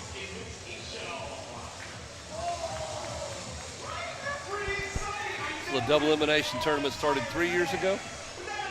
This is the second year. This is so the second year brand new for this playoff format. What do you think? Do you like it? I really like it. I do. In a normal year, in a normal tournament, these breaks, that's when they would be presenting trophies and awards to the teams. So that would just be sitting around watching nothing, and so the teams, but it's allowed before a one played number 8, and if you were the number 8 alliance, you played number 1 2 matches out of 3, and most often you didn't fare very well in that. Today we saw a perfect example of that. Number 8 ends up in one of the final 3 teams, and the number 6 team ends up as one of the final 4 teams. So the double elimination allows those teams that are lower in the rank to maybe put a strategy together that could win them some matches. It may not be the best alliance to win the tournament, but they can at least get to a point, and especially if they're looking at district playoffs, getting those points through playoffs means qualification for the state champs or world champs. Yeah, and we can definitively define who is number 3, who is number 4, who is number 5, who is number 6, and that used to be very unclear. Yes. Right? Where we had no official metric for that. You were a semifinalist, but 3 and 4 would be effectively equal in terms of the reward from the tournament. So final introductions being made once again here as 125 throwing what they know as they're ready to go. Yep, and again, you can tell what role the teams are going to play by the driver station they pick. So 2056, again, going to be the finisher for this match. 125 going to do the same. I expect a lot of passing from Strike Force and Ratchet. We expect a lot of passing from 180 and Jack in the Bot on the red. And we'll see if they mix it up with some carefully applied defense in the middle of it. All bots appear to be online and ready to go. See who wins the autonomous battle. Last match, it was a 5-point difference in the autonomous. Yep. So Blue will be trying to see if they can equalize that or keep it within 5. 10's a tough hurdle to overcome. 10's a deep ditch to climb out of, yeah. That means you got to score 2 more in an amp cycle, or you got to score 2 more at the end game. That the advantage that Blue's thinking they have is they have 3 teams that can all score in the trap. So they're thinking that might be a 15-point advantage in game-wise over Red because they don't have a trapper on their team. Gates have been closed. Yep, and that's an important detail, right? Everything in autonomous is twice as much as tele. So you got to double the effort to get those points back. Who's rooting for Alliance 1 victory? Alliance 1 getting the reception from their contingent. So is Alliance 2. A lot of Blue Alliance fans in the house here. Probably want to see OP Robotics kind of get something handed to them here, but still, it is an awesome time to see what we can expect from an excellent promotion. All teams are friends and love each other, but people love to root for the underdog. Of course. That's exactly right. Yep. So here we go. Final number 2. If Alliance 1 wins, they are the champs. If Alliance 2 wins, we go to a decisive 3rd match. And we are underway. Oh, look at that. Ratchet got it from OP this time. Tied through the first 10 seconds. Strike Force went for the one for OP was going to get, and it wasn't there, so they just turned and get the other one. Advanced programming. Couple misses over on the Blue Alliance, so we got a 10-point advantage for the Red Alliance coming into the teleop period. Alliance 1 looking really good so far. Again, they're looking for the championship right here, right now. Yeah, immediate fast passing from Jack in the Bot. Blue Alliance doing the same with 2 passers, Ratchet and Strike Force. Look at those discs in the air. It's Alliance amazing. 2, though, has come back now and taken the lead. Early amplified Psycho. Red going to make up the difference right now. Red amplified. Going to bring that back. Yep, and Red ties it up. And so here we go, that amplified period helping things out here for the Red as they jump back out to the lead. But now Blue is back amplified again, and we're even at 65 apiece at 90 seconds. Came down to finish off the amp cycle there. Yep, but now we see 180 doing the spam, doing the same thing. Both alliances bringing a second robot in to finish off the amp cycle. Yep. It was right around this time last match that Red was able to pull away because of the Miscue on the amp button. But right now, here we go again as Blue has a breakaway. Jumping back into the lead again with another great amplified cycle by Blue. 99-87 with just over a minute to go. Both amplified now. Final 60 seconds. Both bringing their shuttler in to finish off the amp cycle. It is a very close match. And now Blue really getting a big surge late here in this match. Final 50 seconds now. Yeah, I love the strategy adaptation, Norm, on how Blue is adapting to this and doing the double striker at the end during the amplified bonus period. Amplified again here for the Blue team. Instead of having to pick it up twice, they're only picking it up once. Blue is moving away now. It is time running out now for the Red as they are now amplified to try and pull back. We are going to have a record-setting, point-setting round here. On defense for a few seconds before they move in for their trap climb. They're loaded and coming up. Unfolding and a successful trap. Trap one there for the Blue. 125. Defense here by 17:06 seconds. Another trap. Another for the Blue. Trap for Blue. Here one comes hang the third up on Blue the Red. Robot. Ratchet rockers. Missed. Oh, look at this from Red, though. A last little surge from Red gets them to about 5 points close. Oh, this is going to be very, very excruciatingly close. A Blue appears to be the winner, but Red was able to get a final surge. Red has 9 on the chains. No trap score from Red. I do not believe Ratchet is up in the air. No, I don't either. I don't think they're so. down. I think they only got one hook on. But they had 6. They had 2 hanging. And what a match. What oh a my God. match. This is down to the wire. We're going to wait for the final scores. The real-time score was too close to call. 27-76 also not, or 27-67 not up, it appears either. They were at the buzzer. They creeped back down, I believe. So after they may the still bell, get the point. Yeah, so they should still get the point. They have 5 seconds after the buzzer to remain elevated, and they elevate quite a bit. So their robot does relax back down to the ground. So we're going to see. There is no knowing who is the winner of this match just yet. It was so, so close. And again, these are some of the most tense and exciting seconds in first, in all of first, is when we're waiting for these final decisions in a match. Here we go. And the winner is Blue. We are going to a decisive third match.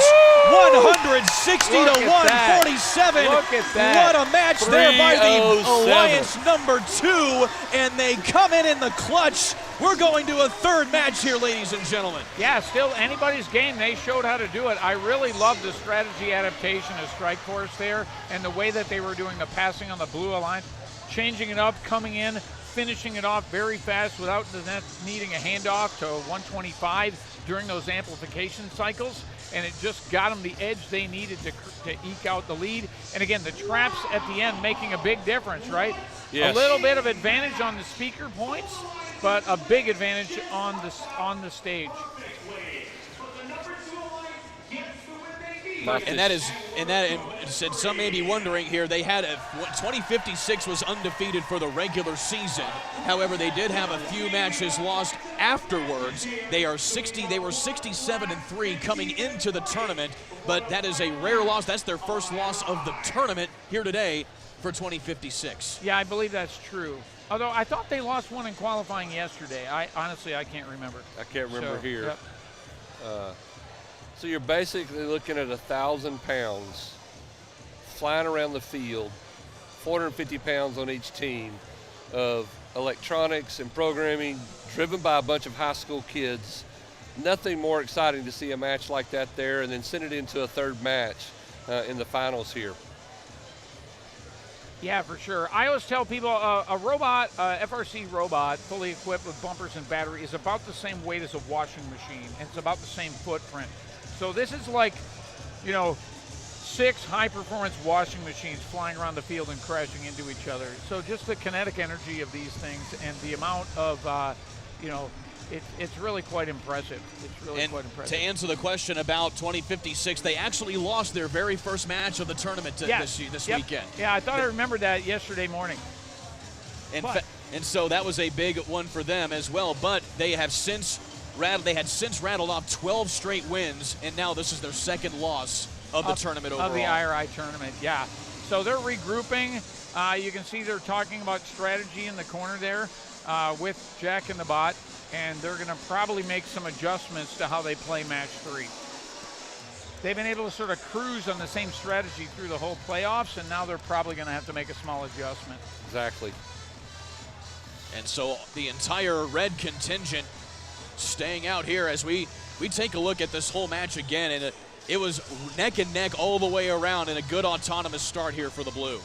Yeah, but a miss. See, 2 misses actually in shooting by blue, but despite that 10-point deficit in the beginning, they got off a very quick amplified cycle by scoring those missed pieces immediately and amplifying before the Red Alliance. And again, this is the whole match here that we're going to watch here in replay, and it was just certainly a sight to behold there as well. Of course, you added more good shooting from 29-10 as you would expect, but 125 camping out right there under the amp paid some dividends as well. 125 just lived in a little 10-foot zone there. Yeah, they're just living in the corner, standing in the corner, picking up, just but very high precision passing by both of the passers on the Blue Alliance. It's really impressive to see the synchronized shooting, half-field shooting all the way down the court into that corner. What you're hole. saying is 125 got a lot of points in the paint. That's exactly right. They absolutely do. They're Exactly the finisher. right. They're the finisher. Yeah, call him Zach Eady. That's exactly right. Exactly. And still, things kept progressing. 1706 had a lot of really good maneuvers as well for the blue squad. And they just kept moving things along here. 180 playing its role as well. You see during the match, you see teams taking very specific pathways, trying to create congestion-free pathways. You can see Spam here going around the stage and then back through the stage. And Strike Force came down and took advantage of that and took an alley that 180 was not in and what Jack and the Bot was not in to get a clean transit to get that last shot off for that amp cycle. And hammering it away still. Long shot there from 27-67. But then it's right around here where we start getting in to some of the big strategy as far as getting on the stage and trying to get those climbs. Yeah, but a little proactive defense right there by Strike Zone. Strike Force goes up first. And John, this is a cool mechanism how they unfold their shooter to just pop that piece in. Other ones, like 125, have a separate device to drop that in as a specialty feature. Strike Force sort of has a combined feature. Yeah, again, Ratchet not getting, I think, the second hook on. It's hard to see in that view, but did not climb. And they left 8 points on the field there because they 3 more to climb and a five more trap because they can trap. Yep. So I'm sure the Blues back there thinking we got 8 more points in us. Yeah. That one hook latch by Ratchet, and they would have 8 more points on the board, which would be a high score. So that's just goes to show you how some of this can go, but it was enough for them anyway as they score 160 points to get the win. And now we go to finally a one and all for all the marbles match. All the marbles. That's, if there's any other kind of pressure that you feel throughout this tournament, I think it probably takes the cake with a decisive third match in a final like this. Yeah, I've been in match 3 of the finals a few times, Norm, and I'm sure you have too. Yeah, that is a very nail-biting moment, especially when you're coming in as the underdog. You lose match 1, you win match 2. Can you do it a second time, right? So we were in this exact position at Texas State Championship in our division. We beat us and our alliance of Spring Constant and Fusion Core playing Robochargers and Robonauts. And we beat them in the first 2 matches. We beat them in the round robin match and the second match, and then they came back and beat us in the last 2 matches. So we ended up 2-2 against each other, but they won the 2 critical 2, which was to win the tournament. They won the last 2. They won the 2 that mattered, right? And that's exactly where we are right here. We got these 2 are now at a point where somebody's going to be the 2-2 and the number 2 alliance be the new captain, or 2056 is going to be 3-1 over them. And it's certainly a rarity as well to see 2 alliances face each other 4 times in an elimination round. So if they haven't learned each other's nuances by now, I mean, That certainly Yeah, says there's not many strategy cards you'd be hiding at this point. If you have them, you've probably showed them. Yeah. So now it's just a matter of how do you play that strategy Yeah, it all card. comes down to execution. If anybody makes a mistake, misses a shot they should make, that's the difference between winning and losing when it gets this tight. So it is. You see a very, very high level of like shot success, everything on percentage from all of these machines. And that's what all the refinement really is. If you look across all the robots in the FRC, a lot of them are largely the same, but it's the level of precision that you execute and the repeatability of that, which is really the differentiator for some of these top teams. Again, like OP's shooting is just phenomenal, but Neutrons, certainly at short range, is they just don't miss. They just clean up. Yeah, They're just so efficient at the cleanup and that in the paint, as we said a while ago, just taking and get it to them down there, and they'll go to work, and they'll find a way to muscle it up and get it in there. Seems to be the story of the whole tournament for them. They've just found a way to do it, and they certainly did that. And I also, even though I've talked about it a lot, I hearken back to the earlier elimination match where Spam's battery went down. Alliance 1 almost didn't make it. Yep. Yeah. And almost. they somehow made it past everything. Yeah, but all the robots look to be working at peak operating performance right now. I will say collectively, like the 3 robots on the Blue Alliance, certainly the 2 deep cyclers, right? They're both very, very fast. Yes. Spam is a very good robot, but I think Strike Zone and Ratchet are noticeably faster than Spam. So those 2 are just getting more cycles done to pass to their finisher. And again, they had a great adaptive strategy of coming in with the multiple strikers during the amplified periods, just because they were overwhelming Neutrons with all the passing if they stayed to a strictly passing game. And I think if you compare Strike Force to Jack in a Bot, they're almost on par on speed of robot and capability of delivering shots. And the fact that Ratchet Rockers could get a little bit of advantage over Spam, as you're talking about, Jim, to give them that advantage. Therefore, Strike Force doesn't have to stay in feed the entire time. They had that option to come in and shoot. Meanwhile, Jack and the Bot is still having to feed because they're trying to keep up with that cycle. They're trying to take advantage while Strike Force was out to try to get back ahead in the available note count down there, ready for trying to get into the speaker. Yep, so still about 5 minutes left in this cool down period, as we said. Yeah, you definitely, motors, wires, everything in the power distribution systems of the robots can get overheated. They have these mandatory cool down periods just to make sure the robots are at peak performance, give everyone a chance to do preventative maintenance one more time, put a fresh battery in. Probably looking for their best battery they have left in the cart. Looking for their best battery. Yeah, again, that maybe is your favorite battery, that lucky battery. The lucky battery. Looking for every advantage here. That is one of the keys to this. Is you have a different battery every match. You typically have enough that you have a different one for every match for the whole day, so you can charge them on an overnight charge cycle. Make sure they're fully capacity, and so there's just a lot of prep in being a champion in this league.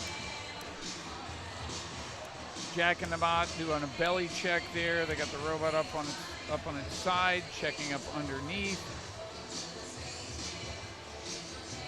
So just a little more preventative maintenance, although the guys from 2056, they have been sitting, doing basically nothing their bot. Their robot is so good, they're just dust it off and wheel it out, right? Typical MO of OP Robotics. Yep. And if you talk to Tyler and you ask him, Tyler, I asked him yesterday, I said, Tyler, in one sentence, tell me what the key to your success is. He says, when you have it simple enough, you got to make it simpler. So the robot is simple and effective and clean, always. Their robot every year, I've been a robot designer for 29 years, right? And every year their robot makes me want to kick myself, where I go, despite all my efforts to make it as simple as possible, theirs is always simpler and always better in little ways on pretty much everything. So they're just excellent at very efficient engineering and execution and fabrication and all of the above. And not to mention their teammate Jack and the Bot is very similar in simple, short, complex, compact robots of just maximizing their drivetrain and then a simple feed through and pivot shooter. And you have 2 robots here that have no trap, and Jack in the Box struggles at times to climb, you know, and here they are, 2 of the top robots in the world the entire year with such simple robots. So it just is a testament to engineering design at its best of the simplest answer is usually the best answer. 125 being rolled out here now, the first of the Alliance number 2 to make an appearance. They're also bringing a few extra notes with them, it appears, on their cart. You always want to have a complement of notes where you can test your shooter in the pits. They do wear out too, so this is definitely a consumable. Norm, how many notes do you think you bought this year? I don't know that. The price tag got to the point where it's hurting me. We got a giant pile of obsoleted notes. Certainly more than what's on this field right now are the throwaway ones from the Killer Bees. But they're good to test on. Yeah, they do wear out though. Eventually they will rip in two if you shoot them enough times. I bet we were probably on the lines of 200 notes this year. Yeah, ours is certainly over 100. I don't know if I got to 200, but it was certainly over 100. We actually, at our space, we actually let some other teams use our space. Yeah. So, and I know you guys work with some other teams too. So, you know, there's those teams that don't have the resources, and you're fortunate to be able to. I remember the teams that used to provide those opportunities for me, for Robo Wranglers and Blackhawk and those guys in Texas that would provide those opportunities for me. And so now it's that whole thing of, you know, and so let them come over and use our space, and quite often they would. We actually received a few extra notes from them too because they were trying to pay back the opportunity to use the space. Yeah, and again, to Norm's point, like it's another one of the sharing things within FRC. Like some teams have more resources than others, but if you can build a full field like this in a dedicated space, like it's the size of a gymnasium. A lot of schools do not have the resources to set up something this big for months at a time in their school. Norm, his school, they have figured out a way to have such a facility at where they are. They run 3 teams out of their school, and you have lots of other teams from the local community who come over and share that resource, and it makes everybody collectively better. And Norm, with that, do you guys run practices with each other at all in that effect? We do. See, and there you go. Preparation on top of execution. There you go. Absolutely. We bring. We have our 3 teams in house, so we run 3-on-0 matches, or we run 3-on-1 matches. There you go. A little bit of that whole scrimmage, break it down into skills. We have other teams come in, and we don't have a big enough space to really have a 3-on-3 because we don't have space around the field. But we've had as many as 11 teams in the building in one day, and so getting availability. I mean, imagine having a football game and you're going to go kick a field goal and you've never kicked at a field goal, or you never shot a basket at a basketball with a backboard on it. You know, it's just the very similar activity. So I'm very, very fortunate to have that opportunity for us to have it. So here we go, setting up the playing field for the final match of the day. This is it, decisive match number 3. Neutrons, Strike Force, and Ratchet Rockers, along with Team Appreciate in the blue bumpers. The red bumpers, OP Robotics, Spam, Jack in the Bot, with the help of Highlanders. Yeah, and again, as you said, this is for all the marbles, certainly. Match 3 is the end. Anything except for a tie, I believe. But this will be the last match of the tournament. And the Blue Alliance has certainly shown they have it in them to win this, and we'll see if they can bring that home. From what I understand, though, there are built-in tiebreakers if they go to a scoring tie. Yeah, there are. Yeah.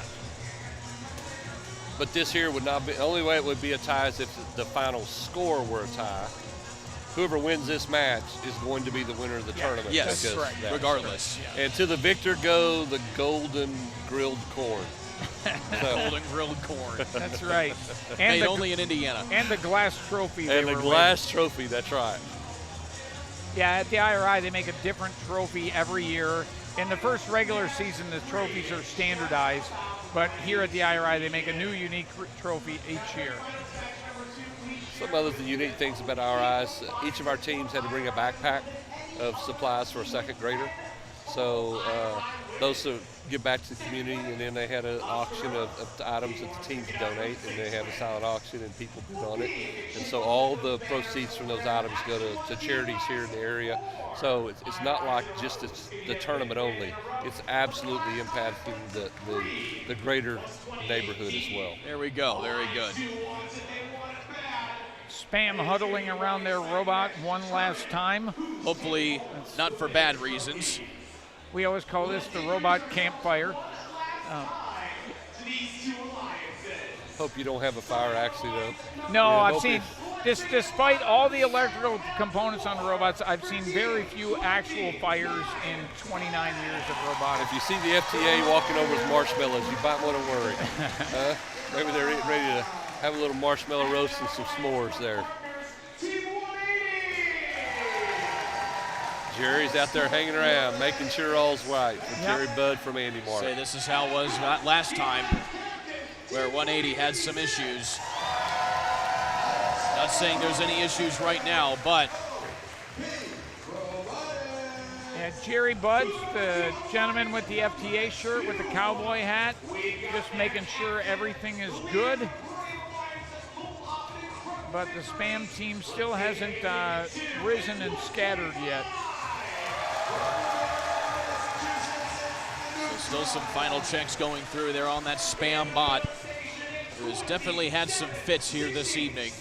They need to get through 2.5 more minutes Just with one this more match. 180 bot. They got some zip ties out. Looks like they're putting the finishing touches on whatever it is. Many of the robots, as you mentioned earlier, the robustness of the robots, they're not built like a car or a Jeep like GM, like your company puts out. So the life limit of these robots at these off-season tournaments, you start to see these things creep up at the most unexpected time and things that you would not have thought about because you're not paying as much detail. Us, in preparation for this, we didn't spend near as much time as we did during the season trying to get the robot ready. Kids are off on vacation and internships and summer school and activities. And so you start to see a little bit of that. I hope we don't see any of that creep into the match here on any of the robots. Again, even the best one of these are still hastily built machines if you compare them to a car or an airplane, right? We spend, a year of testing prior to having a new vehicle come out to the public, right? Well, thumbs up given from the Spam competitors, so everything is good. All robots are online. Gentlemen, 2.5 more minutes before we decide a champion here at IRI. And here it is. We've got some incredible teams here, no matter Who wins the auto battle this time? Blue got 3 out of 5 last time. So they got 3 out of 5, but they missed 2. They missed 2 of the shots, so. But it helped get that amp cycle started early. It got their amp cycle going earlier than red. And I think Blue got a whole extra cycle in over the Red Alliance. The great thing about the scoring this year, Jim, is that amp cycle creates an autonomous section during the middle of the game. So here we go. Red OP taking it, but a miss. Couple misses here from the red squad, and that allows the blue to get out to an early lead as we finish off the autonomous section. But a tie on the board. Nope. One advantage, 5 advantage points. and 2 on the floor here and 1 on the floor there. Yep. So Blue's going to do it again. 1 in the trap, 2 in the trap for neutrons. Red looking to avoid some disappointment. OP Robotics has been so dominant all tournament long, and now they're trying to avoid. Cycles going on both sides, but still 10-point lead by the Blue Alliance. Strike Force got a note stuck, I believe. Got it Shooting out, happening now. Yep. Strike Force back on cycling. Ratchet Rockers cycling, but only 1. Red in the lead by 1. Tie game now, 60-60. 90 seconds remaining here in this final match. Blue is amplified look at now. That contact. Spam up on top of Ratchet, but they break free. Ratchet shooting out of the arena. Blue not able to capitalize as much as they wanted to. Defense. Looks like Ratchet may have a calibration problem on their shooter after that collision. They just shot 2 over the backboard and out of the arena. We may have a few penalties to discuss here as well once time expires. 82-72 here with a minute to go. Again, that should be a contact inside the bumper, but we'll see. Looks like Ratchet's got their shooter back in play. Spam playing one great defense there on Here is strike force. Here is Red back out in front now, 5 ahead. Yeah, look at this. Into the Incredible final gameplay 45. by all 6 of these teams. What Look at this. execution. 180 just playing defense on strike force, keeping them out of the source, but There's they your pick. sneak through. Red, though, starting to pull away here in the Red, final 30 seconds. 10-point lead by Red. Yep. Red 30 knows they got to have a seconds. big lead at the end, too, because of the traps. Big amplified section, though, there by Blue. They get back to within Look 6. at this, OP playing defense. They're trying to play it keeping in strike game here. force out. Strike Still- force. They know the Red Alliance has a 10 advantage, maybe even a 15 advantage on traps. Into if the they can final get 10. through the defense. 9 seconds left. Trap point's going to play a big role here in this one. We also have a couple on the 125 microphone. is not gonna make it. 120 to 106. They Red did. holding the lead at the moment. The Ratchet Holy Rockers fell. cow. Ratchet Rockers fell. 125. They got a trap. We got did 2 not traps. get their trap, but they got 1 trap in. They will not get the They got 3-point 2 hang. traps in down here. Yep. And then they have one sticking out here with 125. They did not get the note into the trap. They did not. So we'll see how we this have all plays out. 10 extra points for the Blue Alliance, but 3 extra points for the hang by 2056. Right, so this is again going to come down. They've got the gonna be scores close. masked on the real-time board. So again, one of the most nail-biting moments in all of FRC is these match 3 contests in the finals. This is great. And 2056 is hanging by that much. Yeah, by that much. Right? They are off the ground. They're off the ground. Again, it's engineered to be off the ground with a pneumatic post-game lift. It's a very, very great, clever design by OP Robotics. So the post-match score being tabulated. Yep. So. And they're going to make sure they double, triple check everything. After all, this is for the championship. So Yeah, here we go. So will it be 5 in a row for OP Robotics, or are we going to have a new champion? It's going to be just that close. So all eyes on the field right now. There's a huddle of 4 refs all talking, making sure anything relating to penalties is properly accounted. There didn't seem to be anything too egregious from what we could see, although there was some hard collisions. There was some hard defense in the corridor by the red stage in the final 30 seconds of the match. That was pretty exciting, really. And OP just showing their versatility, moving over there, blocking strike force, going back. Another offense run for a few seconds before the hang at the buzzer. So really, really great gameplay by all 6 of these teams. You know, people pulling out a strategy in the last match of the tournament, we've not seen them execute at all, as you say. Yep. Oh, we got a drum roll. Here comes our. At least we think here comes the we score. think so. I still see the refs conferring. So we're all still just waiting. Matches under review. Match under review. So 120-108 is how it looks right now. You see some of the comparative points. Red with 30 notes, 28 to the Alliance number 2. Yeah, so if there's no penalties, Red should have a 129, I think, because they just have the 9 points on the chains. And you have 6 plus 10, so you have 16 on the other side, right? So 129, 124? I mean, that's what it looks like to me. We're going to wait for the final scores and scorekeepers, right? Sometimes the real-time score does not reflect some at-the-buzzer things that occur that are outside of what we see just on the stage, Norm. So the audience being held in high anticipation here as we await the final score of the final match. Okay, I see. So Dan here we go. Green. And so as it is revealed, 2 points. 2 points deciding the winner. Yeah, because Ratchet should get point on the ground, too, for being in the zone.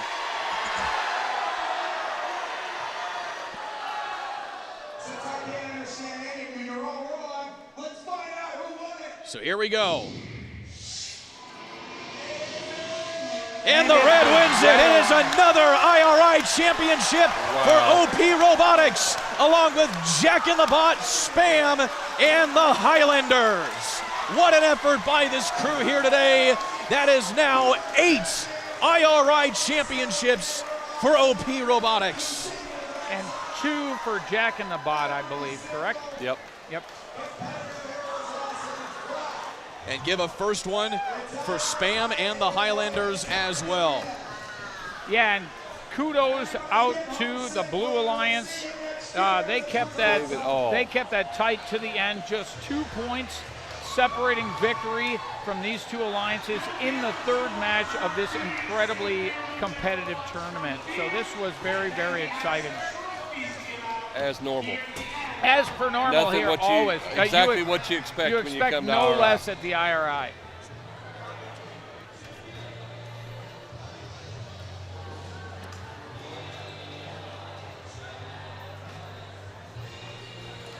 Now the fun part of breaking down the pits and packing up and loading the trailer and all of the above. Definitely. Well, gentlemen, that concludes an excellent day of competition, I'd say. I think so. So what do you from ISC Sports Network, what do you think of First Robotics? I'll tell you what, that was some unique fun. I came in, and I told you guys both, I came in here expecting this to be like battle bots, everybody just kind of tearing each other up, but it was so much more than that. And that is what makes it so unique and so cool. It was certainly fun to see the cooperation amongst all of the teams, and I had a blast here today. Glad you loved it. We had a great time here working with you on the mic. And great commentary from both of you guys. had a great time. Hope we see other places replicate what you guys are doing here and let us continue to show off these kids to the greater communities. Absolutely. Norman Morgan as well as Jim Lazontag, a pleasure working with you guys today, my friend. Much appreciated, and best of luck to you and your teams. Thank you. Thanks. Likewise. And with that, that'll do it from all of us here at the ISC Sports Network. Stick around for the live stream as we will have the presentation of the awards. But as far as I'm concerned, I am Kurt Darling, signing off for commentary for now. It's been a blast here at Lawrence Central High School. You have been watching the Indiana Robotics Invitational here on the ISC Sports Network.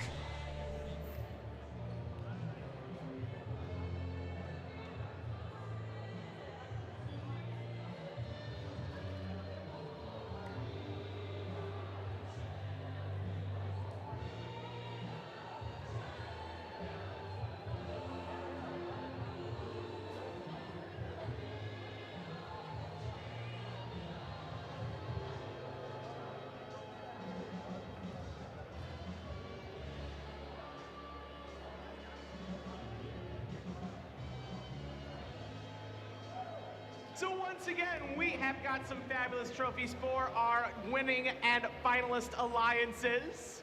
So if the drive teams of those two alliances can come to the field, we've got some trophies to present.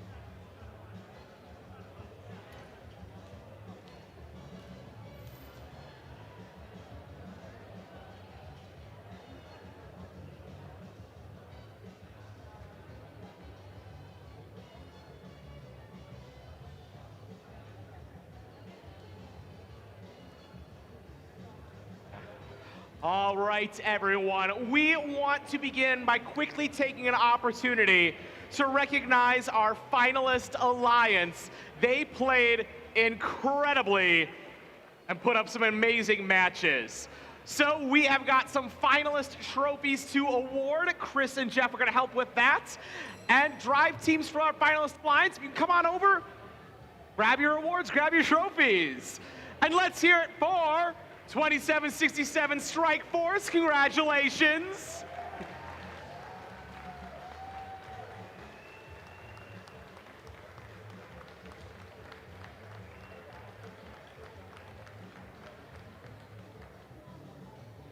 If we can bring over some folks from 1706 Ratchet Rockers, we've got a trophy for you.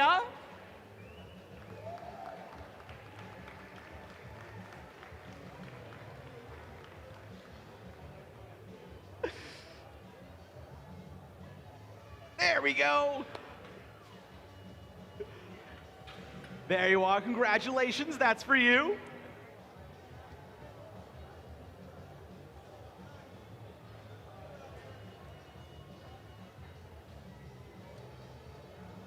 $125 Neutron to become CO. We have got a fabulous trophy for you as well.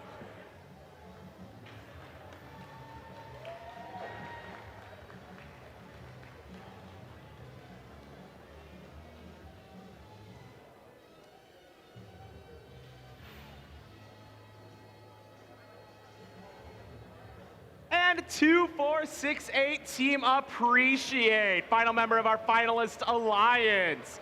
We can have Neutrons and Team Appreciate. Want to get you your awards.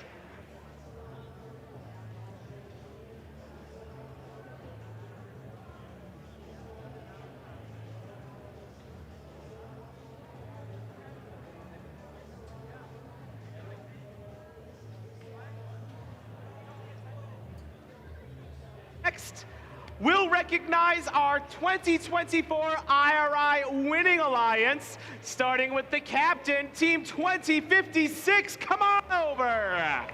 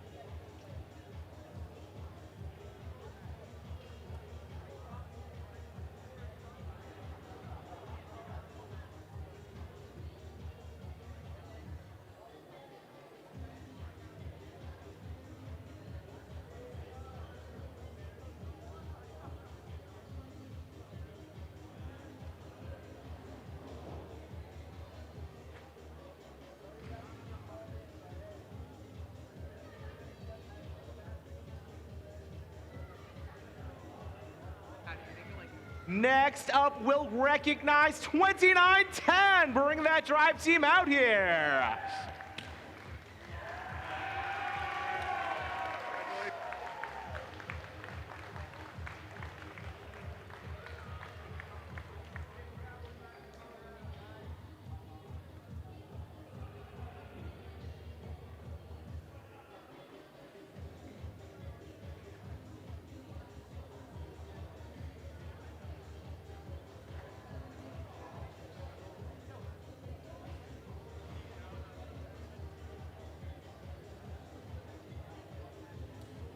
Next up, let's hear it for Team 180 Spam.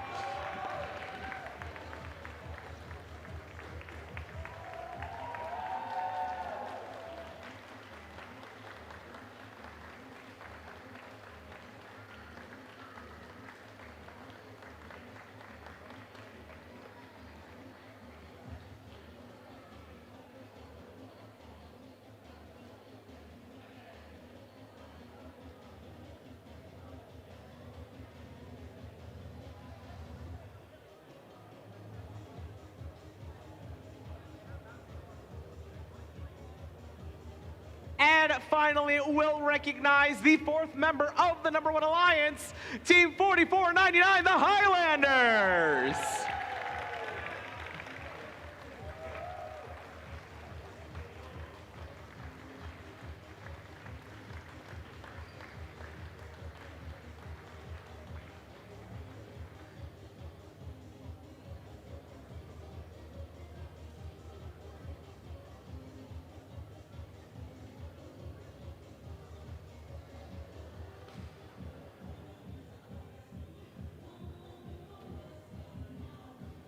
Thank you all so much for coming to the 2024 Indiana Robotics Invitational.